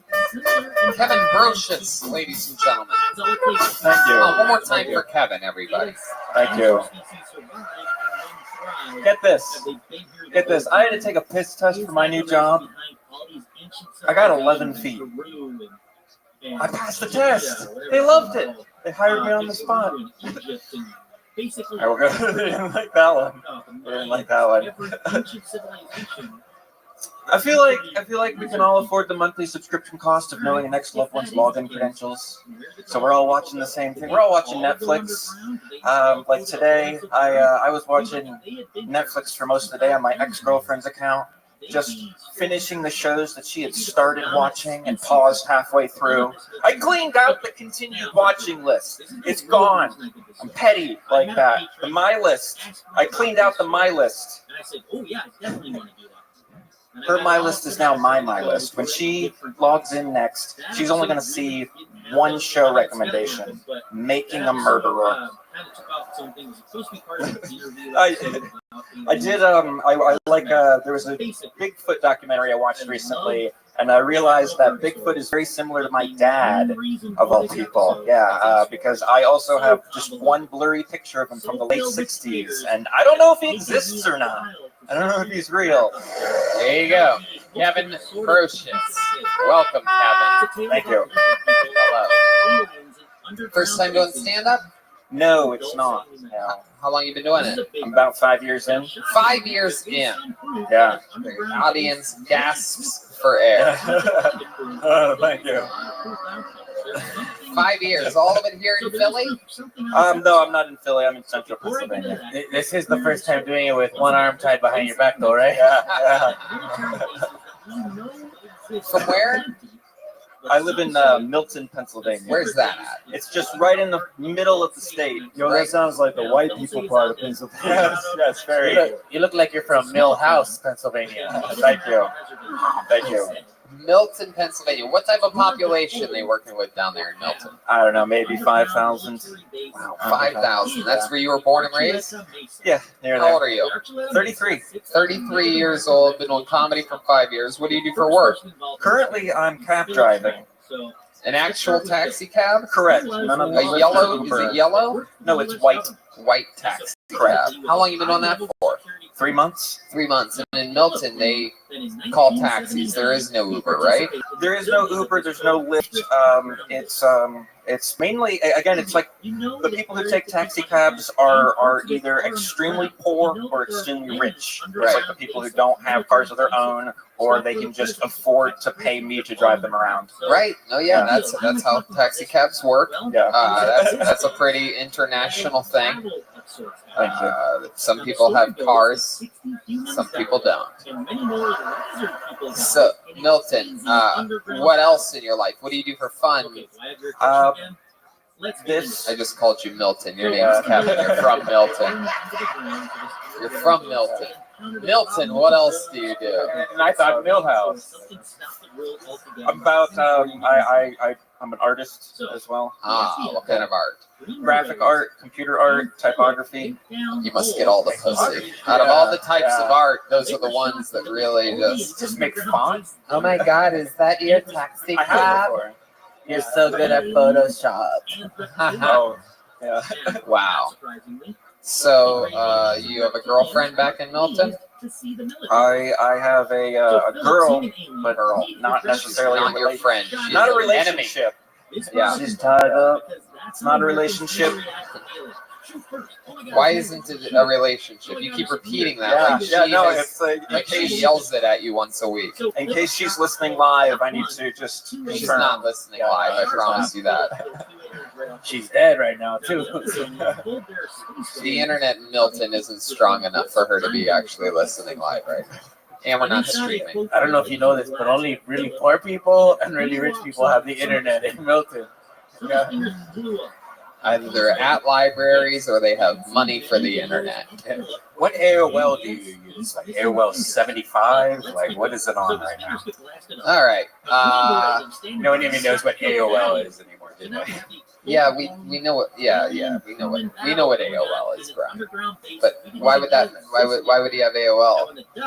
Because he lives in a place that doesn't have an Uber. They use taxi cab still. It runs on answering machines. AOL in prison means ass on legs. Oh shit! I did not know that. I always learn something new with you, Shanks. Yeah. So I gotta give you some of that AOL. So Milton, I'm just gonna call you Milton from here on out. It's good. Because I think it's better than Kevin. It might work better. Might work better. Anyway. Yo, you just conceded your name like that? You be a bitch. Yeah, I guess my name is Milton now. You dummy. So Kevin, when you say that she might be watching, is that because she's a big fan of the show? No, just to support me. Oh, to support you. Yeah. But it's not a relationship. You made a real point to say that. Now, why is I know. that? It's because we're only a few weeks into it. I don't know how things are gonna go. Wow. Yeah. Oh my God, Kevin, we need to fucking choke you into being a man here today. We're going to choke you into being a man. How many people want to see us suffocate this man, this boy? He said it's not a relationship. We're only a few weeks in. I don't know how this is gonna go. I'm about to slap the glasses off your fucking face, dude. But she might be supportive enough to already be watching you. That's crazy, man. No, that's cool. So it's only been a few weeks. So what have you guys done? You guys had like a picnic under a tree or something like that? At the speed that you like to take things, I'm guessing maybe you saw the new Toy Story 4 and then called it a night. You know what I mean? Or perhaps you I don't know what happened. We just we smash. Whoa! Straight to that. Wait, damn. Kevin, we're adults who have needs. Wow. Found each other. Oh my God, you crazy. Yeah. We're adults that have needs. So you went straight to sex? How long have you known her for? Maybe 2 years. Maybe 2 years. And then a few weeks ago, what happened? Something happens, right? Yeah. You guys are hanging out, listening. Asked to hang out. We were sitting on. We're listening to the new Ace of Base song out in Milton. Yeah. I asked her if she wanted to make out. Yeah, you did. Can you do? Can you do? You were there. I wasn't there. Can you do an exact impression of how you asked her to make out? But when you do it, you have to do it to Shanks.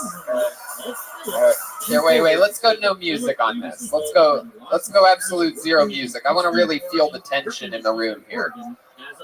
So you guys are just hanging out. There is no music happening, right?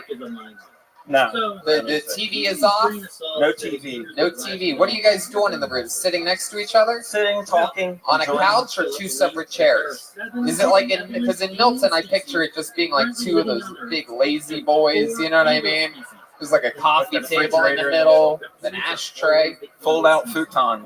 Was it a fold out futon? Well, why don't you two sit right there on that thing right there? And is that the side that you were sitting on, Kevin? It was. Okay. This is a flashback here. Try to be natural. Don't try to act funny. Yeah. I already feel you trying to ham it up. Right. Don't be funny at all. I want this to go exactly how it went a few weeks ago. Was she wearing a revealing dress like that? Hold on. Big panic. You're not allowed to masturbate during the show. That's one of the rules that we gave you.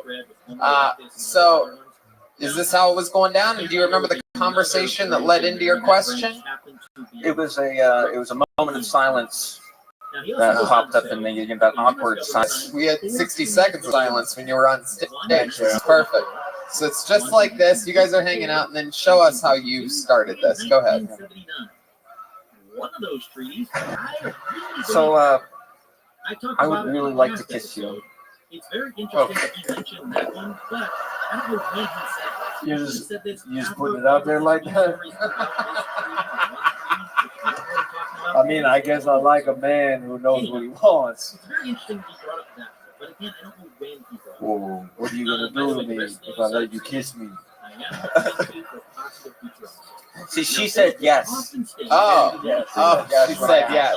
And then what? And then you leaned in and kissed her? Yeah. How did that? What did that look like? What did that look like? Ooh, Shanks is giving me. Shanks went uncross-eyed for a second and looked right at me. No, you don't have to do. I'm just kidding. Yo, I like my man pussy to be of a certain caliber. So she said yes, and then what? You went straight in for making out because you're an adult that has needs. You got it. And then what? You took off your shirt. Yeah, we just went at it. You just went. You just asked for a kiss, and she gave you the whole thing. Is that what happened, Kevin? Well, it took a little time. It Yo, wasn't this girl, immediately. man, this girl made up, man. You know. I was just oh, gonna man, say. this ain't a real girl. You asked for a kiss, she give you pussy. Come on, man, that don't work. Shanks, I'm with you, dude. I'm getting the same vibe right now. He thinking of things to come up with that actually happen, man. I have no idea what the fuck. This grill sucks, man. I gotta get a new grill up in this bitch. No girl have I ever asked for a kiss and then she give me everything. Right, but we're also talking at a place that he's a taxi driver, not Los Angeles. So this might be, hard to get. She wasn't in a cab.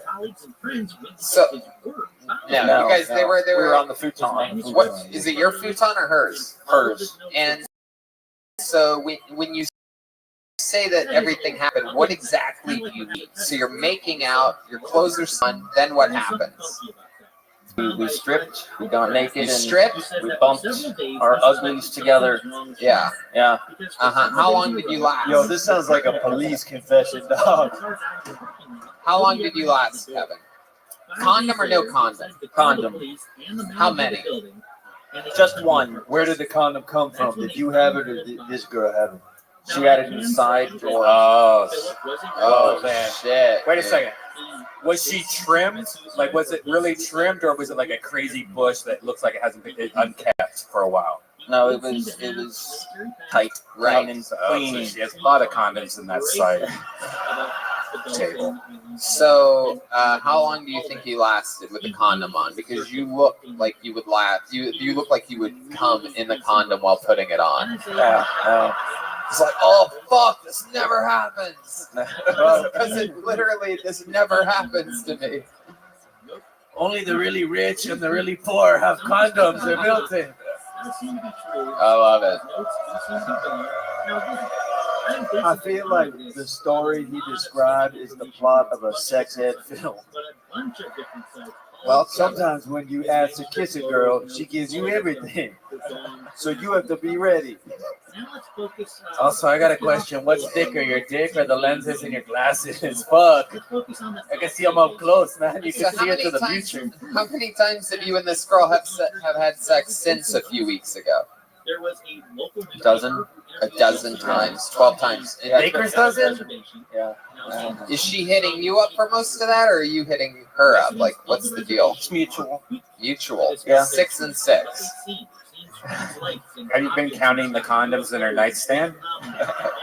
No, I had to go buy some. Whoa. We ran out. Oh my. Whoa, so you're serious about this relationship? I had to. Wow. For fucking Hell yeah. ultra sensitive Durex condoms. Wow. My goodness. So what do you think it's going to take for you to say that you're in a relationship with this girl? Some of these stories do seem to be I like how your head's I like that guy. A dude yelled out anal in the crowd. All right. Hell yeah. That's wifey material. All right. I asked you a question, Kevin. Just time. I'd have to ask her. Ask her. I'd want to be ready, and I'd ask her, and only if I'm ready to take that commitment.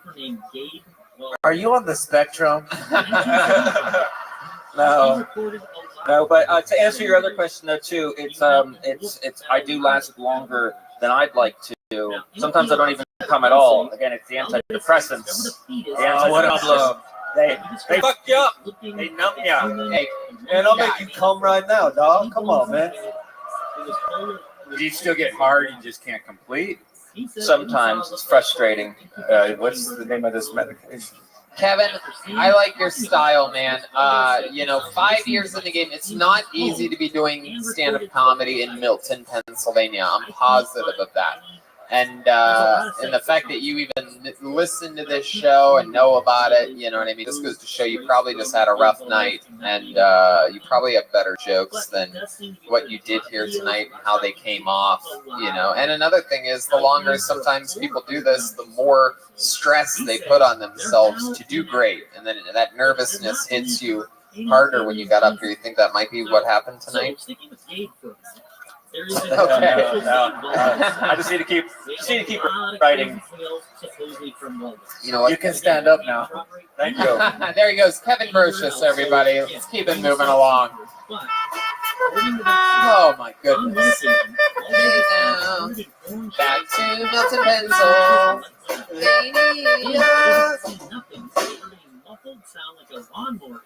All right, hold it on the name of. You guys having fun out there? How many of you like it when comedians do good on this show? How many of you like it when comedians do bad on this show? Wow, that's incredible. That's why we love Philly and Philly loves us. You guys have hateful hearts. Varian's gonna be your next comedian, Nick Davis, everybody. Here we go. We're keeping it moving. Flying through it. Here he comes. Nick Davis, everyone. Hey, how you guys doing tonight? Fuck yeah. Guys, I'm the oldest of three. We're the oldest, you're kind of the guinea pig. I never got a sex talk as a kid. I just thought sex was kissing with your clothes off, which is close. One time I got out of the shower, I kissed my cat on the head. Thought I fucked my cat, you guys. Went up to my mom and I was like, hey mom, just had sex with the cat. Still no sex talk. I'm losing weight now. I'm losing weight. I've lost 50 pounds this year. Fuck off. I still shit liquid most days. I'm not healthy, all right? But my goals aren't like everybody else's. I'm trying to lose weight to increase the number of objects I can successfully hang myself from.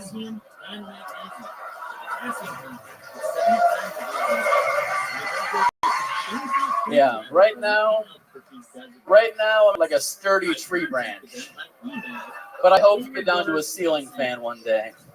Thank you guys. Yeah, that's what I'm talking about. See that?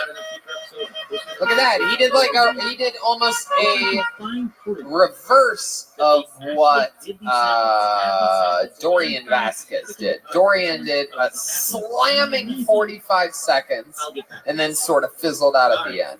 Nick, you did a good 45 seconds and then hit the gas right in the last 15. Thank you guys. It leaves you with a different taste in your mouth. It's a big part of this whole thing is closing strong. So that was fun. Nick, you've been on the show, what, a couple times, I feel? Just once. Only once. Yeah. Where was that at? Milwaukee. Your favorite city, Milwaukee. Wow. The absolute garbage town of America, Milwaukee, Wisconsin. I mean, the absolute top of the map, yet the bottom of the barrel. Yeah. I mean, just garbage. Yeah. I mean, right up there with Rochester, New York, Albany, New York. Woo. I mean, Right up there. just the fucking scum of the earth. A place I will never go again. It's the right choice. But I will be back to Philly, Pennsylvania. With all that hate comes a lot of love. Brotherly love. Anyway, posters available for sale after the show. Anyway, Nick, let's talk about it, dude. What do we need to know about you? You look like you just got back from a fishing trip at the Playboy Mansion. What's going on here? Last time I was on the show, we talked about my employment. I actually got fired from Olive Garden since last being on the show. Whoa, you got fired? Did it have anything? We never made it that afternoon. You never made it, no. We had a good laugh about 2 hours out of town. Like, oh shit, we forgot about the Olive Garden. They forgot about me, so it's fine. Yeah, we were supposed to meet him on Kiltony. He said he was working on the route that we had to go to the next city the next day, about 45 minutes out of town. He was on that Olive Garden, and somebody else came though, right? Like yeah, there was one guy who came in. He was in like 6 shows on the tour from Canada, right? And then he got on in Chicago and talked about how much methamphetamine he does. Oh yeah, he was the only guy. Heck yeah! Damn it! Yeah, he tipped me well. It was fun. Why'd you get fired? Honestly, I went to Skankfest and I saw you guys there. I had a really good time over there. And then I got back from New York and returned to Kenosha, Wisconsin, where I live, and was in a massive depression hole. And I lost my voice, so I couldn't really surf. So I texted in on Saturday because I couldn't talk.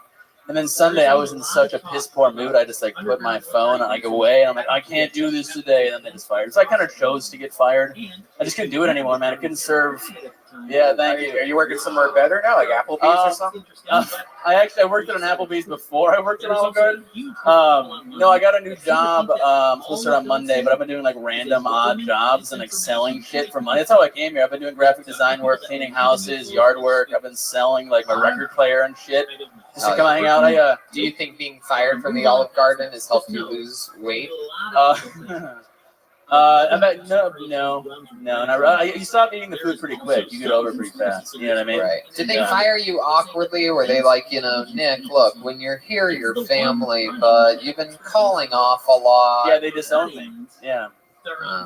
What's the rest of your life like? I mean, honestly, I've been just working to try to make any money right now. That's all I've really been doing. I try to do stand-up as much as possible. Anywhere from 3 to 6 nights a week, I'll get up. Fuck yeah. Yeah, and it's a lot of driving. Because I live between Milwaukee and Chicago, so it's a lot of driving. So it's work to put gas in my car. You live in Milton? Yeah, I live, actually, he and I are roommates. Yeah, no, I live in Kenosha, Wisconsin, just between Milwaukee and Chicago. The Milton of Wisconsin. Exactly. You got it. All right. Any other fun facts we should know about you? I worked at, if we're doing job stuff, I worked at Six Flags Great America for 8 years, and I can juggle. I don't know. What can you juggle? What do you know how to juggle? Just like obviously not a job. Yeah. No, dude, I've been just like 3 balls. I can juggle 3 balls. Does anybody have 3 balls on them? Yeah. I have 2. Fuck you, bro. I have 1. You have 1? Hell yeah. All right. Yeah. Well, nothing too fun. Well, Nick, we're gonna fly through this one because you've been on this show before. There you go, Nick Davis, everybody. Oh yeah. On to the next one. It's the great Jay-Z that once said, "On to the next one." Put your hands together for Chris Coletti, everyone. Here we fucking go. That you would step back from that ledge, my friend. Yeah, from that ledge, my friend. And, oh, here we go. Hey. I wish that you would step back from that motherfucking ledge, my friend. Hey, here he is, Chris Coletti, everybody. All right, thank you very much. I got a rash one time because I cut my ass shaving. Well, really my ass, my taint. I cut my taint shaving. Then I took a messy shit and wiped the wrong way.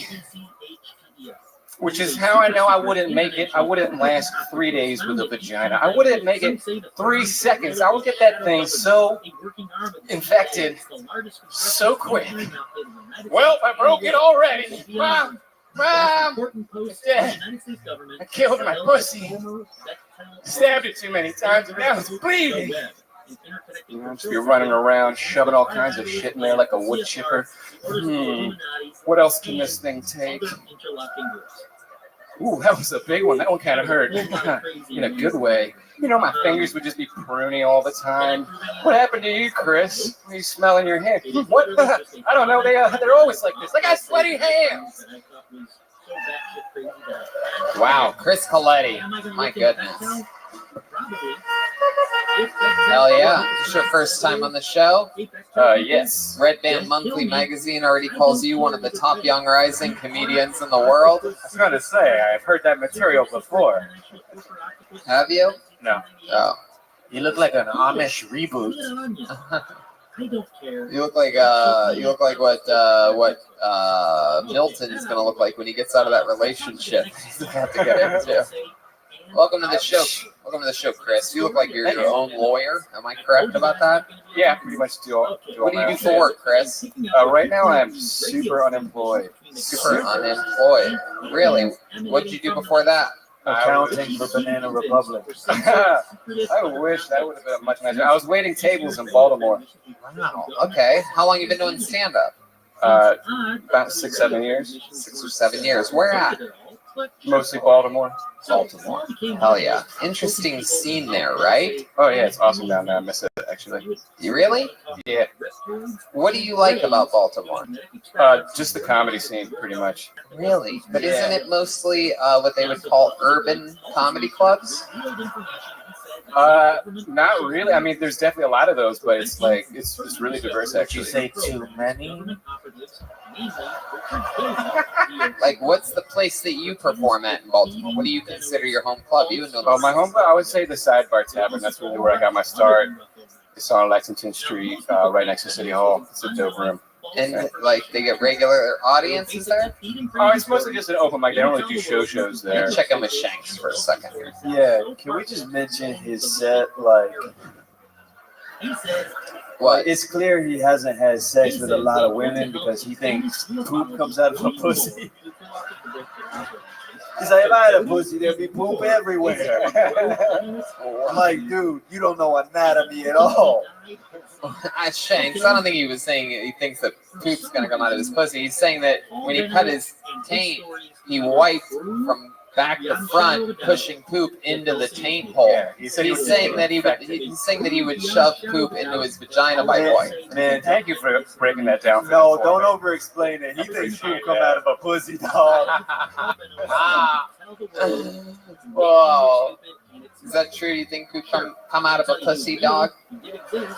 Have you ever pooped in a pussy?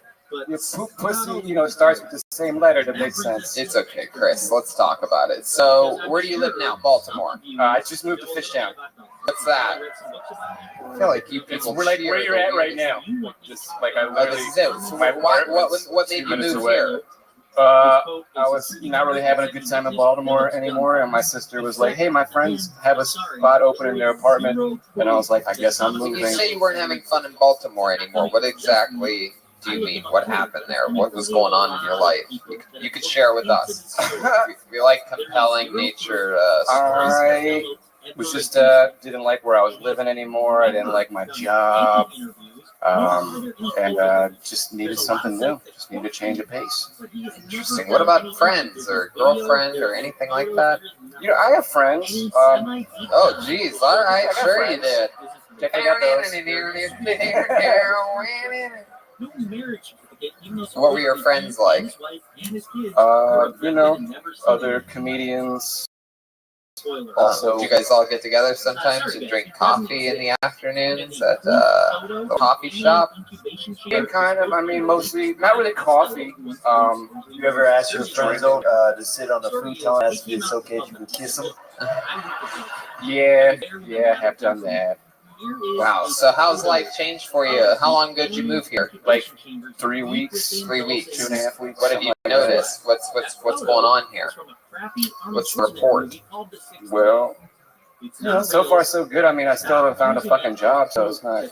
You look like if Groucho Marx was really into IPAs. And not funny. Yeah.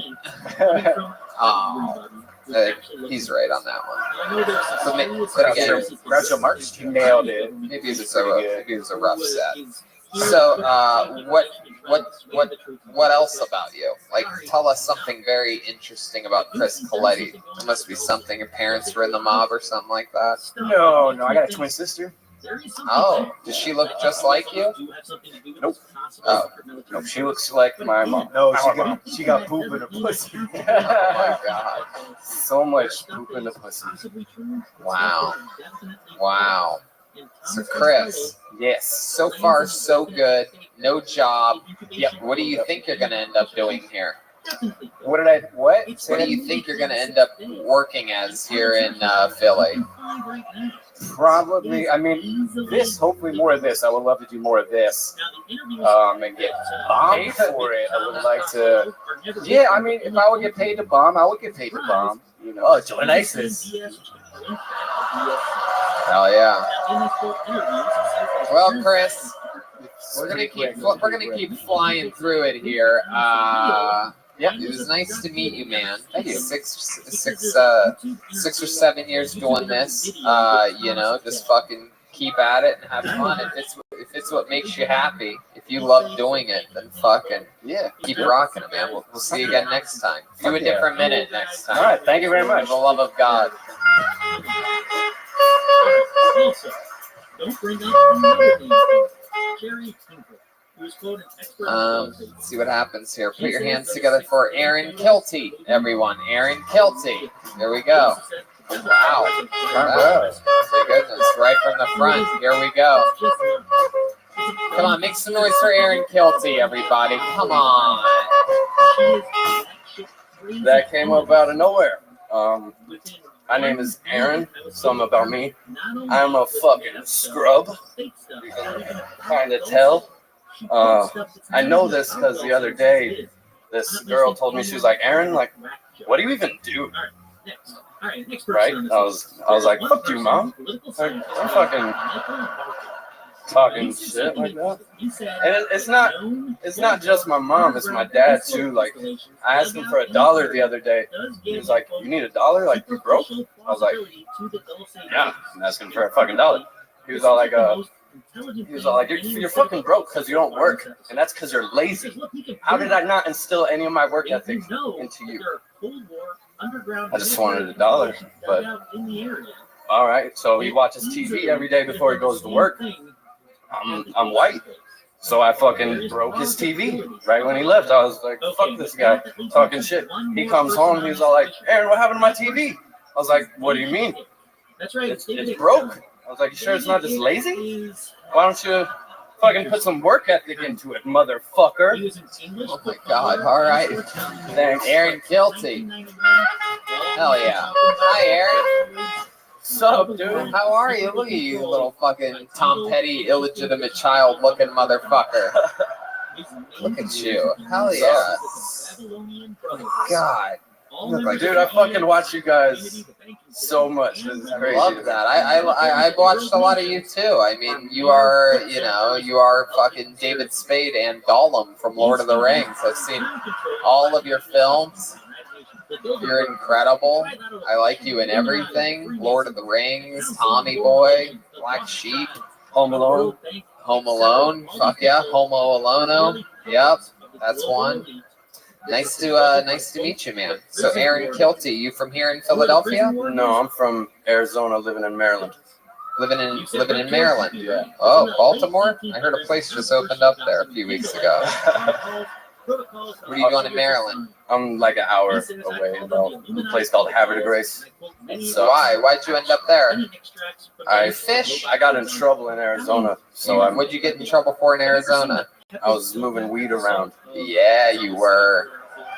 Hell yeah. So what'd they do? They try to put you in fucking Tent City or something?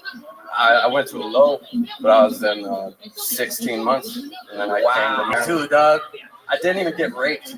16. Swear We to God. believe you. We believe you. Sure. You want to? 16.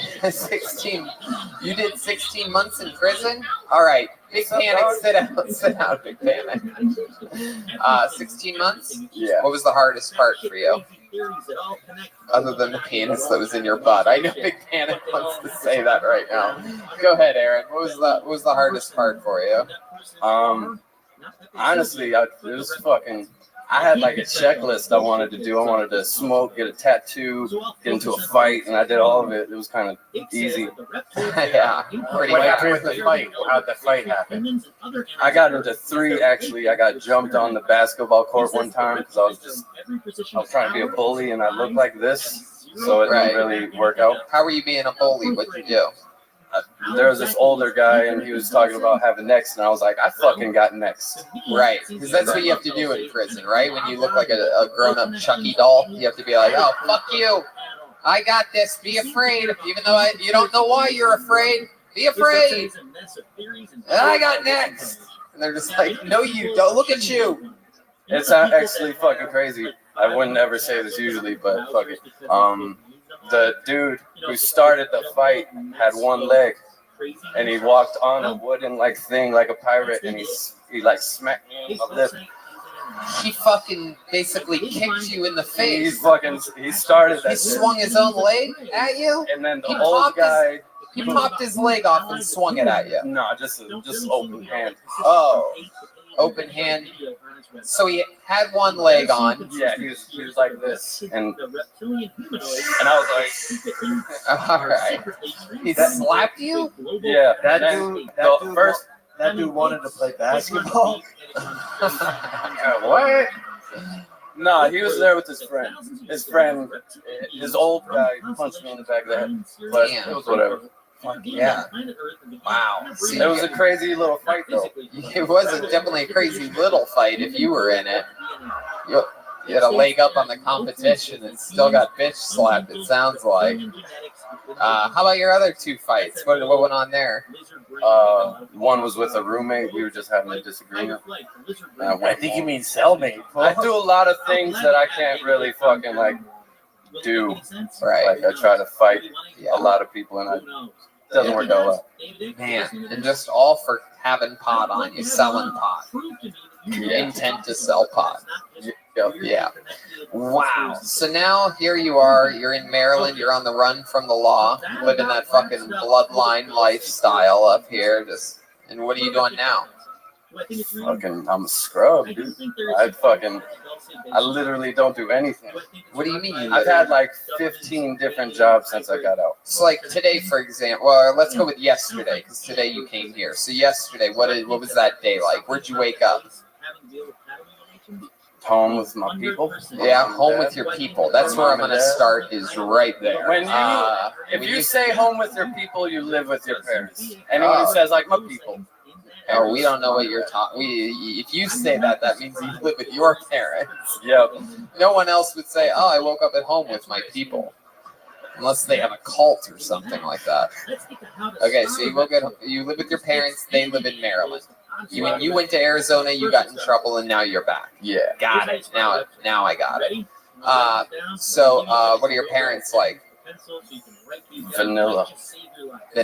Yeah. What does your dad do? He's a maintenance man? No. They work in the government. Work in the government. Wow. Hell yeah. Look at you. And they got this little rebellious son they just can't keep their fucking hands on. Went out to Arizona.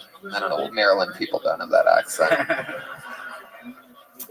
Wow. So are they a little bit disappointed in you think? Like, come on, get your shit together, Aaron. Yeah. How old are you? 25. 25. So what's your goal? So like yesterday, you woke up at your home with the people. Then what? Did you have breakfast? Did you go for a run? No. Take some vitamins. I smoke a lot. Yeah. And I watch a lot of shit. I've watched fucking every single Kill Tony basically. Yeah. What else? What else do you like to watch? What else are you into? The fucking rabbit hole of YouTube, honestly. Because I watched conspiracies. When you said Eddie Bravo's coming on, I was like, sweet. Do you think it's a flat Earth? That's right. I'm looking at you, Elisa. Oh. Whoa! Look at that. Wow. I think this guy might believe this. So if the planet was flat, you know, and the sun and everything, wouldn't it be just bright all day long? I don't give a fuck. I don't like. When it comes to that specifically, the flat Earth is like, I don't care. You believe it. You do believe it. You look like zombie Kurt Cobain, fool. He does. All right, Aaron. Well, congratulations on getting up here, man. You fucking, you had a couple decent fucking jokes in there. How long you been doing stand-up? First time. First time, everybody. There he goes, Aaron Kilty. We've not had we are yet to get a woman up here tonight. Should I go through the bucket till I find a woman, huh? Let's equalize the balance here. Let's see what happens here. But Dezawa probably isn't a woman, right? Deziwa? Deziva. D-Z-I. Hey, Tony. What? What? What? Is that a girl? I don't know what you're saying. Well, then shut the fuck up. Okay. Okay, I got it. Dan Callahan, Matthew Bright, Mike Shawa, Tom Thrash. How about Masha? Is Masha a girl? Wow. Oh, it there is? we go. Masha? Masha? Yeah, there she is. Here she comes. Holy shit. And people from the front knew who she was. So What's happening, people? The crowd goes crazy for Masha. Here we go. Come on, ladies and gentlemen. Make some noise for Masha, everybody.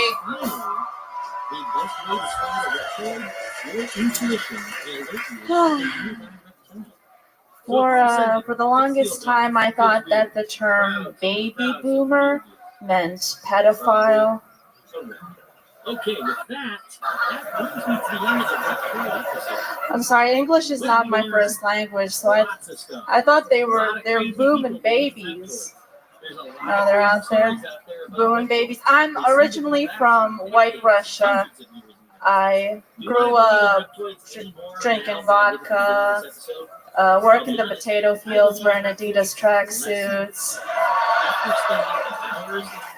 I came to America after attack by street bear. Please bear with me. I do have an accent. Parked outside. It's a Hyundai. It's a Hyundai accent. Wow, Masha. Welcome to the show. Hello. How are you? Doing great, doing great. Wow, look at you. I like your style. You're in such a pretty dress. You have real shoes on. The last guy was wearing moccasins with holes in them. You just classed up this whole fucking stage. You're like some type of like Russian princess or something like that. Okay. That's for the Russian national anthem. Do you know this song? All right, that's good. Okay. Anyway, it doesn't matter. My goodness, welcome. How long have you been doing stand-up comedy? 3 years. 3 years. All of it here in Philly? Also in Las Vegas. Also in Las Vegas. You get out there sometimes, or you stayed out there for a while? I lived there for 3 years. Oh, okay. How long have you lived here? I originally came to Philly after I moved, and then I've been most of my life here in Philly. Oh, okay. Most of your life here. How long were you in Russia for? I was there till I was 5, and then I've been back. Gotcha. So you didn't really get attacked by a street bear? I did. Really? Yeah. What the fuck is a street bear? Well, so they have little bears on leashes that you can come take pictures with, and these bears do not like flash photography. Yo, you talk about dogs in America. I believe Khabib Nurmagomedov calls them sparring partners. Reach out to me. Reach out to My goodness. So you saw a street bear. Were you getting a picture taken with it? Or Yeah, yeah. My papa said you like go take a picture and then. Masha, go take a picture with the bear. Street bear, Masha. Take a picture. I'm a Russian. You know will never really happen. Don't worry about it. We let the chemical up in the air. Who cares? You met my dad. Yeah. Nailed it. What's your dad's name? You have a Russian cool name? Oh yeah. Vigor? Sergey. Sergey. The only other option. That would have been my third fucking guess. I one time pointed out that his name meant like Sergey, like a homosexual knight, and he did not like that. No. What do you mean not Sergey? No way. I never do anything gay in life except dick and butt. Dicky butt. Wow. So you close with your dad? Yeah. How did he end up out here? He moved here. My parents brought me here. We won the green card lottery. Wow. The diversity visa. Hell yeah, ka-ching. Look at you. That's a real thing, the green card lottery. Yeah. How many people play that? It's like a scratch off? It's just like meeting the quotas from each country, and I'm from Belarus, White Russia, so it's right. So, do you go out there and visit? Yes. You love it out there? No. Right. You prefer it here? Yes. Yeah. You like American boys? Is that your thing? Oh yeah. I've never been with a Russian man. Right. You ever been with a black guy before? Oh yeah. Wow. Hell yeah, Masha. Woo. My goodness, Masha, you said, oh yeah, like Macho Man Randy Savage there. So, my goodness, is that your preference, that type of guy, or is it really just anybody with the Baltimore? I don't discriminate, really. Wow, I like your style. Heck yeah. So, you live here in Philly now, and what do you do for fun? Tell us more about you. Do you have any nesting dolls or anything like that? Yeah. I have a bunch. I keep my weed in them.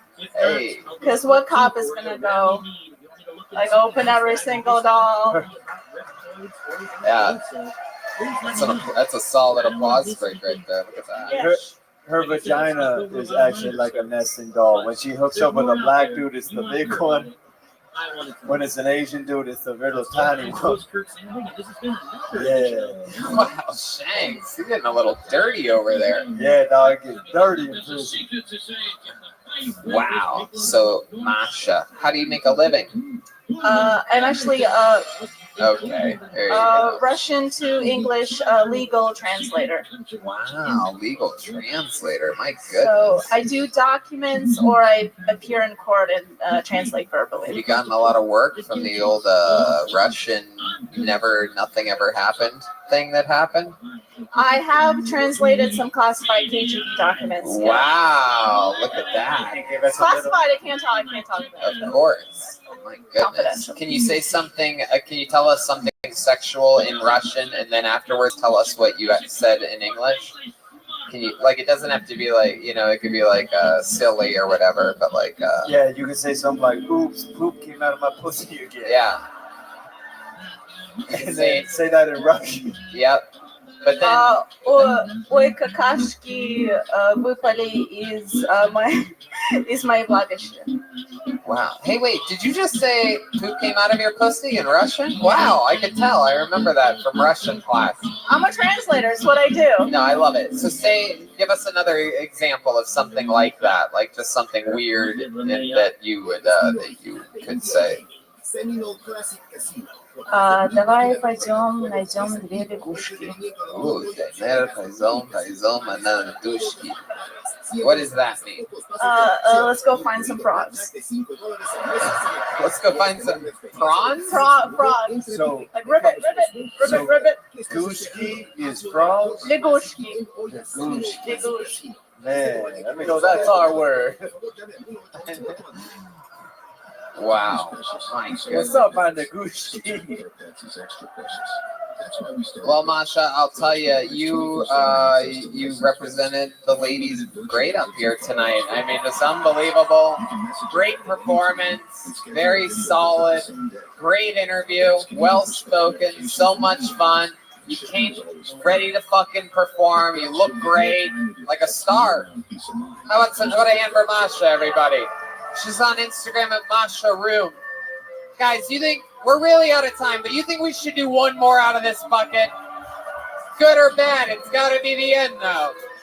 We're going to do it one last bucket pull, and then we're going to wrap this thing up and fucking sign some posters and albums for you on your way out. There's also the new Kill Tony pin is available, glow in the dark, double reinforced steel. There's also a Tony Hinchcliffe pin with my face on it, and the mustache is optional.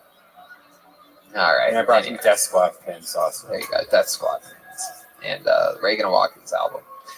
Your final comedian of the night goes by the name of TJ Dexter. Here he comes. This is unbelievable, ladies and gentlemen. It will be the final comedian. Guys, this is the biggest ever Kill Tony in our history. Is that exciting or what? What's up, guys? Does anyone remember the first time they felt unattractive? When I was about 12 years old, I was almost kidnapped. There was a group of kids. We're in the neighborhood looking for a dog, and this guy pulls up in his van. He's like, "Hey guys, get in my van. I want to love you. Let me make love to you. Please get in my van." And my first initial thought was, well, fuck that. My second thought was, well, if you are going to offer me to get in the van and you want me to bend over and take up towards my butt, as a kid, you should probably offer a little bit more than love. How about the kittens, candy, puppies, the whole nine that you would actually have in the PSAs when you're younger? But the guy's focused on my little brother. He's just staring at him. He's like a hunter sees his prey. And I look at him and go, I get a little jealous. So I start hiking on my shorts. I start going to him, I start poking on my butt a little bit. And I go, make an angry kid's face. Now, my initial thought was, I want the kids in the background to think I'm there to protect them, But at the same time, if anyone's going to get raped that night, it's going to be me. So, in my best 12-year-old voice, I go, "Hey, kids, no! You! That love is so available? Can I do it?" Wow. TJ Dexter. My God, this is why sometimes it's not good to go back to the bucket one more time. Beautiful Russian woman. We could have ended it all with Masha. It was a story that you just can't beat. She made it out of dilapidated Belarus.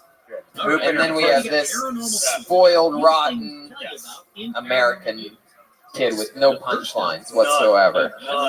My goodness, look at you. First time doing stand-up, right? I don't even know. I guess we could consider it that was like the beginning of a long story. Yes. You know what, TJ? I just don't think we could fucking leave with that taste in our mouths. I'm just using my gut here. Throw that mic back in the mic stand. Go back to your seat. We're gonna go back one more time, but this is it. I believe we gotta do a quick one. I believe in miracles. The Mosaic Come on, gay black guy. Gay black guy. Put your hands together for Joe Tongle, everyone. Joe Tongle. Joe, Tongle.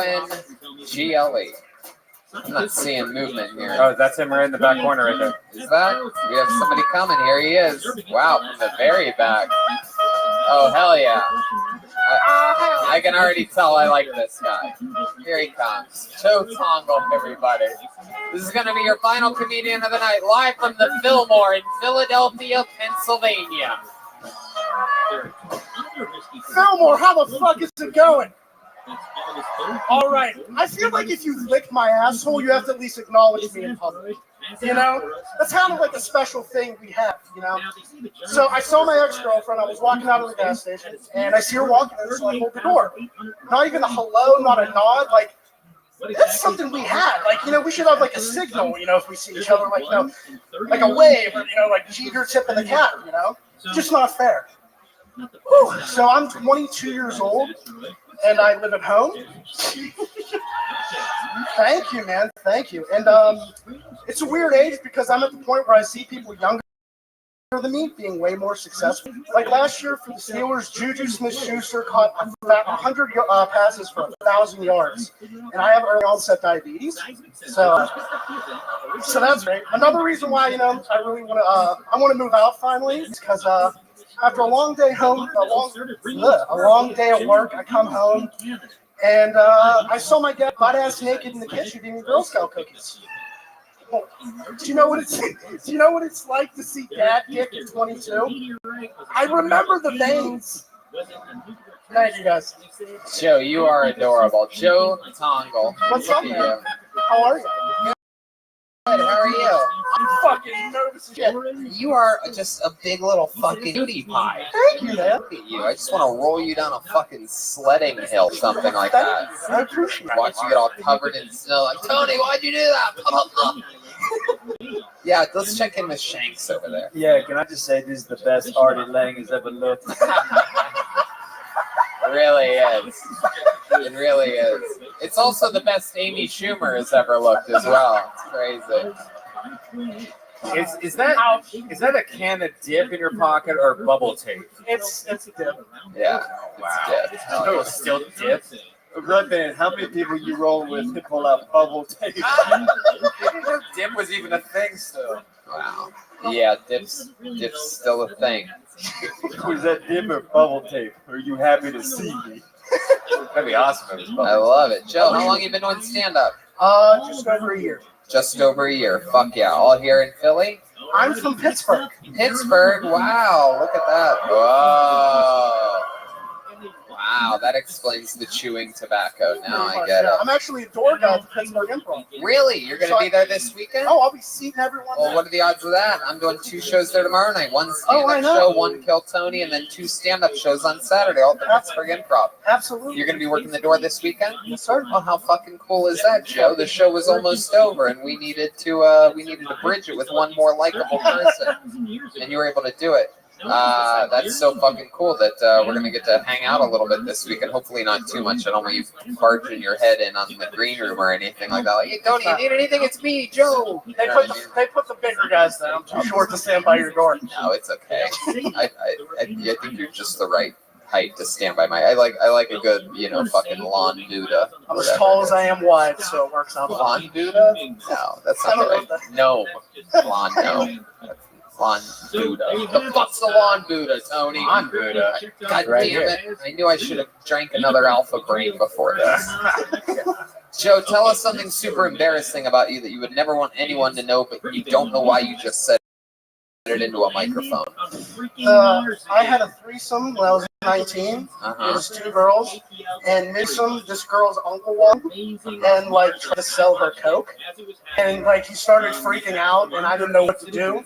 And then what was he freaking out about? Because my dick was inside his knees. Oh, so what did he say? He started freaking out, and then he said, he said, I want to shake your hand, but I don't, and it's still hurt. I don't think that's really freaking out. Yeah, no, he really at first I was really scared. Yeah, what's some? You remember anything he said? He started saying what the fuck is going on here? You told me to come over here. I feel like she wanted me to see it. Wow. She wanted him to see it. It was weird. Fuck yeah, that's the uncle right there. There he is. Completely recovered. Well, Joe, congrats on getting up, man. We're going to see you all weekend in Pittsburgh. So we'll see you there, buddy. There goes Joe Tongle, everyone. Guys, we did it. Our fucking second time in Philly this year. It's unbelievable. Breaking the rules. Coming back too soon. Did you guys have fun tonight? How about another hand for the great and powerful Shanks, Jeremiah Watkins over there on the Yo, make some noise out there, people, huh? There you go. Little something for the internet, you fucks. It's Schulberg Joel Jimenez, huh? Guys, come on, it's fucking Schulberg. Make some noise, people. Social media, I'm mostly sorry. Jeremiah's stand-up. Jeremiah Wonders new episode. He's got the album for sale after the show. Anything else, guys? Oh, we love you. Thanks for coming. Hey. All right. We fucking did it. We love you guys so much. And don't forget, we love you guys. What else is it? Red Band? Nothing much. Thanks a lot, guys. Thank you so much for coming out. Really, this is it's a massive fucking venue, and we were so excited to come back here. And we love you guys for being such an amazing, loyal base here in Philly. Thank you, guys. Good night.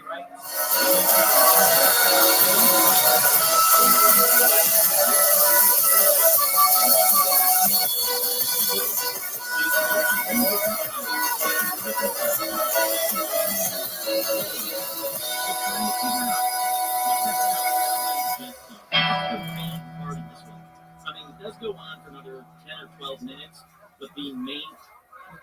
Attention troopers, are you ready to orbital drop and deploy into the cinematic trenches? This is Real Jumpers, a designated squad of lovable idiots. Think Starship Troopers, This season, we've been deployed to the sharp sized chaos as we unleash a barrage of witty salvos and questionable rubber-suited monsters. We're your tactical squad seeking to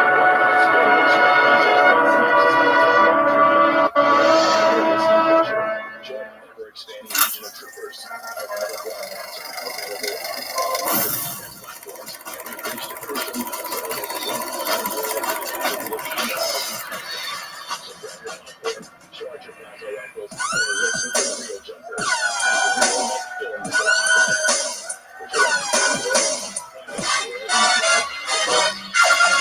Hey, this is Rabbi coming to you live from the beautiful Pittsburgh Improv for a brand new episode of Kill Tony. Give it up for Tony Hinchcliffe.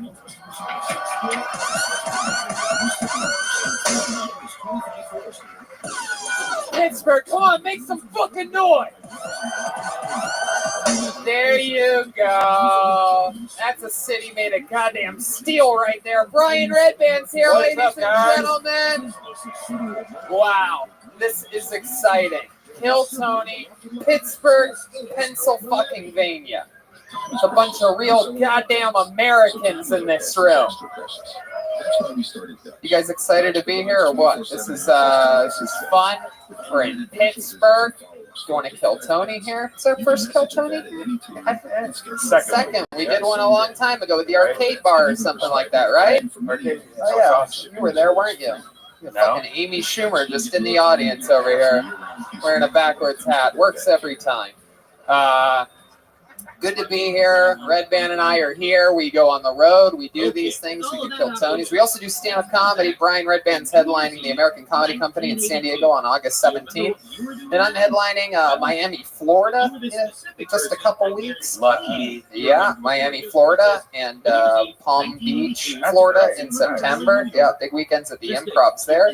And we take Kill Tony not only here tonight, but also Fort Wayne, Indiana next week. And Kill Tony Mania coming right around the corner, San Francisco and Sacramento. Big announcement coming this Monday on the episode with, for the first time ever, Eddie Bravo and Sam Tripoli. A very conspiracy-filled episode. Hopefully the jokes fall flatter than the earth, according to Eddie Bravo. I'm going to do that one on Monday, too, and it's going to work. Watch. You're going to say, whoa, I saw him do that live first.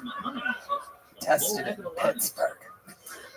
We do this all the time. So much fun. We're so excited to be here in Pittsburgh. You guys have a lot of fucking energy. We're excited. Getting off to a little bit of a late start, but you know, all the fun stuff happens late in life, right? I like the energy in this room. As you can tell by all of our road episodes and by how large this table is, we are guest lists tonight. Perhaps anyway, but with all great guest list episodes with a stage that permits with size, we do have a band with us here tonight. They're just unbelievable. I don't know. You guys a fan of the Kill Tony podcast at all? Oh. I thought maybe there were just randoms that got lost around Picklesburg and stumbled in here. Yeah, Picklesburg. I know all about it. I've known about it for years. Isn't that the bridge with all the pickles? Yeah, it's the bridge. The Roberto Clemente III bridge. There's a bunch of fucking pickles and white people. The band is the best damn band in the land. Every single episode they commit to being different characters. We never know what they're going to be. There's a tiny green room that we were just in, but that green room has its own bathroom. These two have been in the bathroom for at least the last 15 minutes together. A very tiny bathroom, getting ready. We have no idea what they're going to be. Perhaps it's the return of one of their famous characters, like last night in Philadelphia. By the way, amazing time last night in Philadelphia. Well, the Fillmore Theater. I don't know, but what were they dressed They as? were Shanks. That's and, right. it was Shanks the prisoner and Big Panic the prisoner. That theater was amazing. But sometimes the new characters make a huge debut. Sometimes it's the return of a famous one. Let's all find out together. Ladies and gentlemen, I present to you the best damn band in the land, the Kiltony Band. Jeremiah Watkins and Joel Jimenez. Here we go. Here we go. Whoa! Wait, what? Wow, this is crazy. Security guards, oh my God. Whoa, he's patting us down. This is mind-boggling. Oh my God, wow. Am I clear? Am I good to go? Wow, thank you. This is frightening. These are clearly security guards. Either that or the creators of South Park. I'm not exactly sure. This is very exciting. Hello, security guard. How are you today? Good to be here. Welcome to the show. Let me stall for time. Hey, how you doing? My name's Tevin. What? Wait, that's what you sound like? You're a security guard? Yeah, step back, mister. Whoa. Tevin with a T? Yeah. Oh, wow. My goodness. Well, welcome to the show. I might have gotten hit in the eye recently. It's still healing. Did you? It looks like you did. Did you? What happened? I got assaulted at a Ziggy Marley concert. Oh my God. Wow. Well, welcome to the show, Tevin. And clearly back here we have what appears to be Joel Jimenez in a baseball cap. My goodness, a security baseball cap. We got a guy talking shit up here. Oh. My goodness, you have your normal voice. He's still doing it. You only got to talk into that? We should have hooked that up to an actual microphone. What a cavity search, young man. Wow. Goodness, great. Whoa, okay. You got those real OJ gloves on tonight, guys. This is exciting. So this is the debut of security guards. We've never seen these guys. You excited about this, Pittsburgh? We might need them. We might need them up here. Anything can happen on this show. Because right here, I have a bucket of goddamn strangers' names. Look at this thing. It's the Picklesburg bucket of destiny with a real shovel. I might have to dig some people out by the actual shovel here tonight. A bunch of people signed up. Sometimes it's an amazing local comedian in the bucket. Sometimes it's somebody's first time. Every once in a fucking horrible while, some asshole let his wife sign up for the show, and she has no idea what the fuck it is. Yeah, normally they're bigger ladies. That part makes me sad because I look around and all the chubby ladies are just looking at me like that. What the fuck was that supposed to mean? It's like, little did they know that I like them thick. You know what I mean? If I pull your name out of the bucket, you know how it works. You get to do a little bit of stand-up comedy, and then we go through the whole interview process. I try to fucking find out more about you and what makes you interesting. But you get uninterrupted 60 seconds up here. You know your time is up and you hear the sound of a kitten. That means wrap it up then, or else you're going to bring out the angry, shady side bear. Yeah. Is that the right reference? Let's start the fucking show! Kill Tony, live from Pittsburgh. There's only one way up here, people. Very important. It's right here in the middle of this. Do not try to come up that ramp or this side. Right here. You walk around and right there. You guys got it? Let's start this fucking show. The security guards will guide you. Clearly, we have young Howard Stern here to direct you right in. He will check your private parts. Yo, WNBC. Oh, yeah. WNBC. All right, pull the name out of the bucket. Your first comedian getting an uninterrupted 60 seconds tonight goes by the name of Matthew Nova. Here we fucking Gova with Matthew motherfucking Nova. No, Matthew, apply common sense. That way, I need boatloads of common sense from you people tonight. Right then, Matthew was coming from that corner. He was about to go that direction. See what I mean? I need boatloads. If you were pre-gaming at Picklesburg today, I need you to drink the water. Here he comes. Here comes Matthew Nova, ladies and gentlemen. Pittsburgh, show him some love.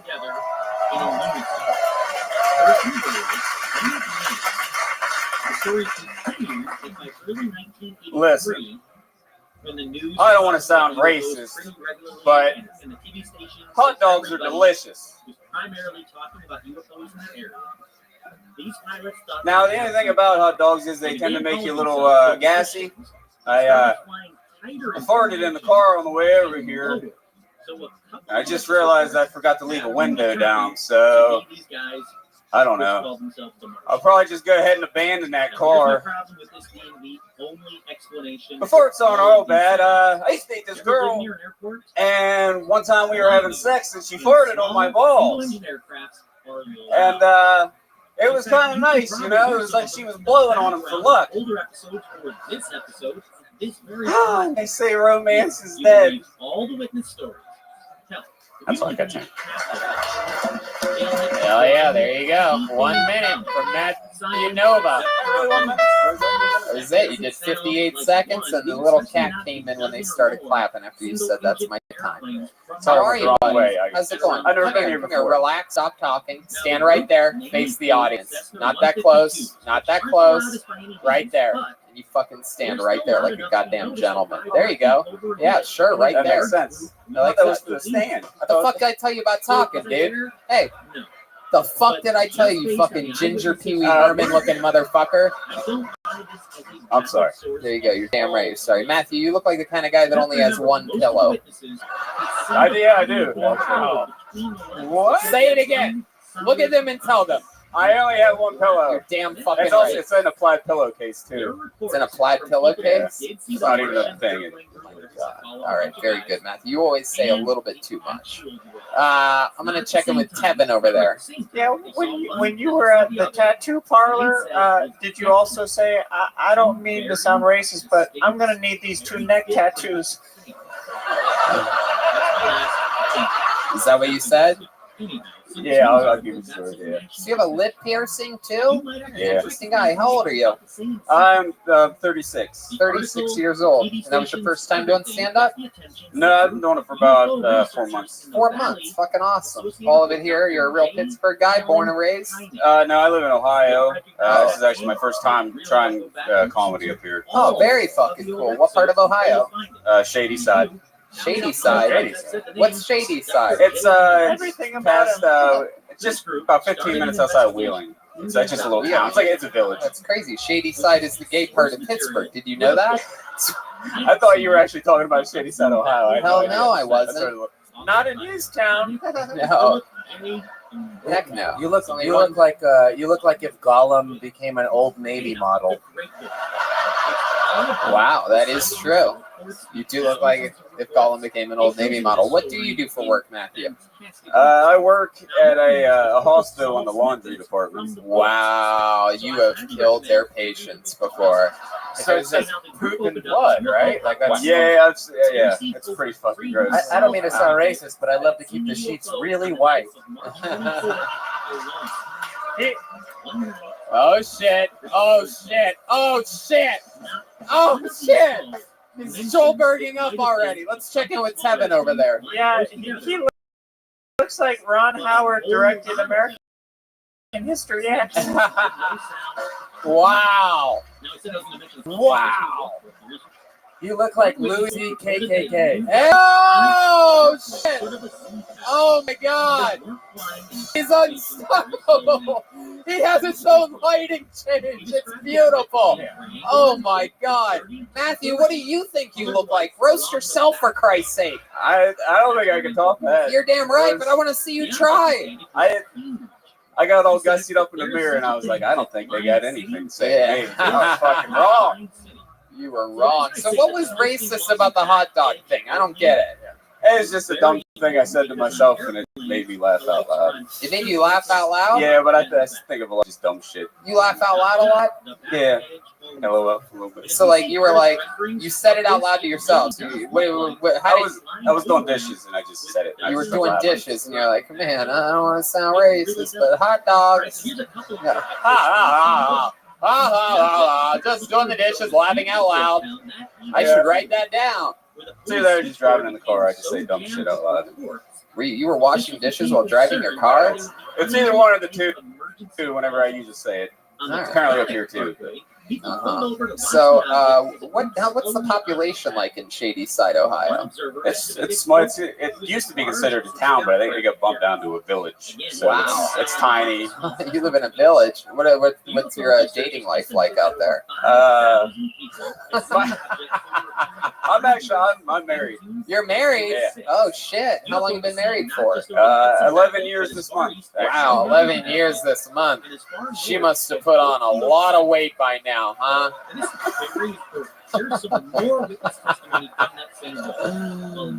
11 years.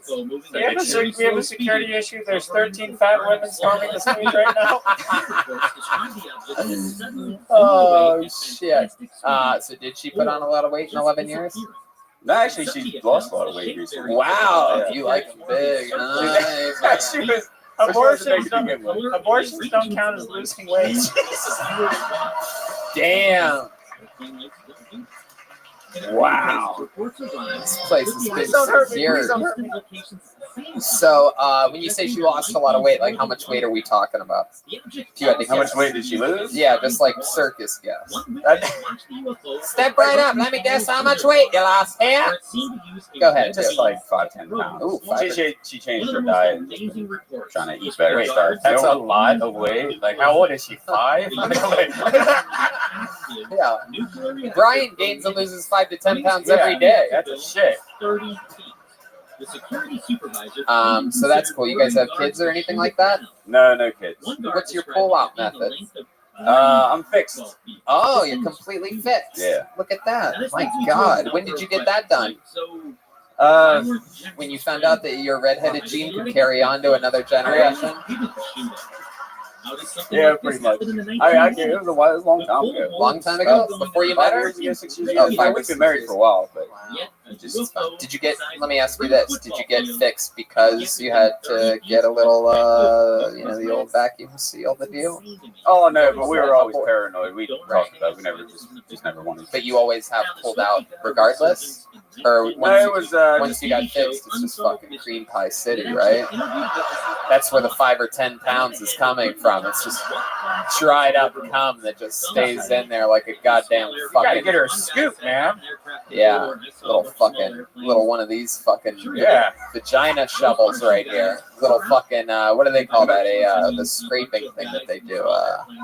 What's that called? Pap smear. Pap smear. Yes, thank you, ladies. I like to go for the ladies sometimes for my punchline. Does she wash it out after, or does she keep it in there for a while? And like every time she sits down, it sounds like potato chips or something. Oh my god! Oh my god! Red band. What the fuck? I usually don't finish Sounds like inside. It's man. just easier just to. Potato chips. What is wrong with you? All right. So, what's something crazy about you would be surprised to know about you or your life? Or anything? I don't do. I used to write a lot of books. Yeah, you used to write a lot of books. Yeah. Oh my god. And I had a coloring books. They What type of books? were like horror stories and stuff like that. Wow. And, I actually had a publisher. I lost Were you the contact. monster in all of them? Was I'm under your bed. Was the whore your wife? Okie dokie.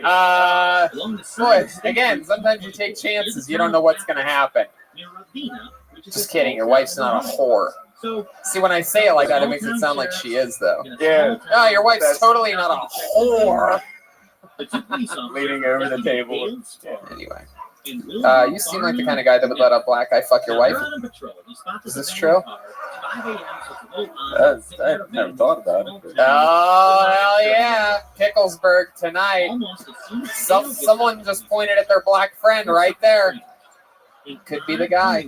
All right. Well, Matthew, so nice to meet you. How long is the drive back to Shady Side? It's about 2 hours, I think. Well, we appreciate you making the fucking trip. Your debut here, comedy debut here in Pennsylvania, and congratulations on being pulled first. Thanks for starting the show, Matthew Nova, ladies and gentlemen. There he goes. Looks like he cooks his hot dogs over a burning cross. There's a guy eating a hot dog right next to Jeremiah. That's true. That racist People, these, it's like here in Pittsburgh, a hot dog is considered filet mignon. Pull another name out. Make some noise for Cuba X. Cuba. Hey, Cuba X. Oh shit! There was a big delay in him getting out. That's normally not a good sign. He was like, "Oh shit! What have I done?" We'll see what happens here. How many of you like it when comedians do good on this show? How many of you like it when comedians do bad on this show? Wow. It looks like it's a win-win situation for Cuba S, everybody. How's everyone doing? I was standing in front of Improv tonight and some guy was trying to bum a smoke from me.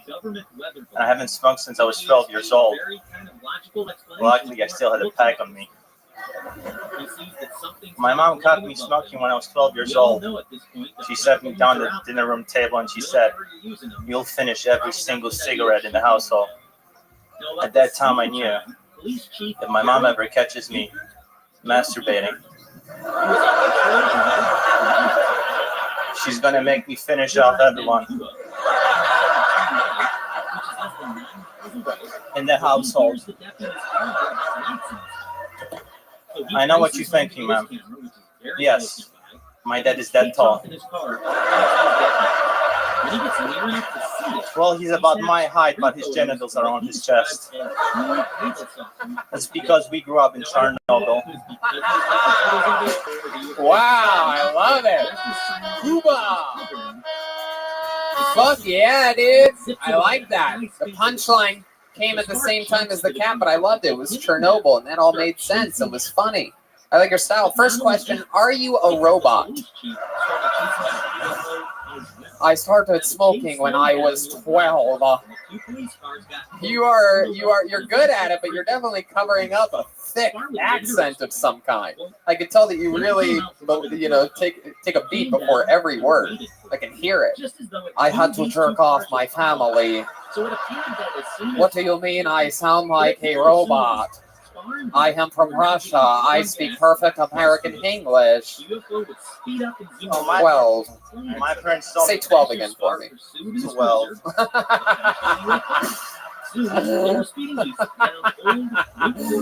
You're a fucking robot. You're a fucking robot. Beep boop, beep boop. He's a fucking robot. All right. Hey, let's do it one more time. Take it for the dub. You're a fucking. All right. Okay. So, are you a robot? I am a Russian robot. I am programmed to admit the truth when asked if I'm a robot. I am 80% Polish, 20% robot. Oh, wow. 80% Polish, 20% robot. So you know where the brains come from. I love it. That's so cool. You know who Joanna Jędrzejczyk is? Who? Joanna Jędrzejczyk. Computing. What? All right. No, she's a Polish athlete. You're a fucking robot. I'm gonna break you. You're a fucking robot. Hey, hey, hey. All right. Okay, Kevin. Relax. Can we get some security for the security? Oh, you guys are all friends in that business, huh? Oh, shit. Yeah, that's Teddy. His nickname is Hot Dog. Hey. I love it. So, Cuba, how long have you been doing stand-up? Since I was 12 years old. Since I was 12. The only number I have programmed is 12. into my system because I'm a fucking robot. All right. Since you were 12, is that true? No, I started November. In November. Very good. And what made you want to start stand-up comedy? I wanted to show my friends that I'm better than them. You wanted to show your friends that you're better than them. That is as fucking Polish as it gets right there. A Polish competitive edge. How long have you been in Pittsburgh? What are you doing here? I am here to hack your election system. Well, we did good in 2016, so I decided to stay for 2020. That's very funny, Cuba. Half the room really liked it, the other half didn't. Yeah. That's fun. So really, how long have you been in Pittsburgh? I went to school in West Virginia and moved to Pittsburgh about 2016. Why West Virginia? You came from Poland to go to West Virginia? That's like fucking just taking a step half backwards. I mean, you're like, I'm going to get away with this place that has a reputation for being stupid. I must go to one place and one place only, West Virginia. Were you stalking your sister or something? No, you have to be from West Virginia to stalk your sister. Maybe she was there. Yeah. Doesn't work if he's from Poland. Yes, you know those wacky ancestral Polacks out there. You don't just start fucking your sister when you move to West Virginia. Hey sis, what do you say we take a vacate and maybe like, I don't know, West Virginia? Wanna fuck? Alright. So Cuba, why West Virginia? I heard that they have beautiful mountain ranges. No, go ahead. I'm sorry. You sound ridiculous to me. I love it. No, you're good.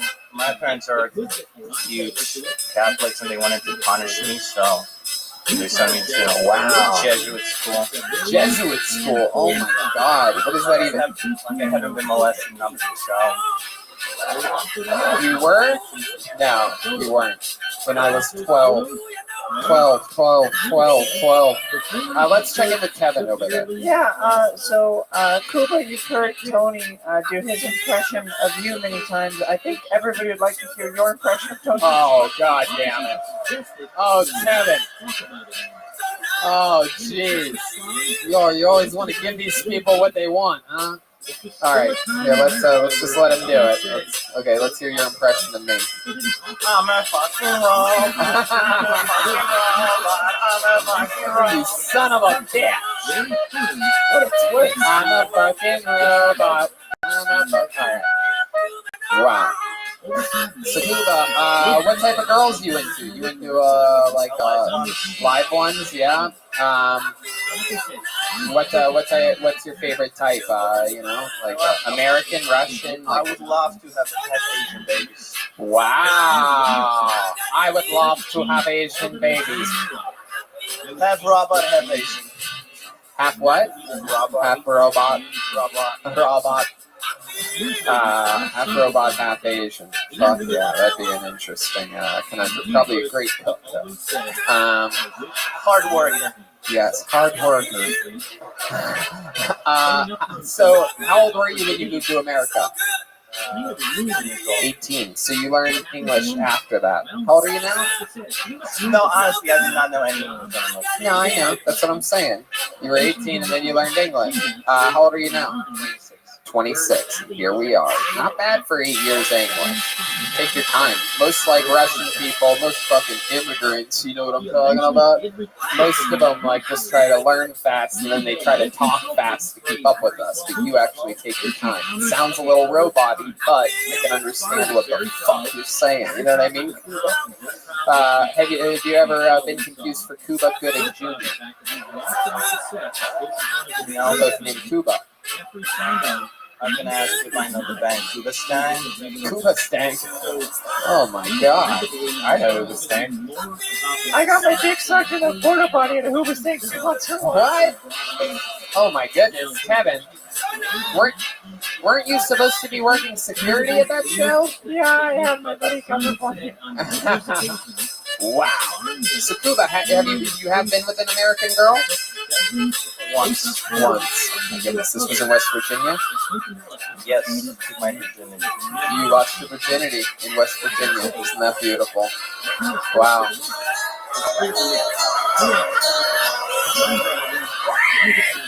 Losing your virginity.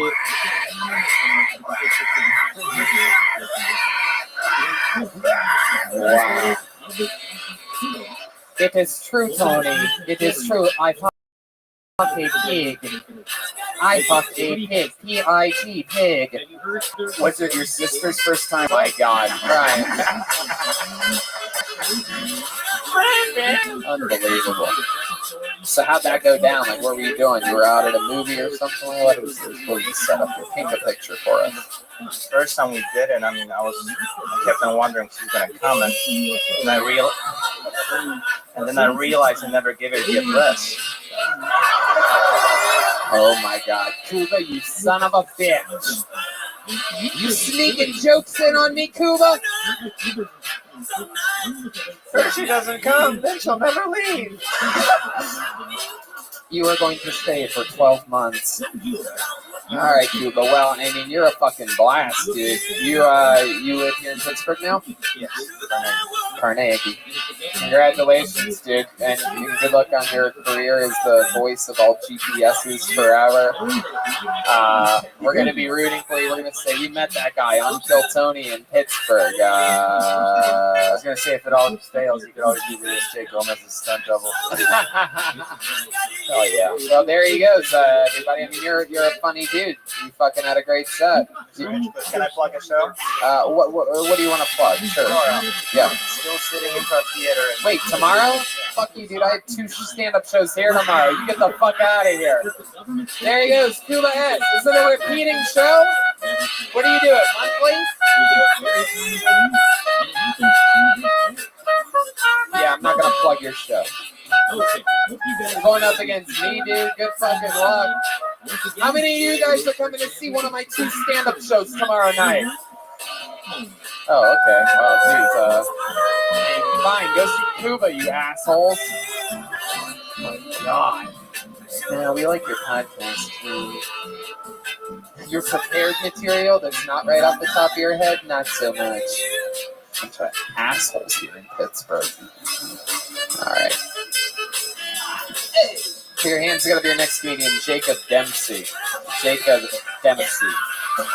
Wow, look at this. Here he comes. Got the long walk. Also took the wrong way to the stage. I just went right here. Here he comes. Wow, look at this fucking drink of water. Here he is, Jacob Dempsey, everybody. What's good, Pittsburgh?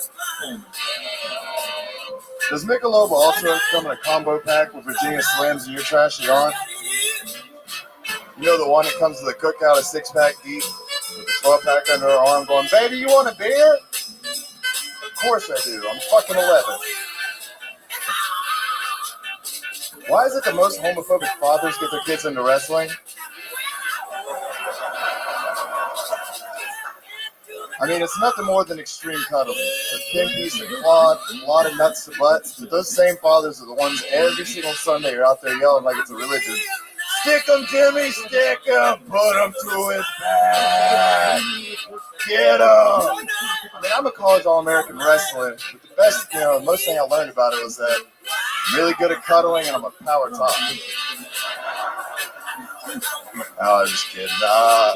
Getting really tired of Tinder trying to throw in random dudes in recently. Go ahead. You want to finish it? Go Yeah, ahead. I'm getting really tired of Tinder trying to throw in random dudes recently. Like after 28 years, I'm gonna look at Zach and be like, God damn, Zach, you are fucking hot. Bet you got a piece on you. I swipe right though, what kind of thing. Thank you guys. Hell yeah, Jacob Dempsey. I like your style, man. Fuck yeah. So let me ask you a question. If I put a straw in your milkshake, and I drink your milkshake, nothing. Forget it, Jacob. Because you look like the guy from There Will Be Blood, Daniel Day-Lewis. Okay. Fuck yeah, you are a big badass motherfucker. I really do believe you're what type of level wrestler were you? College All-American. God damn it. Holy shit. What weight class? All-American 184, but I wrestled 97. Oh my god, that's frightening. And how long did you do that for? All since you were a kid? Yeah, since I was 4. Holy fucking shit. And is your dad homophobic? No. No. But it works. I mean, I'm always... He's a wrestling coach, so I've been around him my whole life, so I've seen all that. Oh, so he's gay. Yeah, of course.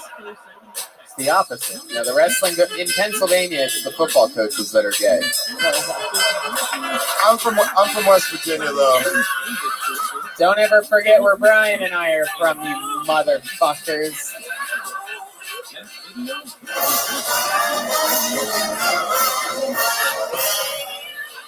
Suck our balls. Fucking pedophile assholes. Making the whole Big Ten look bad. You should be ashamed of your goddamn selves. Now, back to the show. So Jacob, this is so fun. How old are you now? I'm 28. 28 years old. You ever have to use your wrestling skills in like a fight? Anybody ever start shit with you or anything like that? When I used to bounce in Atlanta, yes, but I brew beer for a living now, so there's no people just want to hang out. You what? I brew beer for a living. You brew beer? IPA? All kinds. You're right now. I guess you're more like There Will Be Bud. All right, smarter than it was funny, I guess. So you brew beer. You carry the cage around like, I'm a former wrestler. Yeah. Oh, wow. Show off all day. Is it pretty big, or is it just you throw it to friends? Or? No, we have a brewery. It's in Charleston, West Virginia.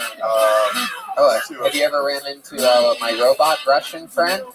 I would like to buy a 12 pack. Stay away from wheeling. Yeah. That's cool, Jacob. What do you like to do for fun? Tell us more about your life when you're not brewing beer. First time doing stand? Have you been doing stand-up comedy? That's great. A few years. Fucking awesome. It's great. You ever dress up as sexy Santa Claus? Can later. I didn't even understand what you said. That's what I got later. All right. My favorite part of the set was when he was clearly joking about being a power top, and then he took a beat and he goes, I'm just kidding. Like a gay guy was going to shoot up and be like, let's go. I mean, it was more of a power bottom. Misunderstood. Oh, I didn't get that. All right, I don't want any problems. Whoa, it's about I don't want any to problems. be. Are you starting shit with this all-American wrestler? We have a gay biblical figure coming from Wow. So Jacob, tell us more about you. What do you do? You do the brewing of beer for a living? Yeah. Oh, that's awesome. So what about hobbies? Anything else about you? What else about your life? Most of the time recently has been spent for summertime. We go to festivals every weekend. So beer festivals, having to deal with a lot of drunk moms trying to put their daughters off on it. Oh shit! Hell yeah! Oh, that must be rough. Hard life. Yeah. Fuck my daughter, please. Yeah, but the daughters are never attractive. I know. Still in West Virginia. I know. If they were attractive, they wouldn't be hanging out with the moms at beer festivals. You know what I'm saying? It's like, oh god, always ugly girl problems. So, all right. So you're single? No, my girlfriend's actually out here. Oh shit! Wow. How drunk was her mom when she pushed her on you? Where'd you meet her at? High school. Wow, high school. Damn, was she like the cheerleader or something like that? Like you were all just started dating again. So we just started dating in high school. Oh, okay. Okay. How recent was the starting of dating? Okay, so you guys were friends, and then what? You were at a party one night or something like that, or did you just go on a date? You asked her out. You're like, hey, you want to go out just as friends? Tinder. You know. Wow. So you found her on Tinder. You're like, hey, remember me? I'm the all-American college wrestler. You wouldn't happen to be available, would you? And she's just drowning in her own pussy juice. It's like, she responds the next day. She's like, sorry, my phone got soaked, so I had to put it in rice.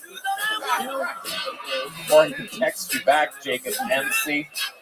Goddamn fucking statue of a man. I bet you have one of those little Greek statue penises, right? Tiny. Hell yeah, you're an all-American wrestler, and that thing's just pinned to you for life. Wow.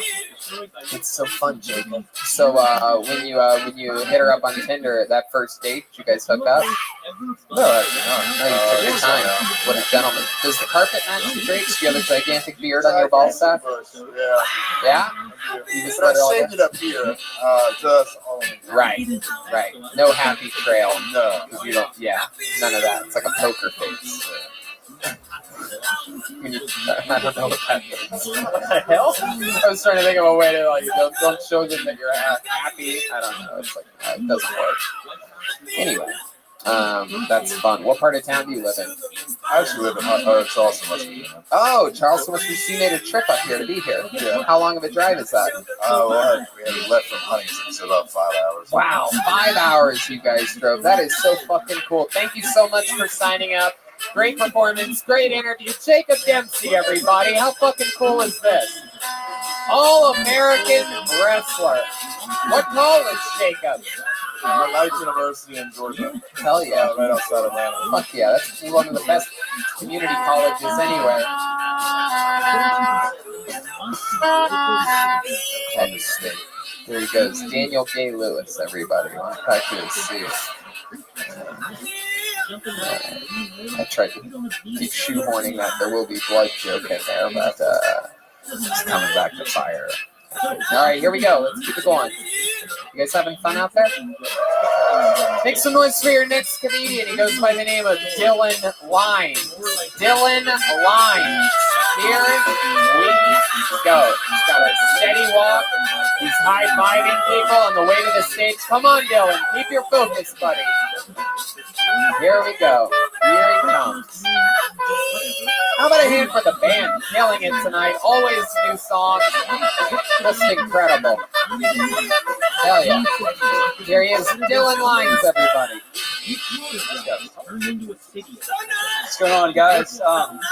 So I've already learned that comedy is actually really hard because I tried to make a clean set to go on America's Got Talent, and I got on the show, but I didn't get the golden buzzard, or I didn't get passed through. The only thing I got out of that experience was sexually assaulted backstage by Simon Cowell. I wish I was lying. Because and the worst part about it was when he cornered me in the back and he started fondling me, I was like in a shock. I couldn't move. And he was really condescending the whole time. He was just like, "You are worthless piece of garbage." And I was just like, Jesus Christ. And then after it was all over, Heidi Klum came up to me and she was like, "Don't worry, he does this to everybody. You are excellent. Like, you're super great." I was like, "Get the fuck out of here, Heidi. What are you talking about? This is insane." And so now I feel like I'm part of the Me Too movement, but I feel like that's strictly for women. So I'm trying to start a new movement called the Same Beer Dude movement. It's like, thanks guys. Wow, finish it. Was there more? Oh, that was pretty much it. I was just gonna say like, oh, he fondled you too. Same here, dude. Same dude instead of Me Too. There you go. Dylan Lyons, everybody. Hell yeah. So let's talk about it. Is that true? No, man, I'll be honest. I can't lie to you, Tony. Wow. I mean, I wasn't on America's Got Talent, but I did get fondled by someone. You're just kidding again. Yeah, no, okay. So before this interview goes any further, Dylan, let me just tell you. I don't know if you've seen the show before, but during this interview part, when people lie, it's literally the worst. Because then we can't make jokes, and then you're the one stuck making jokes, which we just saw how that goes. You know what I mean? So just answer honestly about everything and let your insecurities go. And I'm actually shivering right now. I'm not even that nervous, but I've been cold for the last half hour. I feel like I know, you're 75 pounds. Like, what the fuck do you expect to happen? That's a good point. That's being generous, man. Yeah, absolutely. Very generous. So, Dylan, how long have you been doing stand-up comedy? Actually not very long. I've been here 3 times. I've done the... Where? At this club? On this stage, yeah. I was here actually 2 days ago and did 5 minutes of an open mic, and then the last 2 months before that. So I'm trying to keep it going every single month so I can come up with good material. 28. 28. Congratulations. Sir. You're in the game. So 2 weeks ago. You said once a week you do it? Once a month? Once a month, yeah. Why only once a month? Pretty much. Well, I live 2 hours away. Where do you live? Du Bois, Pennsylvania. Du Bois. What is that? Where Jerry Sandusky's from? Yeah, he's the Du Bois too. I will never stop making Sandusky jokes in Pennsylvania. If you're wondering, like, wow, he's made a lot tonight. You could be at Kill Tony 2034, live from Heinz Field, and you're going to be like, man, I remember when Tony was already doing Sandusky jokes. He never stopped. Yeah, they kicked him out of town. I'm gonna be doing Sandusky jokes for so long in PA that he might get to see me do one live sometime.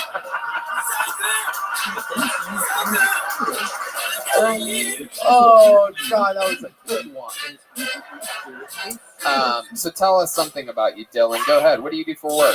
I work for AEP Energy, so it's a company actually based out of Ohio, Columbus, Ohio. I have to go business to business and try to talk to managers and owners and like try to offer them fixed rates on their electric bill. It's kind of boring. Not as boring as that answer. I mean, yeah, you put it like that. I try to spice it up. Tell us what's exciting about your life. What do you like to do for fun? What's something interesting about Dylan? Oh man, I watch Kill Tony all the fucking time. Yeah. Besides that, I mean, I'm really big into comedy. I'm like a nerd. Like I watch a lot of stand-up. Other than stand-up and comedy. I've been skateboarding for like 13 years. Well, pretty much in Pennsylvania. Yeah. It's I mean in PA. Do you have a skateboard with you here tonight? I do in my trunk. Yeah, for sure. How far's your trunk from here? Not very far. I literally had not a dream, but like I envisioned like if I ever got up and like skated to the club, I was like, man, I should like carry my board and try to like do the first like kickflip. Yeah, you should. Yeah, you should. Not right now, but when you're done with your set, you're going to go get your skateboard, and then at the end of the show, you're going to come up here and kickflip to send us home. Yeah, how about that? I hope I'm not as shaky, man. I have caught mouth and I apologize for It's okay, Dylan. If you fall, you just can't sue any of us. You understand? Or the club, the Improv, or Death Squad, or Golden Tony Productions. Do you agree? 1,000%, right? Here, sign right here. Sign your fucking little faggy name down.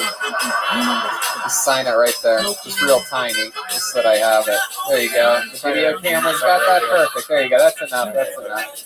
Very good. I don't know much about documents, but that looks like one of the most unlegally binding documents I've ever seen. Thank you. That's not even write your name on a napkin. It's a contract. Thank you, Tevin. The joke was supposed to be that we have serious documents over here. That's already audio. Yeah, but then I reversed it on you. It was a crazy thing. You can't sue Jeremiah Wonders LLC. Because it doesn't exist.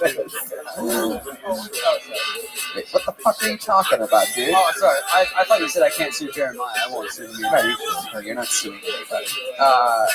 So you can try to sue me because I have nothing.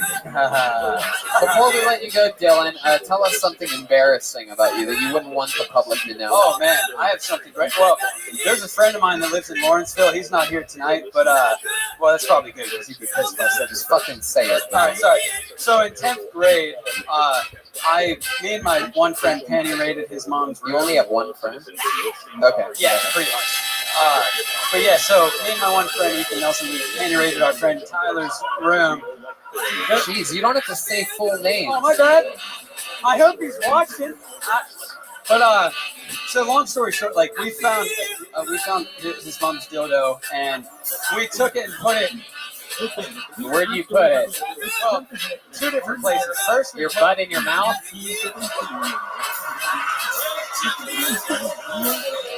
Well, it was his mom's actually pretty hot. I didn't do that though. She probably should. How big was the dildo?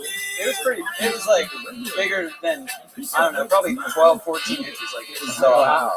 So a hot dog dildo. Not saying she used the whole thing, but it had everything. Yeah, it was like red. But we put it under his pillow, my friend's pillow, his mom's dildo under his pillow, and then 3 months later, it was December, and we found it in the same spot. We went in there, they were like cooking food, and we went up there and we put it in their Christmas tree. And I swear to God. Yeah. And then what happened? His stepdad found it, and we weren't allowed back in his house for like. Wow. Hell yeah. He knew she had it too. He's just like, he got. Wow. So, yeah, we weren't allowed there for Well, I mean, he forgot about it after a couple of years. It felt like. My God. Yeah. Tis the season to be jolly. Yeah, we're like, look at that ornament up there. And Tyler, he saw it first, and then he tried to put it down. And his dad literally walked in. He's like, "What? Why do you have that in your hands?" My friend was holding it as his stepdad walked in the room. Oh yeah, that's where, and this was like right before Christmas. See, that's when I twist the whole thing and I go, "Merry Christmas." That's where you fucking shock the world. What you didn't know at this whole time is that it was actually the stepdad's dildo, and that's why he kicked you out of the house. Yeah. Oh my Why it God. smelled like shit. Oh I never. God. Come on. Put it through a filter first, bro. You just smelled like shit. You could have at least put a little twist on it or something. My friend's mom also had a dildo, and we would, he showed it to me. We would always like play with it and stuff. But okay, but I would always smell it. Like I love it. My friend's mom. All right, great. These stories remind me of the time I fisted a girl at a fish concert. Yeah. All right, Dylan, go get your skateboard. They're gonna let you back in. Make sure Dylan gets back in. He's gonna do something stupid to end the show. Unless I come up with a better idea until then. Back to the fucking bucket we go. How about one more time for Dylan, everybody? He's a little nervous, dude.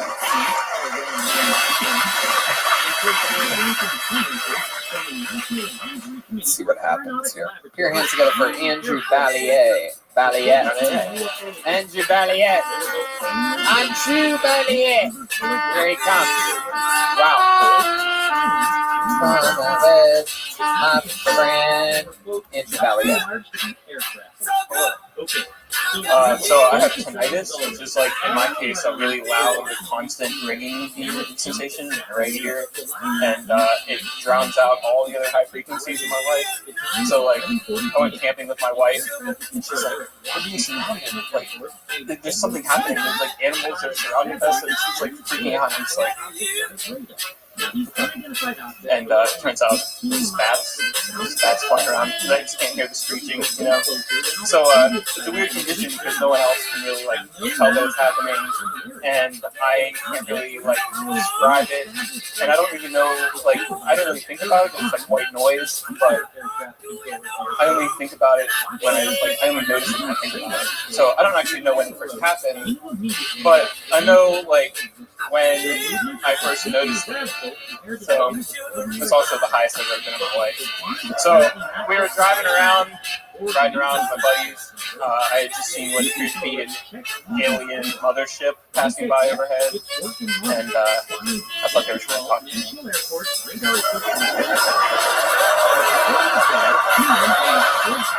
Andrew Balliet. Wow. Balliet. I said it right the first time. You're French. It's French. Hell yeah. Andrew, first question. Do you think you're at your ear doctor's appointment right now?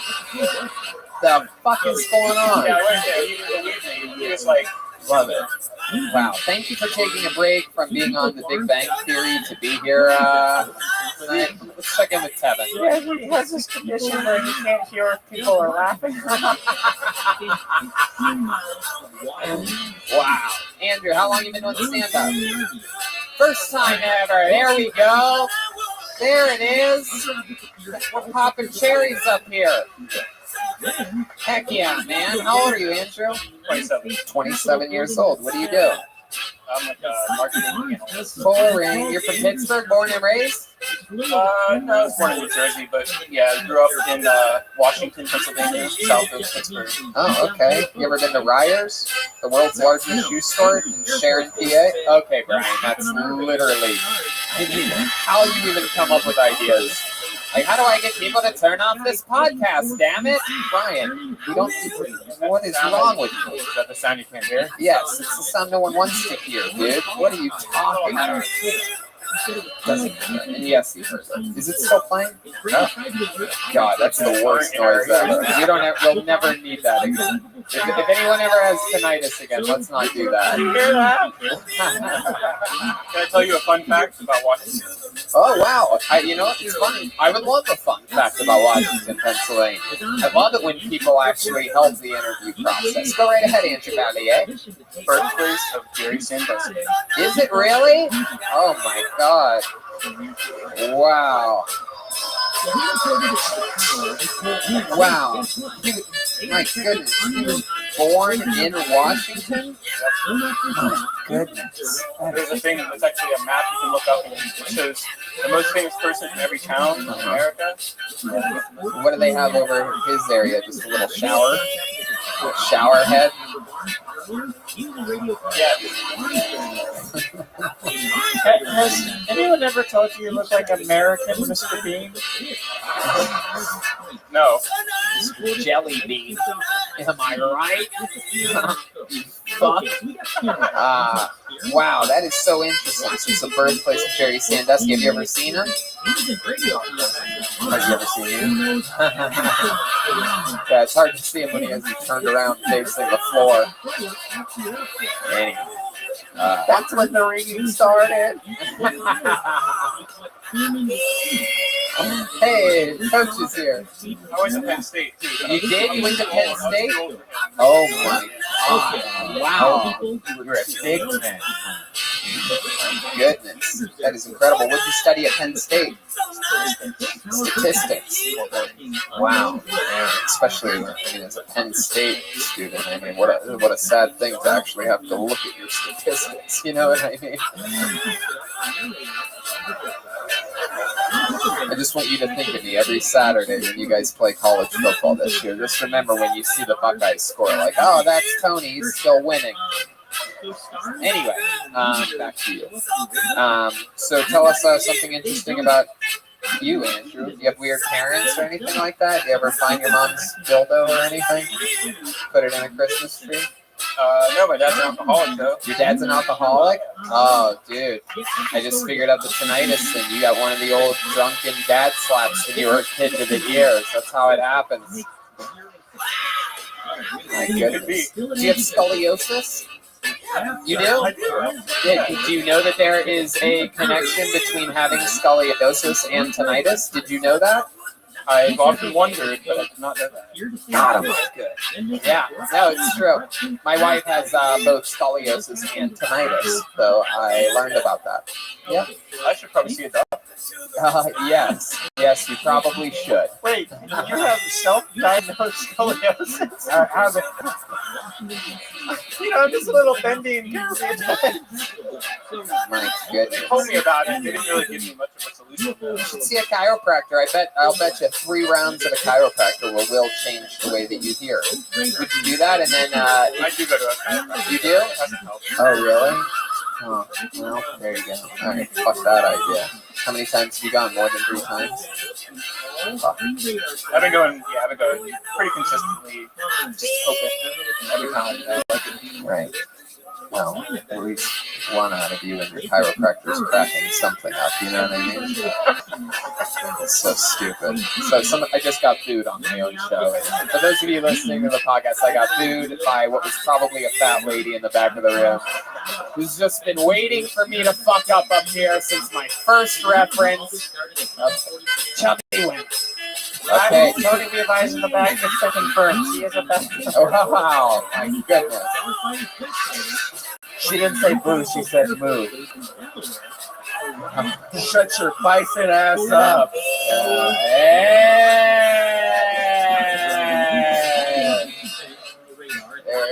There has been a bison spotted in the back of the room. You're on Bison Watch 2019 here. Andrew, have you ever seen a bison before? Where did you see a bison at? Maybe you were driving from Boise to South Park, Pennsylvania. That's true. You guys have bison here, right? Yeah, the buffalo. The American buffalo. Bison. Yes. Because they exist. When you see, Yes, that's the right sound for that. When you saw one, where were you?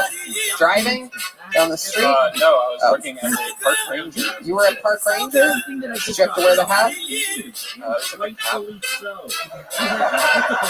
County park ranger. Wow, county park ranger. Do you ever catch anybody doing anything crazy out there as a park ranger? Do you ever have to break anything up? We have a lot of authority as park rangers. Yeah. So let's do a little let's do a little run through. Say I'm in the park and I'm just smoking a joint, and you're being the park ranger. And this is like, how long ago were you the park ranger? A couple years. A couple years ago. So let's say I'm smoking a joint at a picnic table, and you walk up. How does it go down? Go ahead. Hey, what are you about to do? Try to fuck me or something, dude? Why are you dressed like that? Yeah, you are not allowed to smoke weed in the park. Were you aware of that, sir? Oh my god. Oh my god. Dude, I didn't realize they had pussies in this park. Look at this fucking. Are you aware that I will have to call the police on you? Dude, you are the weirdest park goer I've ever seen in my life. Can I just say he's nailing his protocol right now?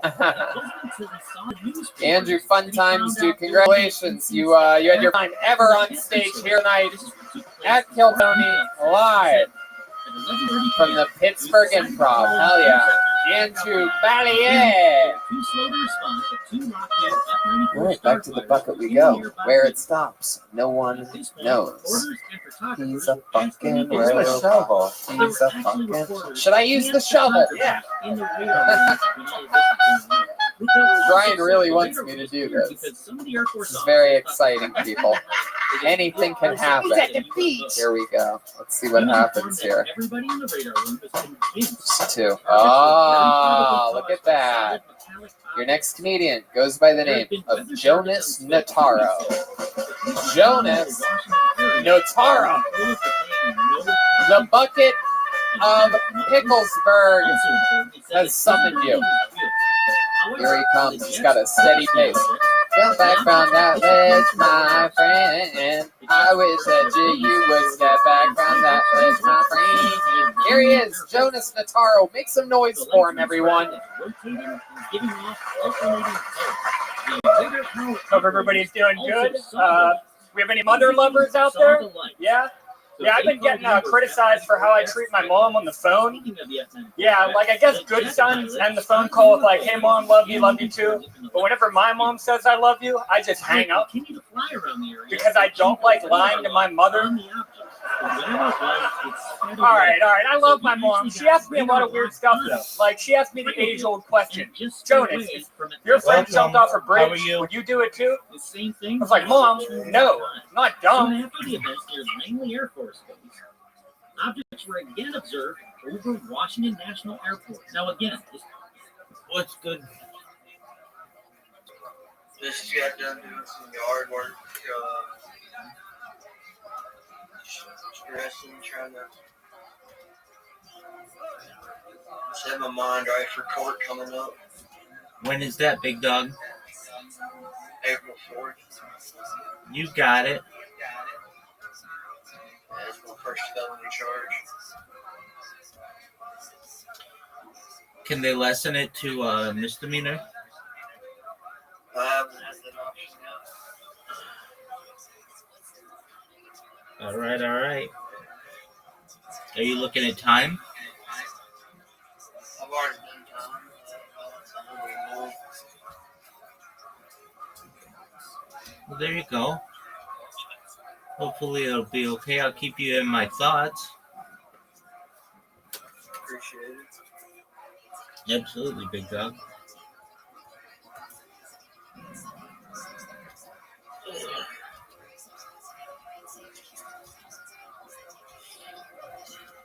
Watching these people, they're leveling the ground next to my house, about to build a house out there. That's what they're doing.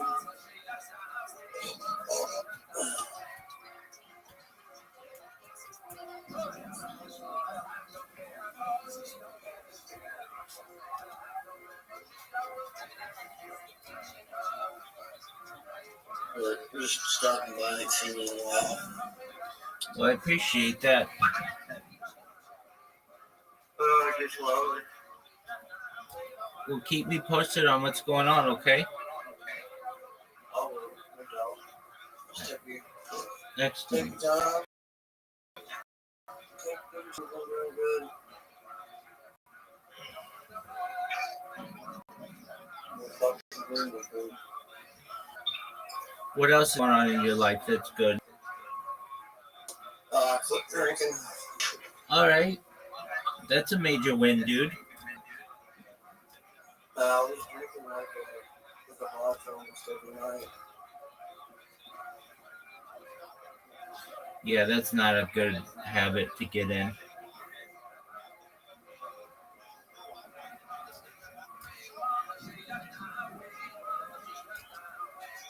And geese flying over. Have you been playing any games? Yeah. What have you been playing? Buckshot Roulette, Harry's Mod, Delicious. Has that been fun? So far. Excellent. I made some baked beans, beef with serrano peppers, garlic, onion, and some sweet peppers. And it's so damn good. It's spicy, but it's good. There you go. What's on your agenda for tonight? Probably gonna be roaming around just playing video games. There you go. Keep your mind off everything. Gotcha. I'm just getting closer and closer. I'm not a dude, so like I'm married.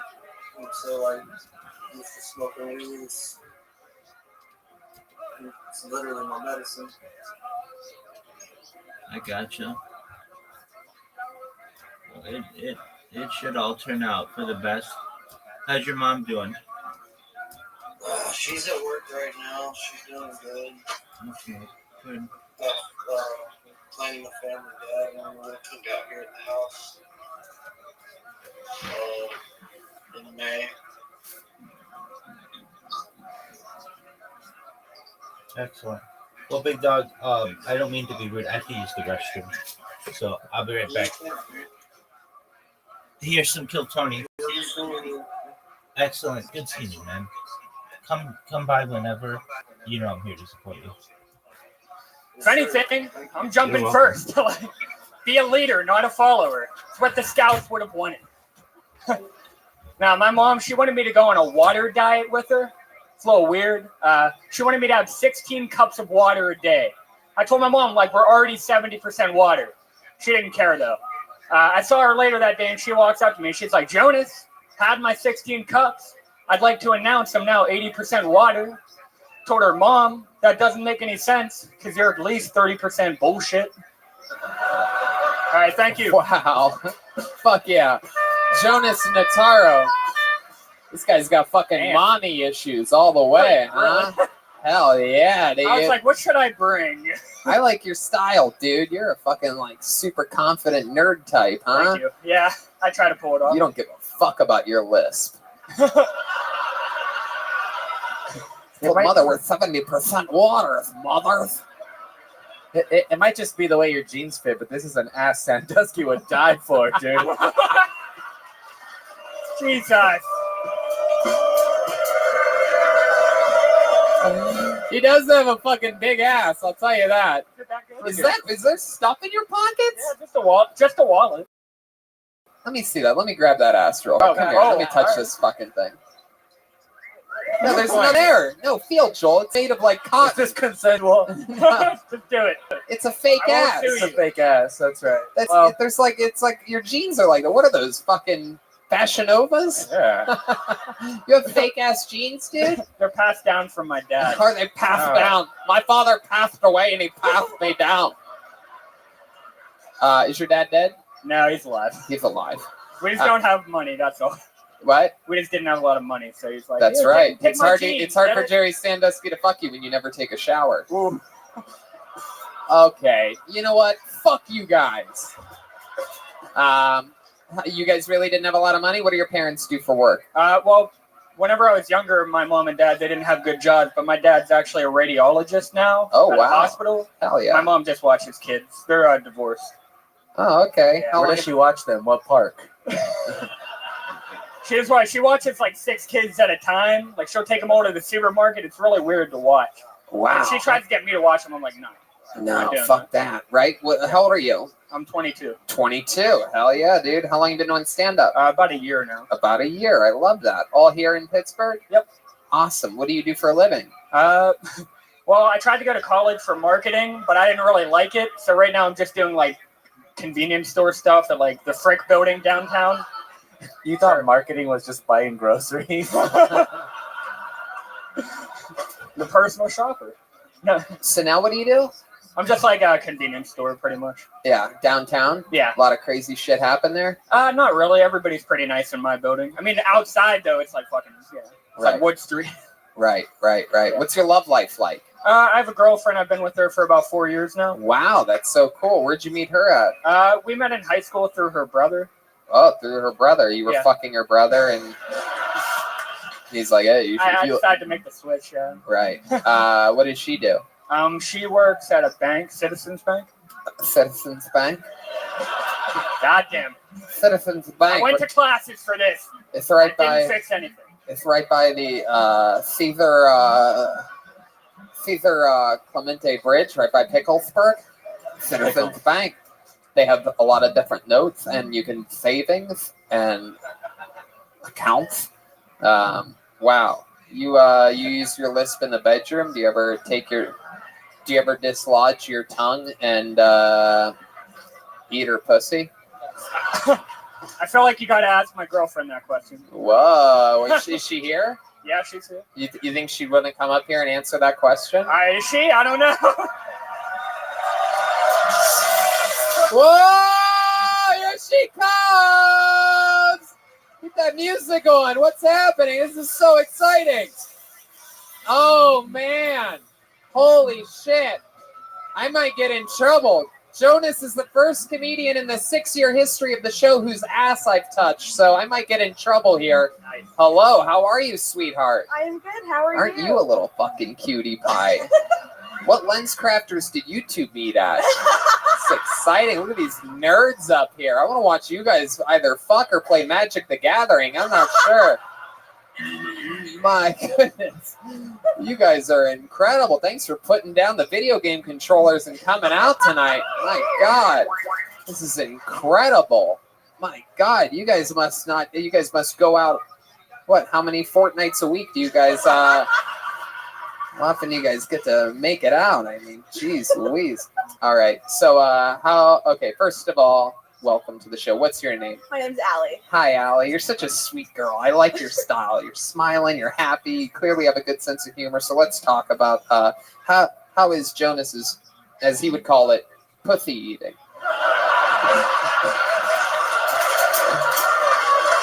You'd be surprised. It's pretty good. Hold on, wait a second. I want the whole crowd to hear it. You say that again. I said you'd be surprised. He's pretty good. Really? My goodness. I think I know what you're gonna do. Yeah, they can do it. Will you show us underneath this table? No, Ray Dan. Maybe if you're willing, Jonas, maybe you would be like if you just face out and you just pretend like like your wife is on, say, like the top bunk of a bunk bed with her legs hanging off, right? So her pussy's right in front of your face, like. Oh, she's covering up. What is it? Smell bad? What are you covering up your nose for? No, I'm kidding. Oh, yeah, you're so shy. It took you 7 seconds to get up here. Get the fuck up. Can we get How many of you want to see what it's like when Jonas... Wait, yes, all right, face out into that audience. Hold on, wait, let me come around. I want to get a better view at this. Let me make sure I see it. You stand right here, just like that. Can we get rain ponchos for the whole front row? Yeah, it's going to be like Gallagher smashing watermelons up here. All right. Here he goes. He's got a pussy in front of him. Wow. Look at that.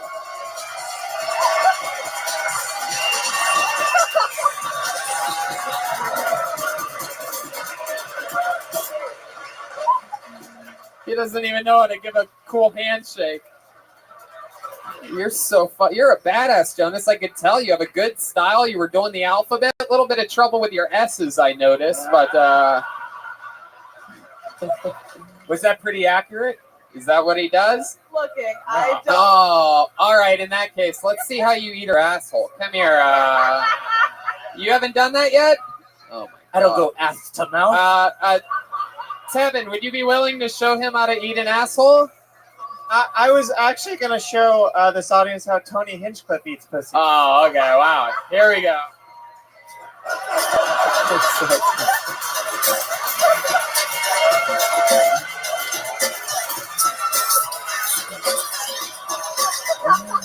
Very good. Okay, we got it. Yes, we got it. Very good. Yes, very good.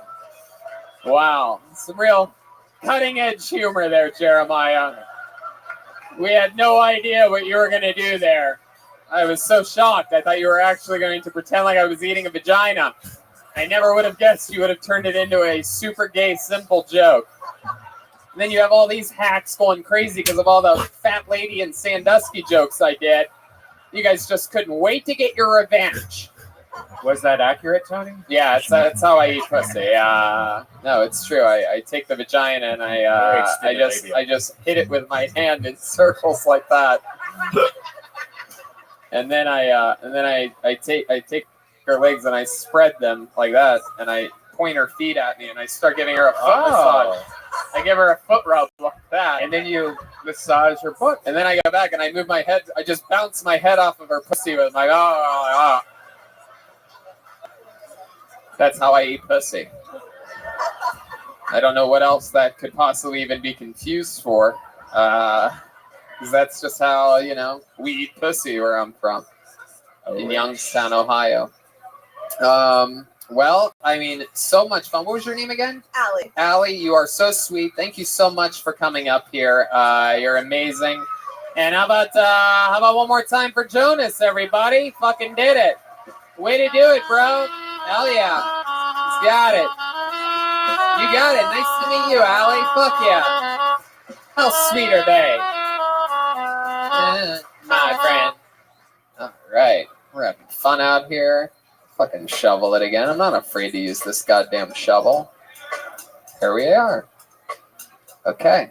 Here we go. Make some noise for Phil M. Phil M. Phil M. Phil M.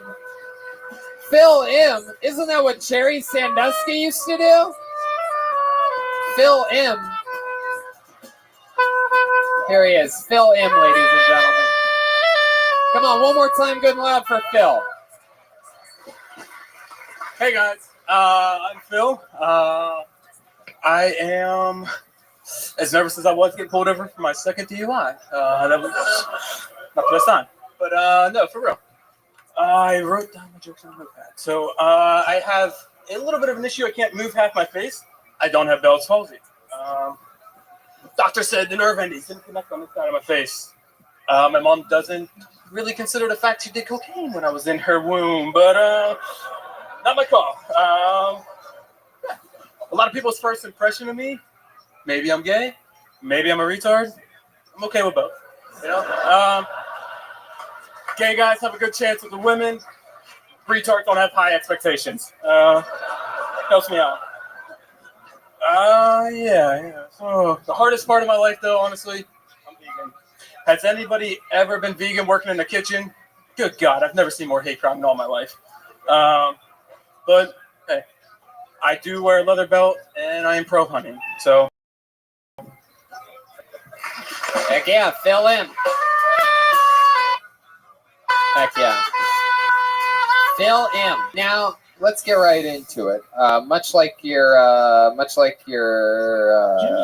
face, I liked about half of your set. I understand. You said you don't have Bell's palsy? I do not know.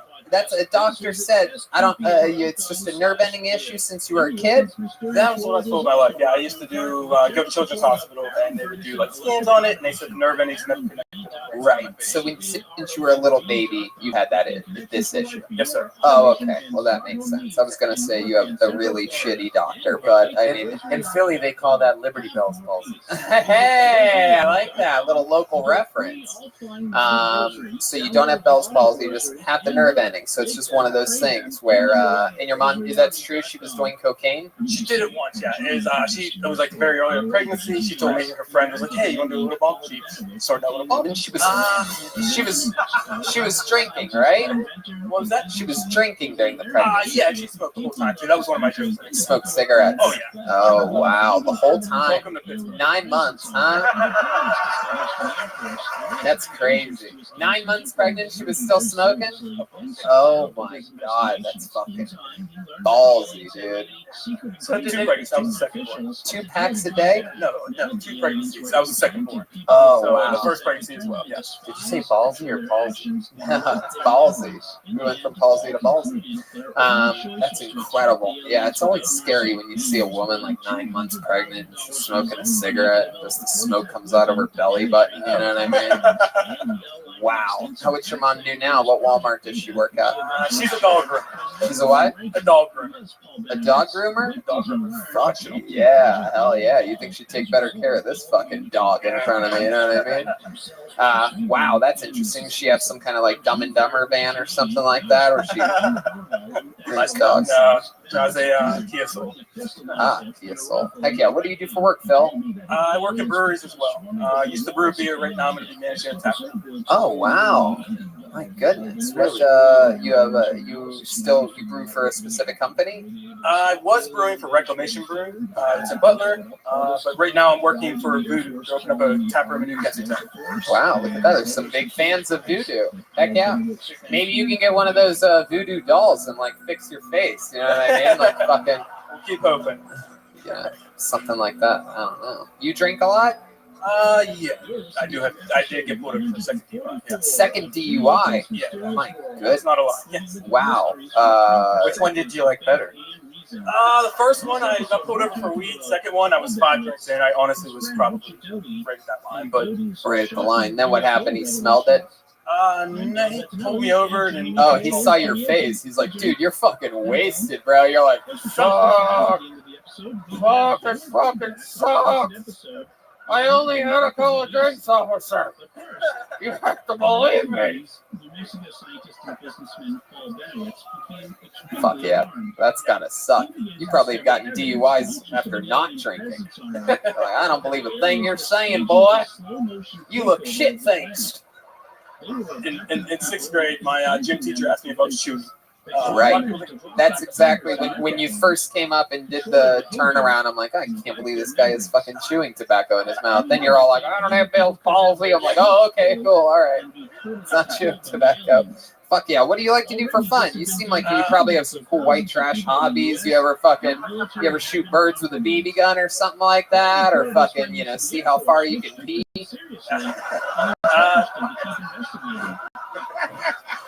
Some of these love when you come up with. I mean, I try to change it up sometimes. You know what I mean? Keep it fresh. I do enjoy drinking beer, but honestly, I like to play disc golf. I like to do kayak, outdoor stuff. Fucking pretty average. Kayak, we were just talking. Brian is a big fan of canoeing. Way better than kayak. Yeah. He also no place to put your cooler in a kayak. He also loves gravy boats. Gravy boats? Oh shit! Oh shit! All right. So Phil, tell us about what do you have a love life? I just broke up in April, 4-year relationship. Wow, 4 years. My goodness. Wow. How did that end? I was in Vermont with her. We were living at her parents' house. The agreement was 1 year, and we had to pay taxes. Her parents didn't particularly like me, so came back to Pittsburgh. Why didn't her parents like you? You seem like such a nice guy. They're a little more well off than I was, and I think they're worried I was financially stable. they were 6 figures. Your kind of family. And I can take care of you guys. What the fuck? I was hoping so. I mean, it's kind of sad. Do you miss her? I mean, I truly love her. But we communicate. What was that? What was the thing you said about love? You said it so fast. You're like, I didn't actually love her. I do love her. You do love her. Wow. Is that hard? Does she have trouble with it too, or has it been? Plays it pretty smooth, man. I don't know. She plays it smooth. What do you mean she plays it smooth? What does that mean to you? Keeps herself busy. She keeps herself busy. Oh my god! Wait, what? Oh my god! Yo, I got me a new man, and he black, and he got a fully operational face. Heck yeah! She went from half face to black face. This is exciting. Wow. Have you ever thought about perhaps, they're remaking a lot of these Batman movies? Have you thought about auditioning for the new Two-Face movie? Perhaps. They'll be like, this guy got it on his first audition. No acting experience whatsoever. We have a Batman song. That's gonna be the new Batman anthem right there. Batman! It's a throwback. Well, that's fucking awesome. For a vegan, you got a fat set of calves. Hell yeah, you do. What goes on? You got DUIs, so you must be walking a lot, huh? Fuck yeah. When you get your license back again? Well, I haven't been charged yet. I'm gonna fight it. I got a loan out. I'm gonna get an attorney and fight Hell it. yeah. I can't lose my license. Hell yeah. Second DUI is like jail time. Oh, yeah. How are you gonna fight it? How are you gonna fight it? I mean, didn't they give you like a blood test or a breathalyzer? They gave me a blood test, but I think he pulled me over for crossing the yellow line. There's no chance of crossing the yellow line. I think he carded me for my license plates on my car, driving home late at night. You did just admit how many beers you had on the line. Oh yeah, Your Honor, I'd like to present to you Exhibit A, the #1 live podcast in the world. And even if they whatever, you didn't go over the yellow line, they still tested you and you were drunk driving. Sure. Yeah, no, and I think if he wrongly pulled you over in case I mean, I'm gonna pay a lawyer a lot of money to hopefully tell me that. I think you can do it. Sometimes, you have to look the eyes of justice in the face and give it all you got, man. So we wish you the best of luck. Congratulations on getting pulled out of the bucket. It was nice to meet you. There goes Phil M.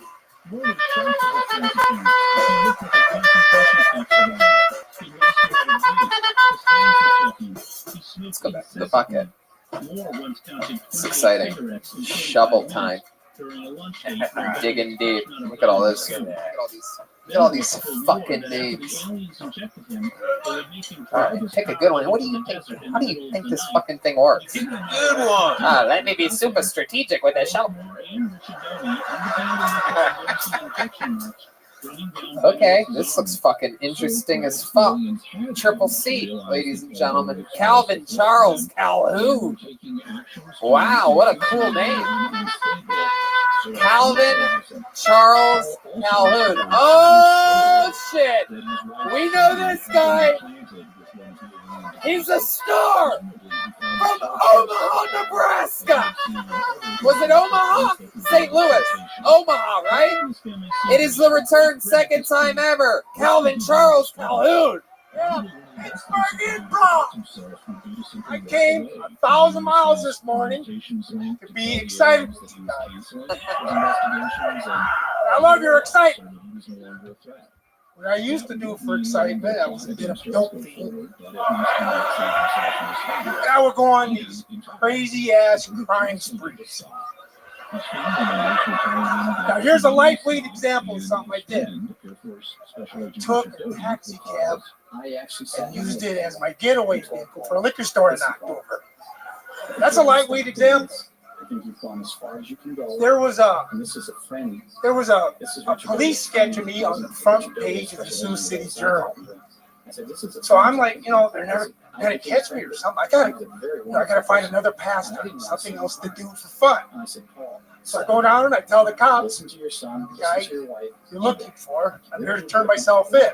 They laughed, told me to get fucking lost. They said I was an habitual confessor. Fucking embarrassing, really. Listen to me. Fuck yeah, Calvin Charles Calhoun. I love it. Let me remind you guys. Maybe this guy got a big pop, and I fucking love that there's some diehard fans in this room that remember this guy as well as we do.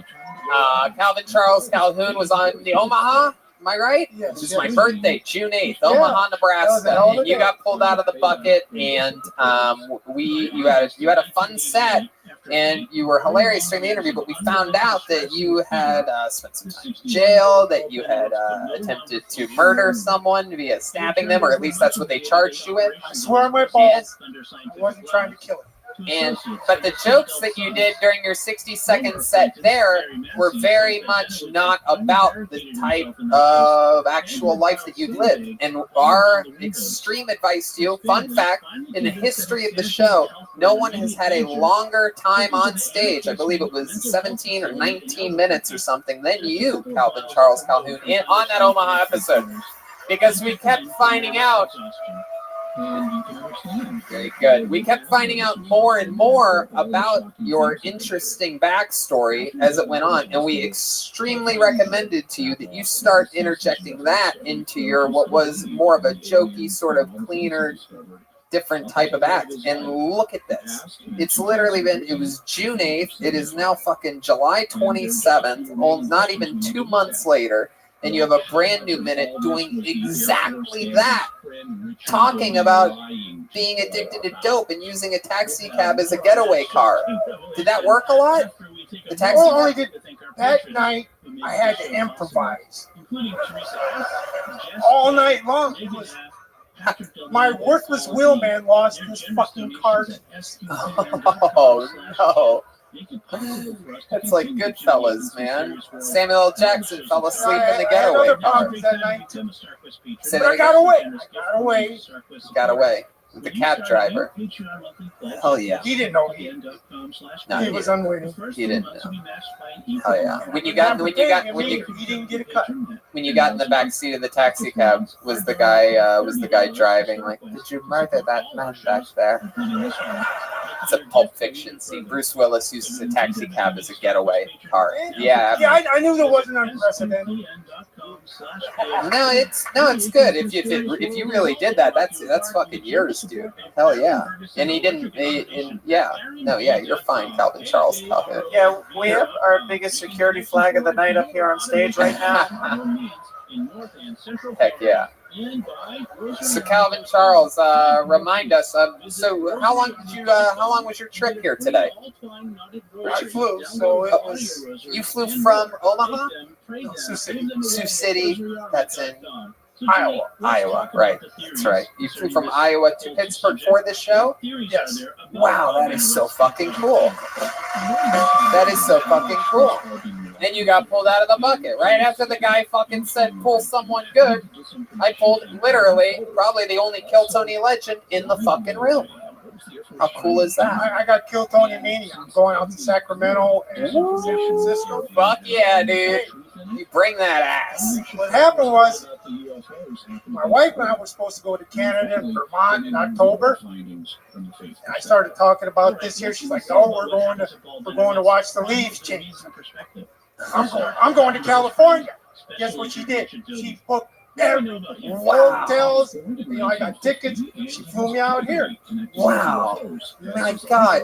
That is so fucking cool. She booked a hotel, flew me out here, gave me her credit card. Your wife is awesome. I remember seeing her there too. You give her that good old prison dip, don't you? That's what it is. You just keep fucking her. You just don't stop. I could tell. You don't even slow down. You just keep coming. You don't even stop. He's even standing in the sex position right now. This is always. You're good, Calvin. Don't change a thing. Remind us, what do you do for work? Do you have like a job or something that gets you through? I joke that my wife has 2 jobs. Oh, that's right. Yeah, she does. Yeah. So you do have a job. I work my ass off. I work like 50, 60 hour weeks. Yeah, doing what? I work at a big cookie factory.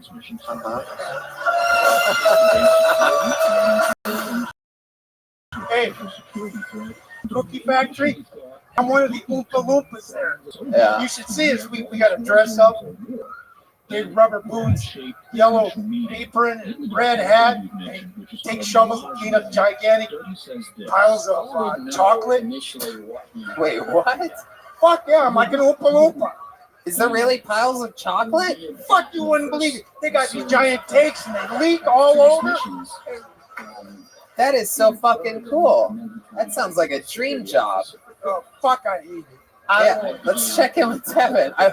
Yeah, asking for a friend, are they hiring? And that friend is Red Band. Heck yeah. Have you ever seen a pile of dough this big before? We got them. I love it. Wow, how long have you worked at a cookie factory? It's 3 years. Does do all your clothes like smell good and shit after that? Yeah, they try to sell it. Like, oh, it's the best smelling place you can work. Hell yeah. Fuck, I hate the place. You do? Fuck yeah. Man, you have a real chocolate chip on your shoulder. I mean, I like motherfucking cookie chunks. I like the people I work with, but I hate work. Heck yeah, some of them are. You got a couple real snickerdoodles working there. You know what I mean? What the hell are you whispering about over there? Where'd you just go? Just talking some business. Oh my god. He looks like a guy that doesn't like Samoas. What is your favorite type of cookie? The ones I make a triple chocolate chip cookie. Oh hell yeah! God damn! Look at you. That is so cool. What do you like to do for fun? Well, why am I writing down triple chocolate chip for some reason? I write down the weirdest things sometimes. Doesn't make sense. Go ahead. What do you like to do for fun? Well, I've been going to school for 15 years. Right now, I'm restoring a. Wow, you should be ready to be a brain surgeon any day now. I want to be a pimp, so I'm taking pimpology. Pimpology. Wow. No. What do you really study? Right now, I'm restoring a '66 Mustang for my wife. It's the second one I've done for her.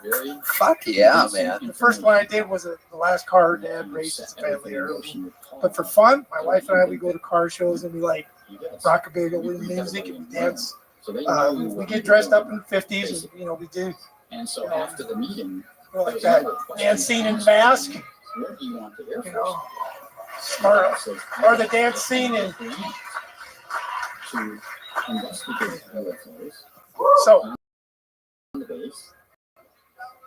Wow. So how long have you been dancing to rockabilly music? About 10 years or so. 10 years or so. My goodness. Anybody can do West how about East Coast Swing? Wow. Is that a song? No, it's a type of dance. It's pretty would you mind? I mean, I'm positive that this place would fucking go crazy to see you do a little stuff. It's a partner dance. It's a what? It's a partner dance. Oh, you gotta have a partner? Fuck, I ain't doing it by myself. Come on, just give us a little sample of what that looks like. I need a woman. Yeah, do it, dude. You won't do it with Jeremiah? Come on, he's also feminist Stacy sometimes.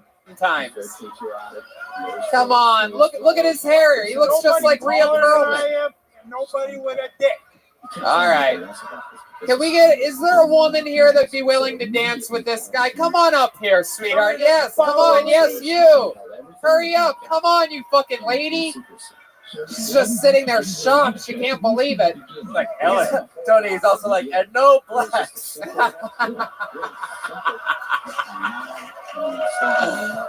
Is this going to be okay? Heck yeah. Look at this little sweet pea. Here we go. Oh.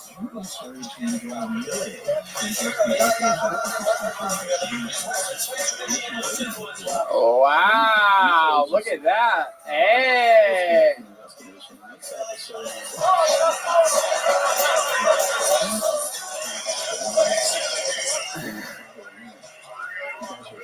Wow, you guys have such great chemistry together.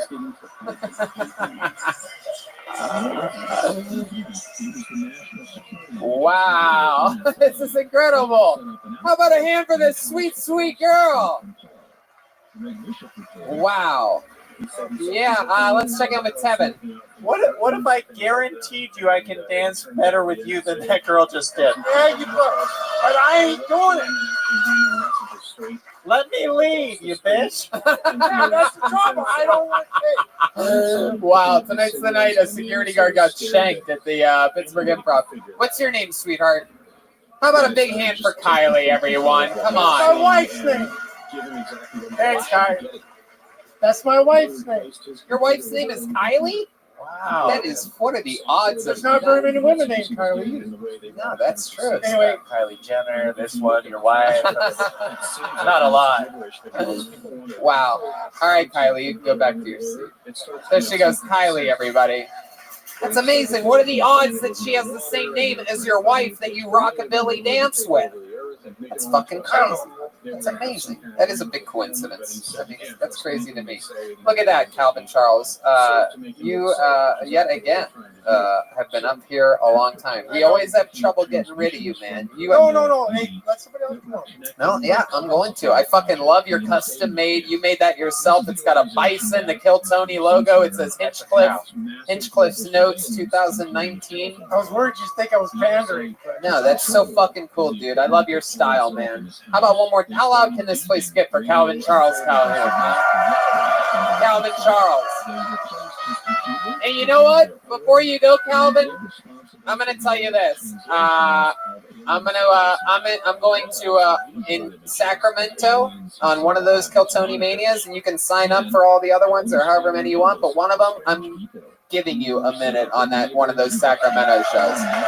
So you're going to be on one of those Mania shows, guaranteed. All right? Make sure you tell a manager or something when you get there. Say, hey, I'm Calvin Charles Calhoun. Tell Tony that I'm here, and they told me that he'll do something with me, and then go sit down in your seat. Calvin Charles Calhoun, everybody.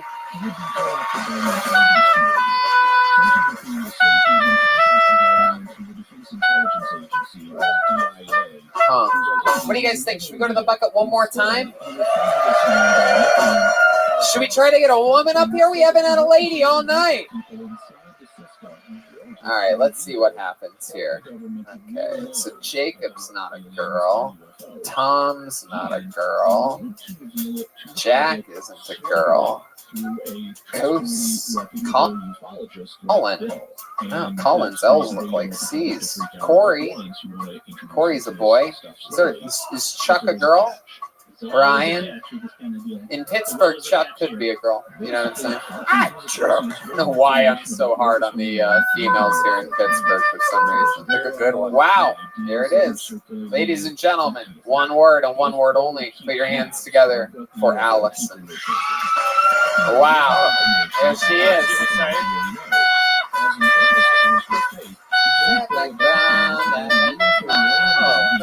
Here she comes, everybody. Allison.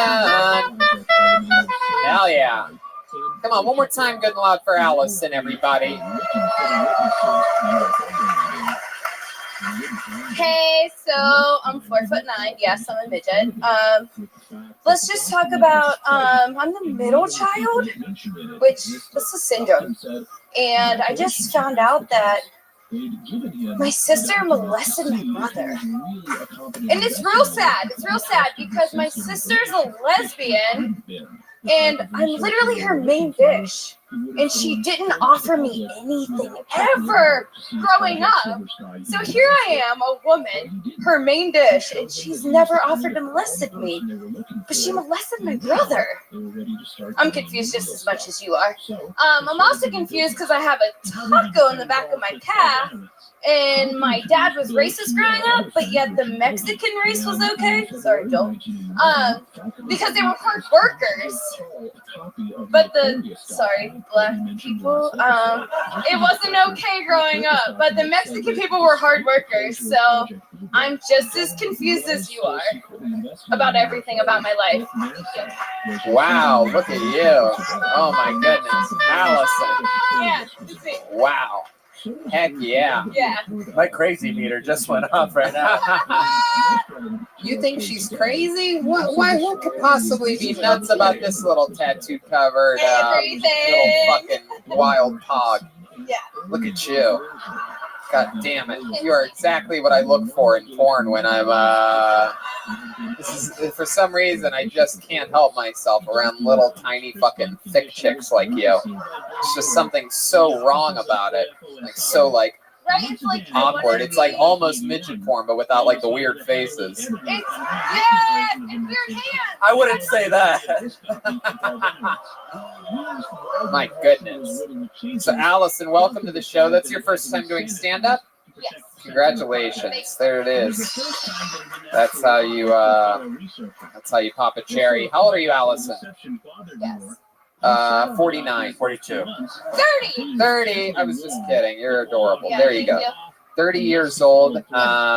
Heck yeah. Who'd you come here with tonight? My favorite sister ever. Wow. Oh my God. Wow. Look. Oh, molester? Damn. You the one that molested your brother? Wow. Did she? No, that's not the one. I have an older sister. She molested my brother. Oh my No, God. she's not Did she write a minute too? Did she sign up? No, Oh, just that's a goddamn shame. Yeah, right? She's the hotter one. She's the hotter one. Oh, she is? Yeah. Oh, I can't even tell. I'm just looking out in the dark and she just seems 4'10". Yeah. Wow. 9, 10. Okay, relax. You sit the fuck down, lady. Hell yeah. Wow. So what do you do for work, Allison? Oh, I'm a background investigator. A background investigator? Is that true? That's real true. So like, wow. How do you mean proctologist? For you? Oh, backside investigate their background? Forget it. Yeah. How long have you been doing that for? 2 years. 2 years. So you do like internet research on people? That's a lot of it's behind computers, or do you do some like intel too? You park your car across the No. No, all computer. It's All all from computer. home. I sit with my 2 dogs. I work from home. So is it like for people that like applying for jobs or like private investigators? Like people applying for jobs. Right. I read their rap sheet, so I see what you all get arrested for. Yeah. How about you? Have you ever been arrested? Yeah, one time. What happened there? Well, I got arrested for an underage, and my dad's a city firefighter, and the city cop arrested me. Underage? What underage? Yeah. Guys, calm down. I wasn't molesting people. There you I go. was just drinking 2 beers, and my dad's friend arrested me.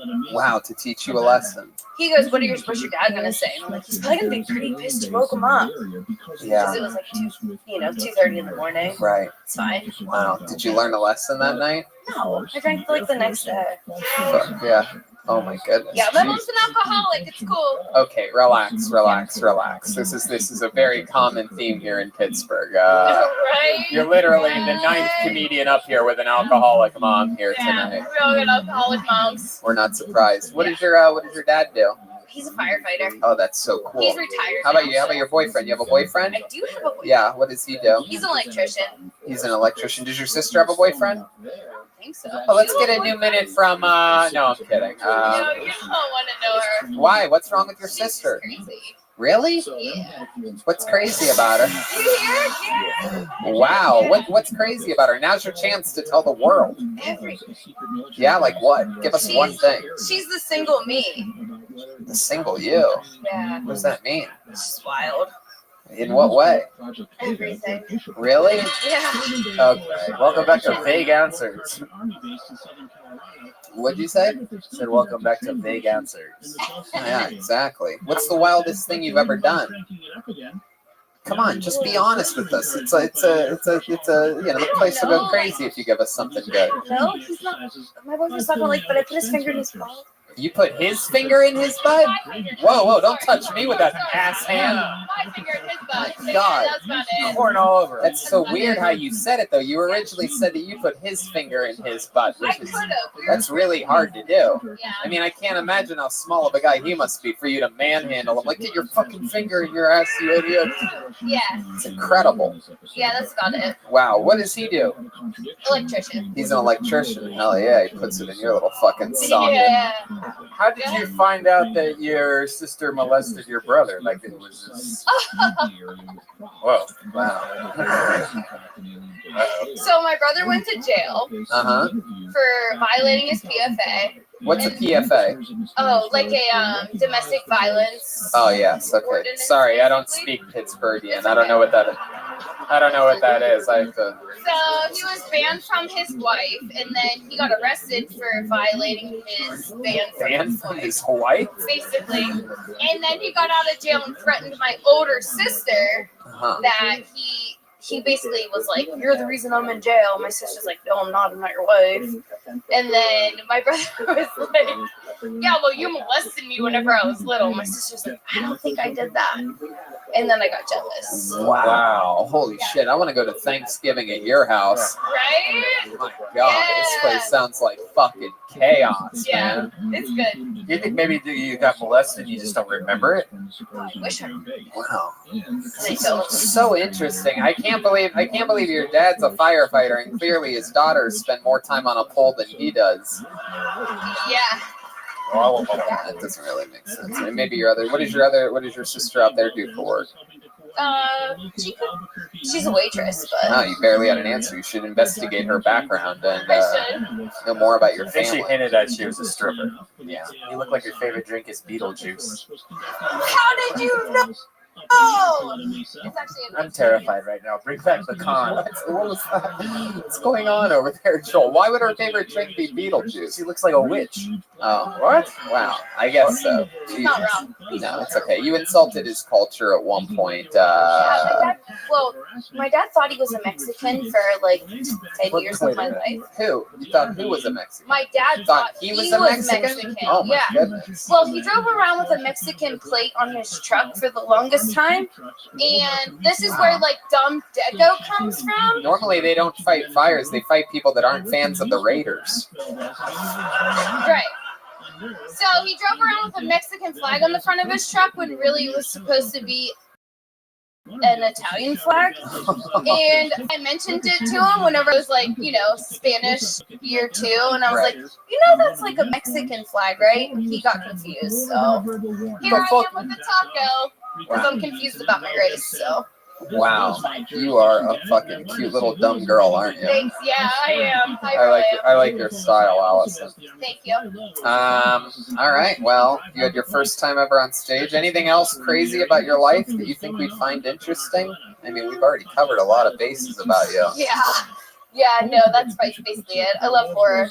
So. I love it. Well, I made a joke that I would have made right then earlier, but man, what's your favorite horror movie?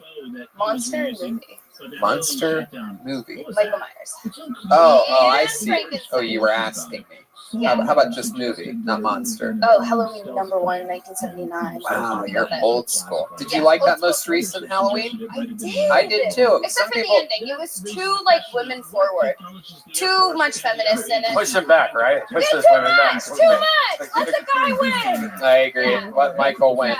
All right. Well, thank you so much, Allison. You were awesome. You represented the ladies well here tonight. Congratulations on her first time ever on stage, everybody.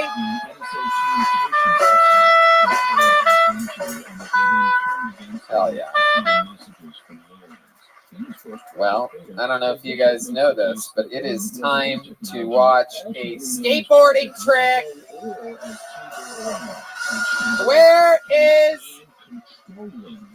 Where's Dylan? Oh my God, here comes Dylan Lines, everybody. I have no idea what's about to happen. We really don't have any room on this stage for a skateboard or a skateboard trick.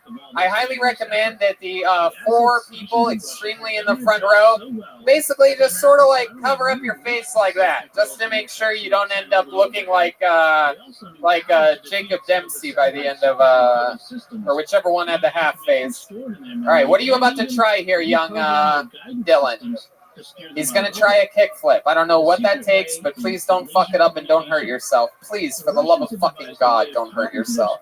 He's had a few drinks. Okay, wait, I don't want to... Hey!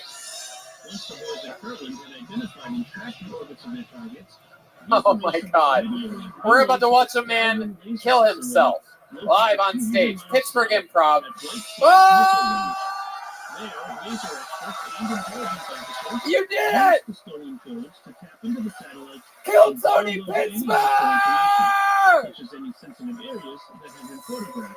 We fucking did it! Oh shit, what's this? Whoa!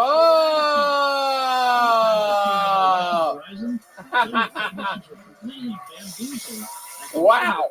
What a fun episode. Pittsburgh. Whoa, here we go. This guy has broken his wrist doing a trick before. Whoa! Wow. Wow. You fell off the skateboard, dude. There you go. There he goes. All right. Even though Ryan J. Ebelt couldn't make it tonight, he did send along a bunch of cool Philly-Pittsburgh hybrid artwork.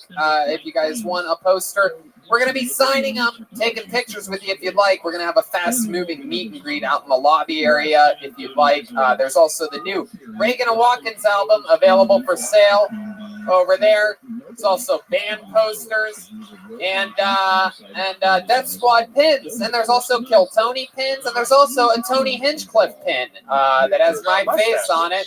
And if you want, I'll draw a mustache on with a Sharpie marker. I'll leave a little space in the middle, make it authentic for you. Pins are $10. Albums and posters are $20. How about one more time, good and loud, for the one and only Jeremiah Watkins? New episodes of Jeremiah Wonders always out. Jeremiah Watkins on YouTube. Jeremiah stand up on social media. Did you have fun here tonight, Jeremiah? I had a blast. We love you, Pittsburgh. How about this? It's somebody's first time ever in Pittsburgh. Let him know you love him. Joel Jimenez. Wow. He's on social media mostly. Sorry, he's a fucking monster. Anything else, Joel? I love you guys. Thanks for coming There out. you go. Red Band. We did it again. Thanks a lot, guys. Pittsburgh, we love you. Good night.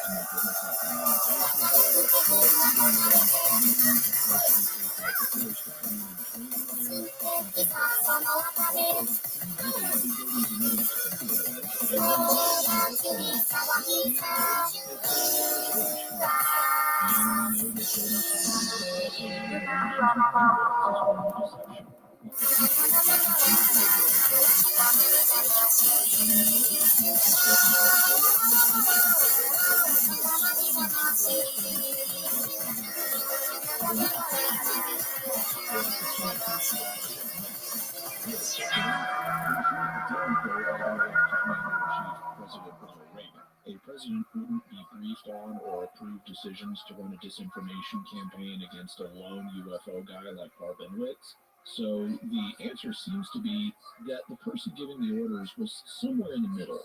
Doty refers to having been in communication with headquarters about the affair. Also, since multiple agencies were involved,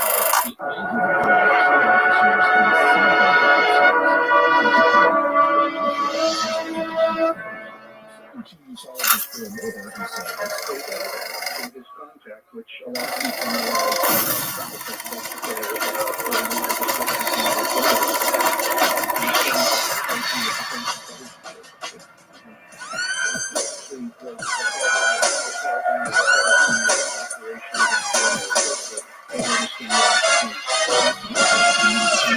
Hey, this is Red Band coming to you live from the Road Famous Comedy Store main room for a brand new episode of Kill Tony. Give it up for Tony Hinchcliffe!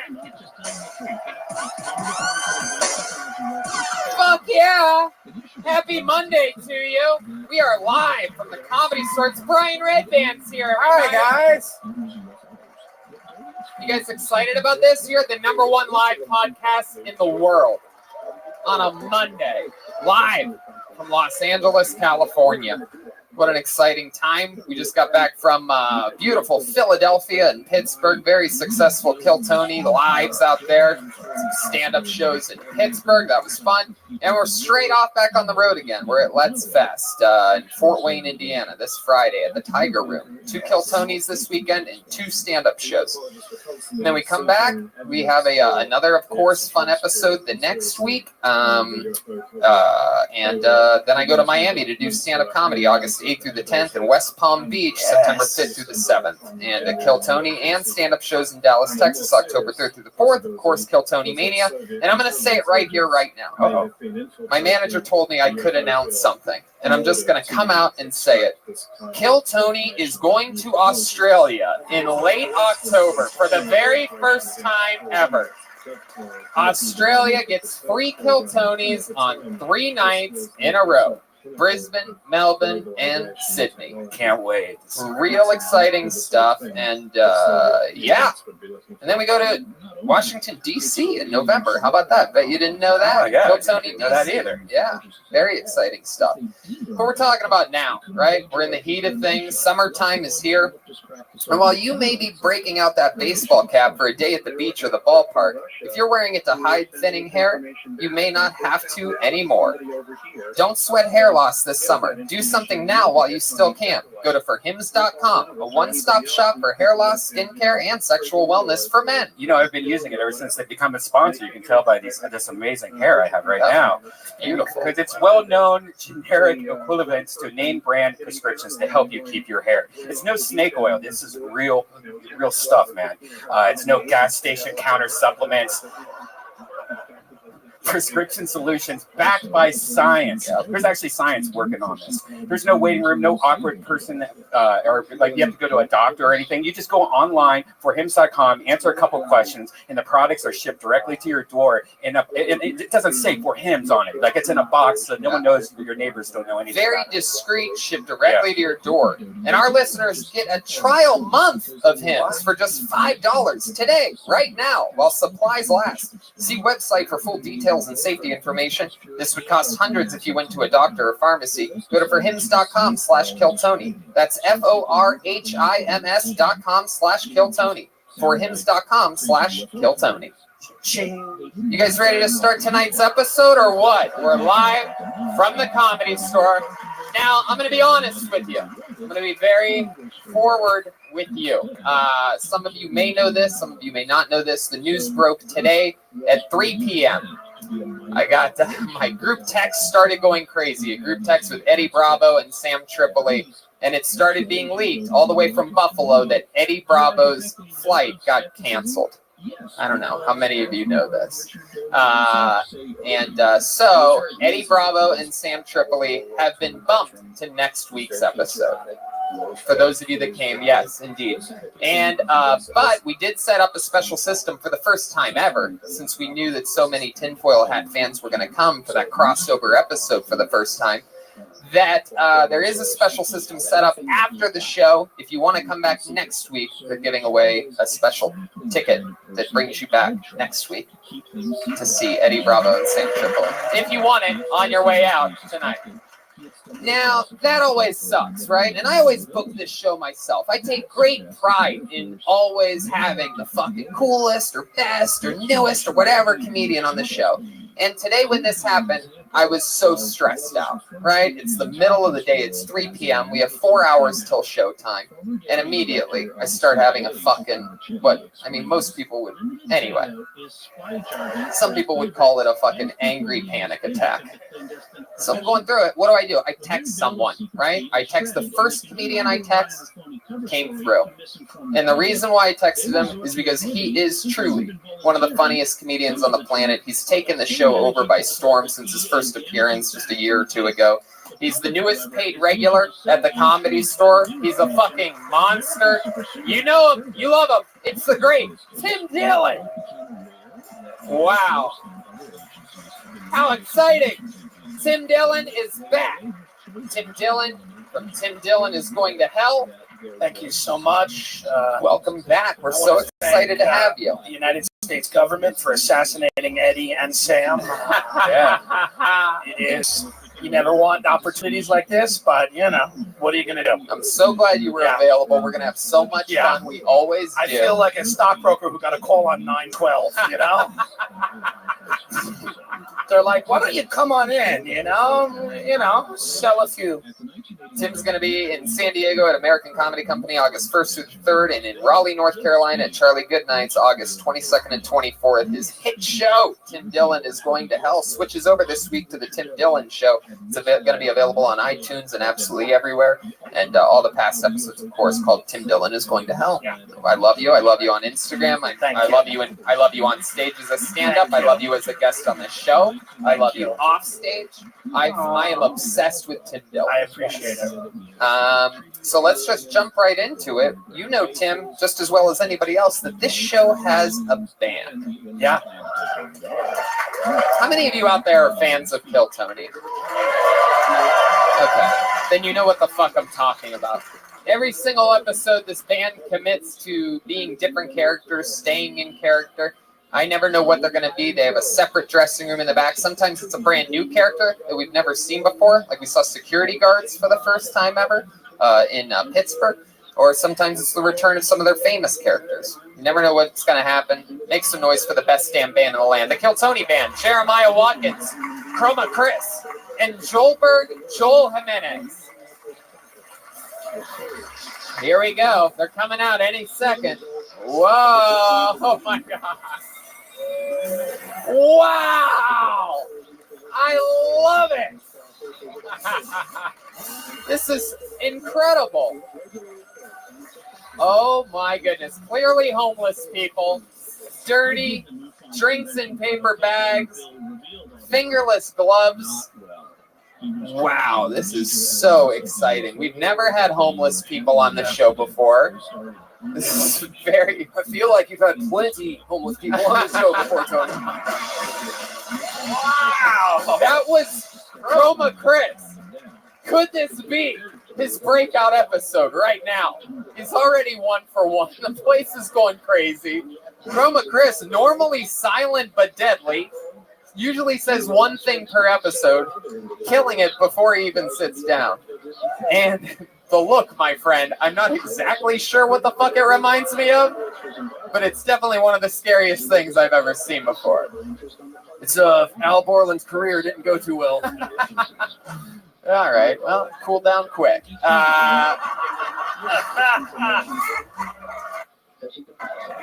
And sitting next to Chroma Chris, it's the leader